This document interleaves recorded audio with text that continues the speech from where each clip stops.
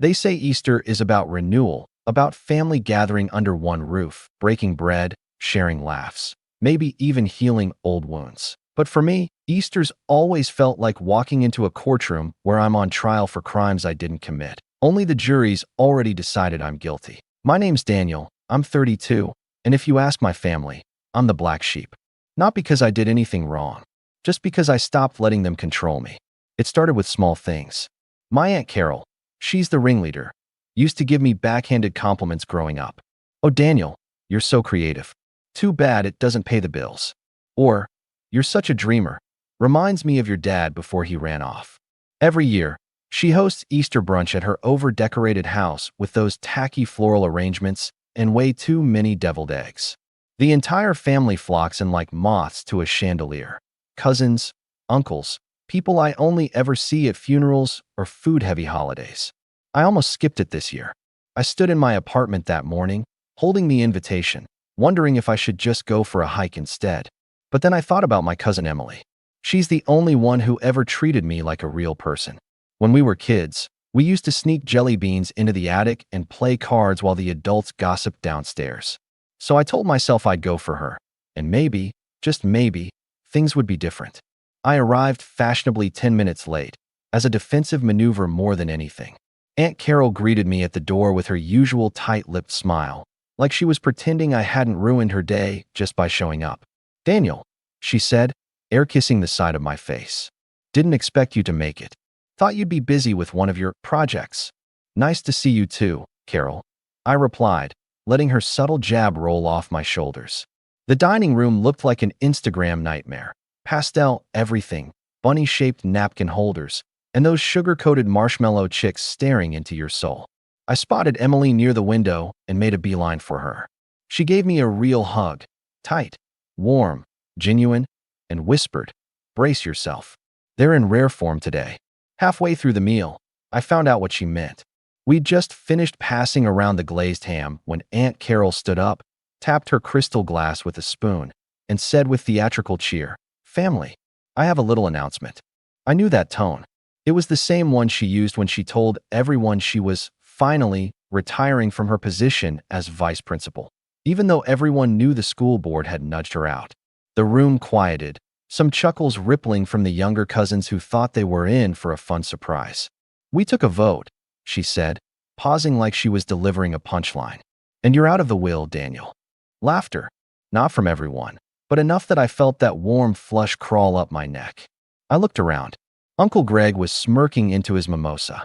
My cousin Jake tried to hide his snort with a napkin. Even my own mother gave a forced laugh, the kind that said, "Don't make a scene." I caught Emily's eye. Her smile had vanished. She looked like she wanted to throw her water glass. I felt the old familiar cocktail of emotions surge up. Humiliation, anger, that hollow ache in your chest when you realize your presence is more of a punchline than a welcome. But this time, I didn't shrink. I didn't play it off or look away. Instead, I reached into my bag, pulled out a thick white envelope, and said, calm and clear, "Good thing I brought my own." The laughter stopped. Just like that. I didn't raise my voice.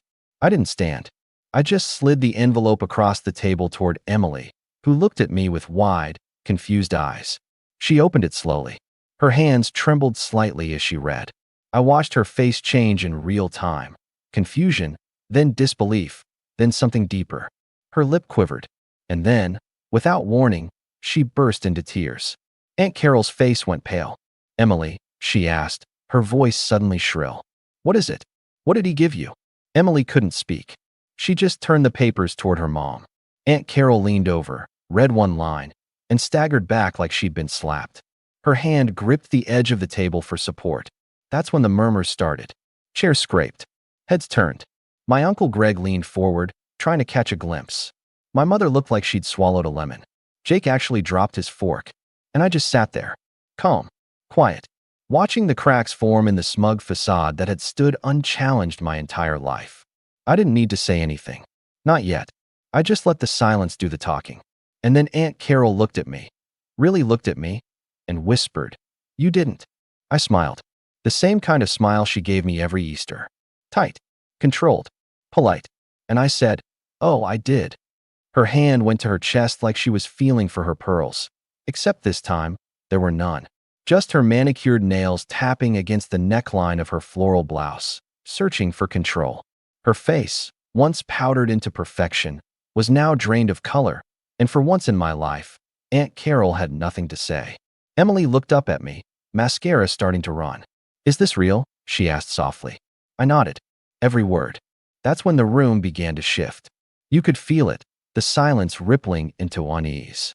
Cousin Jake leaned toward Greg and whispered something under his breath.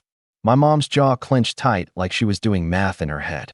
Only Emily kept her eyes on me, wide with disbelief and something else. Relief, maybe.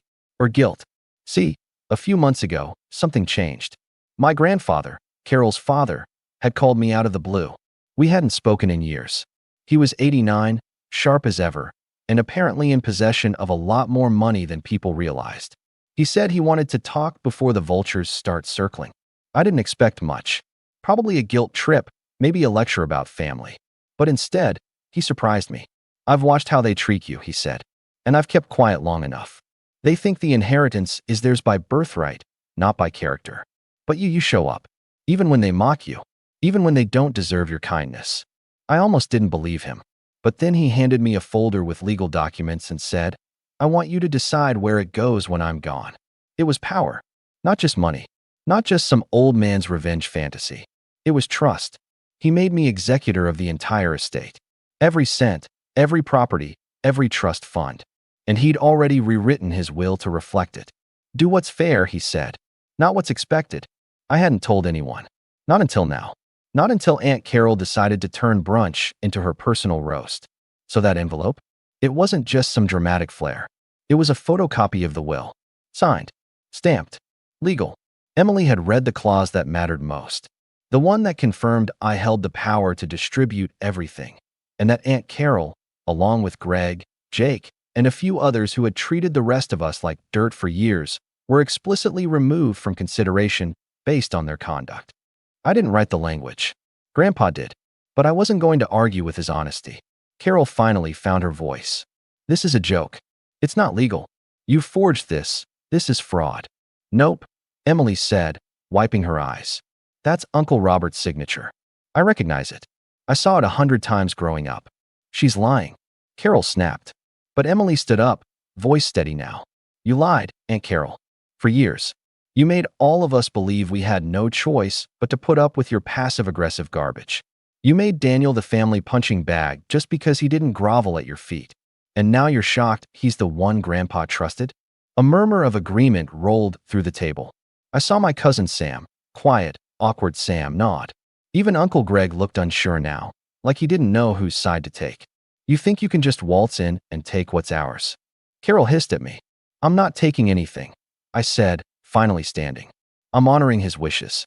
And right now, I'm just letting you all know where you stand. You wanted me out of your will. Well, turns out, I'm the one holding the pen." Boom. The line landed like thunder. You could practically hear jaws hitting the floor. One of the younger cousins let out a nervous laugh, quickly silenced by his mom. My mother looked like she might pass out. Carol's hands trembled now. "This isn't over," she muttered. "Oh, I know," I said, slipping the envelope back into my bag. "I expect you'll make plenty of noise about it. But this is the part you never understood. Carol, money doesn't make you powerful. Character does. And for once in your life, you're going to learn what it feels like to be powerless." I turned to Emily and gestured toward the hallway. "You want to take a walk? Get some air." She nodded, still stunned, but grateful. We left the dining room as the chaos began to swirl behind us. Raised voices, half-started arguments, a family finally cracking at the seams. The sun outside was warm. The grass smelled like spring. Emily took a breath and said, "You're going to change everything, aren't you?" I looked ahead, not needing to think. "I'm going to make things right." We walked for a while, just down the street, neither of us saying much. Emily clutched the envelope like it was a life raft, and I let her. She needed to hold on to something real. Something that wasn't fake smiles, backhanded compliments, and plastic tablecloths under crystal vases. The air felt different out there, cooler, less suffocating. We could still hear faint shouting coming from the house, but I didn't look back. I'd done enough looking back in my life. Finally, she spoke. "Why didn't you tell me sooner?" I shrugged. I didn't want to drag you into it unless I had to. But you've always been decent to me, Em. I remember who used to slip me cookies when Carol made me sit at the kids' table, even when I was 25. She smiled weakly. You were always too forgiving.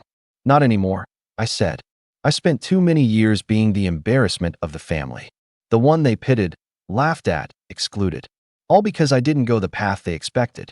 They never saw the late nights, the freelance gigs, the tiny wins that eventually added up to something. Emily turned to me, brows furrowed. What are you going to do with it? The estate. That was the question, wasn't it?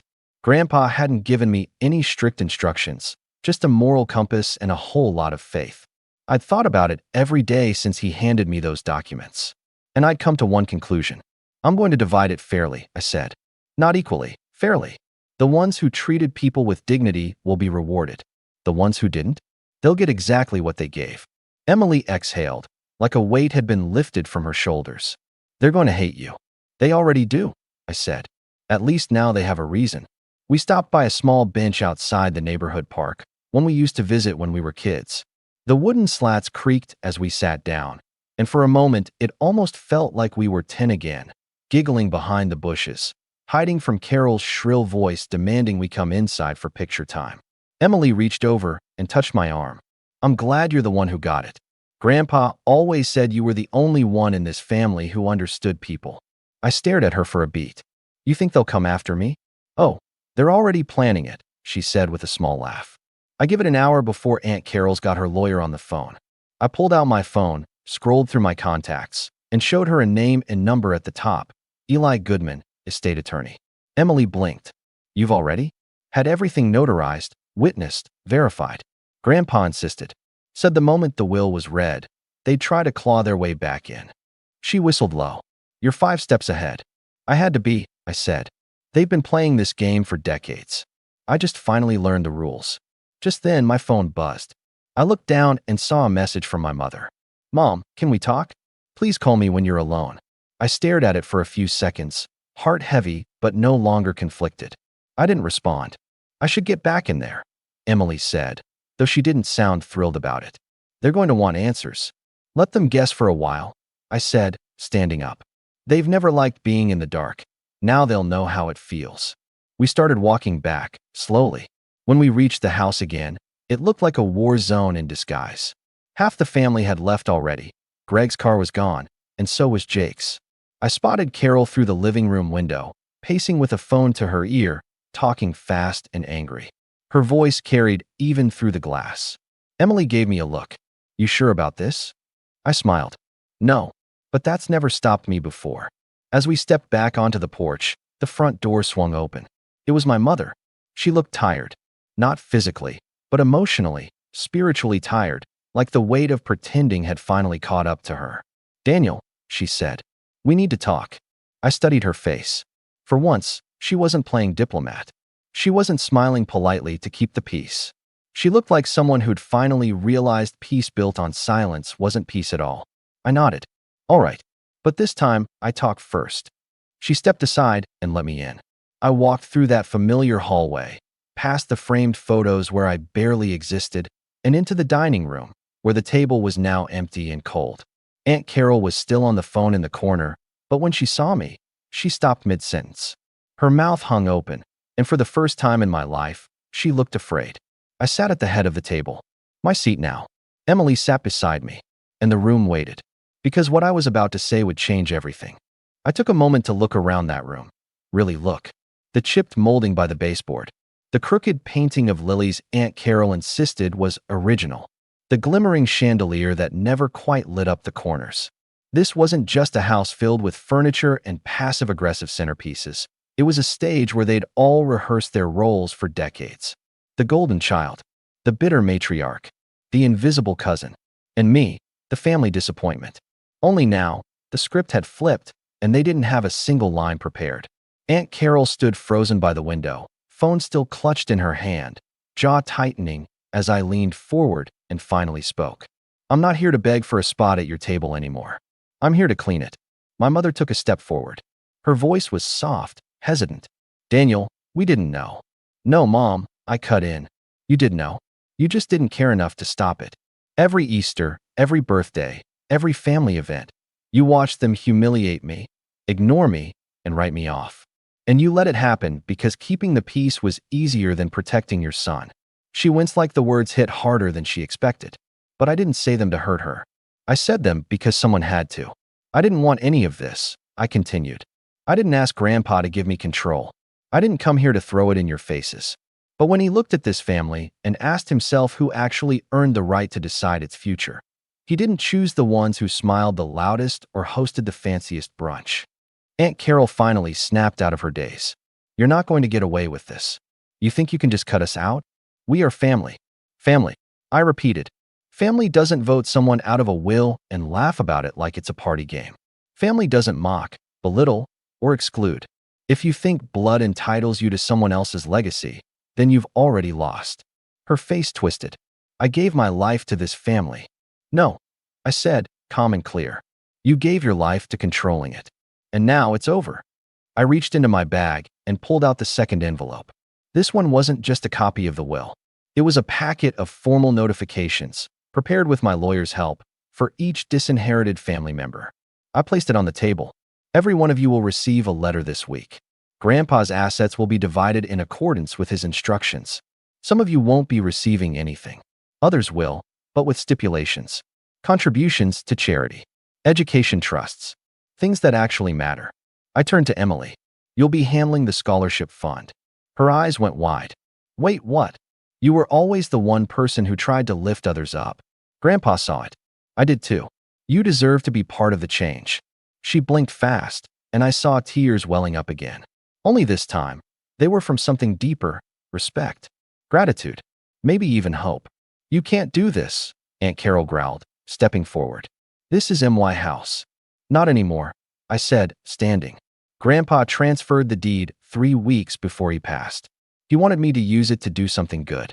Maybe open a community center, maybe sell it and fund the trust. Either way, you'll need to find a new place to host Easter brunch. Carol's hands were shaking now.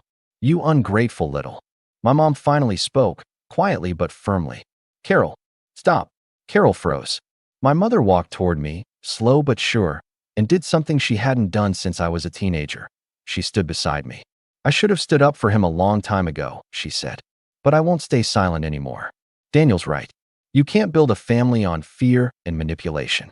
Carol stared at her like she'd been slapped. You're taking his side? No, my mom said. I'm finally choosing a side. I could have cried, but I didn't. I just nodded, silently acknowledging the weight of that moment. The rest of the brunch unraveled fast. Those who were loyal to Carol shuffled out quickly, some in silence, others throwing last-minute digs that landed like wet tissue paper. A few cousins, like Sam and Emily, lingered. We sat together in the living room, eating leftover carrot cake and talking about plans. Not revenge, not control, just ideas for something better. A few weeks later, I sold the house and donated half the proceeds to start the Robert Ellis Foundation, named after my grandfather. It supports scholarships for first-generation college students and provides small business grants to people who've been told they don't fit the mold. Emily runs it with me now. Carol tried to contest the will, of course, but the documents were airtight. Her lawyer eventually stopped returning her calls. As for my mom, she visits often now. We're not perfect, but we're trying. Sometimes healing looks like hard conversations over lukewarm coffee, but at least it's real. This year, Easter looked different. We hosted it in a rented hall, surrounded by laughter that didn't come with a side of judgment. People brought their own dishes, and nobody tapped a glass to deliver a speech about who mattered more. I sat at the head of the table again, but not because I demanded it, because they wanted me there. And for the first time in my life, I didn't feel like the black sheep. I felt like family. They say you can tell everything you need to know about a person by how they treat you when you're vulnerable. I wish I had learned that lesson sooner. My name's Noah. I'm 28, and for most of my 20s, I really thought I had life figured out. I had a steady job as a UX designer at a mid-sized tech firm. I paid my bills on time.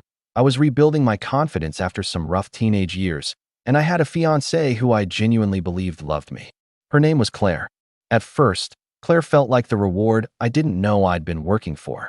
She was sharp, quick-witted, stunning in that effortless, I woke up like this kind of way. She walked into rooms, and people noticed. And when she picked me out of a crowd at a networking event 3 years ago, I honestly couldn't believe it. Claire had this magnetism about her, and being with her felt like being on a constant audition, one I was grateful to be part of, but where I never quite felt like I'd landed the role. She teased, and I laughed. She rolled her eyes, and I smiled. She made jokes at my expense in front of her friends, and I brushed them off, telling myself that's just her way of being funny, edgy, charming. I kept telling myself I was lucky, because guys like me, awkward, artsy teenagers who once wrote bad poetry in spiral-bound notebooks and spent high school ducking social events, don't usually end up with women like Claire. So I tried harder. I said yes to the events she wanted to go to. I dressed the way she wanted. I even let her choose the new couch when we moved in together, even though I hated how stiff it was. It was little things at first, things you don't think will matter. But looking back, the signs were everywhere. She always had this way of testing people. She liked poking at the edges of your confidence to see how much you'd been before you broke. She'd say things like, "It's not personal, babe, it's just a joke," when she'd roast me in front of her coworkers. Or, "Relax, I'm just keeping you humble," after she'd post side-by-side photos of my glow-up with the caption, "Hard to believe this is the same guy." I would laugh with everyone else, even though something always twisted in my gut. Still, I loved her, or I thought I did. I was convinced that every couple had weird dynamics, that her teasing was just how she showed affection. And so I went along with it, believing that being the butt of a few jokes was a small price to pay for having someone like her on my arm. Maybe that was my mistake, thinking I had to earn my place, that I had to be grateful. Then came game night. The moment everything shifted. Claire loved hosting. She thrived in social settings. She'd spent the week planning it, picking the snacks, curating a playlist, choosing which games to play. She even sent out eVeets that were a little over the top, but that was just Claire. She liked to control the room. She liked when people were watching her. That night, our apartment was filled with 10 or so people, her friends, mostly. A few couples, her brother Jack and his girlfriend, and one of my coworkers, Adam, who I'd invited just so I wouldn't be completely alone. We were playing some variation of Charades meets Truth or Dare, where if you passed on a challenge, the group could dare you to do something else. Mostly harmless fun, embarrassing childhood stories, karaoke, stuff like that. It was Jack who jokingly said, "Claire, I dare you to read one of Noah's love letters." Bet those were Shakespearean masterpieces. Everyone laughed. I laughed too, nervously. I expected her to wave it off or deflect. Instead, she got that sparkle in her eye, the one that meant she was about to put on a show. "Oh," she grinned. "You mean his teenage poetry stash? Because I definitely still have those." She got up and walked to our bedroom, and my stomach dropped. I should have stopped her. I should have stood up, said, "Hey, no, that's private." But I didn't, because I was still stuck in that mode of trying to seem like the cool, easygoing guy. The kind of guy who can take a joke. The kind of guy she wouldn't be embarrassed to bring around her friends.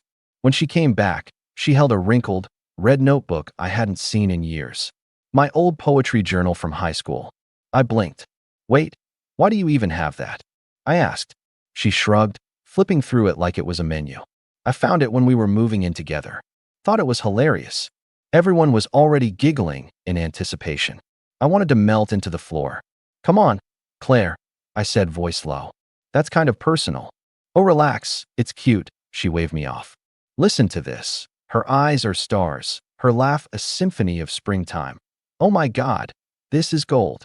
Laughter erupted around the room. My hands felt clammy. I forced a smile. I kept telling myself it was fine, that they were just words from a teenager, that this didn't matter. She kept going, putting on a voice like she was doing dramatic theater. "Every time she looks at me, I forget how to breathe. I think that's what love is supposed to feel like. Dangerous, dizzying, like falling forever." She doubled over laughing. Jack clapped. Someone fake swooned. I looked at Adam, my coworker, who gave me an awkward, pitying smile. I felt exposed. Not just embarrassed, but gutted. She wasn't just reading the words. I could have lived with that. She was mocking them. Mocking me. The version of me who dared to feel something real, even if he didn't know how to say it eloquently. Then came the line that broke something in me. She closed the notebook and said, "Honestly, he used to be so pathetic. Good thing I fixed him." Jack howled. "You were doing the Lord's work." That's when everything went still for me. I didn't even feel angry. I just felt hollow, like someone had opened a window inside my chest and let all the warmth out. I looked around the room and realized I didn't know who I was anymore in this version of my life. I'd become the punchline in my own story, and she was the one delivering it. So I stood up, smiled, walked over to Claire, kissed her on the cheek, and said, "You really killed tonight." She beamed, proud of herself, not even catching the shift in my tone. Then I walked out the front door. I didn't slam it. I didn't yell. I just left. I didn't even take my coat. I didn't go home that night. I couldn't. Instead, I drove around for hours with no destination. Just me, my thoughts, and the sound of the blinker ticking uselessly as I sat at empty intersections, trying to make sense of what had just happened. I remember pulling into a gas station sometime after midnight, buying a pack of gum and a bottle of water, and sitting in the parking lot staring out the windshield while the world blurred in front of me. I didn't cry. Not then. I just felt stupid. Stupid for letting it get that far. Stupid for mistaking humiliation for love. The next morning, I checked into a hotel and turned my phone off. I needed air. Distance. Silence. I needed to remember what my voice sounded like when it wasn't trying to impress or apologize or defuse someone else's bad behavior. That first week away from Claire was the quietest week of my adult life. It was also the first time I truly started hearing myself. When I finally turned my phone back on, there were 12 missed calls, 9 voicemails, and 37 unread messages from Claire. They started lighthearted. "Babe, come home. Everyone's asking where you went." Then they got a little more confused. "Seriously? Are you okay? Call me." Then guilt trippy. "I was just joking. You're being super dramatic." And finally, bitter. "You're really just going to ghost me after one little joke? Grow up." That was the message I didn't reply to, or any after it. A few days later, I went back to the apartment while she was at work and packed up everything that was mine. I didn't take the couch she picked out, or the decor she insisted made us look like a power couple. I left the framed photos, "The home is where the Wi-Fi connects" automatically sign, and the color-coded mugs. I only took my books, my clothes, a few kitchen tools, and that old red notebook, my teenage poetry journal. Not because I was proud of it, but because it belonged to me, and she never should have touched it. I signed a lease on a small one-bedroom condo in a quieter part of town. Nothing fancy, but it had big windows and sunlight and, most importantly, peace. I kept the walls bare at first. It felt like breathing again. Claire didn't take it well. Over the following weeks, she sent long, rambling texts about how I'd blindsided her, how I was overreacting, how I threw away 3 years over a party. But I knew it wasn't just about the party. It was everything.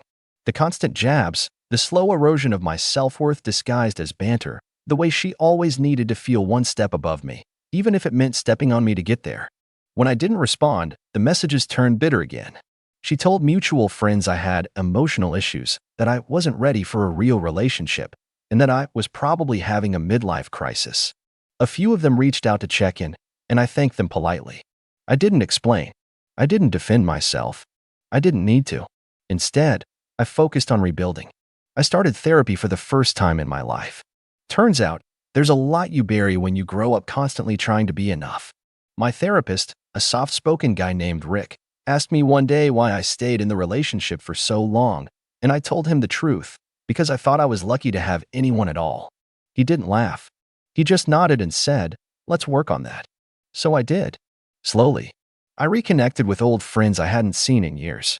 I started writing again, not poetry this time, but essays, journals, sometimes just messy thoughts I didn't want to forget. I started running.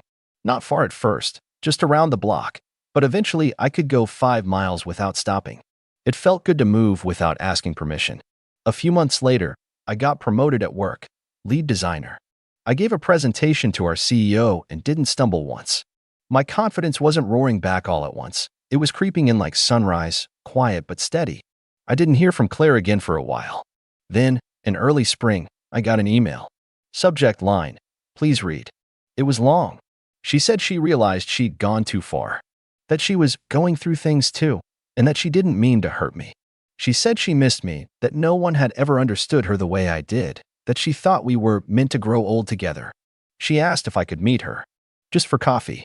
I read the email 3 times. Then I closed it without replying. A week after that, she showed up at my building. It was raining hard. I'd just gotten back from the gym, hoodie soaked through. When I saw her standing outside the front lobby, no umbrella, no coat, just drenched. She looked like a movie character waiting for a last chance. When she saw me through the glass, she lit up like I was a lifeline. She knocked on the door, frantic, like I might disappear again if she didn't act fast. I stepped outside, quietly. "Noah," she said, half laughing, half sobbing. "I've been trying to reach you. Please, just talk to me." She grabbed my arm. "I made a mistake, okay? I was stupid. I thought I was being funny, but I hurt you, and I hate myself for it. Please, Noah, can we just talk?" Before I could say anything, my phone rang. I looked down. It was her mom. I answered, and before I could even speak, she said, "Noah, please give her another chance. She's been miserable without you. She knows she messed up." I stared at Claire shivering, mascara running, eyes pleading. And for the first time in years, I didn't feel guilty. I didn't feel conflicted. I didn't feel like I owed her my forgiveness. I said, calmly and clearly, she burned that bridge out loud. Then I hung up. And right as Claire started to speak again, I walked past her quietly, gently, back into the building. But that's not where the story ends. I wish I could say Claire just disappeared from my life after that night. That she stood in the rain, watched me walk away, and quietly accepted the consequences of her actions. But that wasn't who Claire was. Letting go meant losing control, and Claire didn't like to lose. The next few days, the messages resumed. Long walls of text that swung between self-pity, deflection, and veiled accusations. One message would say, "I understand now. I was awful, and you didn't deserve that," followed by another saying, "You could have told me how hurt you were instead of just ghosting. You humiliated me." Then came the guilt traps. "I'm in therapy now, too. I'm trying to be better. Don't I deserve a chance?" I didn't reply to a single one.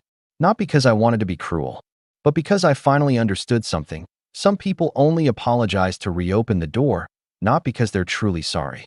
Claire didn't want to make amends. She wanted her audience back. And I was done being a spectator in my own humiliation. Life, meanwhile, was unfolding in the most unexpected and poetic ways. My promotion at work led to an opportunity to co-lead a major UI redesign for a tech product that went viral in the startup world. Suddenly, I was being asked to speak on panels, give interviews, collaborate with firms I once only dreamed of applying to. For the first time, people were looking at me, not as the background guy, the quiet support beam, but as someone with something to say. I remember getting invited to a local tech conference in early June. It was a big deal. Tickets sold out months in advance. I was scheduled to be on a panel called Designing Emotion, which felt fitting considering the year I'd had. It was set in one of those glossy downtown venues with floor-to-ceiling windows and obnoxiously expensive coffee. I wore a tailored navy blazer I never thought I'd own, and I walked on stage without trembling. That was the day I realized I didn't just survive Claire. I'd rebuilt from scratch. And somehow, of course, word got back to her. A week later, I got a DM from an account I didn't recognize, her best friend, Jenna. We weren't close, but she'd always been civil. The message just said, "Saw your talk. You're killing it. FYI, Claire's not doing great." I didn't reply, but Jenna must have said something to Claire, because not long after, the next escalation came. A long email titled, "I'm proud of you." I read it out of curiosity, and it was exactly what I expected. She talked about how she'd watched the panel online, how inspiring I was, and how seeing me so confident and articulate reminded her of why she fell for me in the first place. She ended it with, "I wish we could talk. Just once. I miss your voice." That's when I finally decided to respond, but not to her. I called Rick, my therapist, and said, "I don't want this person in my head anymore. What do I do with all this leftover weight?" He told me something I'll never forget. Not all closure comes from a conversation. Sometimes it comes from the life you live without them. And so, I doubled down on that life. Later that summer, I got contacted by a recruiter from a massive creative firm in Chicago. They'd seen my portfolio and were interested in offering me a leadership role. The salary was double what I made. I'd be leading an entire team. The only catch, I had to relocate within 60 days. It wasn't even a decision. I said yes that night. I sold the condo, packed up the few things I cared about, and moved across state lines to a sleek loft with exposed brick and tall ceilings, something I'd always wanted but never thought I could afford. My first night there, I made pasta from scratch while jazz played in the background, and I sat by the window sipping red wine, staring at the skyline.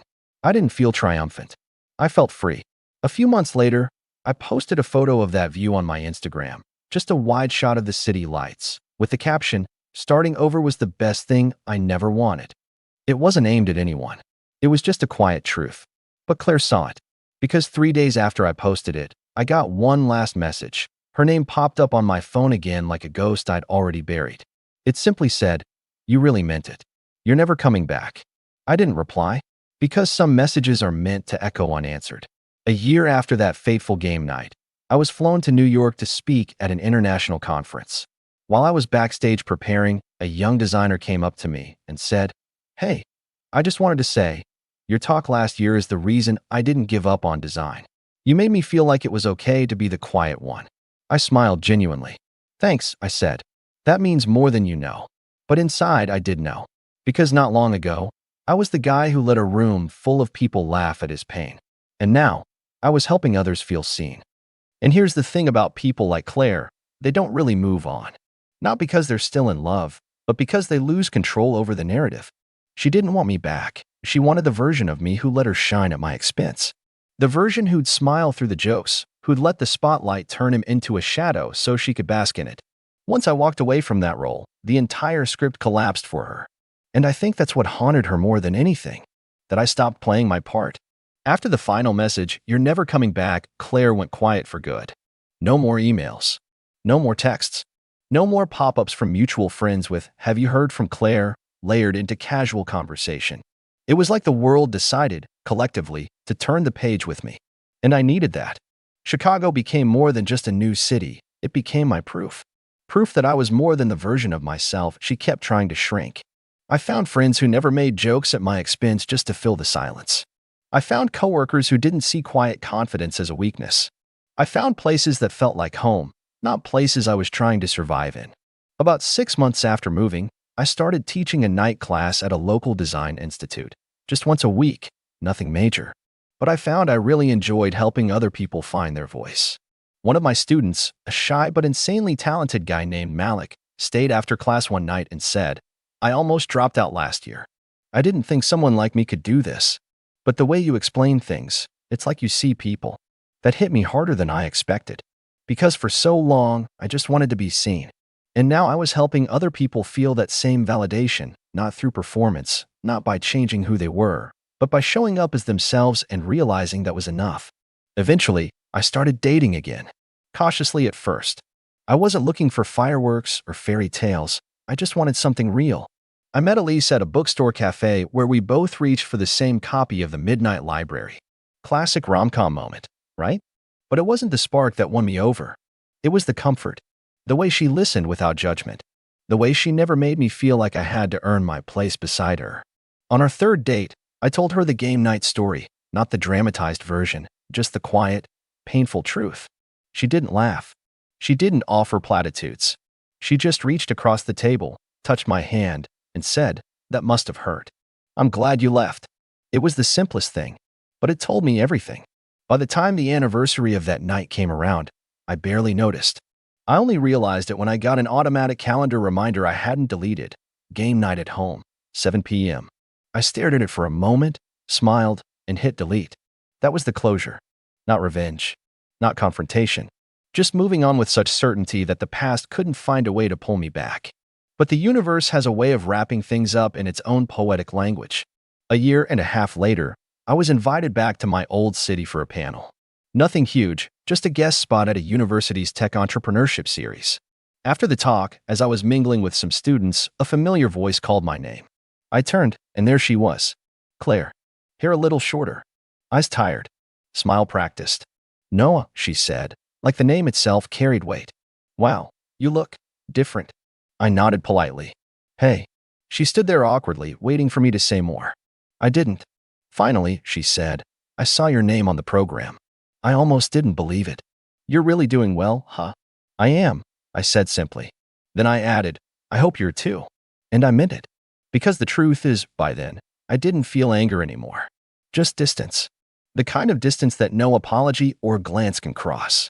The kind that comes when you've rebuilt your life so far beyond someone's reach that they become a chapter, important, sure, but closed.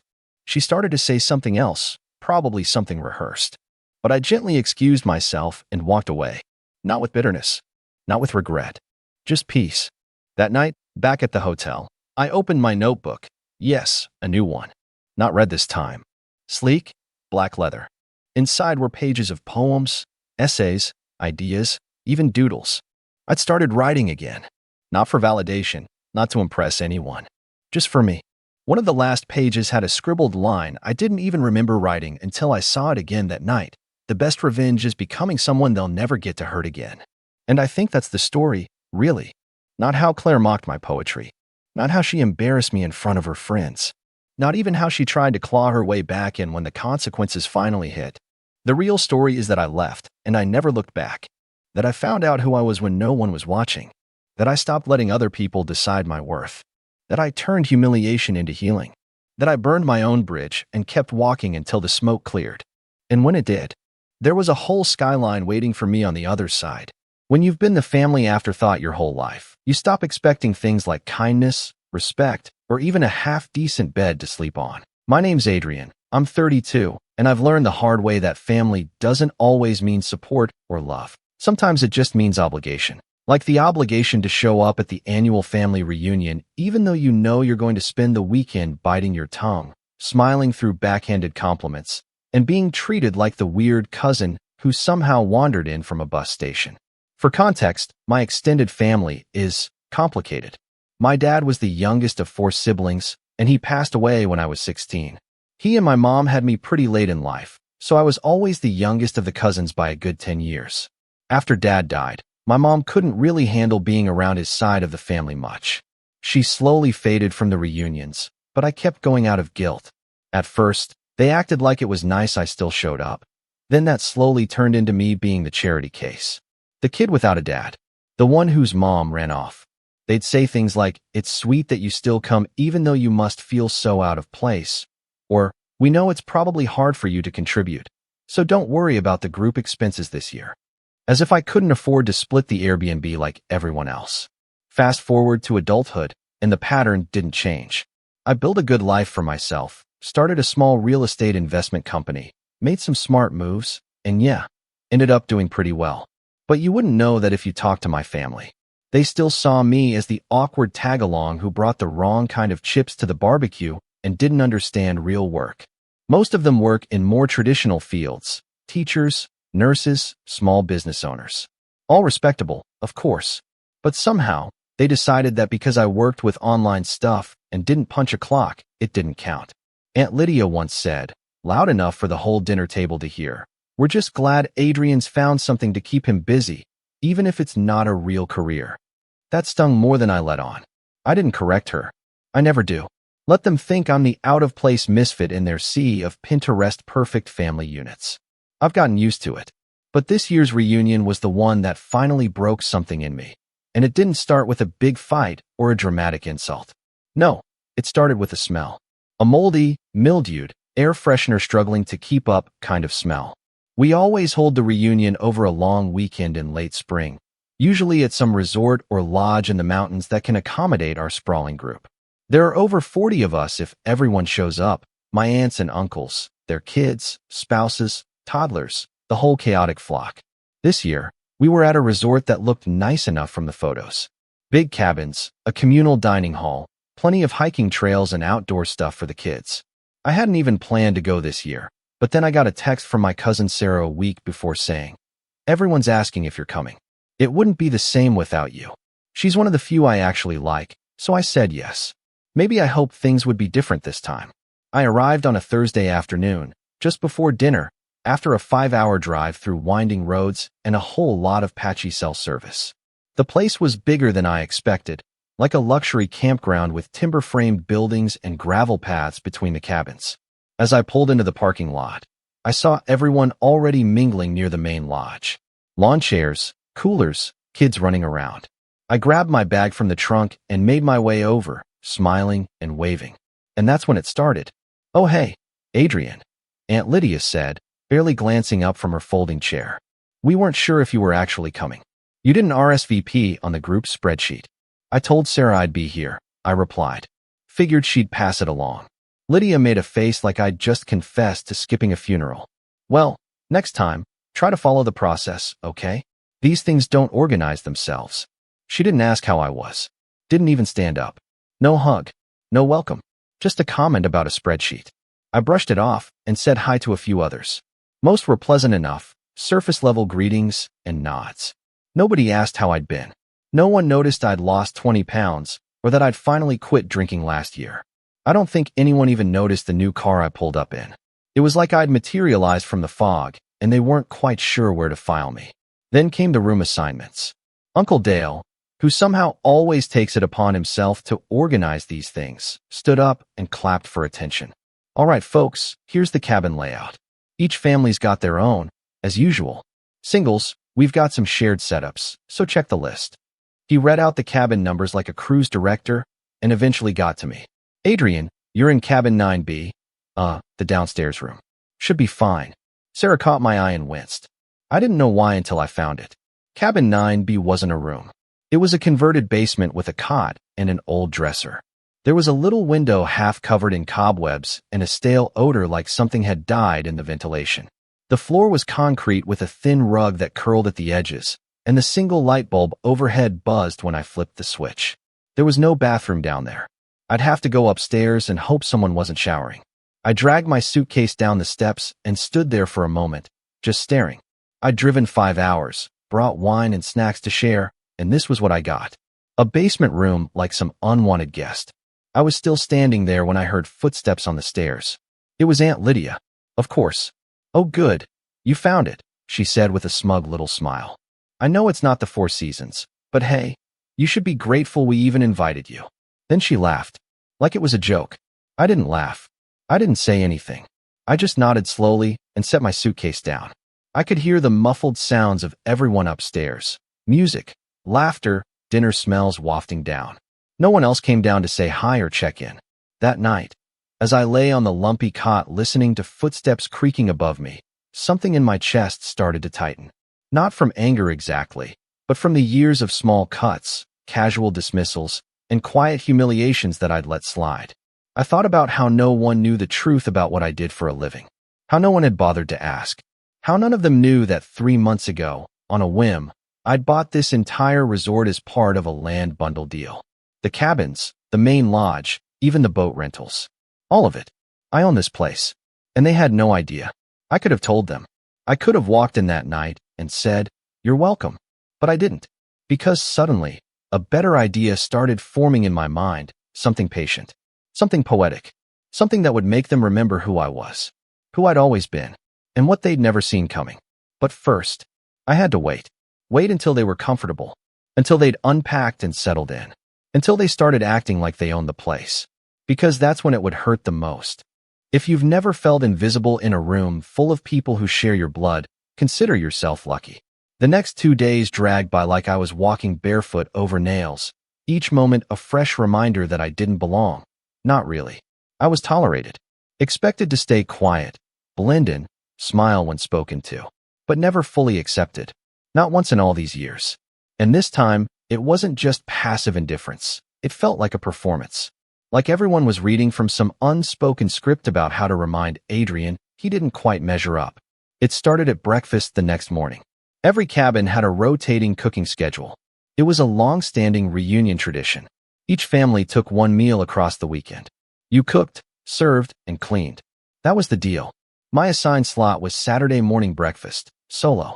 Everyone else had at least one other person to help. But I figured I'd do it anyway. Eggs, pancakes, fruit, the usual. I woke up early, hauled boxes of food to the communal kitchen, and got to work. It was barely 8 a.m. when people started trickling in, groggy, half awake, kids whining, coffee being poured like liquid gold. I tried to keep things light. "Morning, Uncle Dale," I said, flipping pancakes. "Grab a plate." He nodded vaguely and shuffled past me without a word. 10 minutes later, the kitchen was packed. People swarmed the counter like seagulls, scooping eggs onto paper plates, knocking over juice cups, barely making eye contact. "No, thanks. No, this looks great." Nothing. Just grunts and shrugs and muffled conversations about who was hiking where and what time the volleyball game started. I was background noise. Sarah stopped by and said, "Hey, This looks awesome. Want me to help with cleanup later? Thanks, I smiled. I appreciate it. She always had that soft spot for me, even as kids. When the others teased me for bringing books to the lake or not wanting to play tackle football, she was the one who sat beside me and listened. But even she looked nervous, like being too nice to me might raise eyebrows. And then came the cleanup. I spent over an hour scrubbing pans and wiping down the counters while the rest of the family lounged outside on the deck, sipping mimosas and slathering on sunscreen. No one offered to help. Not even when I dropped a plate and it shattered on the floor. Aunt Lydia poked her head in then, saw the mess, and said, "Oh dear. Be careful with the dishes, Adrian. We don't want any accidents." I wanted to scream, but instead, I knelt down and picked up the shards, one by one. That night, they hosted a family trivia game in the main lodge. Another tradition. They broke us into teams by family units. Each team had matching bandanas and homemade signs. I was the only solo person. Dale glanced at the sign-up sheet and went, "Huh. Well, maybe Adrian can be our scorekeeper." Laughter. Actual laughter. "I'm fine," I muttered, and slipped out before they even noticed. I sat alone on the back steps, watching the sky turn purple over the treetops. Somewhere inside, someone rang a cowbell and shouted out trivia questions about family history, vacations, childhood memories. I knew the answers. I knew them all, but no one thought to include me. It would have been easier if they'd just said it to my face, "You don't belong." But no, they cloaked it in smiles, in traditions, and that's just how we do things. I went to bed that night staring at the ceiling of the basement, feeling more like a ghost than a guest. Then came Saturday afternoon, the moment that pushed it all over the edge. We were out by the lake. The sun was out, kids splashing in the water, adults lounging in camp chairs with cheap beer and sun hats. There was a giant cooler of popsicles and sodas, and a Bluetooth speaker playing throwback hits from the 90s. I wandered down in swim trunks and a t-shirt, hoping maybe today would be better. I even brought a bag of chips and some folding chairs I'd picked up in town the day before. Aunt Lydia saw me approach and immediately waved her hand. "Oh, Adrian, don't worry about those. We've already got enough chairs." I stopped mid-step. I figured I'd bring a few extras. There weren't many yesterday. She smiled tightly. "We're good. Maybe just find a spot on the dock." I glanced around. Every seat was taken. Every towel was occupied. I found an empty patch of grass and set up my own chair, a little ways off from the rest. I might as well have been on another planet. A few of the older cousins glanced over, but didn't wave. One of the kids came up and asked if I was the basement guy. I didn't even know how to respond. After a while, someone shouted, "Group photo." Everyone scrambled to line up, parents in the back, kids in front, everyone trying to fit into frame. I stood off to the side, holding my phone, assuming they'd ask me to take it. But no, Dale had a tripod. They didn't need me. I hovered there awkwardly until Sarah waved me over. "Come on, Adrian, squeeze in." As I stepped into the back row, Aunt Lydia muttered, "Do we have room for everyone?" Dale chimed in, "Yeah, let's keep the core families in the main shot, and we'll get extras in the next one." Extras? I didn't even know what that meant. "Don't worry, we'll do a cousin photo after," Sarah whispered. I stepped back, nodded like it didn't matter, and returned to my chair. I watched them all pose and smile and joke with each other. That picture would go in the family newsletter. I wouldn't be in it. Later that night, as the sun dipped and bonfires were lit, someone passed out marshmallows and beer, and Uncle Dale brought out a binder. "All right, time for the annual family budget chat." This was new. Apparently, they'd started pooling resources to plan future reunions, rent bigger venues, and support struggling family members. A sort of informal co-op. Lydia handed out envelopes with suggested contributions. Mine was marked with a sticky note, "Whatever you can afford. We know things might be tight." Tight. I stared at that envelope like it was written in fire. It wasn't even about the money. It was the assumption, the condescension, the little pat on the head that said, "It's okay, we don't expect much from you." I slid the envelope into my pocket and walked away. The breaking point came a few hours later. I was sitting near the edge of the firelight, sipping water, when I heard my name. I mean, bless his heart, but he's always been kind of pitiful, hasn't he? It was Lydia. She didn't know I was close enough to hear. She was talking to Dale, their voices low, their drinks half full. "He shows up every year with his sad little snacks and that weird car," she went on. "And the basement thing? Honestly, it's more comfortable than what he's probably used to." I froze. Dale chuckled. I still can't figure out what he does for a living. Some kind of online flipping business? Maybe selling used sneakers? Sarah says he's into real estate, Lydia said. But I checked his socials. Nothing impressive. No photos, no house, nothing. That's because he doesn't have anything, Dale said, with a snort. I bet he's sleeping in that basement and hoping we'll invite him again next year just so he has somewhere to go. Lydia laughed. Well, we're charitable. Family's family. I didn't move. I didn't breathe. I sat there, listening to two people I'd known my whole life dissect me like I was some tragic case study. Like I was a stray dog they threw scraps at. I felt something inside me snap. Not loud, not explosive, but cold, quiet. A pressure release valve finally giving way. I didn't sleep that night. I just sat in the basement, staring at the ceiling. That was the moment I knew. No more kindness. No more silence. No more patience. They'd gotten comfortable. They'd settled in. Which meant it was time. Not just for payback, but for a reckoning. I pulled out my phone and opened the resort management app. There it was, my name, listed as owner. Every cabin booked under the family's last names. Every reservation under my control. I tapped on the screen and hovered over the cancel button. But no, not yet. It had to be public. It had to be seen. Because they needed to feel it. Every step of the fall. So I made a plan. And waited for Sunday morning. Checkout day. The day they'd least expect it. I didn't cancel the reservations that night. I could have. I could have tapped a single button and sent every confirmation spiraling into chaos. 40 people scrambling to figure out where to go, luggage in hand, phones ringing the front desk that didn't exist anymore, because I was the owner now. But something held me back. Not doubt. Not pity. Something deeper. Maybe it was the part of me that still wanted to believe in redemption. Or maybe I just wanted to make sure they truly saw me before I made them leave. Really saw me. But first, I had to see myself again. It's hard to describe the quiet ache of being invisible. It doesn't hit like a punch.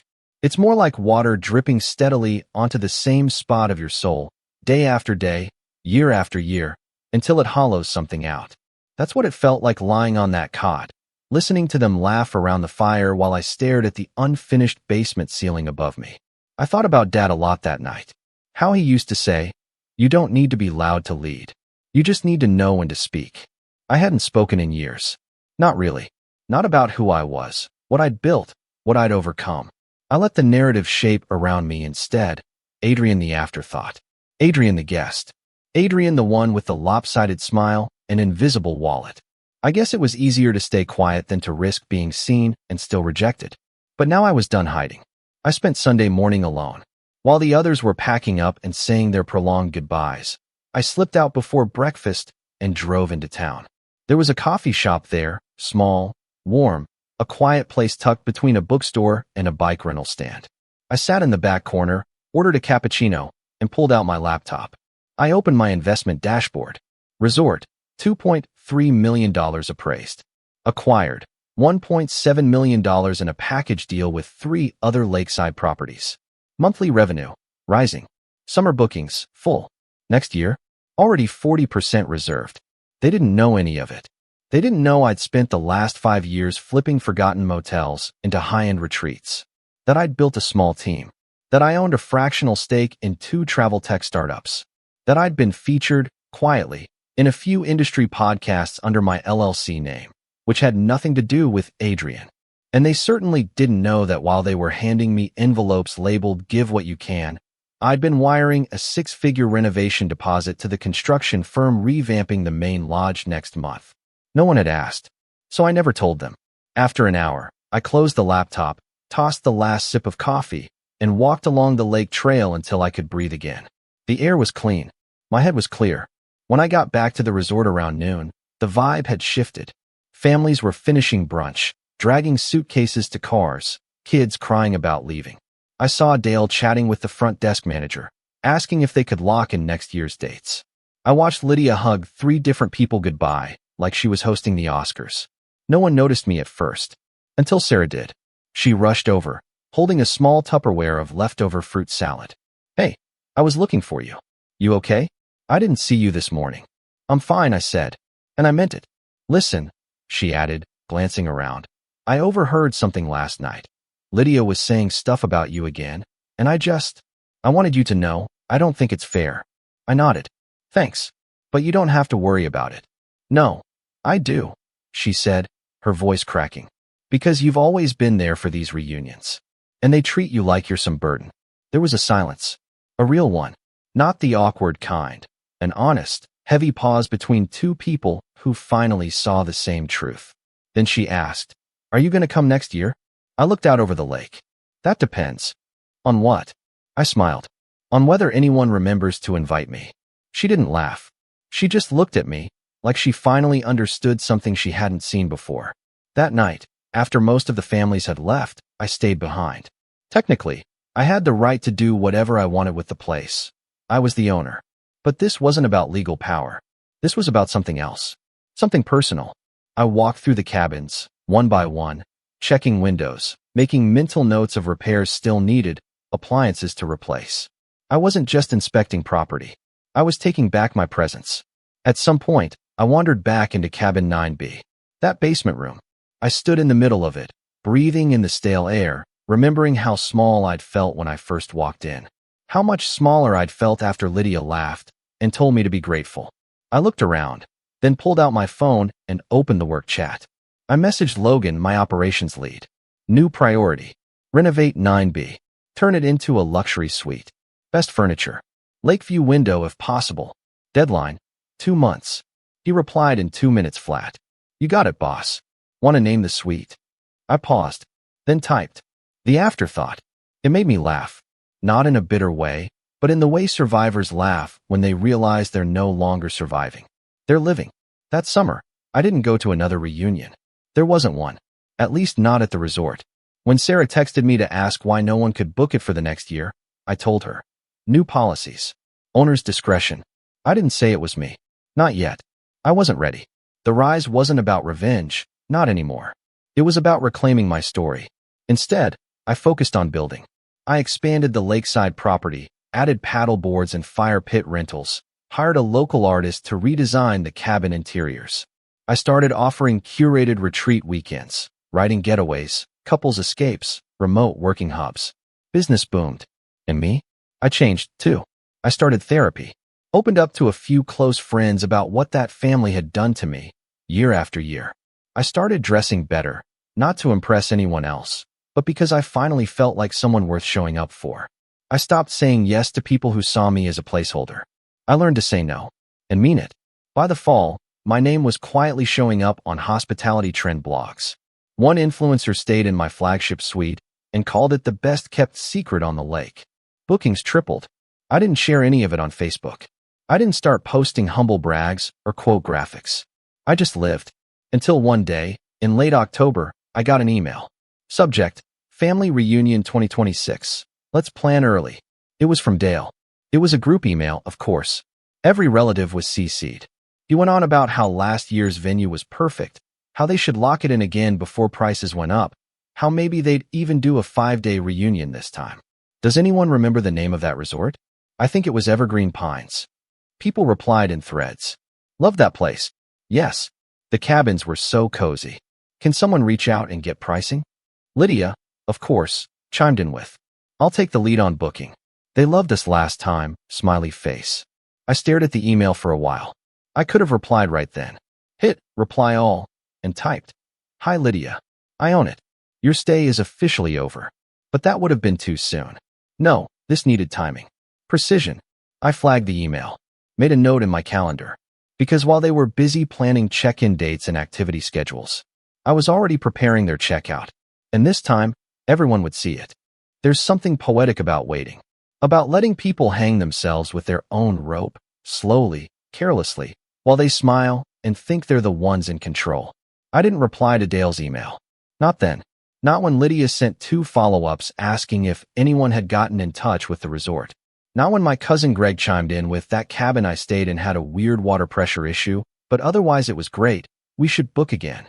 Not even when someone forwarded the contact info for the front desk manager, who, by the way, no longer worked there because I'd moved operations in-house. I waited. I watched. I let the group thread get bloated with suggestions about who should sleep where, which cabins needed to be next to each other, who would handle food this year, and whether or not someone could bring fireworks. I even saw someone say, "Let's make sure Adrian doesn't end up in the basement again, poor guy." That one made me laugh out loud. Not because they meant it kindly, but because it was the first time any of them had remembered I existed since July. I never responded, but I was watching and planning. The opportunity came faster than expected. In November, Sarah reached out. A real message this time. Personal. She asked if I'd be willing to help plan the next reunion. She said she didn't trust Lydia not to mess it up. I asked her what she meant. Lydia already told people she's in charge of booking the resort again, Sarah said. But she hasn't even talked to anyone there. And she keeps saying it's basically free because they gave us a discount last time. I smiled. She's not wrong, I replied. It was cheap. For her. Sarah hesitated. What does that mean? I'll explain everything, I told her. But first, I need a favor. That was how the setup began. Sarah became my quiet ally. Not because she owed me anything, but because she was decent. Always had been. And unlike the others, she never talked down to me, never made assumptions. She was the only one who ever helped with cleanup without being asked. And when I finally told her the truth, that I owned the resort, that I'd bought it last spring, that I'd let them stay there without saying a word, her reaction wasn't shock. It was a quiet, stunned, "Why didn't you say something?" I told her the truth. I wanted to see what they'd do when they thought I was nobody. Sarah didn't argue. She didn't try to defend them. She just said, "All right, what's the plan?" We started small. She kept me updated on the family group chat without involving me directly. Apparently, Lydia had fully taken over reunion planning, delegating tasks, assigning budgets, even talking about hosting a surprise talent show for the kids. She was calling the event the Great Family Reset, like she was some kind of motivational speaker. But still, she hadn't actually booked the venue. She kept saying she was in talks with management and that she was negotiating a bulk rate. I waited until January. That was when the resort officially opened bookings for the summer season. And I blocked every cabin for the reunion weekend. All of them. I didn't cancel their old reservations, because they never had any. I'd kept the system closed for group bookings, and no one had noticed. And now, with just 6 months to go, the entire place was marked as fully reserved. I even added a line on the website under Notes for Returning Guests. Please be advised, the Evergreen Pines Resort is under new ownership and no longer accepts third-party reunion bookings without prior approval. I sat back and waited.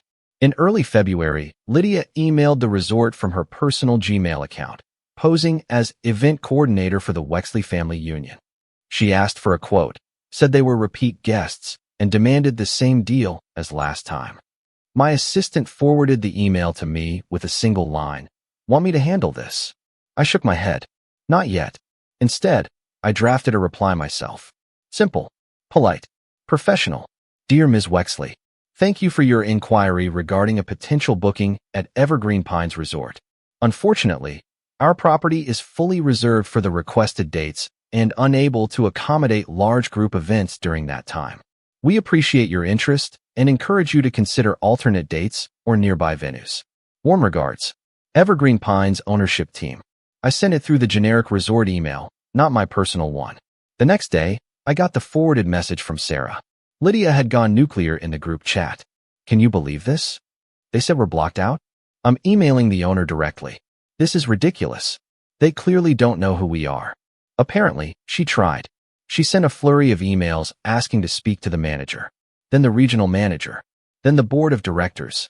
She even Googled the resort's registration name and asked her husband to pull some strings through a real estate connection. All she found was a holding company. My holding company, buried under layers of LLCs. That's when she changed tactics.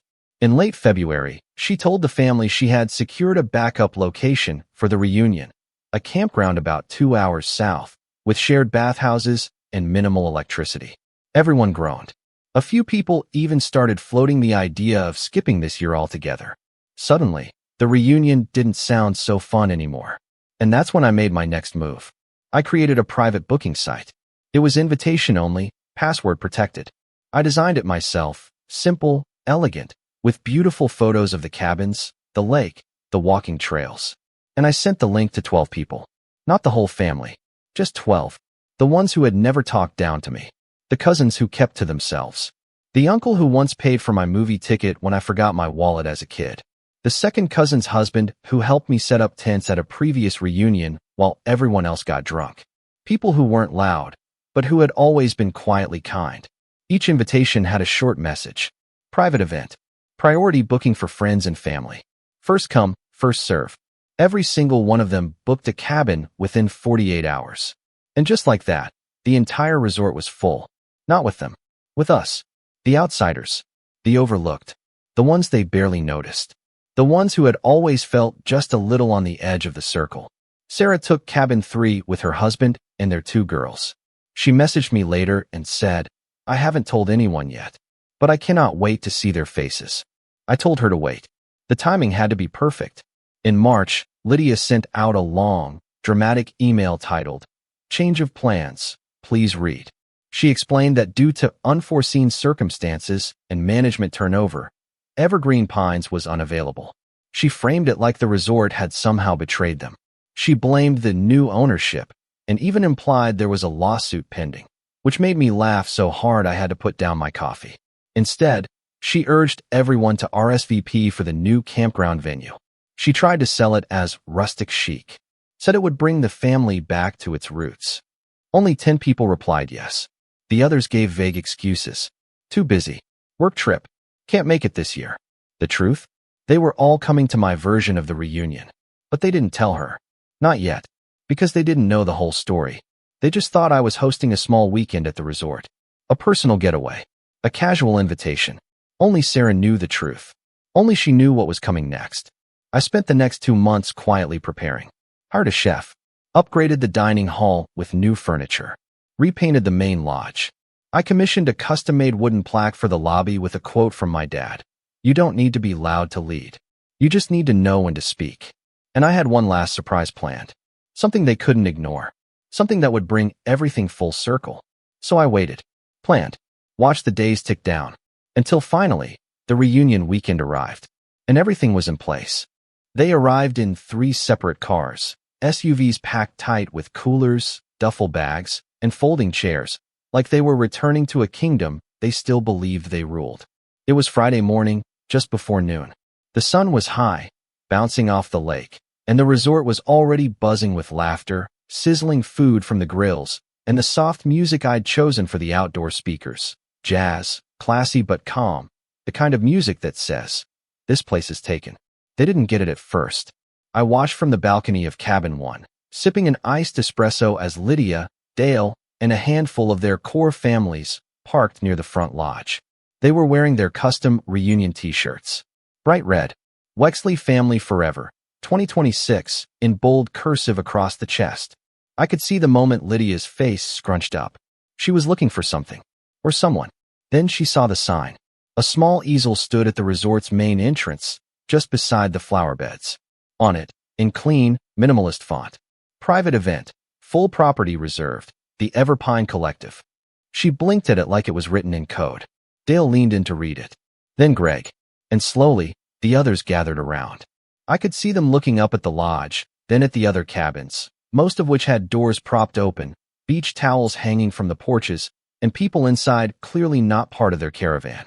They didn't understand what the Everpine Collective meant, but they were about to. I came down slowly, wearing a collared shirt, nice slacks, sunglasses, not overdressed, just enough to look like I belonged here. Which of course I did. Every inch of this place now reflected me. The new signage, the landscaping, the black-trimmed cabin windows, the custom doormats, the elegant fire pits, all of it. Lydia spotted me first. She smiled, then laughed, striding forward like a politician working the room. "Oh my God, Adrian. What are you doing here?" She glanced back at the others. "You're staying too? You're gonna die?" They completely double-booked us. Some random corporate group or something. I kept walking until I was about 5 feet from her. Then I smiled.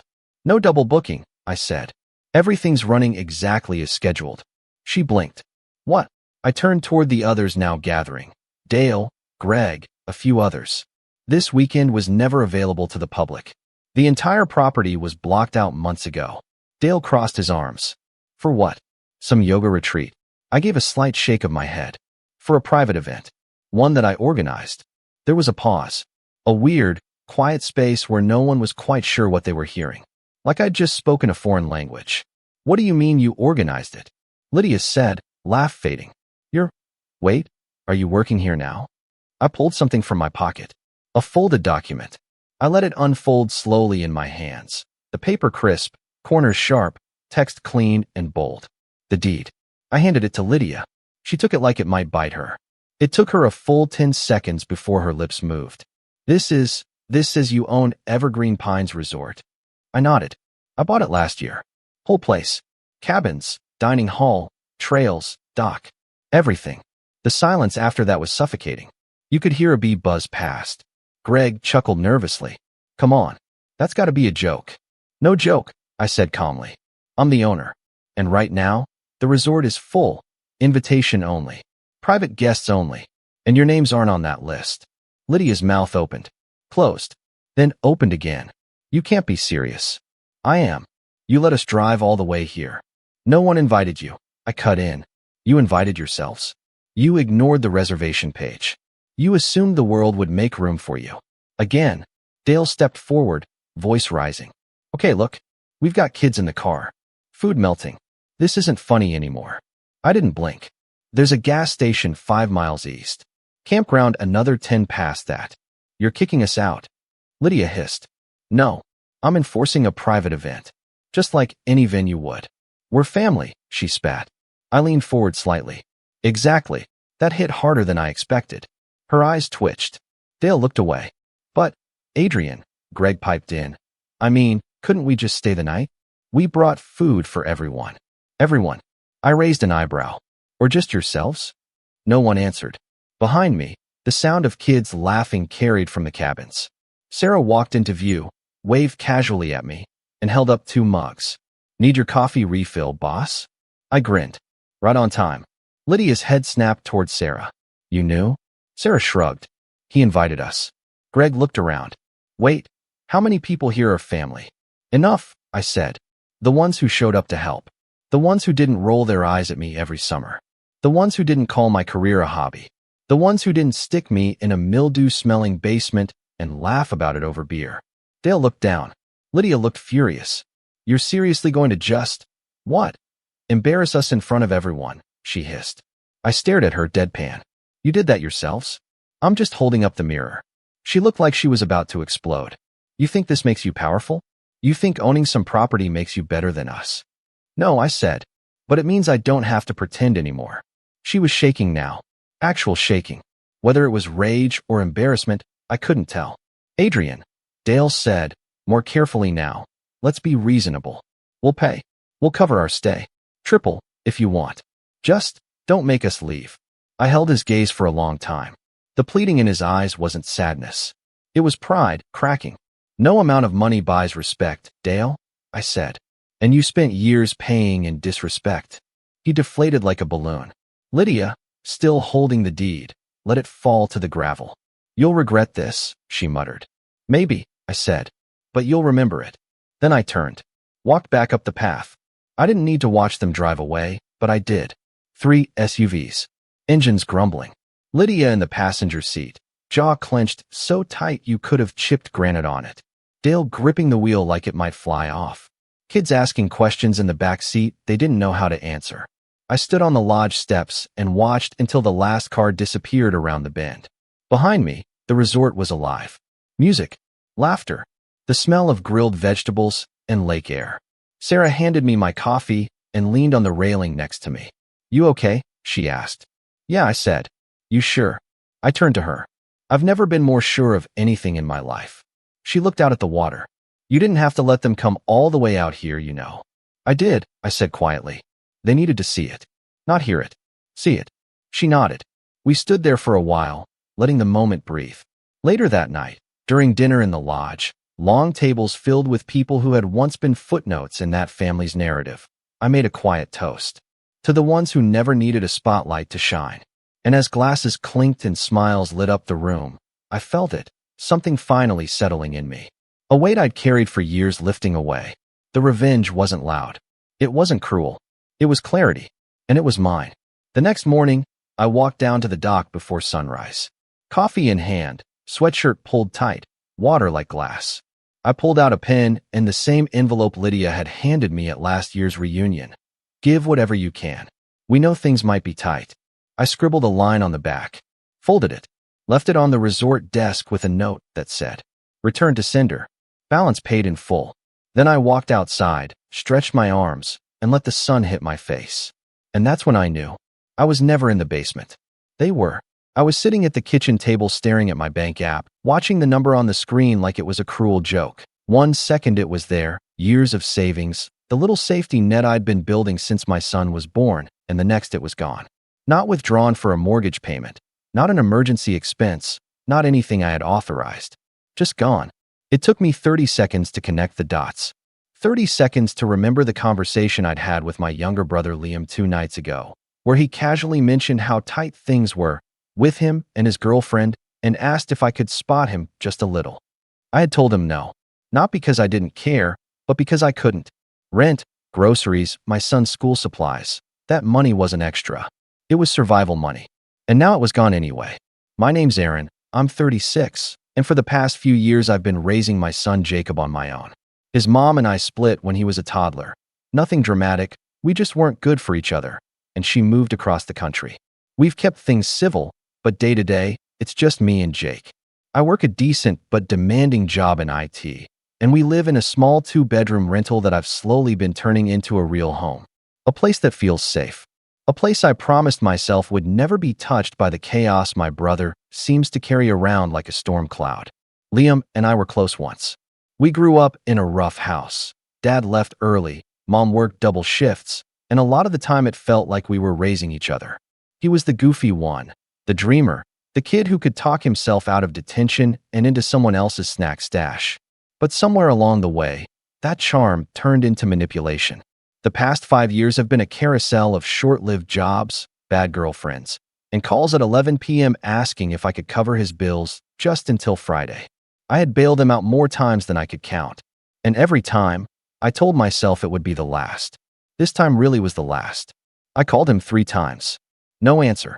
By the 4th, my call went straight to voicemail. I tried to breathe, but my chest felt like it had a brick sitting on it. This wasn't just some casual borrowing. This was my entire savings, the emergency fund I'd been so proud of, the thing that let me sleep at night knowing that if something went wrong, I could still keep the lights on. "Dad," Jake's small voice cut through my spiral. He was standing in the doorway in his superhero pajamas, holding his tablet. He's 10, but sometimes he looks at me like he's 40, like he knows exactly what I'm thinking before I say it. "You look mad." I wanted to lie, to tell him everything was fine. But my voice cracked when I said, "Buddy, Uncle Liam took our money." He frowned, processing that for a second, and then asked, "Like, all of it?" "Yeah," I admitted, and saying it out loud made my stomach twist. Jake was quiet for a moment, then climbed up onto the chair across from me and put his elbows on the table like we were about to have a serious business meeting. "Okay," he said finally, in this calm little voice that didn't match the storm in my chest. "Then we take care of it." It almost made me laugh, the confidence in his tone, but before I could say anything, my phone buzzed with a text from Liam. "Hey man, don't freak out. I'll pay you back. Just needed a fresh start. Heading out west with Maddie. Wish us luck." No apology, no explanation, no timeline for repayment.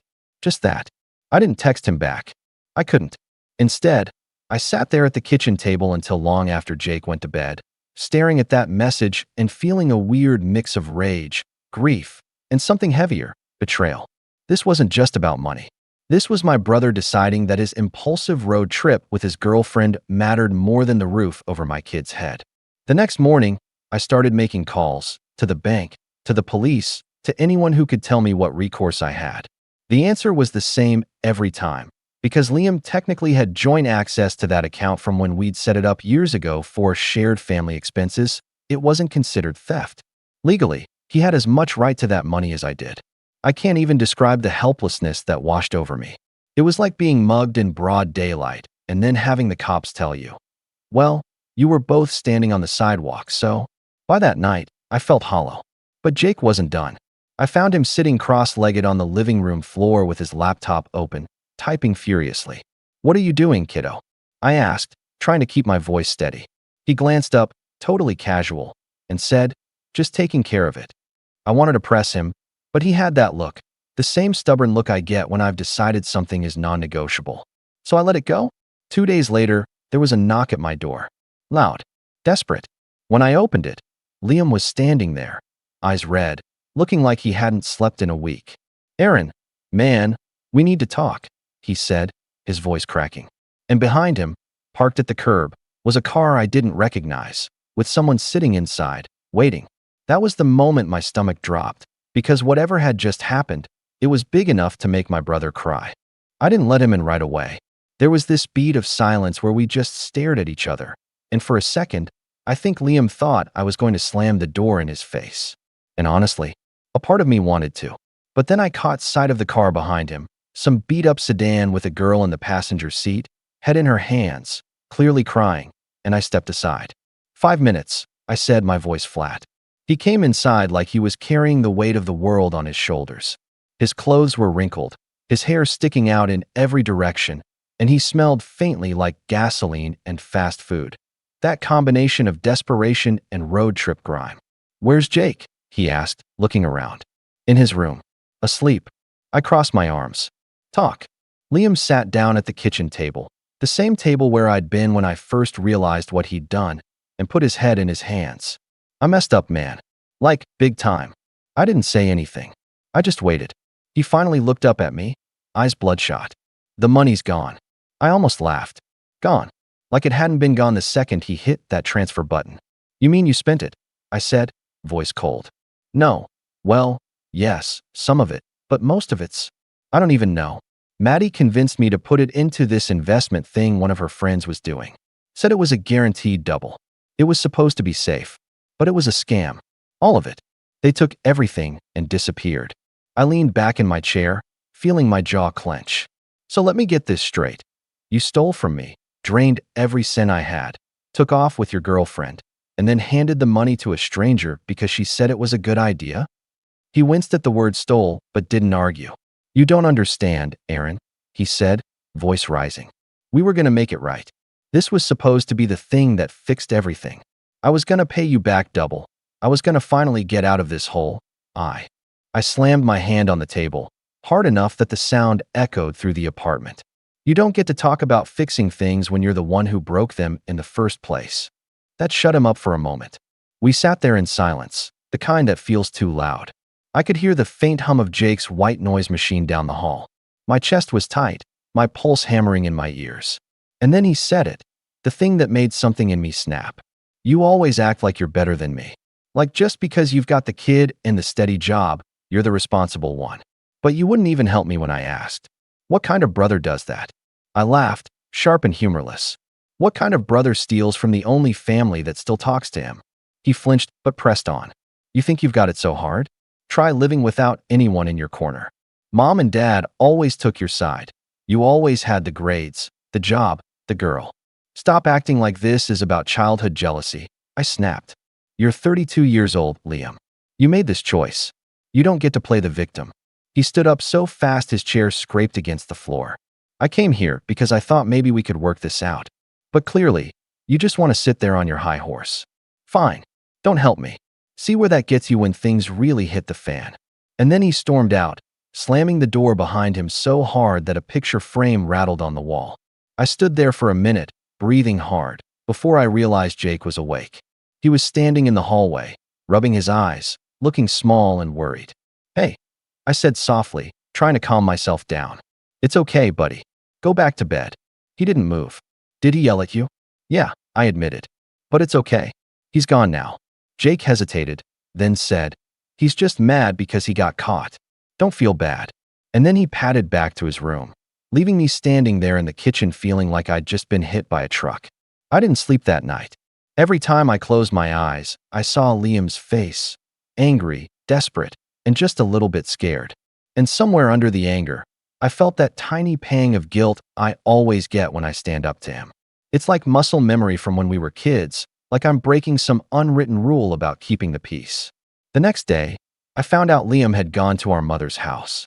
I know because she called me. Aaron, she said, voice clipped. Your brother just came by, crying his eyes out. He told me what happened. How could you let him get into a situation like this? I closed my eyes and counted to 3 before answering. Mom, he took my savings. He didn't ask, he didn't warn me. And now he's trying to make me feel bad about not helping him more. He's your brother, she said sharply. Family is supposed to help family. Family doesn't bankrupt each other. There was a pause, then a sigh. You've always been so hard on him. I hung up, not rudely, but firmly. Because if I didn't, I was going to say something I couldn't take back. That night, Jake came into the living room with that same mysterious look on his face. It's almost done, he said. What's almost done? I asked. He grinned. You'll see. Before I could ask more, my phone buzzed again. Another text from Liam. This one just said, you better fix this before I do.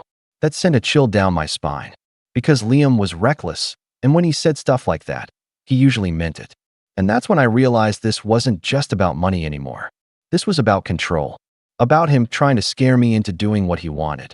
The next morning, someone knocked on my door again. Not a desperate, late-night knock this time, but a deliberate, 3-beat rhythm. When I opened it, it wasn't Liam. It was Maddie, and she looked worse than he had. Her mascara was streaked down her cheeks, and her hands were shaking as she held out a crumpled envelope. I can't do this anymore, she said. That's when I knew things were about to get a whole lot messier. Maddie's hands were trembling so badly I had to take the envelope from her before it slipped. She wouldn't meet my eyes, just stared at the ground like a kid caught sneaking out after curfew. Can I come in? She asked, her voice barely above a whisper. I hesitated for a moment. She wasn't my favorite person in the world, but she wasn't the one who hit the transfer button. Finally, I stepped aside and let her in. She sank into the chair at the kitchen table, looking like she hadn't eaten in days. I opened the envelope. Inside were a handful of crumpled receipts, a gas station coffee-stained napkin with numbers scribbled on it, and a printed-out email. The email was from some generic-looking crypto investment platform, thanking them for their deposit and confirming their account had been successfully opened. I felt my stomach twist. How much did you put in? I asked. Maddie flinched. All of it. I dropped the papers on the table and ran my hand through my hair, trying to process. All of it. As in everything. She said quickly, almost defensively. Look, it wasn't just me. Liam said it was the fastest way to get the money back to you. He said you'd be proud if we doubled it and paid you back right away. My laugh came out sharp and ugly. Proud? You think I'd be proud of you two gambling away every cent I had? It wasn't gambling, she shot back, her eyes finally flashing. It was a guaranteed return. At least that's what we thought.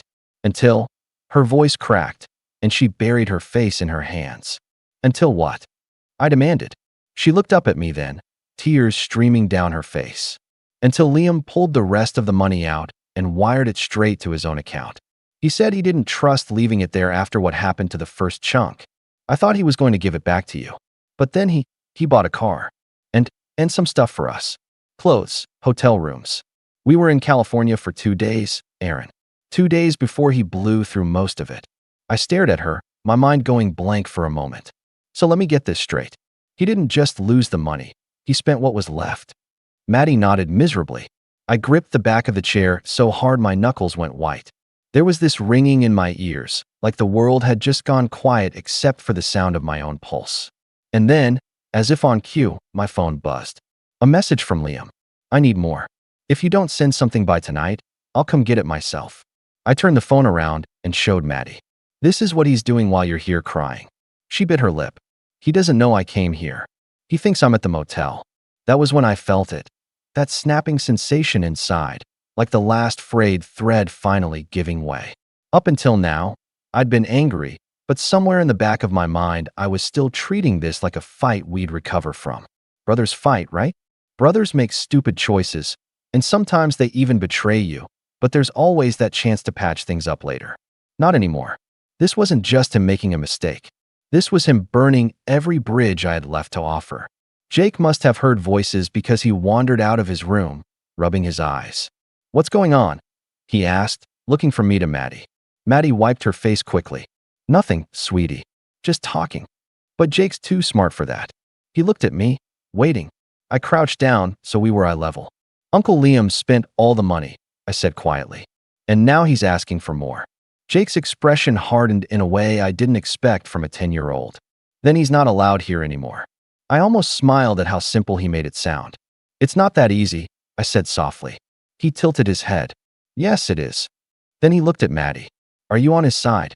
She froze for a second, then shook her head. Not anymore. Jake nodded once, like that settled something in his mind, and disappeared back into his room. I sat down across from Maddie again. You need to leave him, I said bluntly. Her eyes widened. What? You came here because you're scared, I said. You know this is out of control. He's going to keep digging until there's nothing left for anyone. And if you stay, he's going to drag you down with him. I can't just leave him, she whispered. Then don't, I said, standing. But don't come here again if you're going to keep helping him. I can't protect you from what's coming. She stared at me for a long moment, then stood too. You really think he'd hurt you? I didn't answer. She left without another word, and I stood in the doorway watching her get into that rusted sedan and drive off. For the rest of the night, I paced. My mind kept replaying every memory I had of Liam.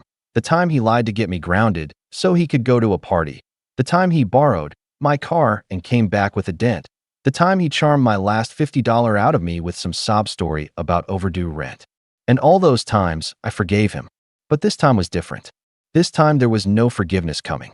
Just before midnight, I heard footsteps outside my apartment door. Slow, heavy, deliberate.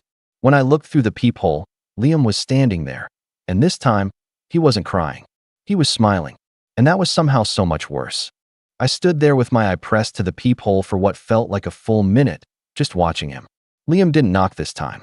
He just stood there grinning, hands shoved in the pockets of his hoodie, rocking back and forth on his heels like he had all the time in the world. I didn't open the door. Something about that smile told me that if I let him in, I'd regret it. Eventually, he leaned forward, close enough that I could see the shadows under his eyes, and said just loud enough for me to hear through the door, "You can't ignore me forever, Aaron. This isn't over." Then he turned and walked away, whistling. I didn't sleep at all that night. I sat on the couch in the dark, every muscle tense, listening for footsteps, half convinced he'd come back and try the door. I kept replaying Maddie's words in my head. He pulled the rest of the money out and wired it to himself. And that message he sent me threatening to come get it himself. What did that even mean? Was he talking about more money? Something worse? By morning, I felt like I'd been hit by a truck. I called in sick to work, which I never do, just so I could stay home and keep an eye on things. Around noon, I caught myself sitting at the kitchen table with my laptop open, staring at my online banking page again, like maybe the money would magically reappear. Of course, it didn't. Then the call came. "Mom." "Aaron," she said before I could even say hello, "your brother just stopped by? He's in bad shape. He said you kicked him out and refused to help. What's wrong with you?" I closed my eyes, pinching the bridge of my nose. "What's wrong with me?" "Mom, he stole my entire savings. That's what's wrong with me." "You make it sound so dramatic," she snapped. "He just borrowed it." "Borrowing involves asking first," I said flatly. "You've always been so cold with him," she said, her tone shifting into that disappointed mother voice that still makes me feel 10 years old. "You know he's had a harder life than you." I almost dropped the phone. "A harder life? Mom, we grew up in the same house. You had school, you had sports, you had friends," she shot back. "He had none of that." I just sat there, stunned. And whose fault is that? Because it wasn't mine. But she wasn't listening. "I'm telling you, Aaron, you need to make this right. He's family. You can't just turn your back on him." That was the moment it really hit me. Mom wasn't going to take my side. She never had, not really. Even as kids, whenever there was trouble, she'd sigh and tell me to be the bigger person. And I always was. I was the one who gave up the last slice of pizza, the one who took the blame when something got broken, the one who stayed up late helping him with homework he didn't want to do. And now? Now she wanted me to fix the mess he made of my life. "I can't talk about this anymore," I said finally, and hung up before she could say anything else. I must have sat there for another hour just staring at the wall. My chest felt heavy, like someone had placed a weight right on top of me. For the first time since all of this started, I didn't feel angry. I just felt empty. Around 3 o'clock, Jake came into the kitchen and slid a plate of crackers and cheese toward me. "You forgot to eat lunch," he said simply. I blinked at the plate, realizing I hadn't eaten breakfast either. "Thanks, buddy," I said softly, and forced myself to take a bite. After that, I made myself get up and shower, even though it felt pointless. Then I went into my bedroom and pulled out the fireproof box I keep under my bed, the one with all my important documents, and laid everything out on the bed: birth certificate, insurance papers, lease agreement, the file with my life insurance policy. I sat there staring at it all, heart pounding. If Liam was willing to drain my account and then show up at my door smiling, what would stop him from trying to use my name to open something else? Get credit cards in my name? Take out loans? The thought made me cold all over. I spent the next 2 hours freezing every account I could, changing passwords, adding extra security measures. By the time I was done, my hands were shaking from the adrenaline, but for the first time in days, I felt like I'd taken back a little bit of control. That night, I packed a go bag for Jake and me, just essentials, a change of clothes, toothbrushes, some cash. I didn't know if I'd need it, but it made me feel better knowing I had it. Around midnight, I was sitting on the couch with the lights off when I heard it, the sound of something hitting my window. Not hard enough to break it, but enough to make me freeze. I crept over and peeked through the blinds. There was Liam, standing in the yard, tossing little pebbles at the window like some twisted version of a rom-com character. When he saw me looking, he waved and grinned. "Open up, man," he called softly, just loud enough for me to hear. "We need to talk." I didn't move. After a minute, his smile faded. He stood there for a moment longer, then turned and walked away into the night. I didn't sleep. Again. By morning, I'd made up my mind. I couldn't keep living like this, waiting for the next knock at the door. I started researching lawyers. If I couldn't press criminal charges, maybe there was something else I could do, some kind of civil action, anything that would put a legal barrier between us. It felt like rock bottom, sitting there with my laptop, Jake at school, my apartment too quiet. But somewhere deep down, a small part of me was already planning my next move. I wasn't going to let Liam keep running my life. And I definitely wasn't going to let him teach Jake that this was how family was supposed to work. Late that afternoon, Maddie texted me. Just 3 words: "He's getting worse." And then, "Be careful tonight." When I read Maddie's text, I felt something shift inside me. Up until now, I'd been reacting to everything, putting out fires, trying to survive one disaster after another. But this was different. This was a warning. And if Maddie was scared enough to warn me, that meant something was about to break. I put my phone down, sat back in the chair, and just breathed for a minute. Then I started making calls. The first one was to a lawyer. I explained everything: the joint account, the drained savings, the threatening texts. She didn't promise miracles, but she gave me something I hadn't had in weeks: a plan. Step 1 was to formally remove Liam's name from anything with my signature on it. Step 2 was to file a cease and desist letter to put him on notice that any further contact or harassment could be grounds for legal action. It wasn't revenge yet, but it was the first brick in a wall I was building between my family and his chaos. The next call I made was to my bank. I set up a completely new account under just my name, moved what little money I had left there, and asked them to flag any attempts at joint access or withdrawals as fraudulent. I even arranged for new debit cards to be sent to my office instead of my home, just in case Liam tried to intercept them. When Jake got home from school, I sat him down at the table. "Buddy, we're going to be okay," I said. He looked at me skeptically, like he could see right through me. "Did something happen?" "Nothing bad," I said carefully. "But we're going to make some changes. We're going to keep our stuff safe." He thought about that for a moment, then nodded. "Good, because I finished what I was working on." I raised an eyebrow. "You still haven't told me what that is." He grinned. "You'll see." Then he ran off to his room, leaving me sitting there shaking my head. That night, I started feeling a little lighter. It wasn't like my savings had magically reappeared. They hadn't.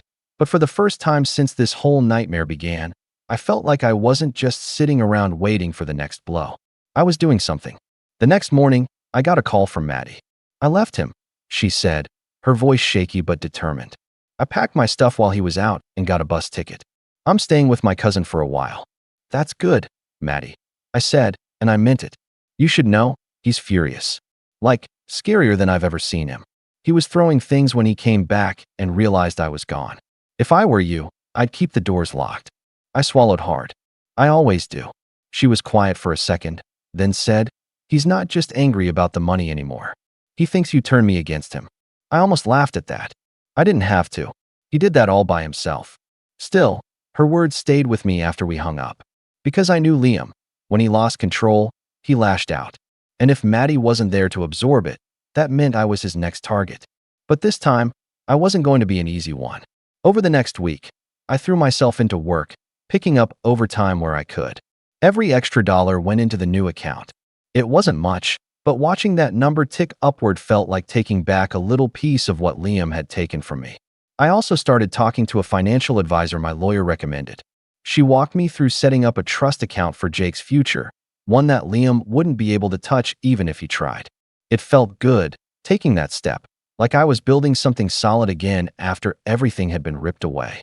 One night, a few days later, I found Jake in the living room with his laptop open, a spreadsheet on the screen. "What's that?" I asked, curious. He grinned. "Remember how you said Uncle Liam took the money? Well, I figured out where some of it went." I blinked. "You what?" "I used the login info you always keep on the fridge," he said proudly. "I tracked the transactions. I even saved screenshots." I sat down next to him, staring at the screen. He'd built a neat little timeline of every withdrawal, every transfer, even the payment for that car Maddie mentioned. "This is impressive," I said honestly. He shrugged. "I just wanted to help. And now you can prove it was him, right?" My chest tightened. "Yeah, buddy. Now I can prove it was him." That night, I printed every single screenshot and put them in a folder labeled Evidence. I didn't know yet exactly how I'd use it, but just holding that folder felt like holding a weapon. The turning point came a few days later. Liam texted me again, another demand for money, this one nastier than the last. Instead of panicking, I took a deep breath, snapped a photo of the folder, and sent it to him with one line. "Try me again and see what happens." His reply came fast. "You wouldn't dare." I didn't answer. For the first time, I felt like I had the upper hand. A few days later, my lawyer called to say the cease and desist had been served. If Liam tried to contact me again, it could be considered harassment. That night, I actually slept.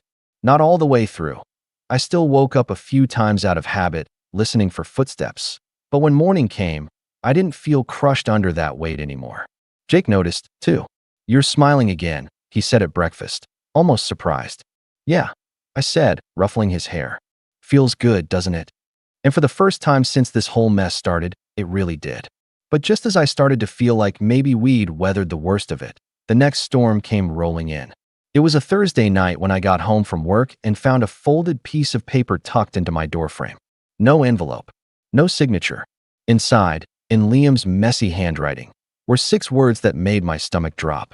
"You think you've won? Watch me." I must have read those 6 words 100 times, my fingers gripping the paper until it crumpled. "You think you've won? Watch me." It wasn't just a threat, it was a promise. I stood there in the doorway, the evening air cold against the back of my neck, and felt that familiar mix of anger and fear start to rise. Only this time, the fear didn't win. I flattened the note, took a photo for my records, and tucked it into the evidence folder. Then I locked the door, sat down at the table, and started writing. Not a letter, a list. Every single thing Liam had done, in order. The drained account, the threatening texts, the unannounced visits, the note I just found. The more I wrote, the clearer it became that this wasn't just a family spat anymore. This was harassment. The next morning, I called my lawyer and told her about the note. She didn't hesitate. "This is exactly why we filed that cease and desist," she said. "Document it all.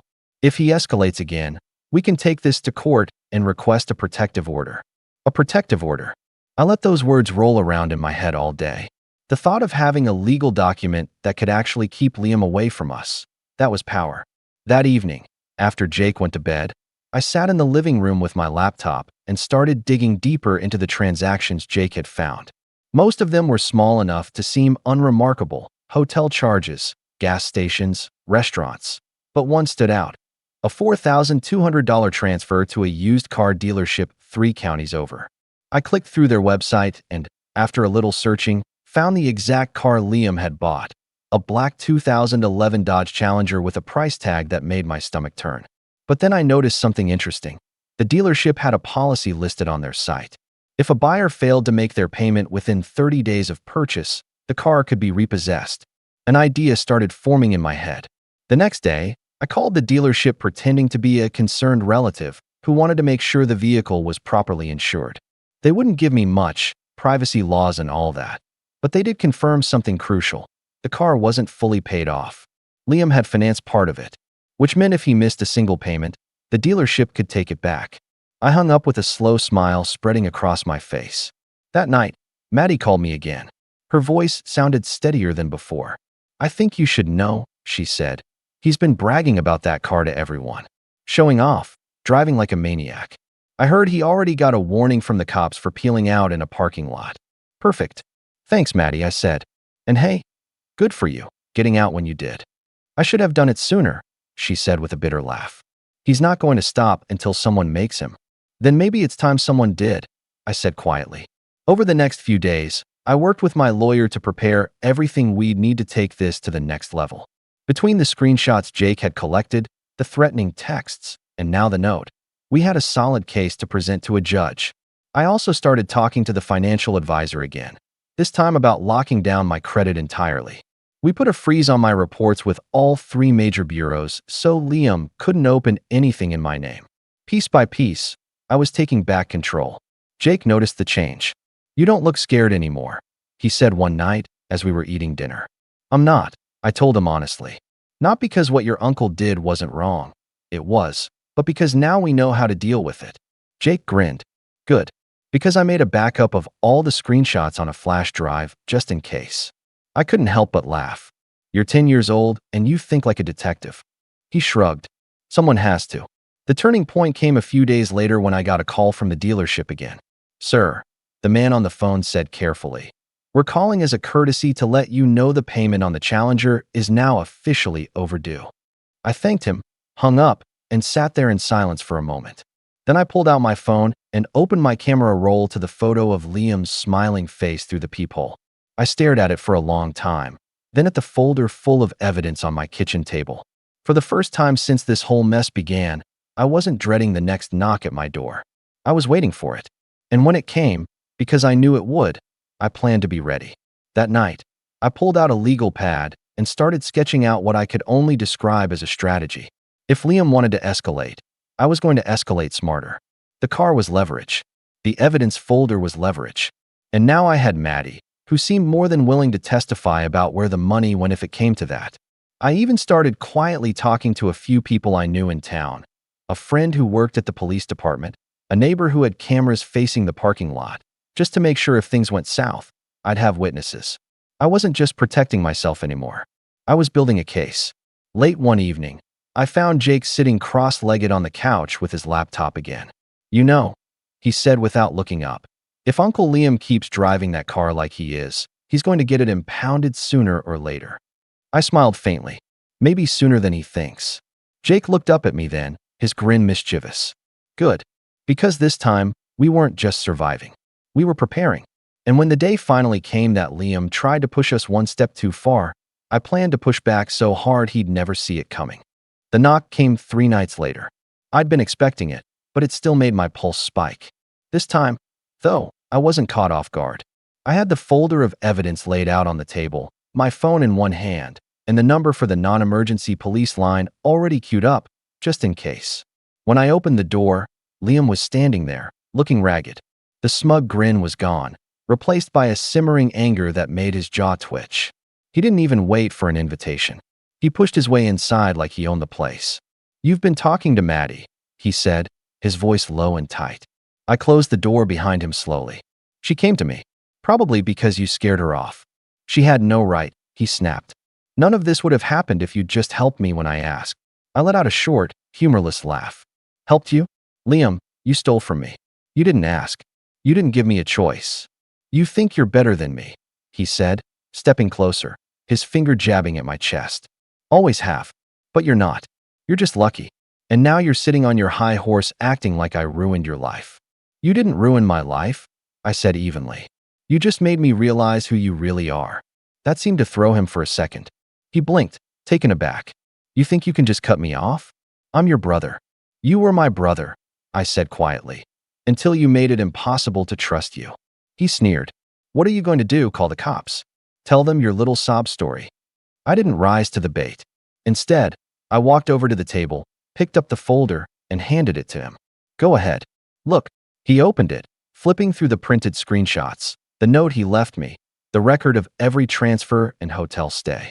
His face went from defiant to pale as the weight of it sank in. "You've been keeping track of everything," he muttered. Yes, I said simply. And my lawyer has a copy too. So does my financial advisor. So if anything happens to me or to Jake, this doesn't just disappear. You don't get to scare me into silence. He dropped the folder on the table and took a step back, running a hand through his hair. You think this scares me? No, I said, my voice calm and deliberate. I think it scares you that for once, you don't have the upper hand. You can't talk your way out of this, Liam. You can't guilt me or Mom into bailing you out. I've locked every account, froze my credit, and I've got every piece of proof I need to take you to court if you so much as breathe in my direction again. He opened his mouth, probably to argue, but I didn't give him the chance. I reached for my phone and pressed call. Non-emergency police line, the operator said. Yes, I said, keeping my eyes locked on Liam. I need to report a violation of a cease and desist letter. The subject is here at my apartment right now. That got him. His face went from angry to panicked in an instant. You're calling the cops on me? He hissed. Yes, I said, as calmly as if I'd just confirmed a pizza order. He backed toward the door. Fine, I'm leaving. But this isn't over. Oh, it's over, I said, finally letting the steel into my voice. Because if you ever come near me or Jake again, the next call I make won't be the non-emergency line. He stood there for a second, breathing hard, then turned and stormed out. I watched from the window as he got into the Challenger, revved the engine, and tore out of the parking lot so fast his tires squealed. An hour later, I got a call from Maddie. You'll never guess what just happened, she said. Try me, I replied, still feeling the adrenaline humming in my veins. He just got pulled over.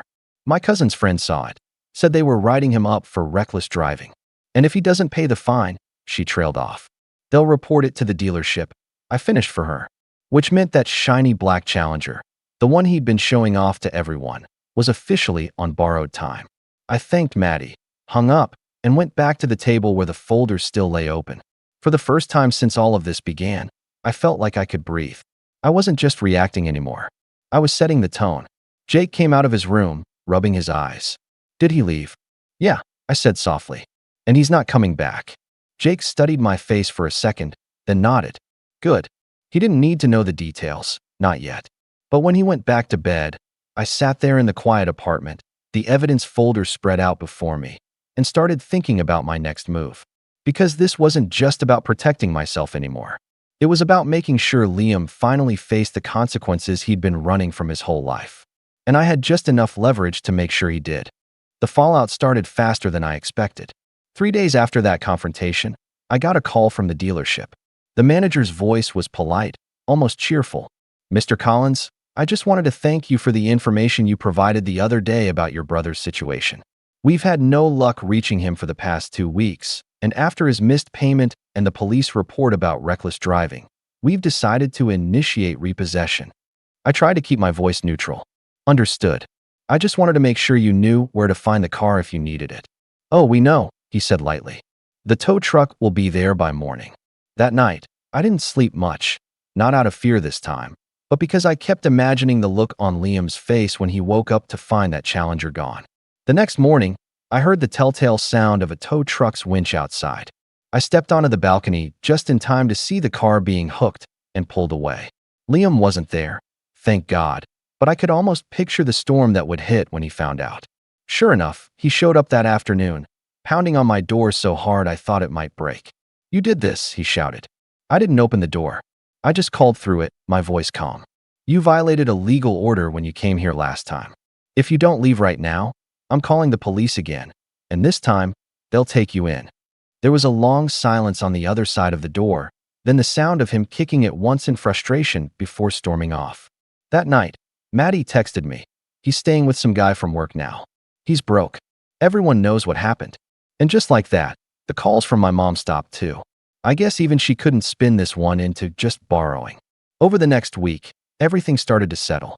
My lawyer filed the final paperwork, and we had a court date set for the following month to formally dissolve any joint accounts Liam and I had ever shared. It felt like closing a chapter that had been open way too long. But the real moment of closure came a week later, on a quiet Saturday morning. I was making pancakes for Jake when there was a knock at the door, a soft one this time. When I opened it, Liam was standing there. No yelling, no smug grin, just standing with his hands shoved deep in his pockets, looking like someone deflated him. "I just came to say," he hesitated, glancing past me like he wasn't sure if I'd even let him get the words out. "I'm sorry." I leaned against the doorframe, spatula still in my hand. "Sorry for taking the money? Or sorry you got caught?" His shoulders slumped. "Both." I let the silence stretch for a moment before I said, "Liam, you didn't just take money.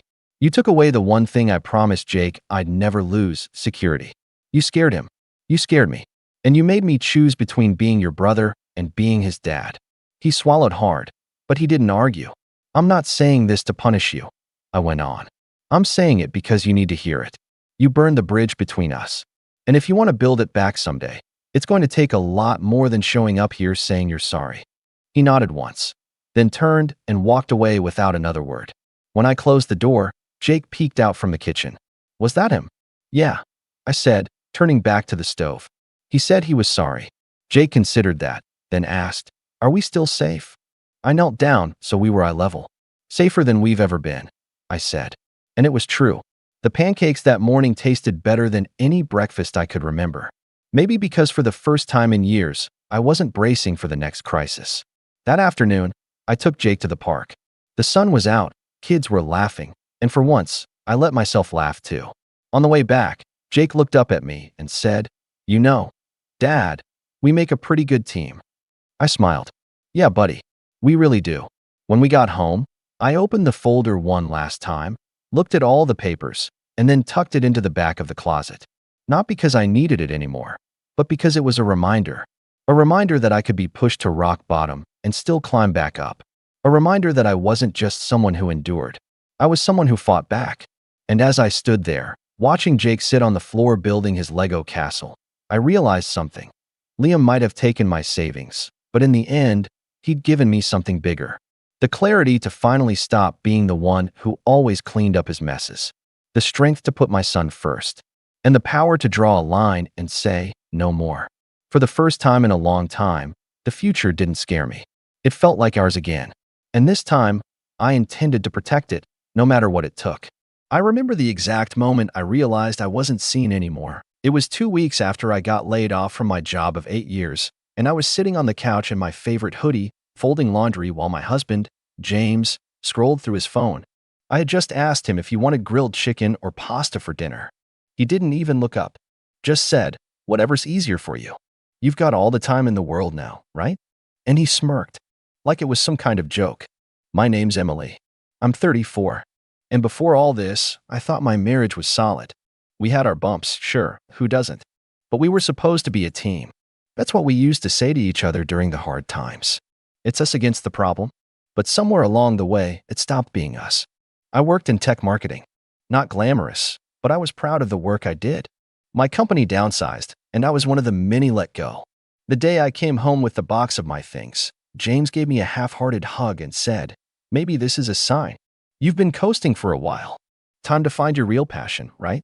That sentence played on repeat in my head for weeks. At first, I thought he was just stressed. He had a lot going on at work, something about a promotion, lots of meetings, late nights. But slowly, things began to shift in small, subtle ways. When his friends came over, he wouldn't invite me to join. "You don't want to hear us talk about spreadsheets and software updates," he'd say. At dinners with his family, he'd interrupt me or correct me, usually with a little laugh like I was some ditzy side character in his life. The worst part? I started believing him. I stopped wearing makeup, stopped applying to jobs for a while. I'd scroll for hours, rereading the same listings, thinking, why would they hire someone like me? I felt invisible. Then came my birthday. It was a Friday. I hadn't expected much. James hadn't asked me what I wanted or mentioned plans, but I figured maybe he had something low-key in mind. Around 5 p.m., he told me to get dressed. "Just something nice," he said. "We've got dinner reservations." That alone almost made me cry. A small spark of hope. Maybe he did see me. Maybe this was his way of saying, "Hey, I know it's been hard, but I've got you." We arrived at this Italian place I'd always loved. And to my genuine surprise, there were people waiting: his parents, my sister, a few of his work friends, even our neighbor Jenny, who I barely talked to. They all shouted, surprise, and clapped, and for a moment, I was overwhelmed in a good way. The hostess led us to a big table in the back, and I took a seat while everyone started ordering drinks. James stood at the head of the table, tapped his glass, and said, "Let's make a toast." He smiled down at me. For a brief second, I thought, this is it. He's going to say something beautiful, something that reminds me of why I married him. Instead, he chuckled and said, "Let's be honest, she's been dead weight since the layoffs." People laughed. Not everyone, but enough. His work buddies chuckled. His dad let out this snort laugh. Even Jenny leaned over and whispered something to the woman beside her, smiling like it was just some harmless joke. I didn't laugh.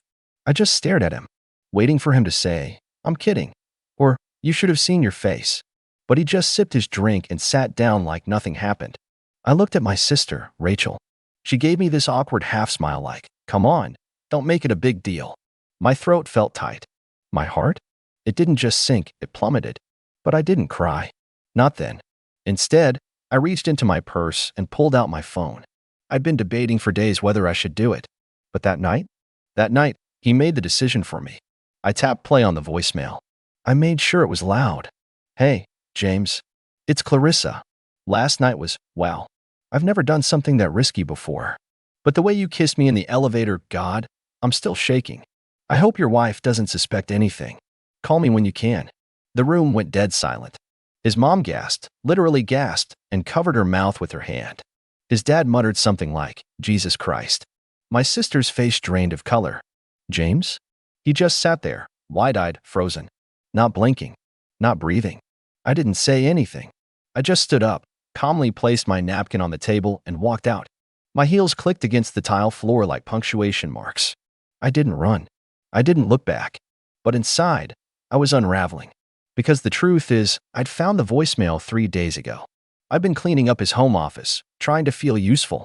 I came across an old Bluetooth headset, turned it on, and it auto-synced to my phone. That's how I found the saved message, one he apparently hadn't deleted. I listened to it once, then again, then a third time, just to make sure I wasn't imagining it. I didn't confront him immediately. I wanted to. God, I ached to scream and throw things and demand an explanation. But something held me back. Maybe pride, maybe fear, maybe the quiet, still voice that said, "Wait, just wait." So I waited, and he gave me the perfect moment. I didn't know who Clarissa was at the time. I would find out later, but that night, all I knew was that something inside me snapped. Not in a destructive way. More like, something finally clicked. When I got home, our home, I locked the bedroom door behind me and started making plans. Not dramatic ones. I didn't want chaos. I wanted clarity, control, closure. I opened my laptop and started documenting everything: receipts, calendar entries, texts. I went through our shared bank account, noting recent charges. I opened a secret account. I booked an appointment with a lawyer. I moved like someone waking up from a very long, very strange dream. And the best part? James had no idea. Because the next morning, he came home pretending like nothing had happened. Like the world hadn't shattered at a white tablecloth restaurant. He said, "Can we talk?" And I looked at him, really looked, and said, "Of course. But first, I have something for you." I handed James a manila envelope. Not flashy, not dramatic. Just a plain envelope I'd tucked under the kitchen counter the night before. His name was written across the front in my neat, careful handwriting. He looked at it. He didn't take it right away. Just stood there, hands half in his pockets, trying to figure out what angle I was playing. After a long pause, he said, "What's this?" My response, I said calmly, "To everything you said last night." He looked down at it, finally took it, and opened it slowly, like it might bite. Inside were 3 things: a printed screenshot of the voicemail transcript, timestamped, with the number it came from; a photo I found on Clarissa's public Instagram, her in the passenger seat of my car, flashing a peace sign with James's sunglasses on her face; a letter, not handwritten. I wanted it to be cold, clear, legal. It simply read, "Effective immediately, I am initiating proceedings to dissolve our marriage. Per our prenup agreement," enclosed, "infidelity nullifies your right to any shared marital assets acquired during the marriage. As I've already consulted a lawyer, I've secured my personal accounts, documentation, and property. You'll receive formal notice within the week. I'm staying at Rachel's. Don't contact me. This is over." I watched his face shift as he read it: confusion, disbelief, a flicker of fear, then that trademark smirk I'd come to hate. He scoffed and tossed the envelope on the counter. "You're not serious," he said. "Come on, Em. It was just a joke last night. Everyone was laughing.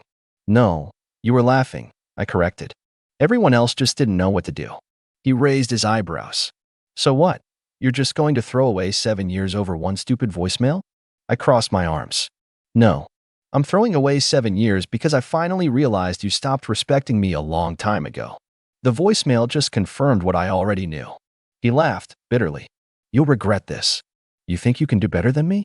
You've been unemployed for 2 months. You're barely holding it together. He said it like he thought I'd crumble right there. But instead, I smiled.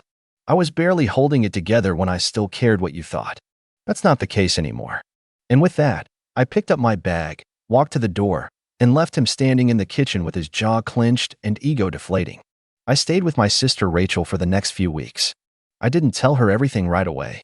At first, I just said James and I were taking space, and she didn't pry. But eventually, it all came out at 2 a.m. over ice cream and old episodes of Gilmore Girls. I broke down and told her everything. She didn't say, I told you so, even though I know she wanted to. She just hugged me and said, about time. It's funny. Once the weight of pretending was gone, I felt lighter than I had in years. I started running again. Not far, just around the block, but it felt good to move. I dusted off my resume. I reached out to old contacts.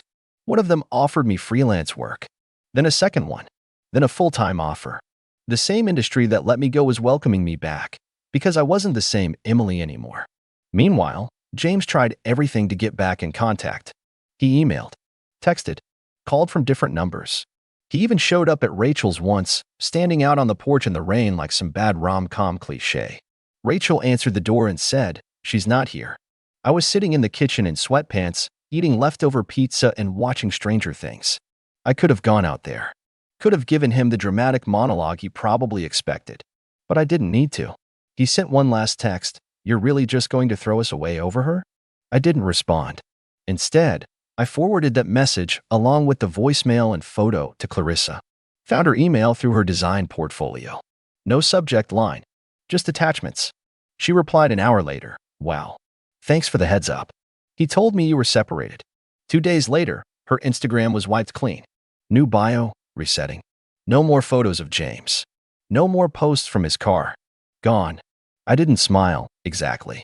But I did feel done. It's been 3 months now. I moved into a small one-bedroom place a few towns over. My new job is remote, and my team actually respects me. I make time for myself, walks, reading, even a pottery class Rachel signed me up for. I didn't think I'd enjoy it, but there's something peaceful about shaping something from clay. There's still a little ache, sometimes. Grief doesn't vanish overnight. I look back at photos of James and me from the early days and wonder if he ever really saw me, or if I was just a role he cast and got bored of. But then I remind myself, I'm not the same woman who asked him whether he wanted chicken or pasta. I'm the woman who walked out, and that matters. And as for him, well, let's just say he should have chosen silence at that dinner. It was 2 weeks after I'd officially filed for divorce. The paperwork had been processed, my lawyer had everything lined up, and James had finally stopped trying to call me. Or at least, I thought he had. I hadn't blocked his number, not because I wanted to leave the door open, but because some part of me needed to see it, to remind myself that I wasn't imagining how relentless he'd become. Every missed call, every ignored voicemail, they were like tally marks on the wall of my mental prison, each one a reminder of why I had to get out. But then they stopped. No pings, no notifications, no emails. For a moment, I felt this eerie calm, like the eye of the storm had finally passed over me. Until I ran into him. I was in Target, of all places. Saturday morning, hair in a messy bun, hoodie on, earbuds in, just doing normal errands. I was comparing dish soaps, trying to decide between lavender and lemon, when I heard someone say my name. At first, I thought I imagined it. It wasn't loud, just familiar. Emily. I turned slowly. And there he was. James. Looking like he hadn't slept in a week. Hoodie pulled over his head like he was hiding from someone. Unshaven. Eyes puffy. Holding a half-empty basket with a bottle of mouthwash and 3 frozen burritos in it. His face lit up when he saw that I didn't immediately walk away. Hey, he said, shifting his weight like a nervous teenager. Hi, I said, polite. Neutral. Like I was speaking to someone I hadn't seen since high school. You look good, he added, giving me a once-over that tried too hard not to look like a once-over. Really good, actually. Thanks, I said, picking up the lavender dish soap and tossing it into my cart. I turned to go. Wait, can we talk? He asked, taking a step forward. I paused. I didn't owe him anything, but curiosity got the better of me. Talk about what? He exhaled like he'd been holding his breath for months. I've been doing a lot of thinking. About everything. About us. I messed up. I know that now. I stared at him. Now. His mouth opened, then closed. He scratched his head. I was just so stressed with work. And then when you lost your job, it felt like everything was crumbling. I didn't handle it right. You didn't handle it at all, I said, not angrily. Just stating a fact. You made a joke out of me. At my own birthday dinner. In front of people I barely knew. His face twitched. I was trying to be funny. I thought it'd break the tension. There wasn't any tension until you created it. Silence. People moved around us, carts rolling by, soft pop music playing overhead. It was such a painfully mundane setting for a conversation like this. I miss you, he said suddenly. That stopped me. Not because I believed it, but because I realized, in that moment, how little those words meant to me now. He kept talking. After you left, everything just collapsed. Clarissa blocked me. My promotion at work got passed over. My parents are furious. My mom won't even take my calls. I know I deserve it, but I raised a hand. James, I'm not your confessional booth. Whatever fallout you're dealing with, that's yours to sit with. He blinked. I don't hate you, I added. I want you to understand that. But I also don't pity you. What you did, it broke something in me. Something I didn't even know could break. He looked like he wanted to say something. Maybe argue. Maybe defend himself. But then my phone buzzed. I glanced down. A message from my boss. Client call moved to 1 o'clock. You still good to lead the pitch? I smiled. Looked back up at James. Some of us are busy rebuilding, I said. And I left. I walked straight to checkout, bought my soap and paper towels and cereal like nothing happened. When I got to the car, I sat in the driver's seat for a moment, hands on the wheel. And I breathed. But that wasn't the last time I heard from him. Because 3 days later, an envelope arrived in my mailbox. No return address. Just my name and his handwriting. Inside, a flash drive. And a note that said, if you're going to ruin me, you should know what else you're holding. I must have stared at that flash drive for an hour. I set it on the kitchen counter like it might detonate. I made coffee. I cleaned. I folded laundry I didn't need to fold. And every time I walked past it, I felt this quiet pressure in my chest. Like something was waiting behind that cold plastic casing, something that could blow the lid off everything I thought I already knew. I finally caved around 11 p.m. I turned off the lights, plugged it into my laptop, and held my breath. A folder popped up with one single video file titled, For Emily. No context. No password. Just a timestamp that said it had been created 2 nights earlier, right after we saw each other at Target. I hesitated. Part of me wanted to just delete it and never look back. But curiosity is a strange thing. It doesn't tap politely, it drills. So I clicked play. The video opened with James sitting at his desk. His face looked different, less smug, more hollow. His eyes were bloodshot, and there was a bottle of something half empty in the background. He ran a hand through his hair, like he didn't quite know how to start. Okay, he said, exhaling. I know you probably don't want to hear anything from me. And you don't have to respond to this. Honestly, I don't even expect you to watch the whole thing. He paused. I need to say it out loud. Somewhere. Maybe so you'll understand why I said the things I did. Or maybe just so I stop lying to myself. He took a deep breath. You know how I used to call your job easy? How I'd make little digs about you working from home or coasting or not being ambitious enough. He looked into the camera. I was jealous. I blinked. I know that sounds stupid, but it's true. You were good at what you did. People liked you. You had this way of walking into a room and making everyone feel like they mattered. Meanwhile, I was grinding away at a company that barely knew I existed. And the more successful you got, the more it made me feel small. He gave this bitter little laugh. I know that's not your fault. It was never your fault. But I didn't know how to deal with that insecurity. So instead of talking to you, I started resenting you. Quietly at first. Then in jokes. Then in moments I can't even explain. That voicemail you played? That wasn't the first time. Not by a long shot. I sat back. My stomach turned. I started seeing Clarissa about 6 months before the layoffs. It wasn't serious at first. Just flirting. Late night drinks. But then it turned into something else. Something selfish and stupid. She told me I deserved more, that you were too soft for someone like me. And I ate it up because I wanted someone to tell me I was important. My hands were clenched into fists. I told myself you wouldn't find out, that it didn't matter, that I'd end it eventually. But then when you lost your job and I saw how vulnerable you were, it made me feel powerful, needed, like I had the upper hand for once. The words hung in the air like smoke. I'm not proud of it. I'm disgusted, actually. The birthday thing, I don't even know why I said what I did. I think I was trying to impress my coworkers, prove I was the funny guy, the one in control. But it was cruel. You were sitting there, trying so hard to smile. And I crushed you. He looked away from the camera, eyes glistening. When he turned back, his voice was quieter. I know I lost you. I know I deserve that. But there's one more reason I'm sending this. He reached down, pulled out a small leather-bound notebook, and held it up. This is yours. I froze. It was my old journal, one I hadn't seen in years. The last time I remembered having it, we'd moved apartments and I thought I'd misplaced it. I even told James about it back then, how gutted I was because it had entries from when I first started my career, notes about dreams I didn't have the guts to chase. I found it behind one of the boxes in my office closet, he said. And I read it. Every word. You were so full of life back then. So hopeful. You talked about wanting to start your own brand, your own team, your own space where women didn't have to ask for permission to lead. And I buried that woman. I did. He looked back up. I hope you find her again. I hope you do more than find her. I hope you let her run. Because she was terrifying in the best possible way. The video cut out. Just like that. I sat there for a long time, staring at the blank screen, not sure what to feel. Was it guilt? Anger? Closure? None of it felt clean. Nothing felt tied up with a bow. But something had shifted. The next morning, I woke up early and pulled out my laptop. Not for work. For me. I opened a blank document and titled it Blueprint. The name of the brand I had once dreamed of building. I didn't tell anyone about the video. Not Rachel. Not my friends. Not even my therapist. Because it wasn't for them. It wasn't even really for James. It was a mirror. One that showed me exactly how far I'd let myself sink to accommodate someone else's comfort. And now? Now I was ready to rise.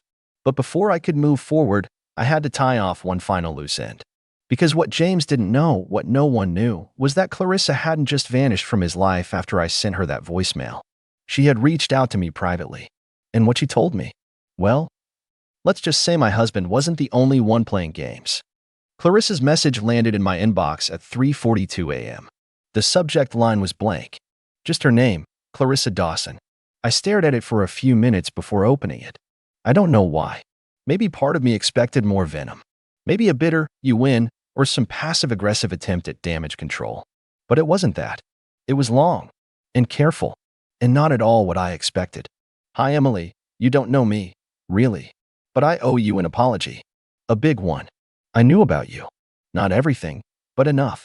James told me you were emotionally distant, that you didn't support his career, that your marriage was basically over. He said you were sleeping in separate rooms, barely speaking, just staying together out of habit. I believed him. I didn't want to, but I did. Because he was charming, and he made me feel seen in a way I hadn't in a long time. But he lied. A lot. About you. About everything. I realized it when he showed up at my apartment 2 days after the birthday dinner, drunk, rambling about how cruel you were, how you'd embarrassed him, how you were ruining his life. And then he said something I'll never forget. He said, she won't leave. She can't. I made sure of that. That was the moment I knew exactly who I was dealing with, and who you had been dealing with. I ended it that night. But I didn't just walk away quietly.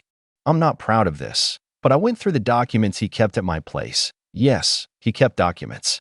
Printed emails. Screenshots. Notes. Mostly about work. But one folder was different. Labeled Plan B. It had spreadsheets about your finances. A draft of a custody agreement, though you don't have kids. Notes on your family.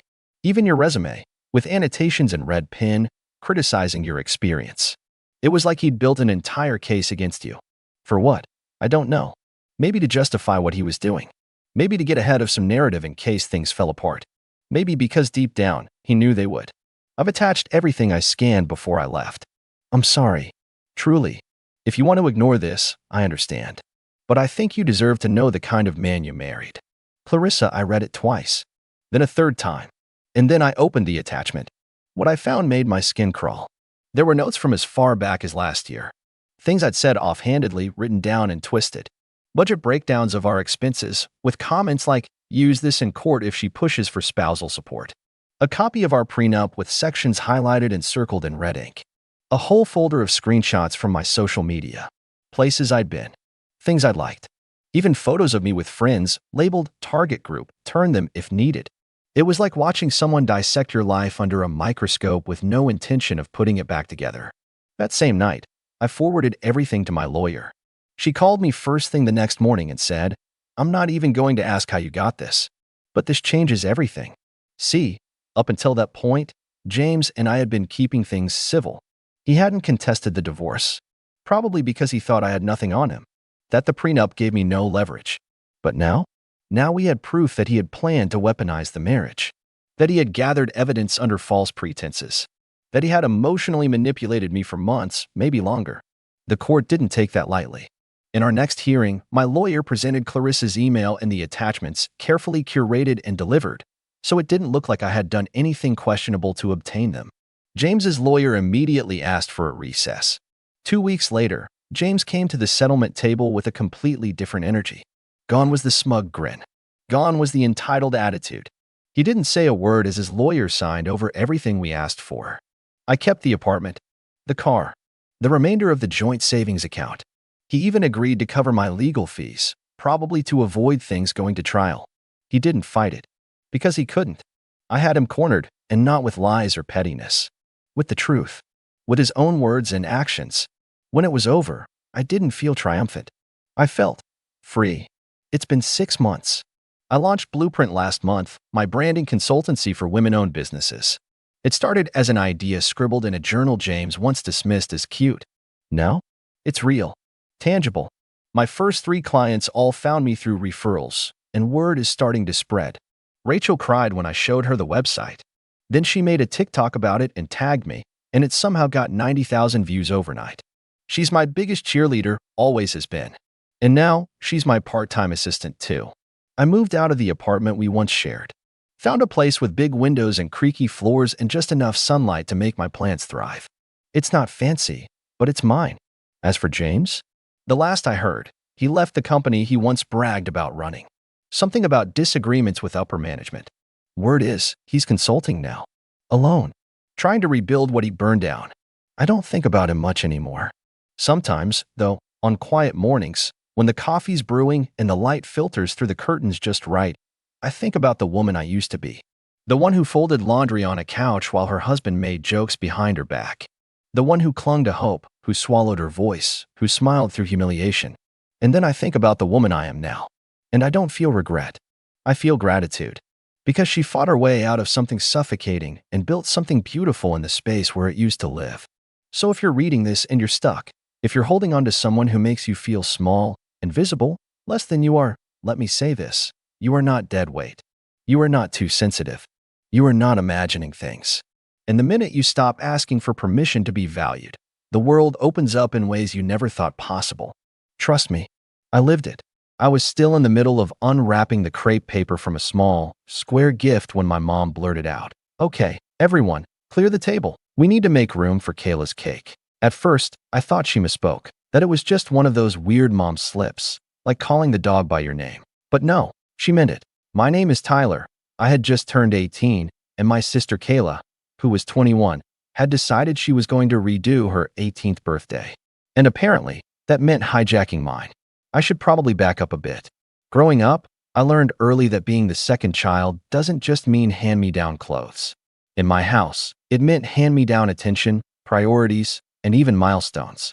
Kayla was the golden child, the kind of person who could crash a car, cry about how the steering wheel felt weird, and still get comforted while Dad handed her his keys. Meanwhile, I once got grounded for bringing home a B+ in math because it was a sign I was slacking. The contrast wasn't always loud, but it was there, a steady drumbeat in the background of our family life. Small things that piled up over the years until I stopped expecting fairness and just settled for neutrality. But my 18th birthday was supposed to be different. They promised me the world. I still remember the way Mom grinned over her wine glass a few months before, telling relatives, "Oh, Tyler's turning 18. We're doing something really special. He's such a thoughtful kid. He deserves it. I didn't even ask for anything huge. I didn't want a car or a trip or some extravagant surprise.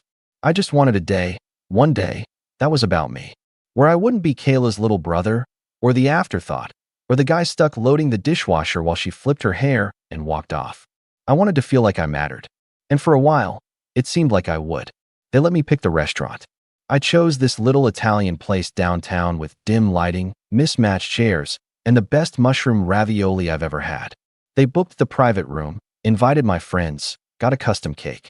Everything looked like it was finally going right. Even Kayla seemed oddly agreeable, which should have been my first red flag. She smiled when she arrived, late, of course, in a glittery silver dress that screamed prom queen instead of dinner guest. "Can't believe my baby brother's all grown up," she purred, giving me an air kiss while immediately turning to take selfies at the wine bar. I didn't say anything. I knew better than to poke the bear. Dinner started well enough. I had my favorite pasta. Dad even offered me a glass of wine. "Just this once, don't tell your mom." My friends gave me a pair of headphones I'd been eyeing for months, and there was this brief moment, maybe 10 minutes, where I actually felt normal. Celebrated. Like someone had seen me. That all came crashing down when the lights dimmed and a server rolled out a second cake. A giant, tiered monstrosity covered in pink frosting and edible glitter, with "Happy 18th Birthday, Kayla" scrawled across the front. It took a full 10 seconds before my brain could process what I was looking at. I blinked, looked at my mom, then at Kayla, who was already clapping her hands like a game show contestant. "I know it's technically your birthday," she laughed, "but I never got a proper party for mine, remember? The whole thing with Grandma being sick. I figured, why not make it up now?" She said it like she was doing me a favor, like it was cute, like it made sense. I glanced around the room. Some of my friends were staring at their plates. One of them, James, let out a low whistle under his breath and mouthed, "What? Wait, are you serious?" I asked, my voice coming out quieter than I meant it to. Kayla tilted her head, fake pout on full display. "Ty, don't be weird about it. We're sharing, okay? It's not that deep." But it was that deep. It was the last straw in a long line of silent sacrifices. The school plays they skipped because Kayla had a hair appointment. The holidays that revolved around her schedule. The way every argument, no matter how petty, ended with me being told to apologize. And now, even this, my milestone, my moment, was being split down the middle like a Black Friday deal.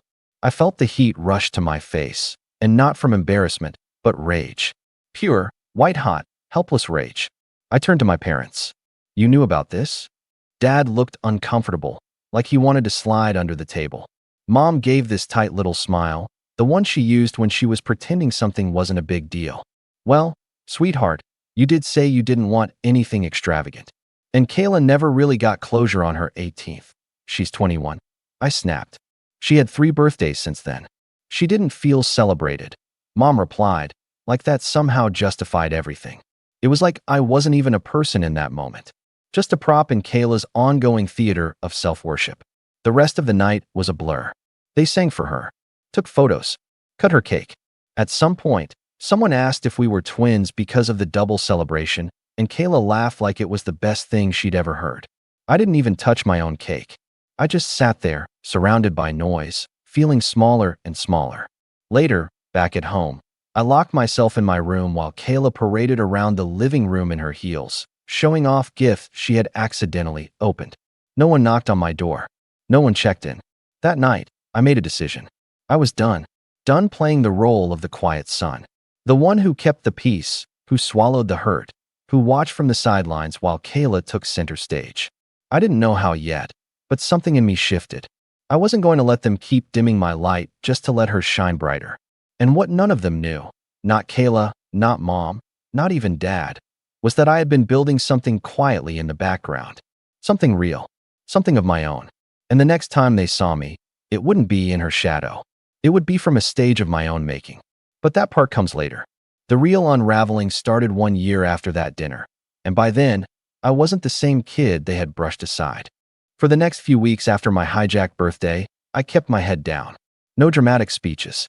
No passive-aggressive texts. No revenge, not yet. I think my parents assumed I'd gotten over it. That I'd understand eventually, the way I always did. But I didn't. I just got quiet. The kind of quiet that simmers under your skin, like a low boil that never really goes away. Kayla went back to school 2 days later. She was finishing up a degree in something vague and Pinterest-worthy, digital branding or lifestyle marketing or whatever it was this semester. The only thing consistent about Kayla's college life was how often she switched majors and how fast she posted about it. And just like that, the house was quiet again. The golden child had returned to her palace of selfies and sorority brunches, and I was left in the silence she always left behind. I graduated high school that June. Valedictorian. Not that anyone in my family came to the ceremony.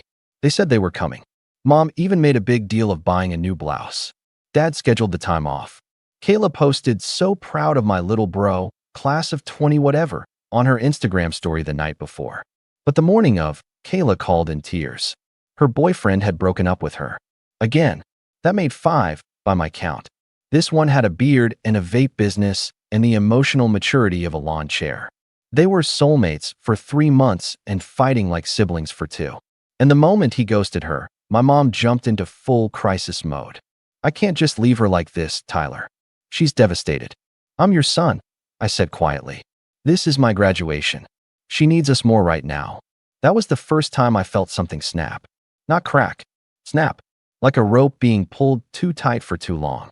I sat there in my room, in the itchy blue gown, waiting for someone to change their mind. For my mom to call back and say she was wrong. That she was getting in the car, and they'd be there, and they'd cheer so loud the whole stadium would hear. But the phone stayed quiet. The clock ticked forward. And eventually, I had to leave. I walked across that stage alone. James was there, front row, filming it all like a proud parent. His mom even brought me flowers. She said, "I'm just so proud of you, sweetheart. I remember when you were this tall," and held her hand somewhere around my ribcage. I had to excuse myself after the ceremony so I wouldn't cry in front of her. When I got home that night, I found a card on the kitchen table. No gift, no hug, just a card with a pre-printed message and Mom's loopy handwriting. "So proud of you. You're going to do great things. Love you always.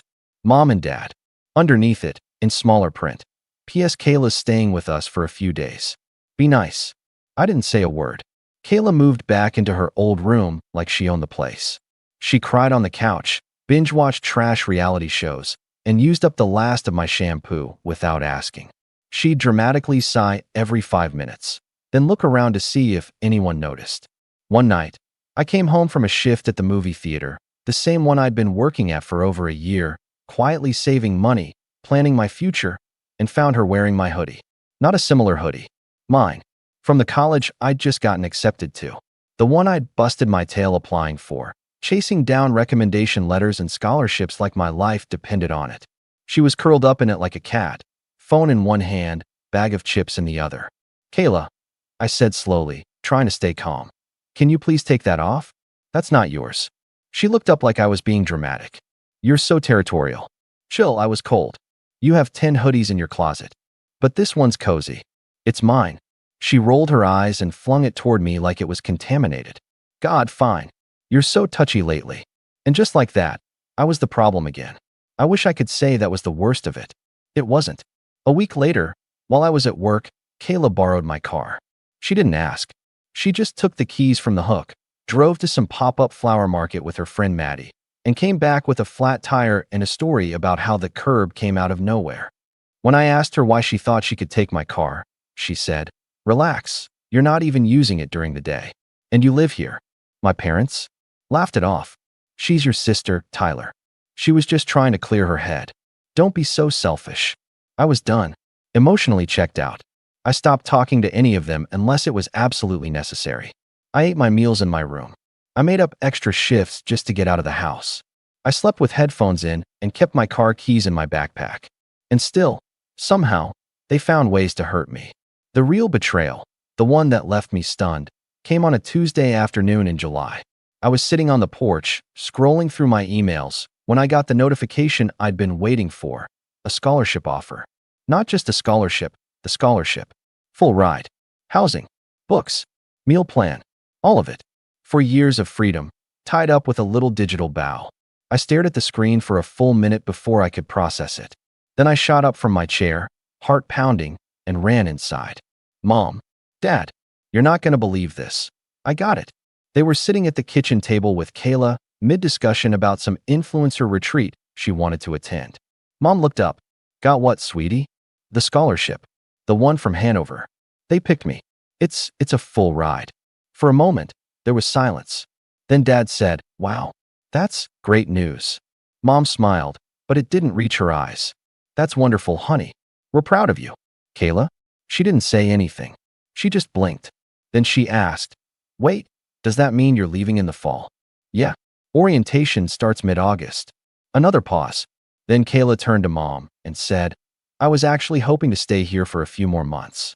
I've been thinking of taking time off from school. Just need some space to figure things out, you know? Mom nodded. Of course, sweetheart. You take all the time you need. I blinked. What does that have to do with, Kayla cut in. If Tyler's leaving, then I could move into his room. It's bigger, better lighting for videos. I laughed. I thought it was a joke. It wasn't. 2 days later, I came home to find half my stuff boxed up.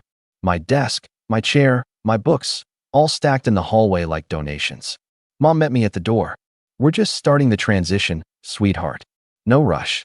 But you'll be moving soon anyway, so you decided to evict me? You're not being evicted. You're moving out for college. In a month. She needs the space, Tyler. Then maybe she shouldn't have dropped out of school. That silence, the kind that hangs heavy in the air, sticky and sharp, was the only reply I got. Later that night, I found Kayla in my chair, feet on my desk, filming a TikTok about manifesting your goals while surrounded by my books, my planner, my stuff. She paused when she saw me and said, don't be salty. You're going to be off having your little college adventure. Let me have this. I stared at her. At the smirk. The entitlement. The total lack of awareness. And something inside me crystallized. I wasn't angry anymore. I was done. No more hoping they'd change. No more waiting for an apology that would never come. No more pretending I was part of a family that saw me as disposable. I walked back to my room, or rather, what was left of it, and stared at the scholarship email still open on my screen. Then I opened a new document. A checklist.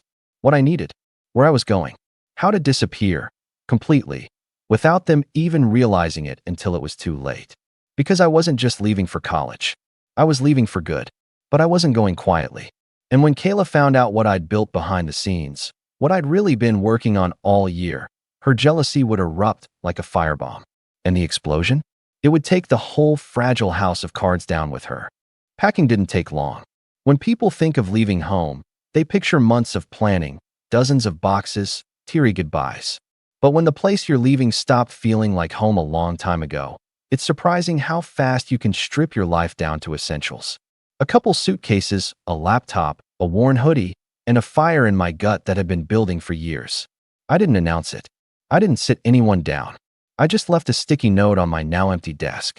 Thanks for everything. I'll let you know when I land. Tyler. And then I walked out the front door, quietly, early on a Monday morning, before Kayla could turn my bed into her filming set or my mom could offer one last guilt-laced hug. The sunrise was just barely creeping over the horizon when I pulled out of the driveway. It was the only goodbye I needed. What followed were some of the loneliest weeks of my life. Orientation week at Hanover felt like being dropped into the middle of a movie already in progress. Everyone seemed to arrive with a built-in friend group. Kids from the same high schools, roommates who had matched early, people with older siblings who gave them all the tips. I tried to smile, to blend in, but it was hard to stay present when my head was still stuck in everything I'd left behind. Most nights I sat alone in the dining hall, earphones in, tray untouched. My roommate was nice enough, an engineering major named Dev who kept his side of the room obsessively clean and fell asleep with ambient rain sounds playing at a volume that made my fillings vibrate. We coexisted like ghosts. Said, hey, when we passed each other, made awkward small talk about the weather, then retreated to our separate corners of the room like strangers on a train. And then, 2 weeks into the semester, I got a text from my mom. Hey, sweetie. Kayla's thinking about starting her own business. She might need your help with branding. You're so good at that stuff. Can you give her a call? I stared at the screen for a full minute, rereading it just to make sure I wasn't imagining things. Not house school. Not we miss you. Not even a congrats again. Just another request to make Kayla's dreams a reality. I didn't reply. That night, I hit a wall. Emotionally, mentally. I closed my laptop, turned off the light, and sat in the dark for a long time, just listening to the hum of the AC and the muffled footsteps from the hallway. I didn't cry. I didn't scream. I just went still. I felt empty, like the past few years had hollowed me out from the inside, and all that was left was the shell of someone who used to believe that trying harder would make people love him more. It didn't. That was my rock bottom. And then, weirdly, things started to shift. It began small. One night, I stayed late in the campus library, not for a class or assignment, but just to breathe. I liked the quiet there. The way the fluorescent lights buzzed above the rows of books.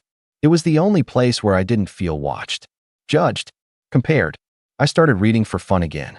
Not textbooks, not articles, books. Real ones. Stories about people who ran away, who started over, who built something out of nothing. I devoured memoirs from self-made entrepreneurs, novels about underdogs, guides about passive income, and building digital businesses from scratch. And for the first time in a long while, my mind started turning again. See, what I hadn't told anyone, not even my closest friend James, was that while my family had been busy dismissing me, I'd been busy learning.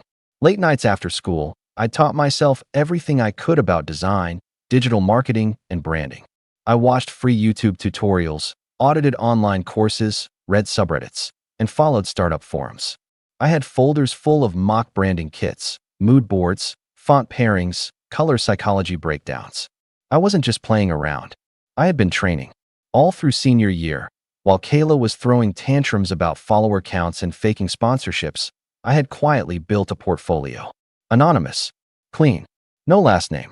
No face. Just work. I'd started posting on Fiverr and Behance under the handle NVRND, short for Never End, a private reminder to myself that I'd never let my story end where they wanted it to. I only got a few nibbles back then. A logo here, a podcast cover there. But the feedback was glowing. Clients started coming back. Referrals trickled in. And now that I was on my own, with nobody breathing down my neck, I decided to go all in. I upgraded to a full freelance profile, rebuilt my site, started waking up 2 hours early to work before class, and staying up 2 hours late to finish client projects. I took photos of the campus to use in mock-ups, created templates, started building passive income kits, brand strategy guides, Instagram carousel packs, digital planners.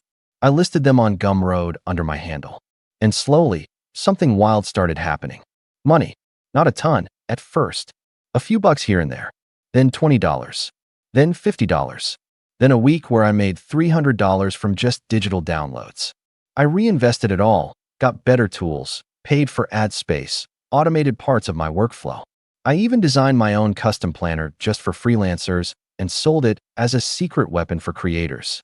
By December, I was making enough to cover food and books without touching the scholarship. By March, I was making more than my mom. And no one had a clue. It was intoxicating. Not the money, the freedom, the knowledge that I had created something completely separate from my family's narrative. I didn't need their praise, their validation, their permission. I was writing my own story now. I stopped checking Kayla's Instagram. I muted my mom's texts. I let the distance grow. And in that space, I found parts of myself I didn't even know were missing. Dev and I actually became friends, real friends, after a late-night ramen run turned into a 4-hour conversation about how both of our parents treated us like backups for someone else. We started working out together, trading playlists, helping each other prep for interviews. He started calling me the machine because of how disciplined I was. I told him about the freelance stuff eventually, and he was the first person to say, "Dude, you're going to be a beast at this. You just wait." He was right. By the end of freshman year, I'd landed 3 long-term clients, built a 5-star profile, and had a waiting list of small brands asking for help. My planner had sold over 800 copies. I was invited to speak on a student entrepreneurship panel. I even got offered a paid summer internship at a startup in New York, fully remote, flexible hours, great pay. I said yes. Then I called James. He nearly screamed through the phone. "I knew it. I knew you'd blow up." We spent 2 hours catching up, laughing about Kayla's birthday heist, and how I'd basically turned into some kind of quiet tech wizard. At the end of the call, he said, "You gonna tell your parents?" I paused, and for the first time in a long time, I smiled. "No," I said. "Not yet. Because I had a plan, and it required silence. See, I knew something they didn't. Something no one in my family had bothered to ask about during that entire year of radio silence. Kayla had a project due for one of her personal branding classes. A final. Something that would count for nearly half her grade. And it involved launching a small digital brand, complete with a logo, website, and mock social campaign. How did I know? She'd accidentally emailed the prompt to me instead of her professor. And it gave me an idea. One that would expose everything. One that would force them, all of them, to finally see me not just as the kid they ignored, but as the storm that had been quietly building in the background. But I'm getting ahead of myself. The revenge part? That's next. And when I say it shattered everything they thought they knew, I mean it broke the entire facade beyond repair. Let me tell you how I set it all in motion. It was a Tuesday when Kayla's email dropped into my inbox. Subject line: Tyler, can you look at this? LOL, I'm stuck. At first, I was confused. We hadn't spoken in months. Her number was still muted on my phone, her name buried beneath a pile of missed messages and half-written replies I never sent. I figured she was reaching out about something trivial. But when I opened the message, the full prompt for her final project stared back at me. Launch a personal brand identity for a fictional or real influencer concept. Must include logo, tagline, visual style guide, mood board, 3 social mockups, and a 1-page site preview. Due April 20th. No message. No explanation. Just that PDF and a Dropbox link to half-finished assets labeled Kayla Brand_final. I didn't know whether to laugh or scream. This was her capstone, the final project for her program. The very degree she had kept bouncing around in for years, just now finally starting to complete. And for whatever reason, desperation, laziness, or sheer entitlement, she had turned to me. The brother she'd walked over. Dismissed. Replaced. The same brother whose room she stole. Whose birthday she hijacked. Whose future she tried to erase by taking up space that was never hers to begin with. And now she needed help? It would have been easy to delete the email. Ignore her. Let her flounder. That alone would have been a satisfying kind of revenge. But something about the way she wrote, Tyler, can you look at this? Like we were still on casual, emoji-level terms, it crawled under my skin. She hadn't changed. Not at all. She still thought I was hers to summon. Still thought I was the safe little brother who'd put his dreams on pause to fix hers. But I wasn't that kid anymore. I was someone else now, someone sharper, quieter, and more dangerous. And I realized, this wasn't a favor request. This was an opportunity. So I got to work. The first thing I did was open her Dropbox folder. It was a disaster. Low-res mood board screenshots, a Canva logo with 4 different font styles, and a social media post that literally said, "You can't manifest dreams if you don't sleep pretty." I almost choked on my coffee. She had no concept of brand cohesion, no color palette, no target audience. The tagline changed every other slide. The whole thing felt like someone trying to repackage astrology memes into a TED Talk. But one file caught my attention, a voice note, just under a minute long. Curious, I played it. Okay, so if you do look at this, Tyler, first of all, hey, miss you, hope school's good. Anyway, I know you're better at this design stuff, and I just kinda need a pass, you know? It's not that serious, and you're, basically a pro. So if you can just clean it up, nothing crazy. Just make me look good. Love you. There was a soft giggle at the end. It hit me like a slap. Because that voice, casual, chirpy, shallow, was the sound I had grown up with. The soundtrack to years of being undermined, sidelined, and told to just help out, while she took the credit. And something in me clicked. I wasn't going to clean it up. I was going to light it up. But I needed to be strategic. This couldn't just be a petty sabotage. I wanted her to fall apart in real time, with everyone watching. Professors, classmates, our parents. I wanted her to come face to face with her own mediocrity, stripped of the safety net I'd unknowingly been weaving under her for years. So I started gathering intel. I dug through her old social media posts, class blogs, and even the digital portfolio she'd shared during a live stream in January. She had one thing going for her, a decent Instagram following. Mostly followers she'd racked up through influencer pods and giveaways. But it was enough to build an illusion of credibility. She had branded herself as a lifestyle vision coach, whatever that meant, with a focus on feminine energy, digital manifestation, and mindset clarity. All buzzwords. No substance. But it was perfect. I could work with this. I opened a new folder. Inside, I started building what would become my most ambitious project to date. A fully fleshed out influencer brand so convincing, so polished, and so absolutely off-brand for Kayla that she would be forced to present it without realizing it was a parody of herself. I called it Kalab, Curate Your Chaos. The tagline? Because growth isn't about healing, it's about hiding it better. The mission statement was a masterpiece of satirical fluff, carefully engineered to sound just close enough to her usual nonsense that she wouldn't question it. At Kalab, we believe the path to success is paved with aesthetic detachment and strategic emotional rebranding. Our content empowers women to monetize their breakdowns by turning every inconvenience into a story arc. I designed a logo that looked like a luxury lipstick brand trying to launch a cult. 3 vertical lines for K, an abstract B looped into the negative space, and soft, whispery colors like rose ash, dust lilac, and liminal beige. I used serif fonts with handwritten overlays to make everything feel personal yet exclusive. Then I built 3 mock posts for her social campaign. A fake quote post. Sometimes the best way to grow is to ignore the consequences. Hashtag healing is a scam, a product shot for an imaginary candle line called Mood Monet. Scents include overshare, rose plus disappointment, ghosted gracefully, citrus plus apology energy, and spiral softly, lavender plus regret. A teaser reel for her upcoming webinar. Level up without changing. A free masterclass for women who want success without accountability. I packaged it all into a glossy pitch deck, complete with graphs about emotional ROI, charts showing brand relatability growth, and a 1-page website mock-up linking to nowhere. Then I watermarked everything with her name and a fake date stamp. The piece de resistance? I added a disclaimer at the very end in tiny white text on a pale pink background. This brand concept was developed using recycled delusion and borrowed aesthetic. Any resemblance to competence is purely coincidental. I sent it to her 3 days before her deadline. No message, no context, just the files. And she used them. Every single one. How do I know? Because I created a fake class forum account under the alias Carly, complete with a profile pic from a royalty-free headshot site. I used it to watch her upload the project. She raved in the description about how this concept really captures my new direction and feels like such an authentic expression of my voice.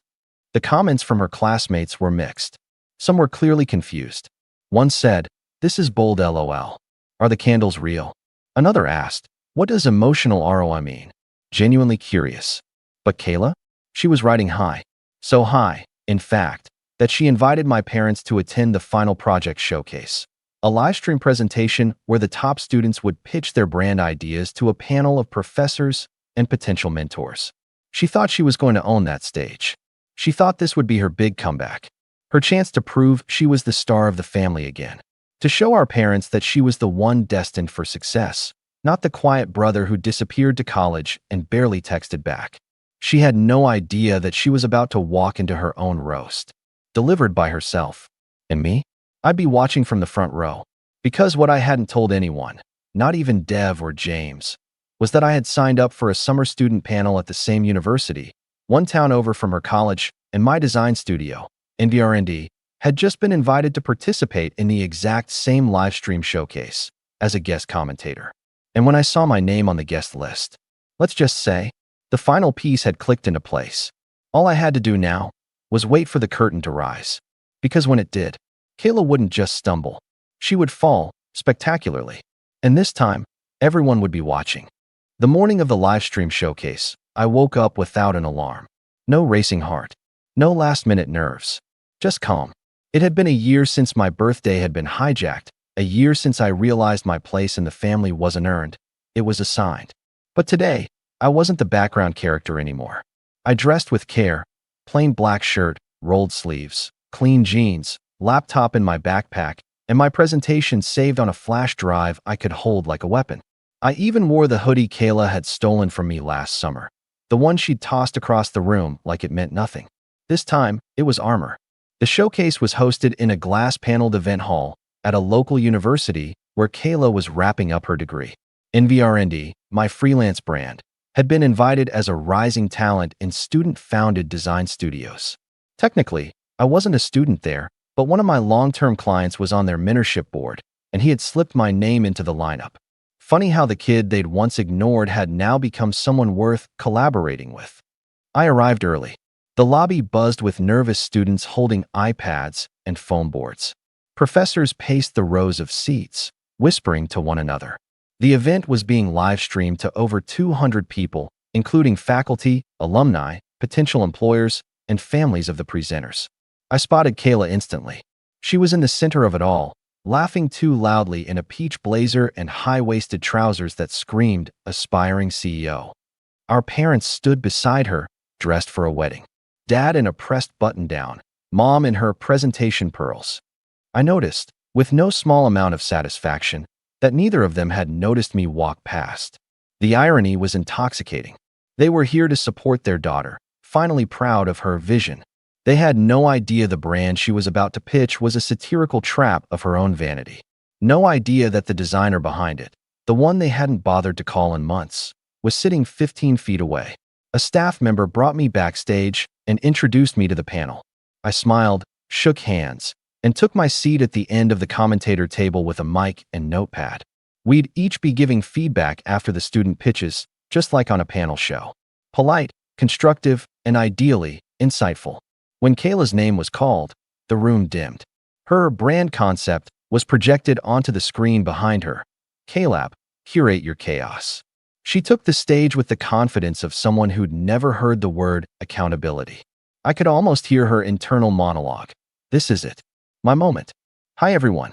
I'm Kayla, and I'm so excited to share my personal branding project with you today. My concept is about embracing imperfections, transforming emotional challenges into content currency, and creating a lifestyle that's both raw and aspirational. She clicked the remote. The first slide popped up, a glowing logo, elegant lines, pastel background. Calab is built for the modern woman who's done pretending she's healing and just wants to monetize the mess. There were a few chuckles, nervous ones. She beamed, thinking it was admiration. She kept going. Here are 3 sample posts for the campaign launch. The audience watched as the slides cycled. Sometimes the best way to grow is to ignore the consequences. Hashtag healing is a scam. Mood Monet, sense include. Overshare, ghosted gracefully, and spiral softly. Join my free masterclass. Level up without changing. For women who want success without accountability. More laughter now. Except it wasn't admiration anymore. It was confusion, disbelief, a ripple of what am I looking at, running through the rows of professionals and parents. Mom's face had frozen in a weird half-smile. Dad stared straight ahead, blinking. Kayla didn't notice. Now, here's a look at the mock website. You'll see brand pillars like emotional ROI, aesthetic avoidance, and weaponized softness. She paused. The screen glitched slightly, then returned.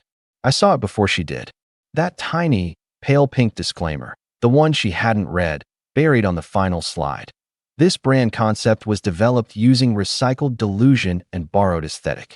Any resemblance to competence is purely coincidental. Someone in the back snorted. Then came the silence. A professor leaned toward his mic. Kayla, I'd like to ask, did you develop this concept yourself? Her smile faltered. Yeah, of course. You wrote the tagline and developed the visuals? Yes, all me. I flipped on my mic. I actually have a quick question, if that's all right. Her head jerked toward the panel, eyes narrowing. She hadn't noticed me until that moment. And when she did, really saw me, seated behind the commentator nameplate that read Tyler M., founder, NVR&D Design, her mouth opened just slightly.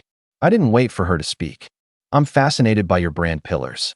Aesthetic detachment and emotional rebranding. Could you define those for us? She stammered. Well, it's like detaching from external expectations and, reclaiming emotions through storytelling. For content. I nodded slowly. So essentially, packaging vulnerability as a product? Yes, she said quickly, relieved. Exactly. Even if the vulnerability isn't real? She blinked. What? I gestured at the screen. Because, correct me if I'm wrong, but this entire concept hinges on the idea of exploiting personal flaws for engagement, not growth, not healing. Just aesthetic repackaging. She faltered. Well, that's a little. It's a metaphor. Except it's not. I replied gently. It's a mirror. The room had gone dead quiet. Your presentation is a satirical echo of influencer culture. It's almost too perfect. Like someone designed it to expose exactly how shallow this space can be. Almost like it was made on purpose. A professor leaned in again. Kayla, can you walk us through your process for creating this? She was pale now. Her voice cracked. I collaborated. A little. With who? She looked right at me. I think I misunderstood the tone. I didn't realize what? Another panelist asked.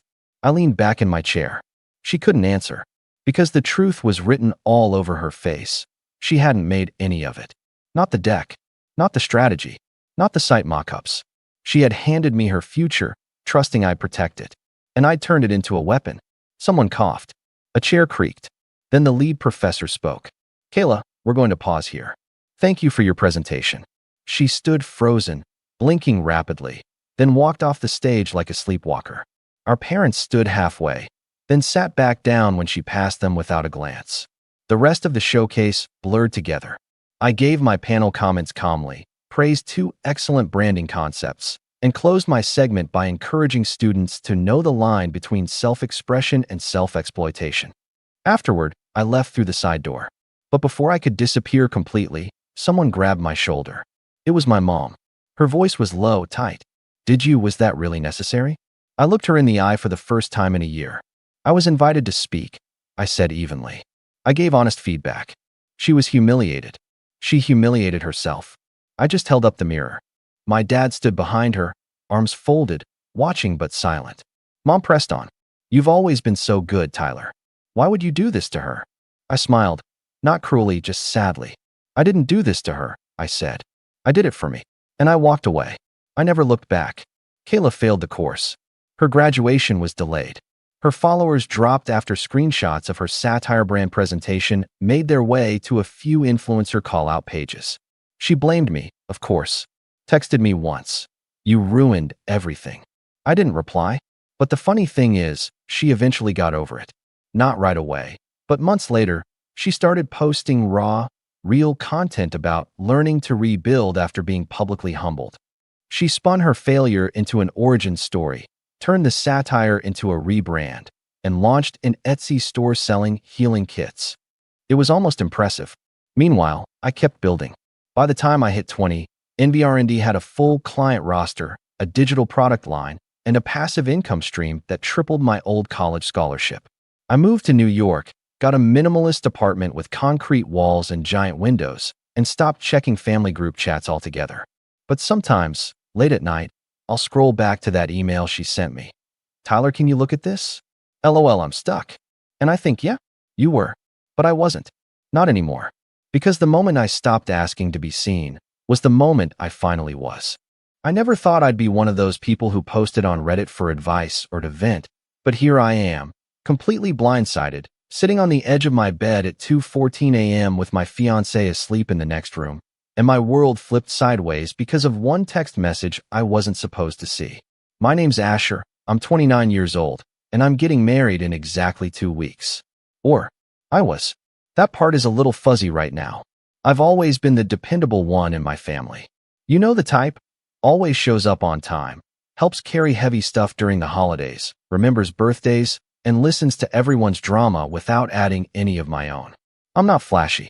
I'm not the loud one. I'm not the golden child either. That would be my older sister, Morgan, 31, surgically attached to her phone, and always armed with some thinly veiled insult wrapped in a compliment.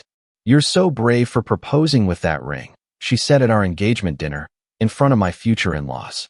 That sort of person. Morgan's always had a way of turning everything into a performance, especially when there's family around. She's the queen of the backhanded remark and the tearful confession that conveniently makes her the victim. And the worst part? My parents eat it up. Every time.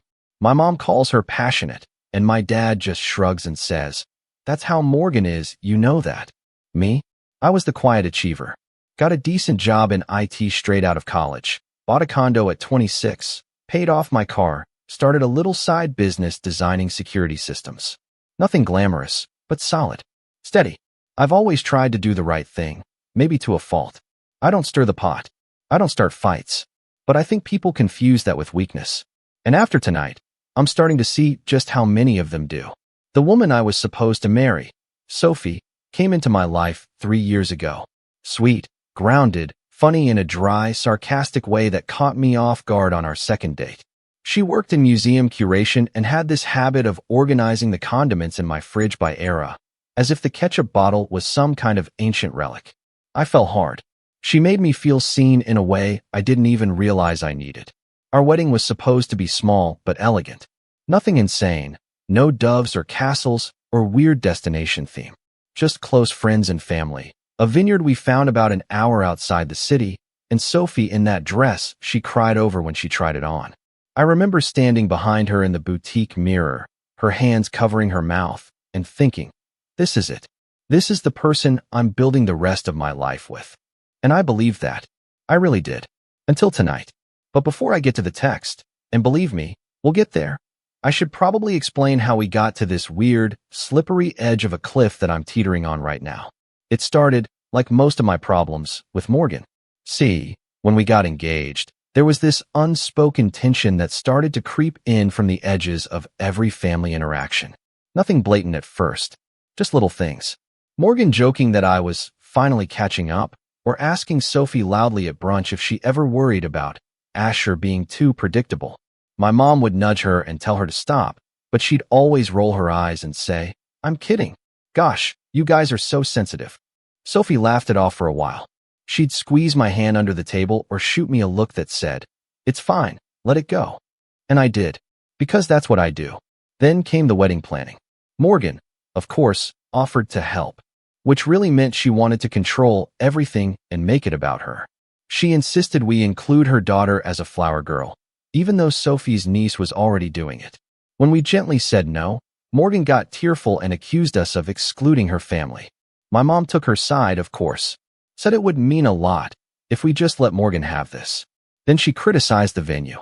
Too rustic, she said. Don't you want something more elegant? Then the invitations. Kind of bland, right? She tried to get Sophie to change her dress after she saw a photo, saying it washed her out. Sophie was furious, but Morgan just laughed it off again. It's just my opinion. You don't have to take it so personally. It was exhausting, and it was all the time. Group chats became war zones. My mom would chime in to defend Morgan, and when I pushed back, I'd get a call from my dad saying, just let her have a few things, Asher. She's going through a lot. What exactly Morgan was going through was never clarified. As far as I could tell, she was still in the same marketing job she'd had for years, still living in that suburban McMansion her ex left her, still very invested in making herself the center of attention at every possible opportunity. Things hit a weird high point when she insisted on throwing us an engagement party at her house. She said it would be just family and a few close friends, and Sophie reluctantly agreed after some pressure from my mom. It was a disaster. Morgan gave a toast halfway through that sounded more like a TED Talk about being single and independent. She actually said, Sophie, if you ever need a break from all of Asher's routines, just call me. I'll sneak you out. Everyone laughed. I smiled through it. Sophie didn't. She avoided Morgan the rest of the night. After that, I told my mom, very directly, that Morgan needed to step back. That Sophie and I had everything under control, and we didn't need her constant input. My mom sounded wounded. She's your sister, Asher. She's just excited for you. But it didn't feel like excitement. It felt like sabotage wrapped in sarcasm. We scaled back. Stopped inviting Morgan to planning meetings. Took her out of the group chat. She noticed, obviously, and made some passive-aggressive Facebook posts about being excluded by people you love. Whatever. I let it go. I told myself it was almost over. Just make it through the next few weeks, and then it'll be done. And then tonight happened. Sophie had gone to bed early. She was exhausted, had a long day setting up last-minute details with the florist. I was lying on the couch, mindlessly scrolling my phone, half watching an old rerun of The Office, when her phone buzzed on the kitchen counter. Now, I'm not the type to snoop. I never have been. But the screen lit up, and the message preview was just odd. It was from Morgan, and it said, "Don't forget, no second thoughts. He's safe." Boring. That's what you wanted, remember? I stared at it for a long second, just long enough for the phone to dim again. Then I picked it up. I didn't even hesitate. And what I found cracked something wide open in me that I don't know if I can put back together. That's where things start to unravel. Fast. I sat there on the couch for a long time, Sophie's phone heavy in my hand, staring at that single text from Morgan like it was some cursed artifact that had the power to unravel everything I thought I knew. My thumb hovered over the screen. I wasn't going to open her phone, I told myself. I respected her privacy. I trusted her. I loved her. But something inside me, something quiet and cold and sharp, told me that if I didn't look now, I'd never forgive myself. So I tapped the screen, unlocked it with the code I knew, her birthday, and opened the thread with Morgan. It wasn't one message. It was a whole conversation. Weeks long. At first, it was just Morgan doing what Morgan does. Mocking, poking, always trying to stir something. You sure you want to do this? A wedding feels so final, you know? Then another one. Asher's sweet, but don't you think it's all a little safe? You used to dream bigger. And Sophie? She didn't push back. She didn't defend me. She agreed. I know. Sometimes I think I just picked the safe choice, she wrote back. He'll never leave. He's stable. It's just not exciting, you know? My heart dropped. There were more. So many more. Do you ever think about what life would be like if I'd just moved to Boston instead? Morgan, all the time. But hey, you'd never get the kind of devotion Asher gives you from someone exciting. You'd have to earn it. Sophie, yeah. It's like being loved by a golden retriever. Sweet, loyal, always there. But sometimes I just want to scream. She didn't mean for me to read that. I know she didn't. But I did. And it felt like someone had poured acid down the back of my throat. I didn't read everything. I couldn't. I closed the app, locked the phone, and just sat there. Breathing. Or trying to. I could still hear her soft breathing from the bedroom. The woman I'd been planning a future with. The woman who smiled at me this morning and asked if I wanted waffles or eggs. And all I could think about was how I had been so careful, so intentional. Every step of our relationship had been slow, thoughtful, real. I thought we had built something unshakable. But apparently, I was just the safe choice. And suddenly, everything started clicking into place. The distant looks when we went to dinner with my friends. The hesitation in her voice when we were doing the seating chart. The fact that she hadn't posted about the engagement in over a month, even though she used to update her Instagram story like it was a second job. I'd been writing it off as stress, nerves, pressure from Morgan. But maybe I was just ignoring the truth because it was easier than facing it. I didn't sleep that night. I stayed up, playing the messages over in my head, wondering what else I'd missed. And by the time the sun rose, I had made two decisions. 1, I wasn't going to say anything. Not yet.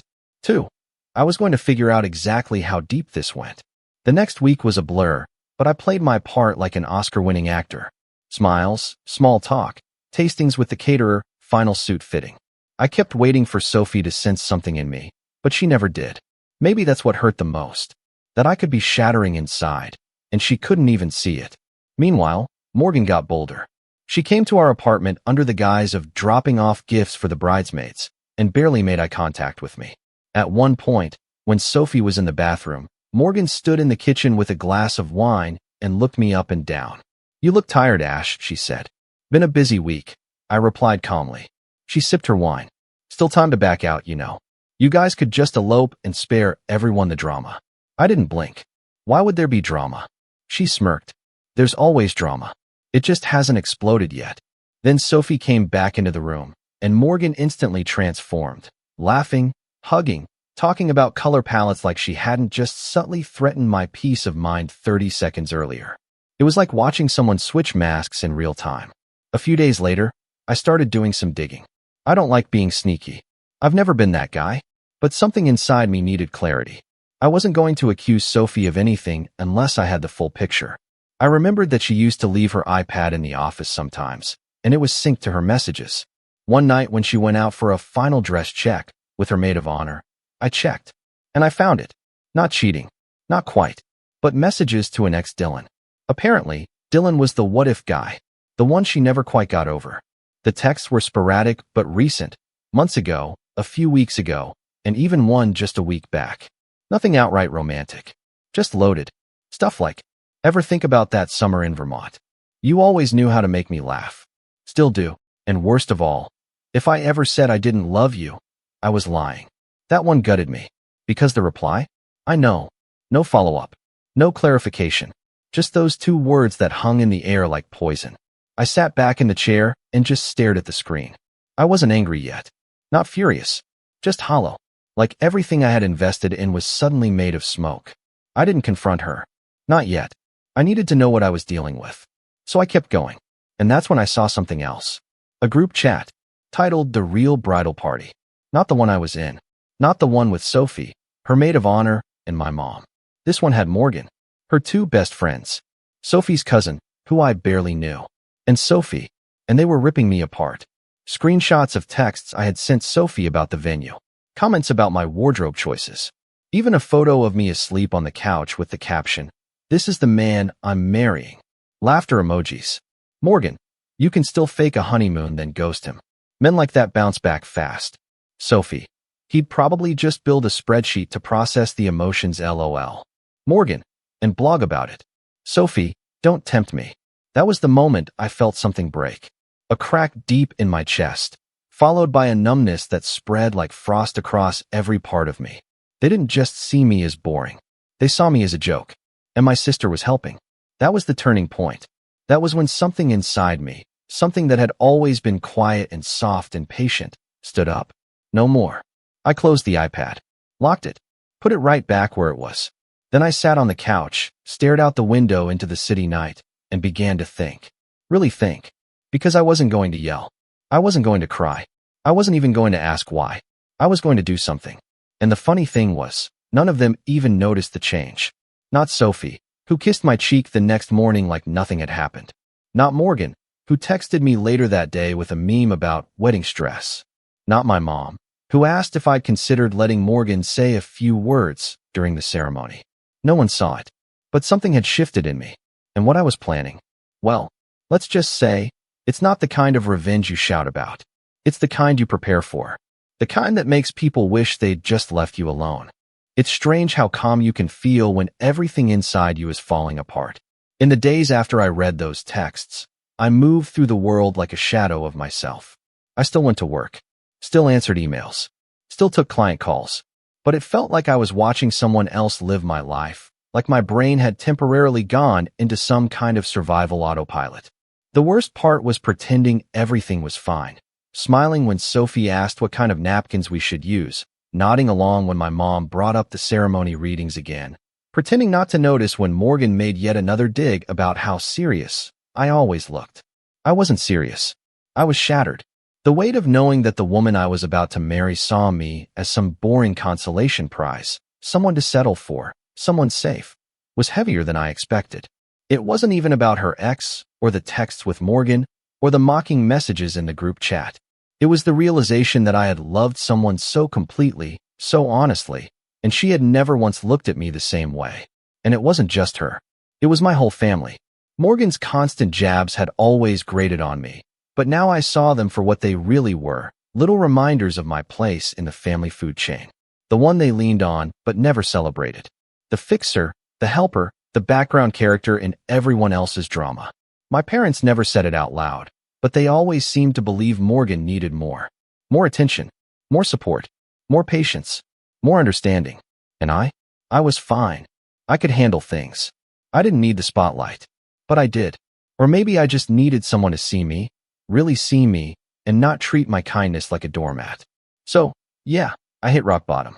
I started staying late at the office, even when I didn't need to.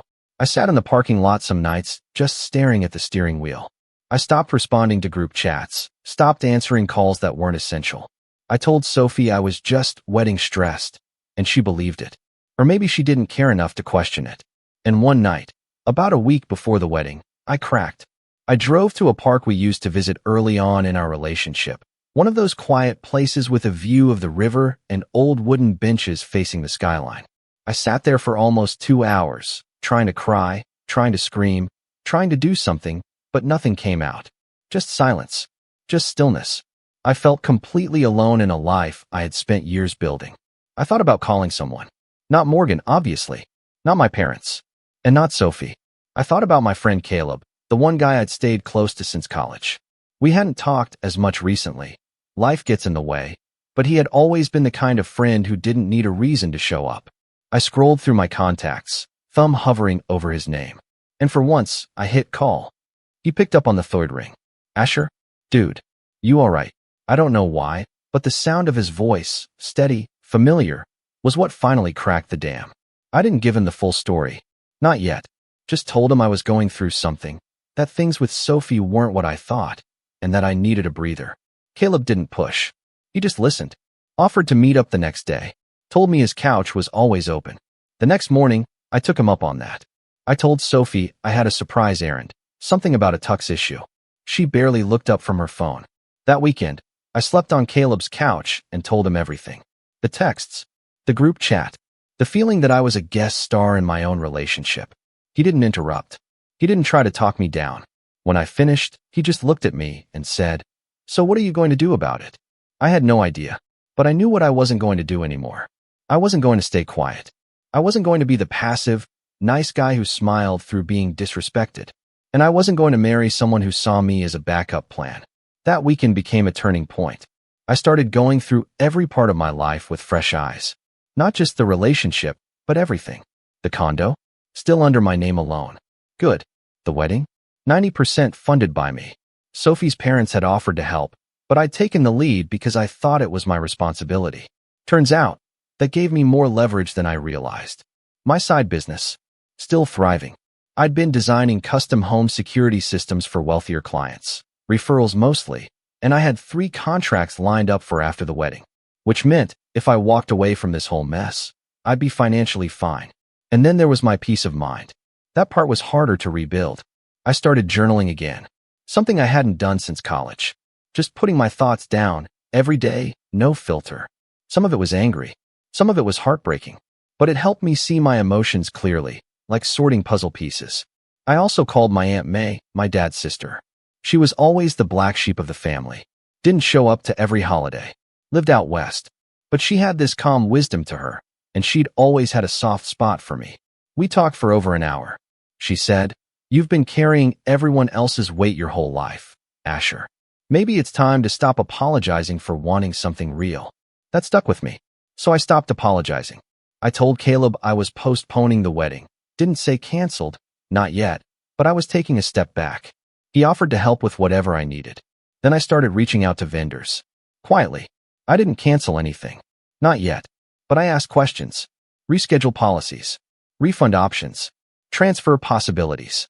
I spoke to the venue coordinator, a woman named Talia who, to my surprise, remembered me by name. "Asher? Oh, you're the polite groom. Not like the other one."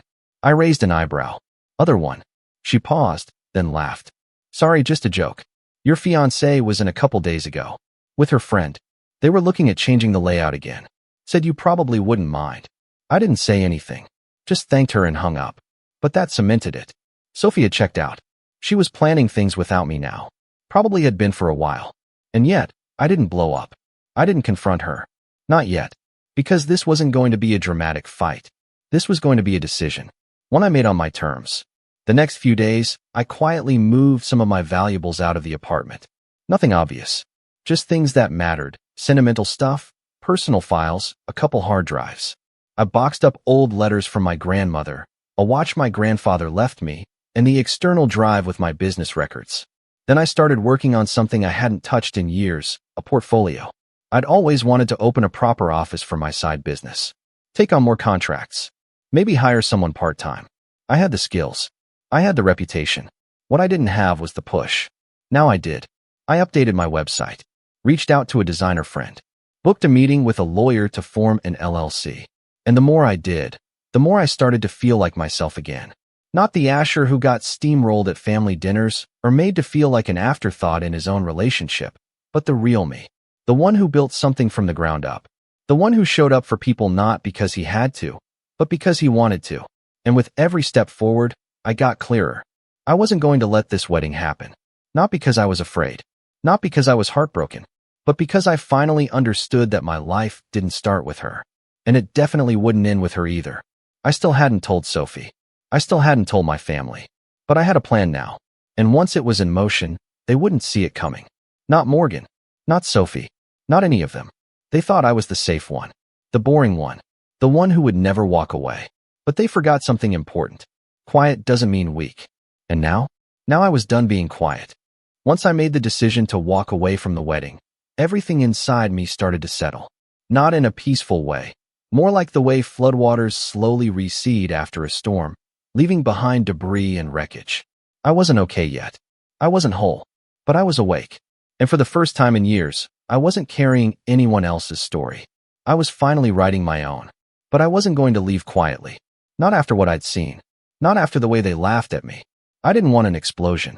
I wanted something quiet, smart, deliberate, something that would stick, that they'd remember. I started with Sophie. Not directly. Not yet. But I began weaving my exit plan in the background like I was setting up a chess endgame. Slow, silent, piece by piece. First, I visited the venue alone. I requested a private appointment with Talia, the coordinator, and told her I needed to make a few changes. I brought coffee. I smiled.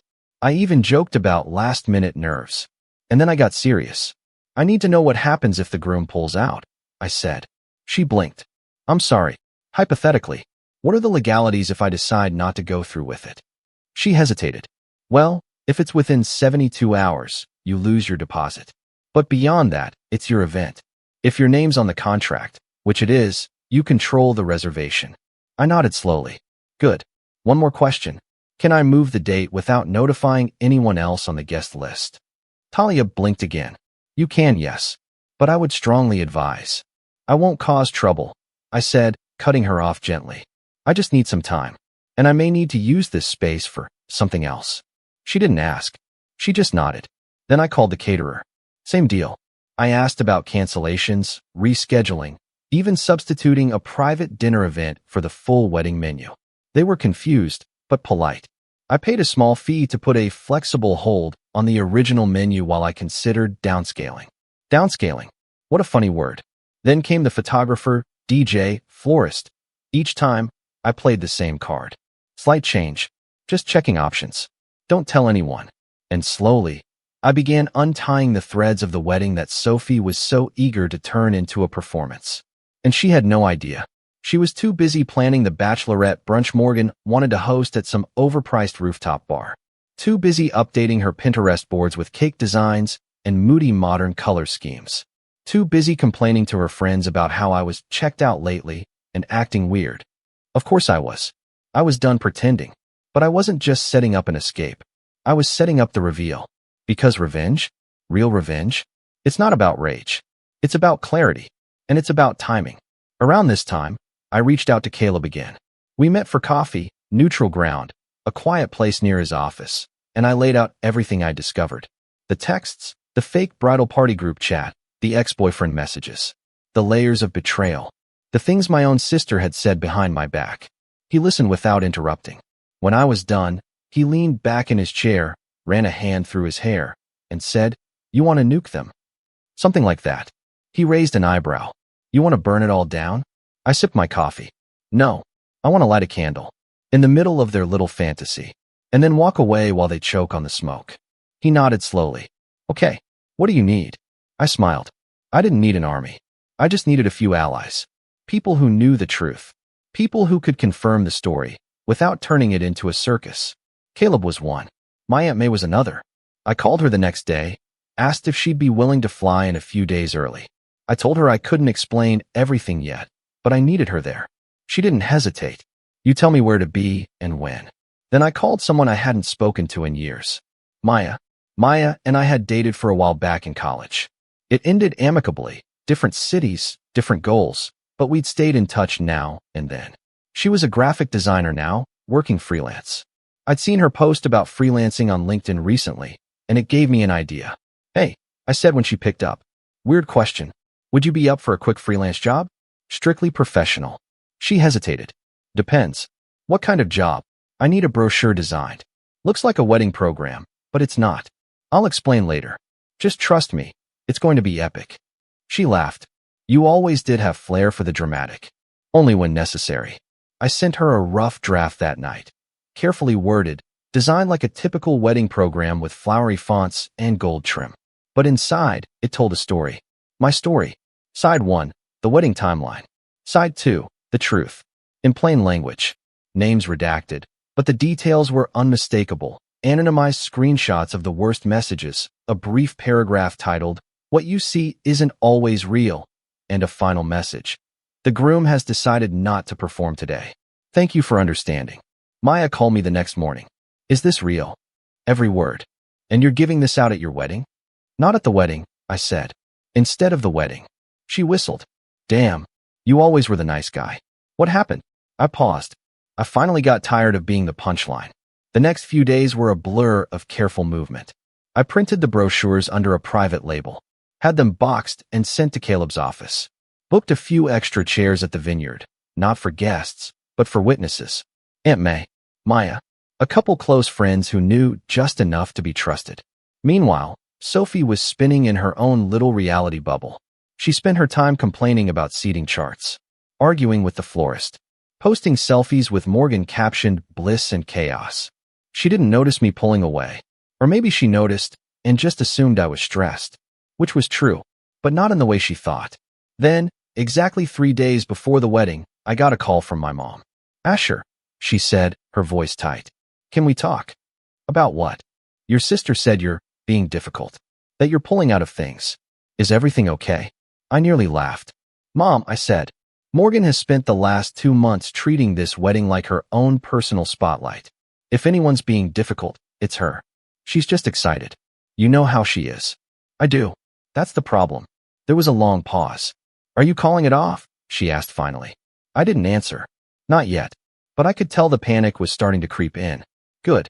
Because panic makes people sloppy. And I was almost ready. The night before the rehearsal dinner, Sophie and I were supposed to do a quiet dinner together. No phones. No distractions. Just us. Her idea. I agreed. And then I didn't show up. I left my phone at Caleb's. Let it ring.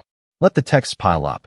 And I watched the clock tick past each minute she waited for me, wondering, maybe for the first time, if something was really wrong. She came home after midnight. I was already in bed. Lights off. Eyes closed. She didn't say anything. Neither did I. The next morning, rehearsal day, she left early. Morgan texted me a series of question marks around 10 a.m. My mom called at noon. I didn't respond to either. Because it was time. Time to stop being the dependable one. Time to stop being their placeholder. Time to show them who I really was. And I had one more move left on the board. One more surprise. Because the wedding was still happening. They just weren't ready for the version they were about to walk into. I woke up on what was supposed to be my wedding day at 6 a.m. sharp. The sky outside was overcast, gray and heavy, like it knew what was coming. I stood in the middle of the condo, surrounded by the remnants of a life that was about to be left behind. Sophie had already gone ahead to the vineyard that morning. She'd stayed at a hotel with her bridal party the night before, probably sipping mimosas, getting her hair done, taking selfies captioned, "Ready for forever." I made coffee, put on my suit, but not the one I had tailored for the wedding. No, I wore the charcoal gray one I wore to client meetings, clean, crisp, professional. Because today wasn't a wedding. It was a presentation, and I was about to deliver the keynote of my life. By 9 a.m., I arrived at the venue, quiet, early. The vineyard was beautiful in the morning fog. Talia, the venue coordinator, greeted me with a nervous smile. "Are you sure about this?" I nodded. "Just make sure the staff is in position and no one interrupts the usher." She handed me the box. Inside were the custom programs Maya had designed. Elegant, deceptive, brilliant. They looked just like normal wedding brochures. Names in gold script, a timeline of the ceremony, a heartfelt quote on the back. "Love doesn't make the world go round. Love is what makes the ride worthwhile." But inside was the truth. The middle spread was a cleanly written, concise story, my story, with redacted names but clear timelines, clearly cropped screenshots, the golden retriever text, the "he'll never leave" quote, and a piece of the real bridal party chat with enough context to sting, and a message that read, "To our dear guests, I thank you for showing up today. Unfortunately, this ceremony will not be going forward. I have learned, too late, that love without respect is a performance. That trust is not a gift to be laughed at. And that loyalty, without honesty, is not love at all. I've chosen to walk away, not in anger, but with clarity. May you all choose partners who see you, value you, and don't secretly pity the life they build with you." Asher. Each program was sealed with a ribbon, placed on every guest chair. At exactly 10:45 a.m., 15 minutes before the ceremony was supposed to begin, Caleb, dressed like a groomsman, started handing them out with a calm smile. People assumed it was part of the event. Most didn't open them right away. But when they did, the ripple began quietly. Soft gasps, confused murmurs. One woman actually clutched her chest and said, "Oh my God." The buzz grew louder as more guests read. My Aunt May stood at the back near the refreshment table, sipping tea like she wasn't watching a social grenade go off. Then Morgan showed up. Late, of course, wearing a ridiculous designer gown that clearly cost more than my entire catering budget. She waltzed in like she was the star of a red carpet event. She smiled, waved, and the second she saw Caleb handing out the programs, her smile dimmed. She grabbed one, opened it, and froze. I was watching from the groom's suite via security feed.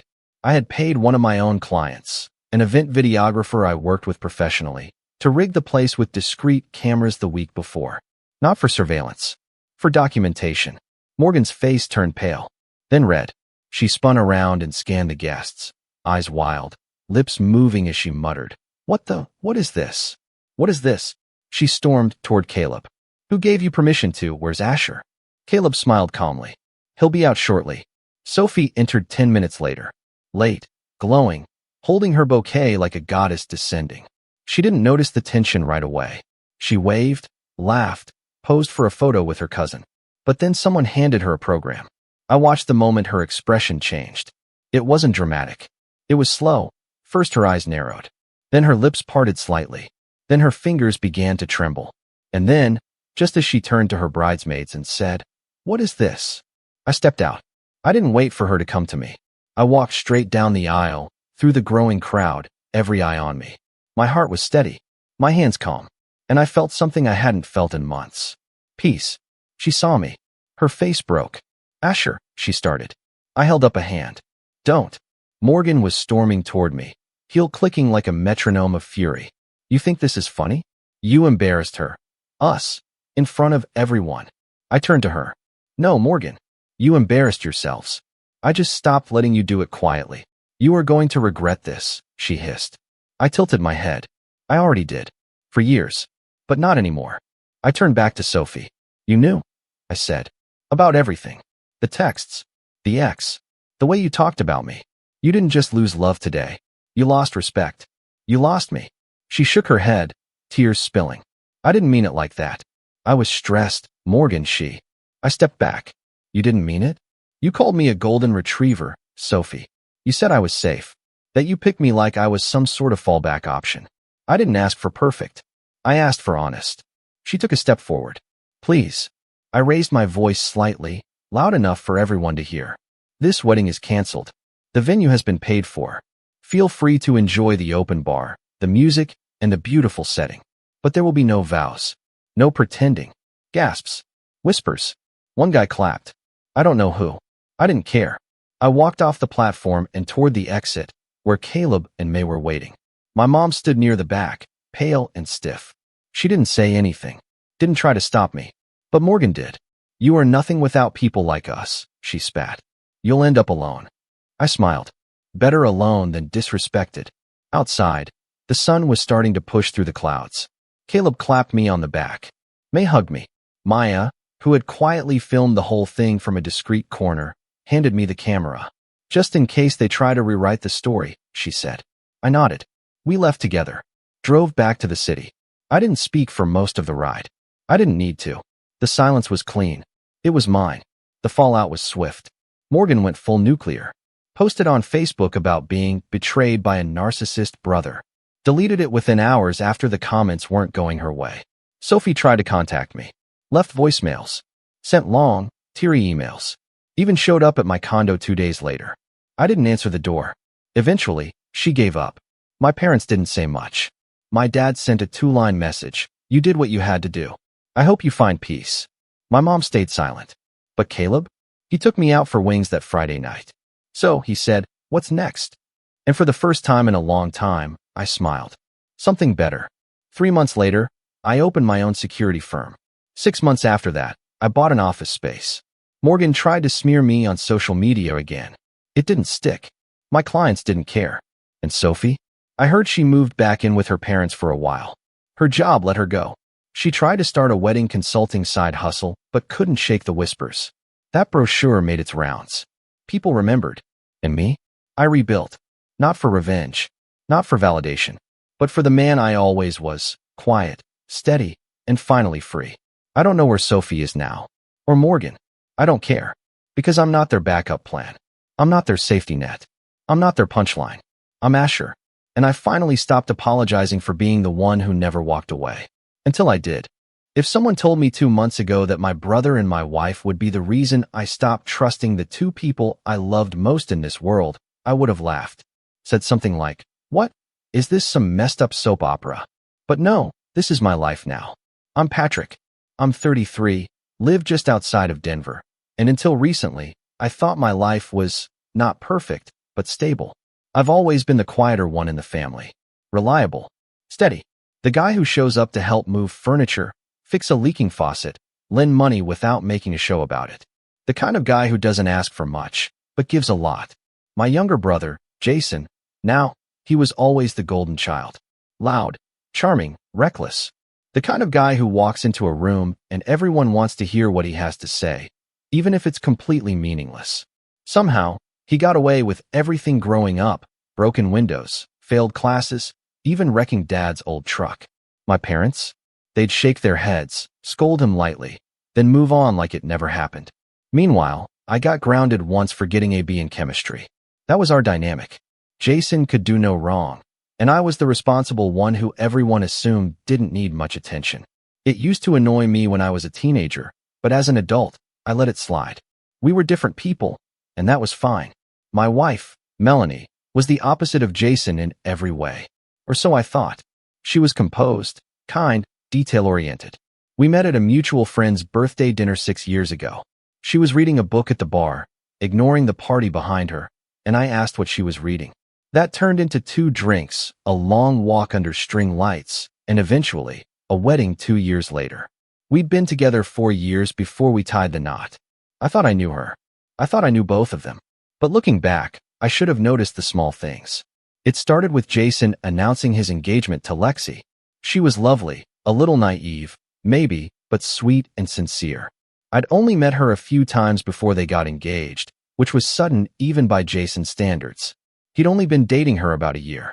My parents were ecstatic. She's exactly what Jason needs, Mom said. Someone who brings him down to earth. Lexi would laugh at Jason's jokes like they were the funniest thing she'd ever heard, even when they were objectively terrible. She made him look like a hero, and Jason loved that. What I didn't expect was how often Jason started showing up at our place after getting engaged. At first, it was random. He'd drop by unannounced on a Tuesday night with a 6-pack, wanting to catch up. I didn't think much of it. Brothers hang out. Melanie would cook dinner, and the 3 of us would sit around talking. I noticed they got along really well. Too well, in hindsight. They'd tease each other, share inside jokes I wasn't part of, even exchange glances sometimes when I'd say something that didn't quite land. It wasn't overt. It was subtle enough that I brushed it off. But then it started happening more frequently. Jason would text Melanie directly, asking if he could come over while I was still at work. I found that out by accident, when her phone buzzed while we were watching a movie and his name popped up with a message. Still on for tonight? He working late. I remember the chill I felt. I asked her casually, "Why's Jason texting you about tonight?" She didn't even flinch. He wanted to watch the new episode of that sci-fi show I told him about. You said you didn't like it, remember? Her explanation was smooth, easy, and at the time, believable. Still, something felt off. I told myself I was being paranoid, that I was just tired, that I trusted her, and Jason was my brother. But things kept piling up. One night, I came home early from work, earlier than planned. Melanie wasn't expecting me. I opened the front door and heard laughter from the kitchen. The kind of laughter that makes your stomach twist. I walked in, and there they were, sitting at the table, sharing a bottle of wine, leaning in close. Not touching, but not far off. They both looked up a little too quickly. Melanie stood up like she'd been caught. Jason, on the other hand, grinned and said, "Hey man, surprise visit, huh?" I didn't say anything about it. Not that night. Not the next day. But the seed was planted. My trust had cracked. I started noticing other things, how she locked her phone more often, how Jason always managed to bring up Melanie in casual conversation, how she suddenly had new perfume that I never saw her buy. I knew something was going on, but I didn't want to believe it. I needed proof. Solid proof. And I got it, 1 week before Jason's wedding. It was a Thursday night. I'd been working late again, or at least that's what Melanie thought. In reality, I'd left early and parked down the block. I waited. I watched. And just like clockwork, Jason's car pulled into our driveway. I waited 5 minutes, then another 10, and walked up to the house. I didn't make a sound. The lights were dim, but I could hear them. Not just voices, whispers, giggles. I opened the door quietly and stepped inside. And that's when I saw it. My wife. My brother. On our couch. Together. I froze. For a second, I couldn't breathe. I wanted to scream, to throw something, to tear the whole room apart. But I didn't. I walked out just as quietly as I'd come in and drove away. I didn't confront them. Not then. Not yet. I wasn't going to give them the satisfaction of an explosion. I needed to think. To plan. And the first thing I thought was, Lexi. She deserved to know. The next morning, I sent her a message. Just a simple, hey, I think we need to talk. It's important. She agreed to meet at a coffee shop near her work. She looked nervous when she arrived, worried, even. I didn't waste time. I told her what I saw. I gave her the timeline, the patterns, even showed her a screenshot of a message I'd managed to snap from Melanie's phone the week before, a message from Jason that said, last night was insane. I can't stop thinking about you. Lexi stared at me for a long time. Then she smiled. Not a kind smile. A sharp one.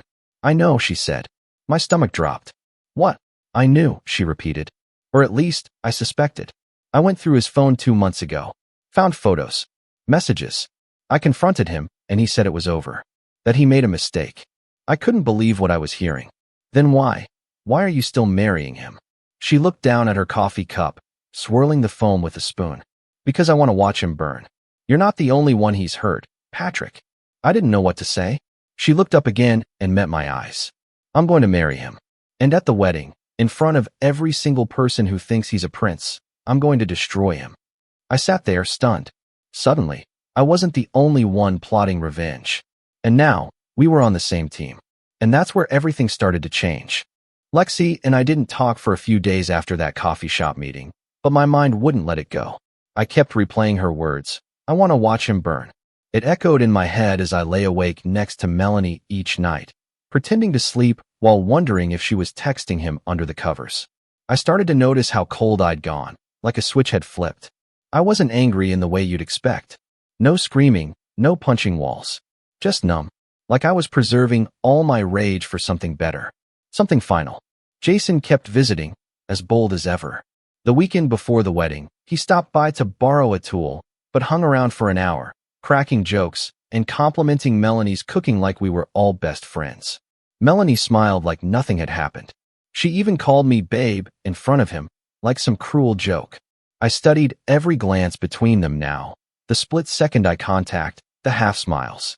It was a show, and I was the only one not laughing. My parents, as usual, were blind. Or maybe they just didn't want to see it. Jason was the star of the family, always had been. I was just the background character. The guy who never caused trouble. At dinner the Sunday before the wedding, Mom asked me, Patrick, when are you and Melanie going to start trying for kids? Jason snorted into his wine, and Melanie blushed, not the good kind. The kind you get when you're caught off guard. I stared at her for a full beat. Maybe not while we're still sharing her with someone else, I said, not even raising my voice. The table went silent. Dad cleared his throat. That's not funny, son. Jason chuckled nervously. Come on, man. What's that supposed to mean? Melanie spoke quietly. Patrick, can we not do this here? I'm just answering a question, I said. She asked. I answered. My mom shook her head like I'd embarrassed them. You know, sometimes it feels like you just want to ruin the mood. I nearly laughed. That's what this family thought of me. The mood ruiner. Meanwhile, Jason could nuke the whole house, and they'd blame the oven. That night, I barely spoke on the ride home.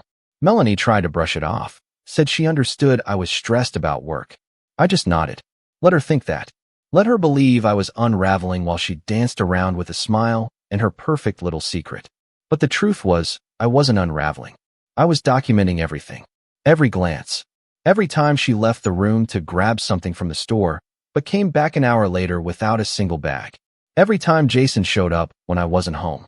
I even started recording our doorbell cam and checking the timestamps against her texts. I was building a case, slowly and methodically. Then came the rehearsal dinner. It was held at a high-end restaurant downtown, rented out entirely for the occasion. Everyone was there, extended family, co-workers, even Lexi's college friends who flew in from out of state. Jason strutted in wearing a white dress, shirt unbuttoned just enough to look cocky, his arm around Lexi like he was a movie star. Melanie and I walked in together, her hand tucked lightly in mine like nothing was wrong. She looked beautiful. It made me sick. We took our seats, and I watched Lexi from across the room. She was radiant, smiling brightly, toasting with champagne. But every now and then, I saw it. The flicker in her eyes when Jason wasn't looking. A darkness. A plan brewing. There was a moment, mid-toast, when Jason stood up to thank everyone. None of this would have been possible without my amazing fiancé, who believed in me even when I didn't believe in myself. The room applauded. He kissed her on the cheek. She smiled, held his hand, and leaned into the microphone. And I want to thank someone else, someone who reminded me recently that trust isn't just about blind faith. It's about truth. And truth, my friends, is a funny thing. It always shows up eventually. There was a pause. Not long, but long enough to feel it. Jason laughed like it was a joke. Melanie looked nervous. I just sipped my drink. After the dinner, Lexi found me outside while I was smoking a cigarette I didn't even want. She looked tense. "You still good?" I asked. She nodded. "I've got everything ready. The slideshow, the audio, even the seating chart." I blinked. "The seating chart?" "Trust me," she said. "Everyone important will be exactly where I want them." There was something unnerving about how calm she was. But I respected it. We were two betrayed people holding knives behind our backs, smiling until the curtain dropped. Back home, Melanie was quiet. She curled up next to me in bed and whispered, "You've been distant lately." I turned toward her slowly. "Have I?" She nodded. "Is it us?" "Maybe," I said. "Maybe I'm just realizing we're not who I thought we were." She looked at me like she wanted to say something. Maybe she would have confessed. Maybe she would have lied again. I didn't care. I just watched her in silence, waiting for her to fall asleep so I could slip out of bed and add another note to my file. The night before the wedding, Jason texted me. "Nervous as hell. You ever get cold feet before yours?" I stared at the message for a long time. Then I typed, "A little," but I ignored it. That was my mistake. He replied with a laughing emoji and "Classic you, bro." I wanted to throw my phone through the window. The morning of the wedding, everything felt too calm. The sky was clear. The venue, a massive hall just outside the city, was decorated with white roses and navy ribbons. I showed up in a tailored suit, hair combed, shoes shining like it was any other wedding. I nodded to guests, hugged an aunt, shook my dad's hand. Jason was in the groom's suite, cracking jokes with his groomsmen. He gave me a side hug. "Can you believe it, man?" Me, finally locking it down. I stared at him. "Yeah," I said. "I believe it." He grinned. "You've always been the boring one. Stable. I'm the risk taker. But look who's getting married first." I smiled just enough. "Yeah, look." Melanie arrived shortly after, slipping into her seat like a dutiful wife. She wore a pale blue dress and that same signature perfume I used to love. It made me nauseous now. She leaned in. "You okay?" "Never better," I said. The ceremony was beautiful, choreographed like a movie. Lexi walked down the aisle to soft piano music, her dress elegant and simple. Jason looked smitten. I could almost believe it was real. Then came the reception. Dinner was served. Toasts were made. Jason stood and gave a speech, full of gratitude and charisma. "And finally," he said, "to my beautiful bride, you're the light of my life. I'm the luckiest man in the world." Everyone applauded. Lexi stood. She tapped her glass with a fork. "Before we get too drunk, I have something to share. A little surprise." Jason looked confused. "Nervous? What are you doing?" Lexi smiled. "You'll see." The lights dimmed. The projector flickered on. A slideshow began. Pictures of their relationship. Beach trips. Holidays. Laughing selfies. The crowd cooed and clapped. Then the photos changed. A screenshot of Jason's texts. Explicit. Unmistakable. A blurry photo of him kissing someone who wasn't Lexi. Another message. "She'll never know. I've got her wrapped around my finger." Gasps rippled through the room. Melanie turned white. Jason stood up. What the hell is this? Lexi smiled coldly. Truth. He lunged toward the projector, but someone had locked the laptop case. People were whispering. A cousin had their phone out. My mother stood frozen, wine glass trembling in her hand. Melanie looked at me, eyes wide, pleading. I didn't move. Jason's voice cracked through the ballroom like a glass shattering in slow motion. Turn it off. Turn it off. He was storming toward the projector, swatting at the screen like a man drowning in his own lies. Someone, maybe one of Lexi's college friends, shouted, Is that Melanie? Another voice followed. Isn't that his brother's wife? And just like that, the avalanche began. My mom looked like someone had just dropped a live wire in her wine glass. She stood, stiff and pale, lips parted as if words might fall out. None did. My dad was frozen, trying to compute what he was seeing. Jason yanked the cord from the projector, and the screen went black. But it didn't matter. The damage was done. Half the guests had already seen enough to connect the dots. Phones were buzzing. Lexi was gone, just walked off the stage with her head held high. I didn't even notice when she slipped out until I heard a door shut somewhere in the distance. I stayed rooted in my seat. Melanie, across the table, was staring at me like a ghost. Not Jason. Me. She knew. She knew this wasn't just Lexi's revenge. It was mine too. Jason turned to me like a man possessed. You knew? He hissed, chest heaving. You knew and you didn't say anything? I stared at him for a long second and took a slow sip of champagne. I guess we both kept secrets. He started toward me, but two of his groomsmen caught his arms. Not here, man. Just stop. Melanie stood, voice shaking. Patrick, we need to talk. I stood too. We're long past talking. And then, without another word, I walked out of the hall, slowly, calmly, like I was leaving a funeral. Which, in some ways, I was. That was the day I lost two of the people I loved most. The day I became the guy everyone suddenly had an opinion about. The quiet brother who let it all play out like a ticking time bomb. The husband whose wife cheated with his own flesh and blood. The villain or the hero, depending on which side you asked. But for me, it was the day the fog lifted. And everything after that was harder and yet clearer. The days that followed were brutal. I didn't go home that night. Slept in my car at a gas station off the interstate. I didn't want to face the house we'd built together, the one I now saw as a crime scene. When I finally did return, I half expected Melanie to be gone. But she wasn't. She was waiting in the living room, sitting stiffly on the edge of the couch with her suitcase beside her and a stack of papers in her lap. She stood when I walked in. Patrick, please. I walked right past her, grabbed a duffel bag from the hall closet, and started filling it. I messed up, she said. Her voice cracked. I was lonely. You were always working, always tired. Jason, he was there. I zipped the bag without looking at her. You cheated, Melanie. Not because you were lonely. Because you wanted to. That's it. Tears started to fall. He said he loved me. He said you didn't. I spun around. Don't you dare. Don't you dare try to justify what you did by turning this around on me. I gave you everything. I gave you my trust. My home. My future. And you threw it away for some attention from my brother. She flinched. You're right. I did. I'm sorry. I paused at the door, heart pounding. Then I left. I stayed with a friend for a week. Marcus, a guy I knew from college. He had a spare room and a quiet way of not asking too many questions. I slept like the dead, waking up only to eat, shower, and stare at the ceiling, trying to make sense of it all. I kept getting texts. From my mom, we need to talk. From Jason, this isn't how it should have gone. From Melanie, I still love you. I blocked them all. Except Lexi. She texted me 3 days after the wedding. Hope you're okay. If you ever need someone to talk to who understands, I'm here. I didn't reply at first.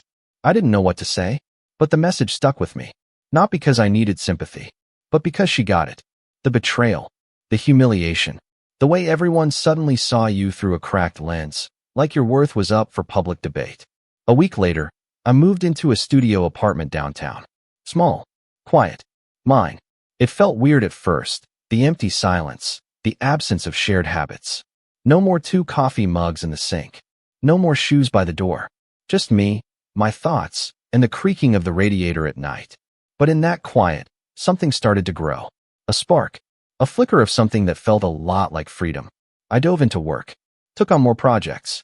Stayed late without feeling like I had to rush home. I started going to the gym again. Not because I was chasing some revenge body cliche, but because I needed to feel strong. In control. I watched my shoulders square up again in the mirror. My eyes stopped looking tired. I got therapy too. I didn't tell anyone. I just walked into a downtown office one Tuesday and sat down in front of a woman named Dr. Evans. She didn't talk much at first. Just listened while I unloaded everything. The betrayal, the guilt, the rage, the numbness. I told her I felt like a fool. Like a supporting character in someone else's twisted drama. She told me something I didn't expect. Patrick, she said, sometimes people betray us not because we're weak, but because they assume we'll forgive them. That's not weakness. That's trust. And they broke it. That stuck with me. I started journaling. Nothing fancy, just messy notes, bullet points of thoughts and memories. The day I realized something was off. The moment I saw them on the couch. The silence in the car ride to the rehearsal dinner. It helped. It gave structure to the chaos in my head. About a month later, I bumped into Lexi at a bookstore. Completely unplanned. She was holding a stack of hardcovers and looked more peaceful than I'd ever seen her. She saw me, paused, then smiled. Hey stranger. We went for coffee again. Just two people with scars, not looking for anything, but needing to be heard. She told me her family had been split over the wedding stunt. That some people called her dramatic or cruel. But she didn't regret it. He needed to be exposed, she said simply. And I needed to take my power back. I nodded. I get it now. We kept talking after that. Casual, friendly, supportive. And yet, underneath it, there was this strange sense of shared survival. We'd both been shattered by the same people. And we were both piecing ourselves back together, one breath at a time. The final nail came when I got the divorce papers. Melanie sent them through a lawyer with a handwritten note clipped inside. I'm sorry. Truly. I hope someday you find peace. I signed them without hesitation. Peace wasn't something I found in a courtroom or a settlement. It came slowly, through quiet nights and honest mornings. Through not checking my phone every 2 minutes. Through learning to enjoy my own company.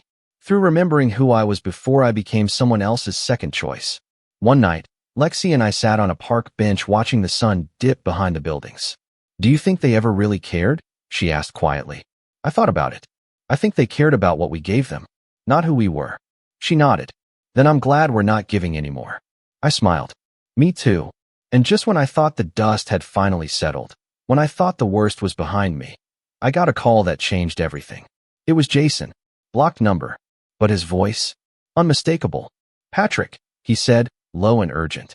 You need to stop whatever Lexi's planning. You've made your point. Don't let her ruin everything. I didn't reply, because I had no idea what he was talking about. But I was about to find out. Jason's voice still echoed in my ear long after I hung up. You've made your point. Don't let her ruin everything. It was an odd thing to say, because from my perspective, everything was already ruined. Lexi's public takedown at the wedding, which I now realized was only phase 1, had already scorched the earth around Jason. But something about the way he said it, it didn't sound like regret. It sounded like fear.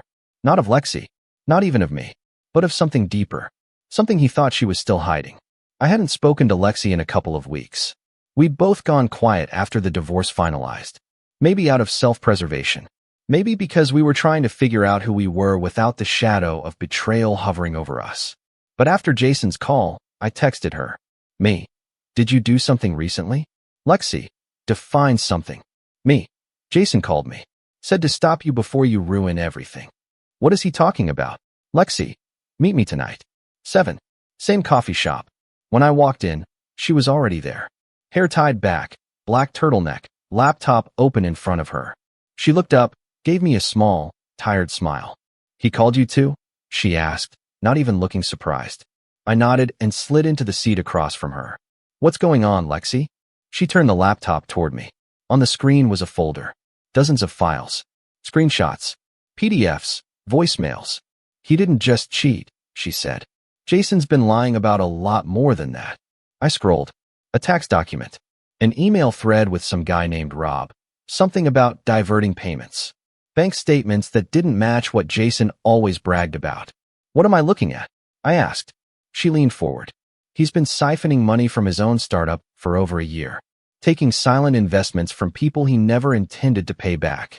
Some of them family friends. My dad included. My heart rate quickened. Wait, your dad? The guy who helped fund his app launch. Lexi nodded.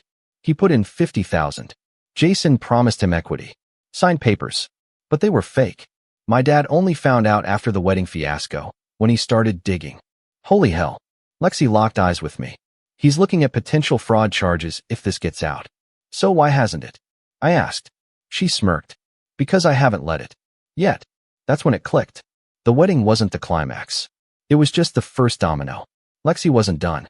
Not by a long shot. She closed the laptop and lowered her voice. Jason's entire ego depends on 3 things: his charm, his image, and his business acumen. Take away the last one, and the other 2 crumble with it. And here's the thing. He doesn't know how much I know. Then why the call? I asked. Why warn me now? Lexi hesitated. Because I've started moving pieces behind the scenes. Quietly. I've contacted a couple of his investors anonymously. Sent them just enough to spark questions. That's dangerous, I said, leaning back. He's vindictive. You know that. I do, she said. Which is why I'm not going to be the one to finish this. We are. I blinked. Me? She pulled out a manila folder and slid it across the table. This is everything he said about you in private texts. To me. To others. To Melanie. I hesitated. Then opened it. There they were. Screenshots. Patrick's a boring coward. Always has been. He doesn't satisfy her. Never did. She told me that. I deserve everything he has. He doesn't even appreciate it. He's pathetic. But useful. A cold wave washed over me. I wasn't surprised, not really. But seeing it laid out so clearly, it lit something in me. Not rage. Not sadness. Resolve. I want to hit him where it hurts, I said slowly. Not just emotionally. I want to end his lies. Publicly. Lexi nodded. Then let's get to work. The next few weeks were a blur of preparation. Lexi had already created a digital trail of Jason's shady dealings. What she needed was credibility. Someone who wasn't just the bitter ex-fiancé stirring the pot. That's where I came in. We decided to build a case. Not for the police, not yet, but for the court of public opinion. Investors, clients, mutual contacts. The people Jason needed to keep his golden boy reputation afloat. I reached out to Marcus, my college friend. He worked in finance and had a background in due diligence. I showed him the documents. He was stunned. This is enough to ruin him, he said. And possibly enough to open an SEC investigation if the right people see it. Will you help? I asked. He nodded. Gladly. We built a timeline of Jason's lies, financial missteps, manipulation, toxic behavior masked as entrepreneurial risk. Lexi handled the messaging. I handled the outreach. Marcus helped us navigate the legal gray areas. We didn't post anything online. That would have been too easy to dismiss. Instead, we leaked one document to a former investor who'd ghosted Jason months ago. One voice memo to a local journalist known for writing about startup fraud. One screenshot to a Reddit thread discussing shady business founders. We used dummy accounts. VPNs, layered the drops over time so it looked organic, not coordinated. Then we waited. And sure enough, within a week, things started cracking. The first email came from an investor. Jason, I came across some concerning documents. We need to talk. Then a second. Why is there a discrepancy in the Q3 returns? Jason tried to get ahead of it, of course. Sent out a blanket email to his board calling the leaks fake news, blamed a disgruntled ex. Didn't specify which one. But it didn't matter. The truth had traction now. The journalist published a piece titled Local Startup Darling Under Scrutiny for Potential Fraud and included enough breadcrumbs that people started whispering. Then came the phone call. My mom. Patrick, she said, voice tense. What is going on with Jason's company? I played dumb. What do you mean? I just got a call from one of his uncles. There's an article. Something about missing funds. People are saying Lexi leaked it. I waited. Did she? I don't know, she snapped. I thought you might. Why would I know? I said evenly. She went quiet. This family's falling apart. No, I said. It's just finally showing its cracks. She didn't call again. But Jason did. Voicemail this time. His voice was tight. Controlled rage bubbling just beneath the surface. I know it was you. Both of you. You think this makes you better than me? It makes you pathetic. You think people will see you as some noble hero? No one cares about the truth, Patrick. They care about winning. And I always win. He was wrong. Because he was losing. Fast. Lexi called me that night. He just shut down the company's social media accounts. I smiled. He's trying to plug holes in a sinking ship. I hope he drowns in it. Not yet, I said. There's one more piece. Because I hadn't told her everything. After the wedding, when I was staying at Marcus's, I went through one of my old storage drives, just trying to distract myself. I found an old backup of our home security footage from the weeks leading up to the wedding. I'd copied it all in a fog, too heartbroken to even process what I was saving. But now, I had time-stamped video. Clear as day. Jason and Melanie entering my house while I was gone, leaving hours later, sometimes even using my guest key. And in one clip, one horrifying, searing clip, Jason opens the fridge, grabs a beer, and turns to Melanie. We should do this in your bed next time. You know, really mark the territory. She laughs. You're evil. He winks at the camera. At the camera. He knew. He knew I might be watching someday. That's the kind of arrogance I'd been up against. But arrogance makes people sloppy.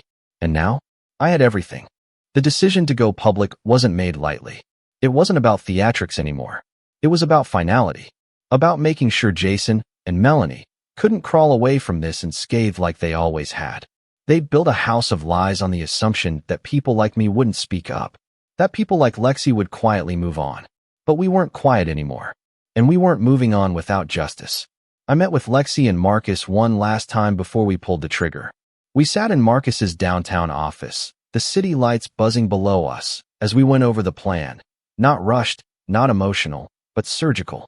First, Marcus forwarded the video clip, to the journalist who had already published the first expose on Jason. We didn't send it anonymously this time. We sent it with a name, a statement, and a full timeline. I signed it.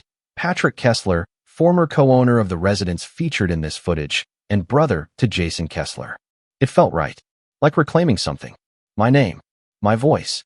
Next, we timed a coordinated release across multiple channels. Reddit, Twitter, even a few startup forums where Jason's name still held some weight.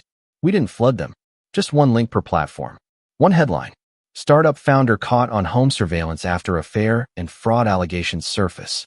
The post included the video, a redacted financial timeline, and a Dropbox link labeled Full Documentation for transparency. By the time we hit post, there was no going back. The fallout hit faster than I expected. Within an hour, the video was reposted over 100 times. It made the front page of a tech gossip subreddit within 2. People dissected every second. Jason's smirk at the camera, Melanie's laugh, the casual cruelty in their voices. The comment sections turned rabid. Who records himself like this? This is sociopath behavior. Wait, this is his brother's house. By morning, the story had been picked up by a national startup blog. And by noon, Jason's name was trending on X. He went dark. No posts. No statements. Nothing. Then came the real consequences. The first investor, the one Lexi had originally tipped off, filed a formal complaint with the state attorney's office. Others followed.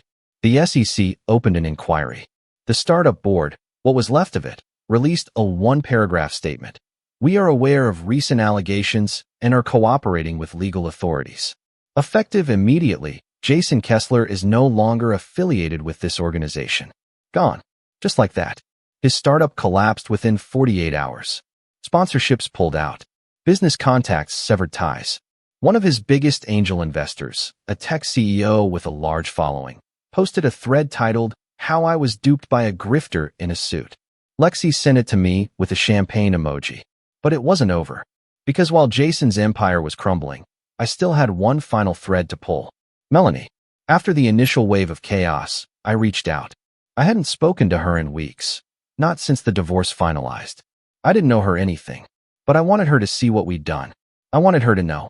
We met in a neutral place. A park halfway between our old house and my new apartment. She showed up in sunglasses and a black coat, like she was trying to blend into the background. I didn't sugarcoat it. I posted the footage, I said. She didn't speak for a moment. Then she took off her sunglasses. Her eyes were red. You really hate me that much? She asked. No, I said. I don't hate you. I just stopped protecting you. She looked away. I lost my job this week. Someone forwarded the video to HR. They said it was a question of integrity. I've been fielding calls from family all day. My mom thinks I need therapy. My dad won't even speak to me. I nodded slowly. That's rough. She winced. Do you feel better now? No, I said honestly. I feel done. She bit her lip, then asked something I didn't expect. Was it ever real? Between us. I studied her face. The face I once loved. The face that lied to me. For me it was, I said. But I think you love the life more than the person. She didn't deny it. We didn't hug. We didn't cry. We just parted ways. She disappeared from the city a week later. Moved back in with her parents 2 states over. Last I heard, she was working at a small legal firm under a different name. She blocked me on everything. I didn't care. Jason, meanwhile, tried to fight back. He went on a podcast a month later and tried to set the record straight. He called the footage misleading and said the financial accusations were orchestrated by bitter people with a vendetta. He blamed me. He blamed Lexi. He even tried to blame the media. But the damage was done. The host cut the episode before it even aired. The clips that did leak made him look unhinged. Desperate. A man cornered by the consequences he'd never expected to face. His accounts were drained by legal fees. His reputation was scorched. The family who once shielded him? Silent. Mom called me once. I let it ring. Months passed. I poured myself into rebuilding, but not in the way people think. I didn't try to replace what I lost. I didn't jump into a new relationship or chase validation. I took long walks. I saw Dr. Evans weekly. I started painting again, something I hadn't done since college. I made a habit of eating at this quiet diner every Sunday morning, alone, by choice. And slowly, peace returned. Lexi and I stayed in touch. No labels. No pressure. Just 2 people who understood each other's scars. One evening, she came over with Chinese takeout and asked, "Do you ever wonder what would have happened if we hadn't said anything? If we just walked away?" I thought about it. Then they would have won, I said, and we'd still be bleeding in silence.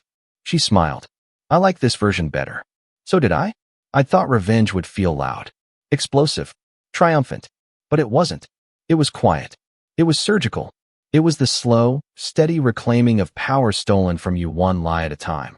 And in the end, it didn't make me whole again, but it made me free. And for the first time in years, I wasn't the one left cleaning up someone else's mess. I was the one who burned the whole house down.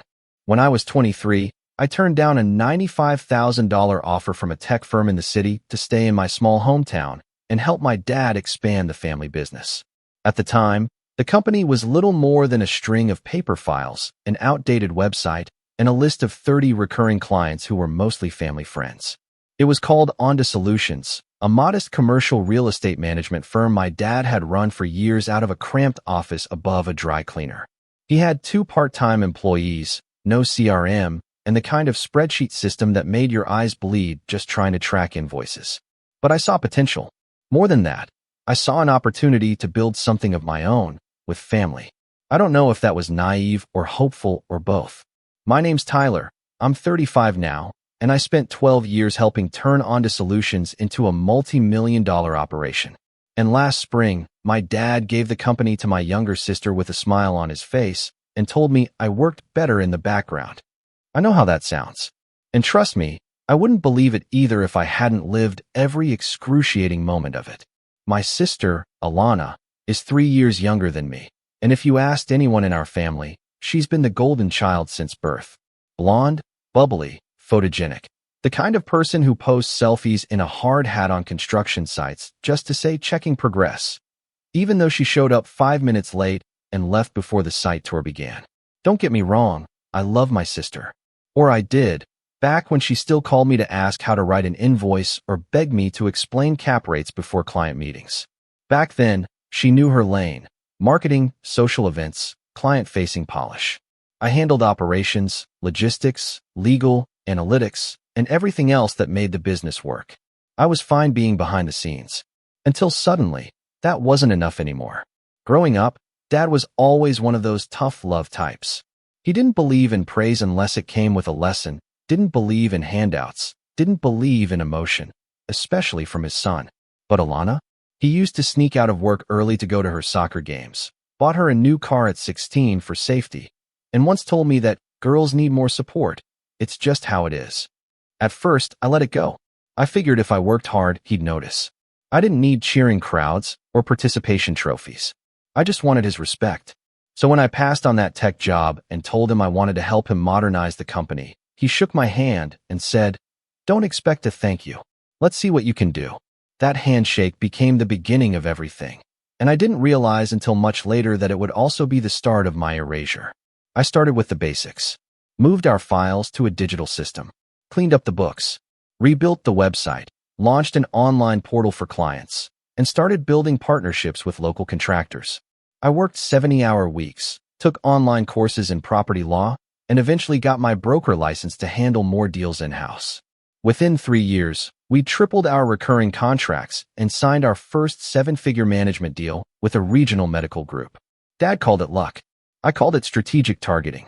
But when Alana graduated with a degree in communications and came back home looking for a job, guess who he said would lighten the mood around here? Suddenly, I wasn't just running operations, I was managing my sister too. At first, it was fine. She had a good eye for aesthetics, redesigned our logo, took over our Instagram, and polished up our listing packages. But within a few months, she started showing up late, missing follow-up calls, and taking credit for ideas that weren't hers. One time, I spent 2 weeks analyzing performance data to pitch a new pricing model. She sat in on the meeting, smiled, and 2 days later, she posted about her new client-centered tier system on LinkedIn. I brought it up with Dad. He shrugged and said, "She's just trying to feel valuable, Ty. Let her have a win." That's when it started hitting me. This wasn't about her trying to find her place. This was about him giving her mine. It got worse over time. She'd accidentally forget to copy me on key emails, schedule over my meetings, and flirt her way into client dinners that should have been mine to lead. I watched as she turned from helpful to entitled, from team player to company mascot. And Dad, he leaned into it. He started introducing her as our future CEO, started calling her the face of Onda, started telling me to teach her everything I know so she can take over one day. I thought it was a joke. A weird compliment, maybe.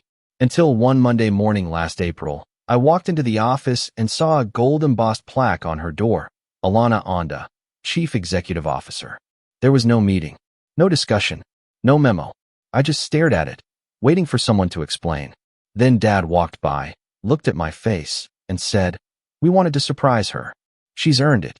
That was the moment something inside me cracked. I didn't say anything at first. Not to him, not to her. I just walked back to my desk, closed my laptop, and sat there, heart pounding, ears ringing, chest tight, until the office emptied out for lunch. Later that afternoon, I confronted him in the conference room. He didn't even blink. "You've done incredible work," he said. "But leadership isn't just about systems and numbers. Alana has presence, charisma, people like her. You're great at the background stuff, Ty, but she's the one people remember." I was stunned. I asked him if I was being demoted. He said no, of course not. "You'll still handle the day-to-day. You're essential. But from a branding perspective, she's the future." I couldn't believe it. I wasn't demoted. I was just invisible.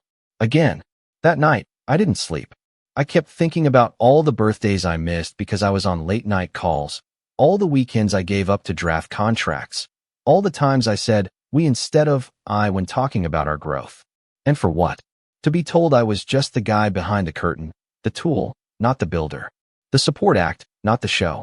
I kept replaying that smug little plaque in my head, the way Alana posted it to Instagram with the caption, "From baby sister to boss lady clinking glasses, so proud to lead our family legacy." And the comments, dozens of them. "You deserve it, girl. Killing it. The future is female." Not one mention of the 12 years I poured into that company.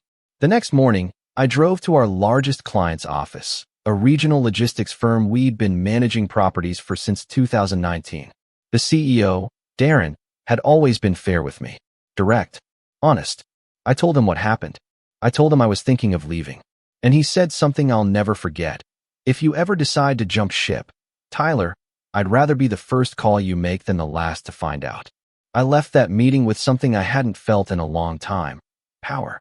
Not loud, not angry. Just quiet certainty. Like I'd finally remembered I had options. That I didn't have to play the loyal son forever. What happened over the next 6 months would change everything. Not just for me, but for my dad, for Alana, and for the company they tried to run without me. But before any of that happened, there was one moment I still think about every day. A week after the promotion, I came into the office early just to grab a few things. Alana was already there, sitting in Dad's chair, sipping a latte and scrolling through her phone like she'd owned the place for years. When she saw me, she smiled. That fake, sugary grin she used to get when we were kids, and she knew she'd won. "Morning, Ty," she chirped. "Need help finding your seat?" I didn't answer. I just looked at her. Really looked. And for the first time, I didn't feel hurt. I felt done. That was the last time I stepped foot in Onto Solutions. And that was when the real story began. The week I left the company, I didn't say anything to anyone. No dramatic exit, no email blast, no final speech. I just quietly cleared my desk, forwarded a few critical files to the office manager, and slipped my access card into a drawer like I'd never been there. Dad didn't call. Alana didn't text. I guess they figured I'd sulk, maybe take a week off, then come crawling back with an apology and some proposal to find a new structure that works for everyone. That's how things had always gone before. I'd raise concerns, get brushed off, retreat, then return and keep working like nothing happened, because I thought loyalty was the same thing as love. But this time felt different. Something in me had cracked wide open, and the air on the other side was clearer than I expected. I wasn't angry yet, just empty, numb. 2 days after I left, Dad posted a long, self-congratulatory update on LinkedIn titled, "Passing the Torch, a Family Legacy Reinvented." He tagged Alana, wrote about the next generation of leadership, and thanked me, in a single sentence, for helping set the foundation for our future. That was it. No mention of 12 years. No highlight of the deals I brought in, the systems I built, or the people I trained. Just a warm pat on the head and a line that made me sound like an intern who helped alphabetize the file cabinet before heading off to grad school. I didn't comment. I didn't even like the post. I just took a screenshot and filed it under a new folder I made on my laptop that night. Rebuild. The next few weeks were surreal. I slept in, read books I hadn't touched in years, spent actual time with my girlfriend, Lacey, who, bless her heart, had been quietly watching this entire mess unfold with more grace than I deserved. We cooked dinners, took walks, watched movies. She didn't press me about what came next, just sat next to me on the couch and let the silence stretch out until I was ready to speak. I think that's when I realized how loud my life had been for so long. All the noise I had accepted as normal. Meetings, deadlines, Dad's constant critiques, Alana's fake laughs echoing down the hall, the frantic pings of Slack and email and calendars overlapping like a storm of never-ending obligation. Without all that, I felt weightless, like a man returning from war and realizing he doesn't remember what peace feels like. But peace didn't last. About 3 weeks after I left, I started hearing things. Quiet murmurs from former coworkers, a dropped comment from a vendor, a couple of confused texts from clients I used to manage. The logistics firm, our biggest account, apparently hadn't heard from anyone in over a week. Lease renewals were being missed. Inspection reports were late. Invoices were wrong. At first, I chalked it up to transition chaos. Maybe they just hadn't adjusted to the new roles yet. Maybe Alana was still figuring things out. But then Darren, the CEO of that logistics firm, called me directly. "I don't want to put you in a weird spot," he said, voice tight with frustration. "But are you still involved in our account at all?" I told him no. Not since the restructuring.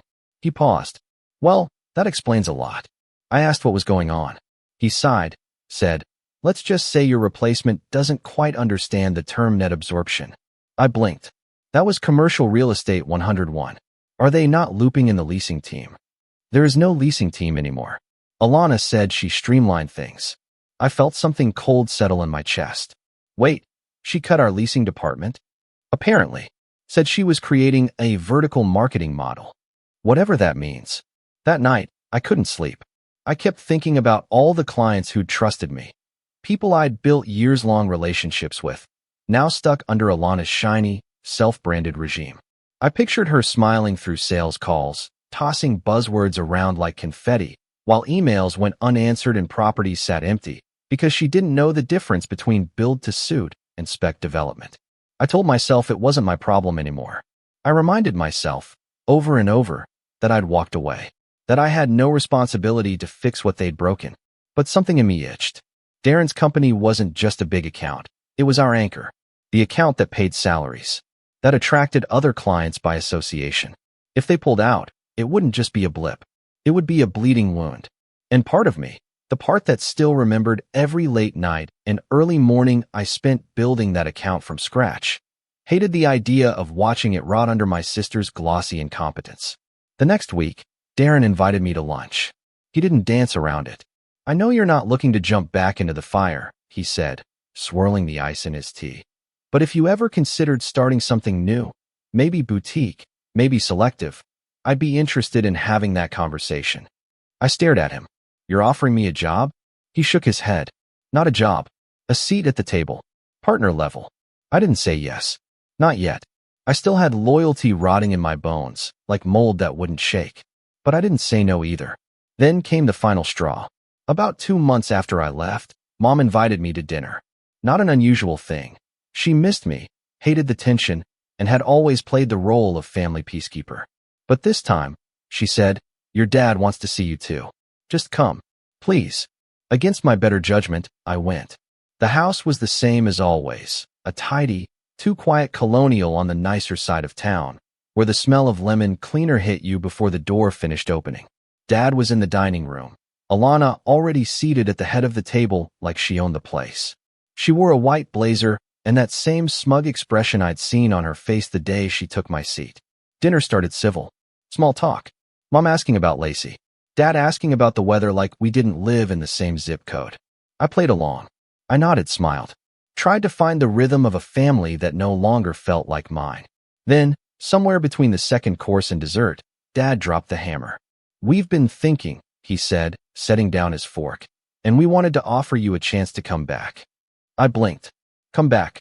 Not in your old role." Alana jumped in. "Obviously things have evolved, but we thought maybe you could consult.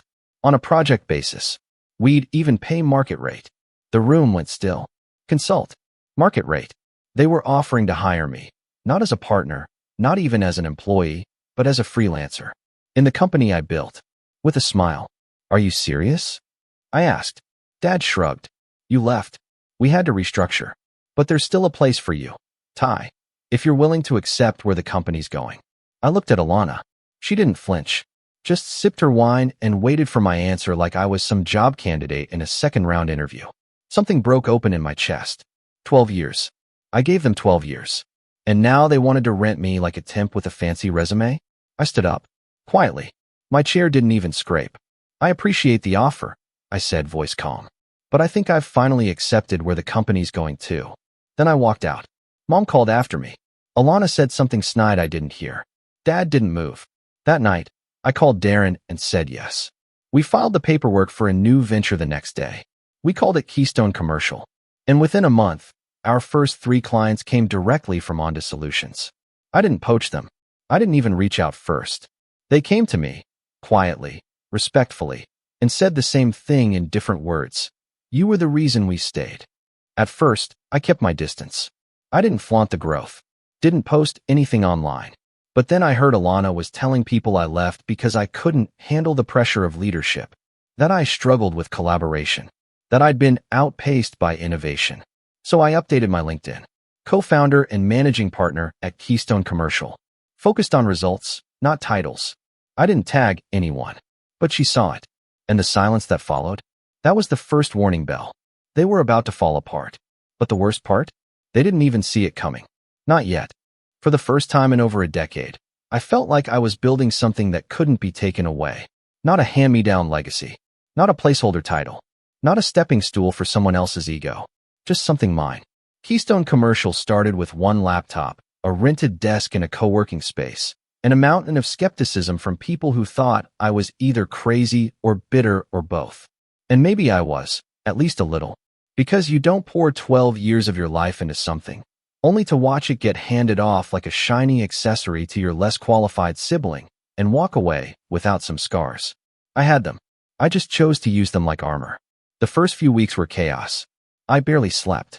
I split time between meeting with contractors, filing incorporation documents, sketching out a service structure, and navigating what I can only describe as polite hostility from vendors who were still technically tied to Onda Solutions, but liked me more. Some were hesitant to jump ship. Others made it clear they would the second the paperwork was clean.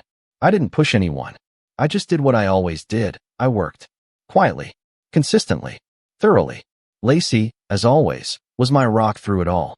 She made coffee in the mornings before her own shifts, left sticky notes with encouragement on my monitor, and never once asked why I looked so tired.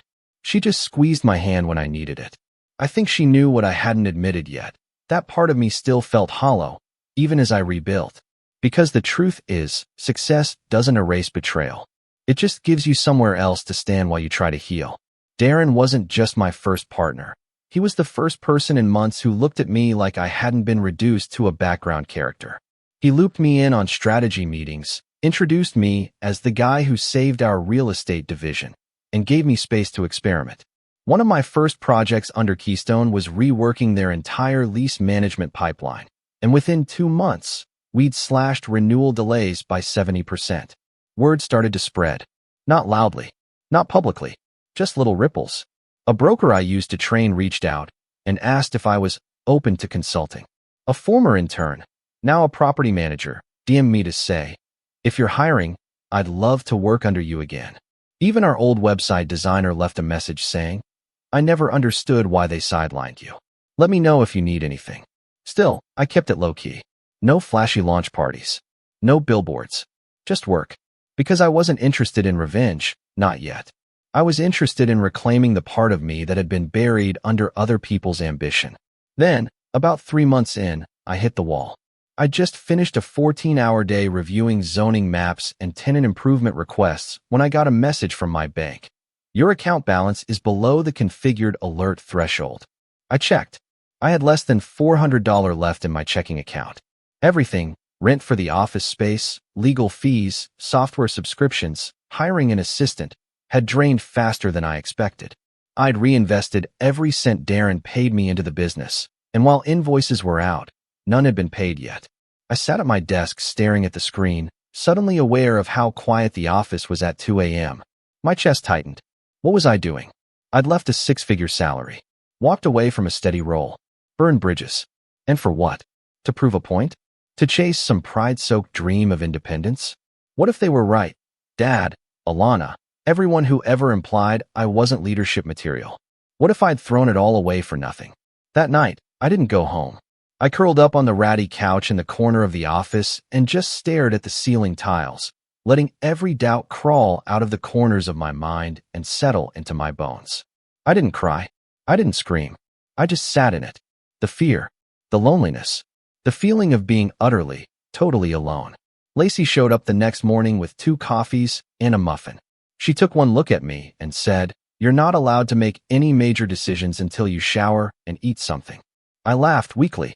Then she sat beside me and said the thing that finally cracked the dam. "You didn't leave because you failed," she said. "You left because you were done being used. That's not quitting. That's self-respect." I didn't realize how badly I needed to hear that until the words settled into the silence between us. She didn't ask how much money was left, didn't question my plan, just squeezed my hand and said, "Let's get through today. That's all you have to do." It wasn't a grand turning point, but it was the start. Later that week, 2 outstanding invoices cleared. I could breathe again. I moved a few meetings, took 1 full day off to rest. Then I got back to it. By the end of month 4, Keystone had 5 full-time clients. By month 5, we signed our first property development deal. And by month 6, we were turning a profit. It wasn't flashy, but it was ours. Meanwhile, whispers about Onda solutions kept trickling in.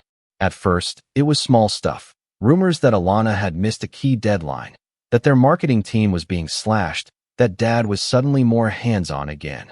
But then, one of my old contacts sent me something that made my jaw tighten. An article in the local business journal titled "Shaky Ground. Legacy Firm Faces Transition Turmoil." It wasn't a hit piece, but it wasn't flattering. Buried in the second paragraph was a quote from a former client who said, "We loved working with Tyler. It hasn't been the same since he left." I didn't gloat, but I did screenshot it and save it in the same folder I'd made months ago, Rebuild. Around that same time, I went to a networking mixer, my first in nearly a year. Lacey practically shoved me out the door, saying I needed to act like a CEO, not a hermit. I wore a suit that actually fit, combed my hair, and tried to remember how to small talk without feeling like a fraud. An hour in, Someone tapped me on the shoulder. Tyler. I turned. It was Rachel, a senior asset manager from one of our oldest institutional clients. I hadn't seen her in over a year. She smiled. Heard a rumor you were back in the game. We chatted. Caught up.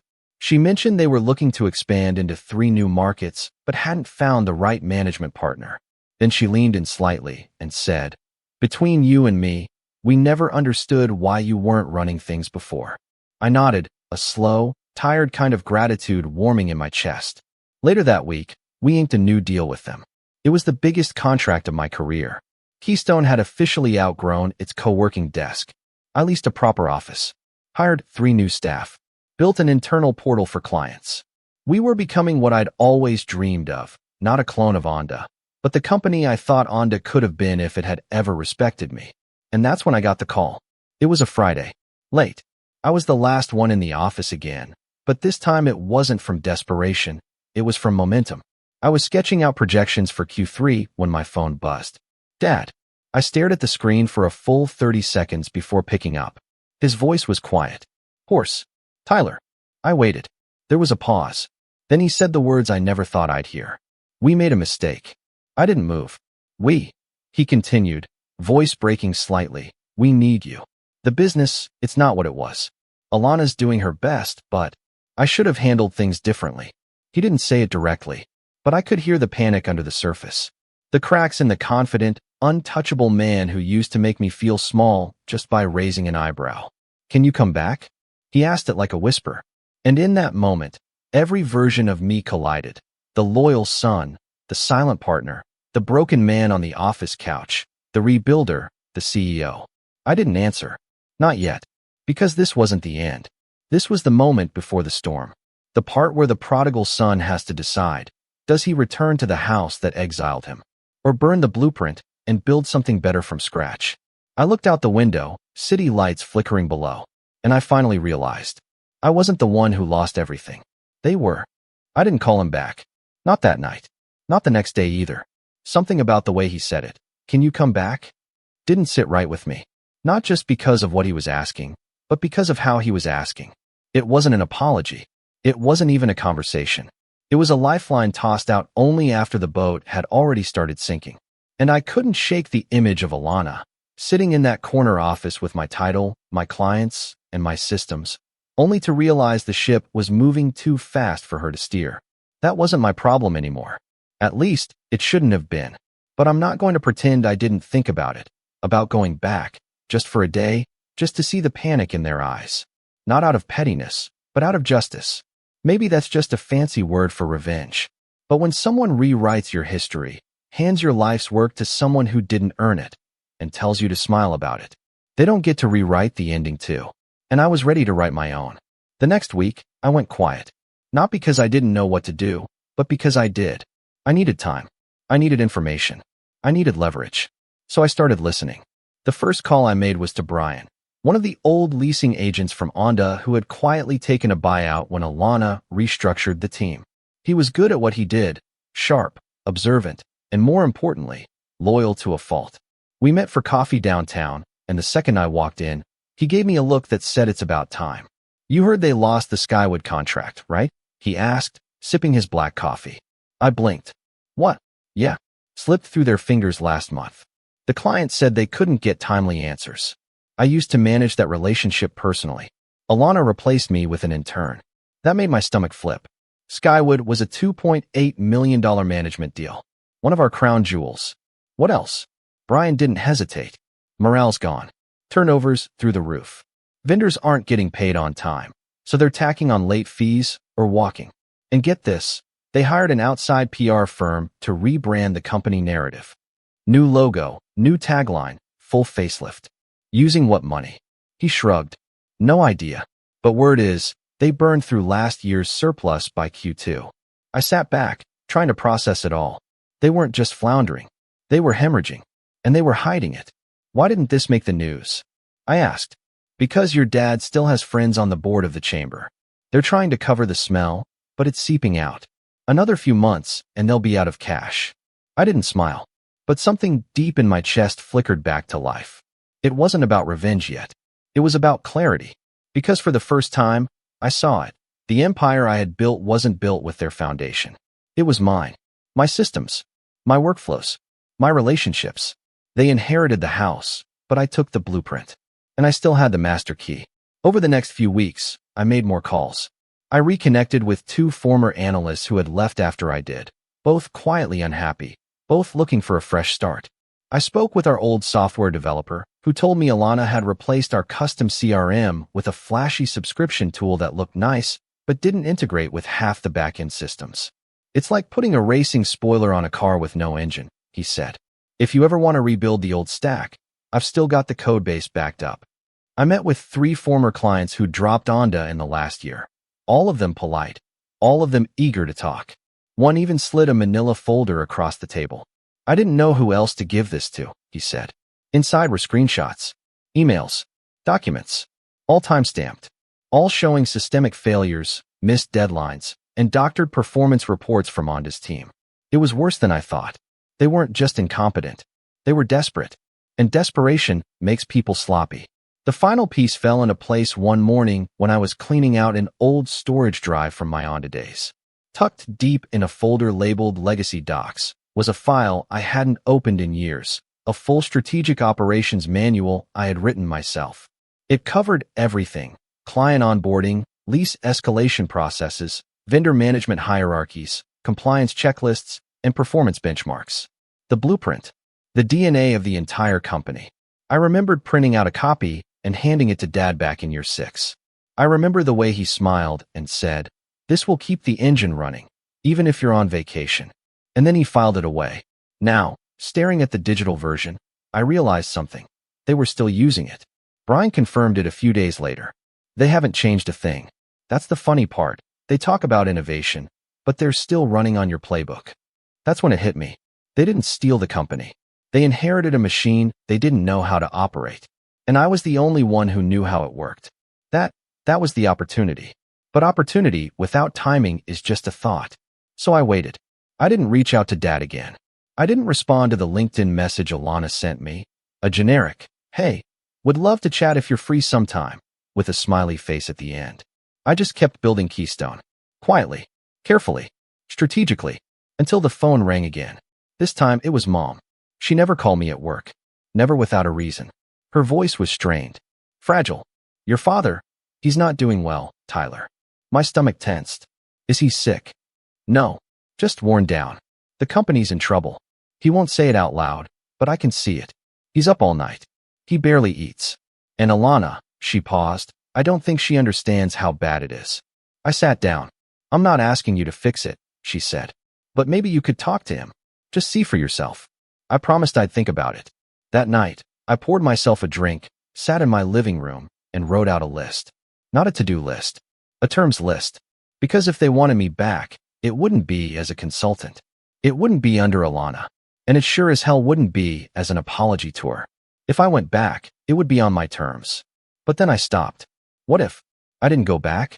What if instead of returning to fix their mess, I made sure no one else trusted them with anything important ever again? What if I did the one thing they never expected me to do? Expose the truth. I already had the data, the evidence, the testimonials. I had everything I needed to show how deep the rot went, not through public slander, but through results. Clients talk. Reputation spreads. And if you want to crush a company in our industry, you don't need a billboard. You just need to show people a better option. And I was the better option now. So I started laying the groundwork. I met with a local business podcast host and gave a quiet, humble interview about my journey, the challenges of starting over, and the importance of operational integrity. I never mentioned Onda by name, but anyone who knew the industry could read between the lines. I published a short white paper, Why Real Estate Management Fails, a case study in legacy systems. I cited anonymized data, backed up every claim with verifiable trends, and ended with a simple call to action. If you're ready for a better approach, call us. And they did. One by one, the calls started coming in. Old clients, new referrals, former partners who had left the industry and were now re-entering with fresh budgets and bad memories. Keystone wasn't just growing. It was becoming a vacuum. And Onda? They were beginning to notice the draft. One afternoon, about 2 months into this quiet campaign, Brian called me with a chuckle. "You'll like this," he said. Word on the street is they just hired a growth consultant to help reverse their revenue trends. Anyone we know? Yeah, Greg Follis. I laughed. Greg was a hack. Flashy suits. Big promises. No follow-through. He used to pitch us every year at Onda, and I shot him down every time. They must really be desperate, I said. They are. And Tyler? Yeah. They're planning a merger. I sat up. With who? Some boutique firm out of Chicago. Small fish. But the buyout clause is brutal. If it falls through, Onda loses majority stake in half their contracts. I smiled for the first time all day. This was it. This was the opening I'd been waiting for. They were gambling everything to stay afloat. All I had to do was wait for the right moment to tip the scales. Not loud, not cruel, just precise, surgical. Because sometimes the best revenge isn't sabotage. It's letting people walk into a trap they set for themselves. And when the moment came, I'd be ready. With facts, with receipts, and with the calm, collected voice of someone who no longer had anything to prove, but everything to show. I closed my laptop. The setup was done. Now all that was left was the strike. It happened faster than I expected. Revenge, when done right, isn't some grand theatrical moment with fireworks and a standing ovation. It's a series of calculated dominoes, slow to line up, but devastating when tipped. And when the first one fell, it was almost quiet. Almost. Word got out that Onda Solutions was finalizing a merger with a mid-tier Chicago firm called Hartwell Equity.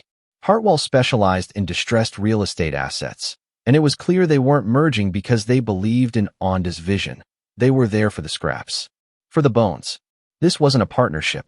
This was a soft acquisition dressed up in legacy-preserving language. What made it worse? The merger was predicated on Onda retaining its largest remaining clients for at least 2 more quarters. That clause alone showed how fragile they were.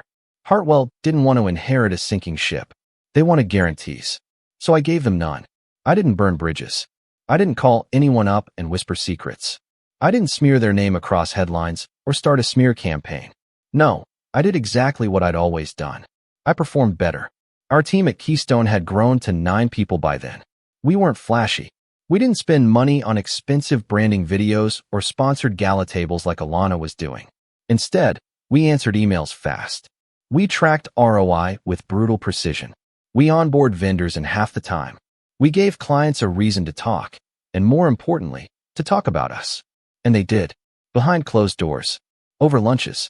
In investor meetings. I don't know what happened to Onda, they'd say, but Keystone? That's who we're watching now. The final strike wasn't even delivered by me. It came from a client I'd signed in March, a mid-size regional healthcare network with 15 commercial leases and 2 new development sites. They had originally been with Onda for over a decade, but after 6 months of Keystone handling a single test property, they moved their entire portfolio over to us. That alone was a blow. But what made it fatal? The day they pulled out was the day before Hartwell was set to finalize the merger. The ink wasn't dry yet. And when Hartwell's due diligence team saw the updated client retention sheet and the revenue gap that would follow, they pulled out. Hard. No negotiation. No counteroffer. Just a single-sentence email. Conditions unmet. Acquisition terms no longer viable. I found out through Brian, who still had friends inside the office. You should have seen her face, he said. Alana was pacing like a wind-up toy. Your dad just sat there. Didn't say a word. For once. I didn't gloat. Not out loud. But I did sit on my balcony that night, a glass of scotch in hand, and breathe in the cleanest air I'd felt in years. That feeling? It wasn't pride. It wasn't vengeance. It was closure. But the story wasn't over yet. 2 weeks later, I got a call from a blocked number. I don't usually answer those, but something told me to pick up. It was Alana. Her voice was different. Smaller. Hi, she said. I know I'm the last person you want to hear from. I didn't respond. She sighed. Dad's not well. He's been staying at home. We let go of 4 staff last week. The firm's down to a skeleton crew. I stayed silent. She pushed on. I know I messed up. I know you don't owe us anything. But I need to say this. You were right. About everything. The systems. The clients. The way the business actually runs. I thought I could learn on the job, but I didn't know what I didn't know. Still, I said nothing. She went quiet for a moment. Then, if there's any chance you'd consider coming back, maybe not as an employee, but as I don't know, a leader. The company's broken, Tyler. and you're the only one who knows how to fix it." It was almost surreal hearing her say it. This was the same person who once asked me if Excel was just a fancy calculator. Now she was asking for my help. I let the silence stretch before I finally answered. "I did fix it," I said. 12 years ago. You broke it." There was a pause. "I know." More silence. "I'm not coming back," I said calmly. "But I'll make you an offer." I could almost hear her sit up straighter. "You'll hand over the client list, the remaining contracts, the assets, all of it. Onda gets dissolved. Keystone takes over what's left. You want to buy us out?" "No. I'm not paying for something I built already. You'll walk away, quietly, and I'll make sure your vendors get paid. Your clients get serviced. Your staff gets offered a job." She was quiet, processing. "And Dad?" she finally asked. "I'll let him keep the name. He can say whatever he wants at his country club. But if either of you go public with anything that tries to rewrite this story again." I didn't have to finish the sentence. She understood. There was a long pause.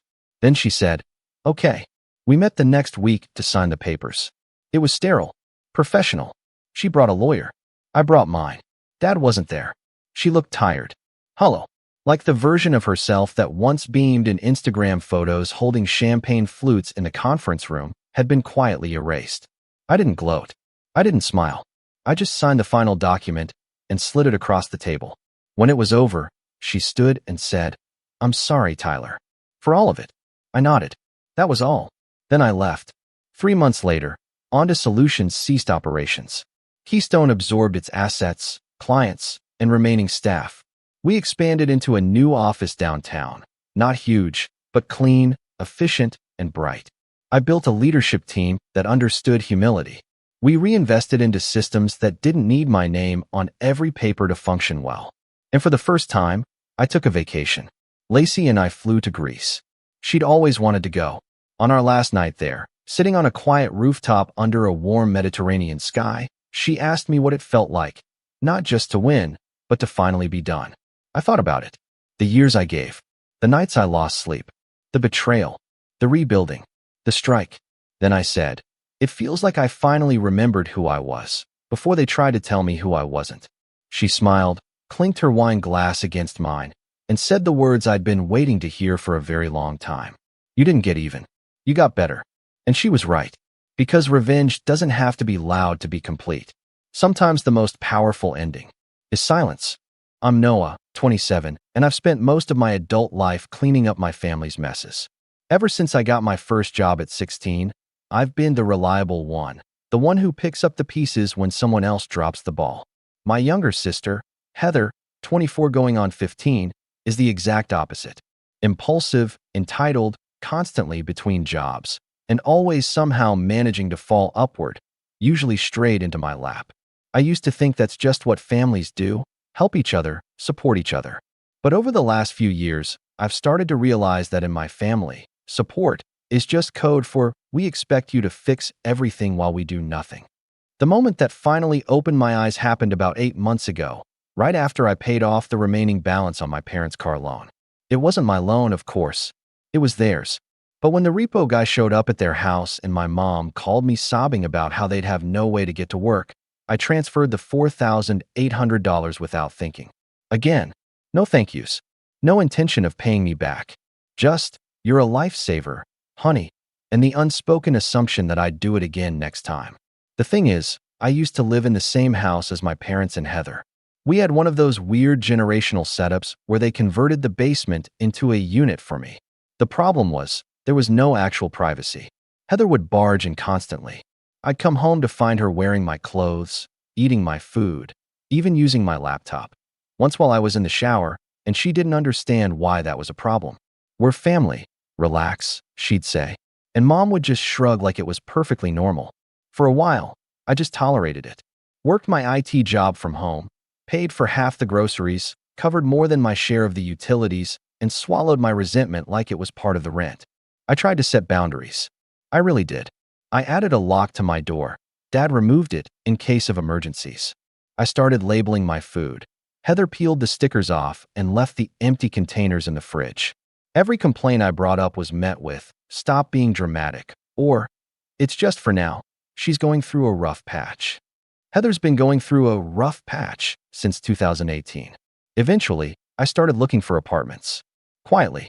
I didn't tell anyone, not even my best friend, Eric, because I knew if word got out, my parents would either guilt trip me into staying or accidentally sabotage it. I'd seen it before. When I tried to move out a few years ago, they staged this huge family dinner where my dad talked about how he was losing his son, and my mom cried about how Heather needed a male role model to help her get her life on track. That dinner ended with me ripping up my lease application. But this time, I played it smart. I toured apartments during my lunch breaks. I handled paperwork on my encrypted work laptop. I got a P.O. box for mail correspondence. By the time I signed the lease, paid the deposit, and moved in, no one had a clue. My new place wasn't flashy, but it was mine. One bedroom, a small balcony, decent internet, silence. I bought myself a little leather armchair and set it by the window, where I'd sit every evening with a book and no interruptions. No Heather. No constant noise. No passive-aggressive sticky notes on the fridge about someone leaving crumbs again. I'd never felt more peaceful, and I still didn't tell them. I let them believe I was still coming home to the basement every night. I'd show up a few times a week, usually around dinner, with some vague excuse about working late or staying at a friend's. They never questioned it. Heather was too absorbed in whatever chaotic relationship or TikTok drama she was dealing with.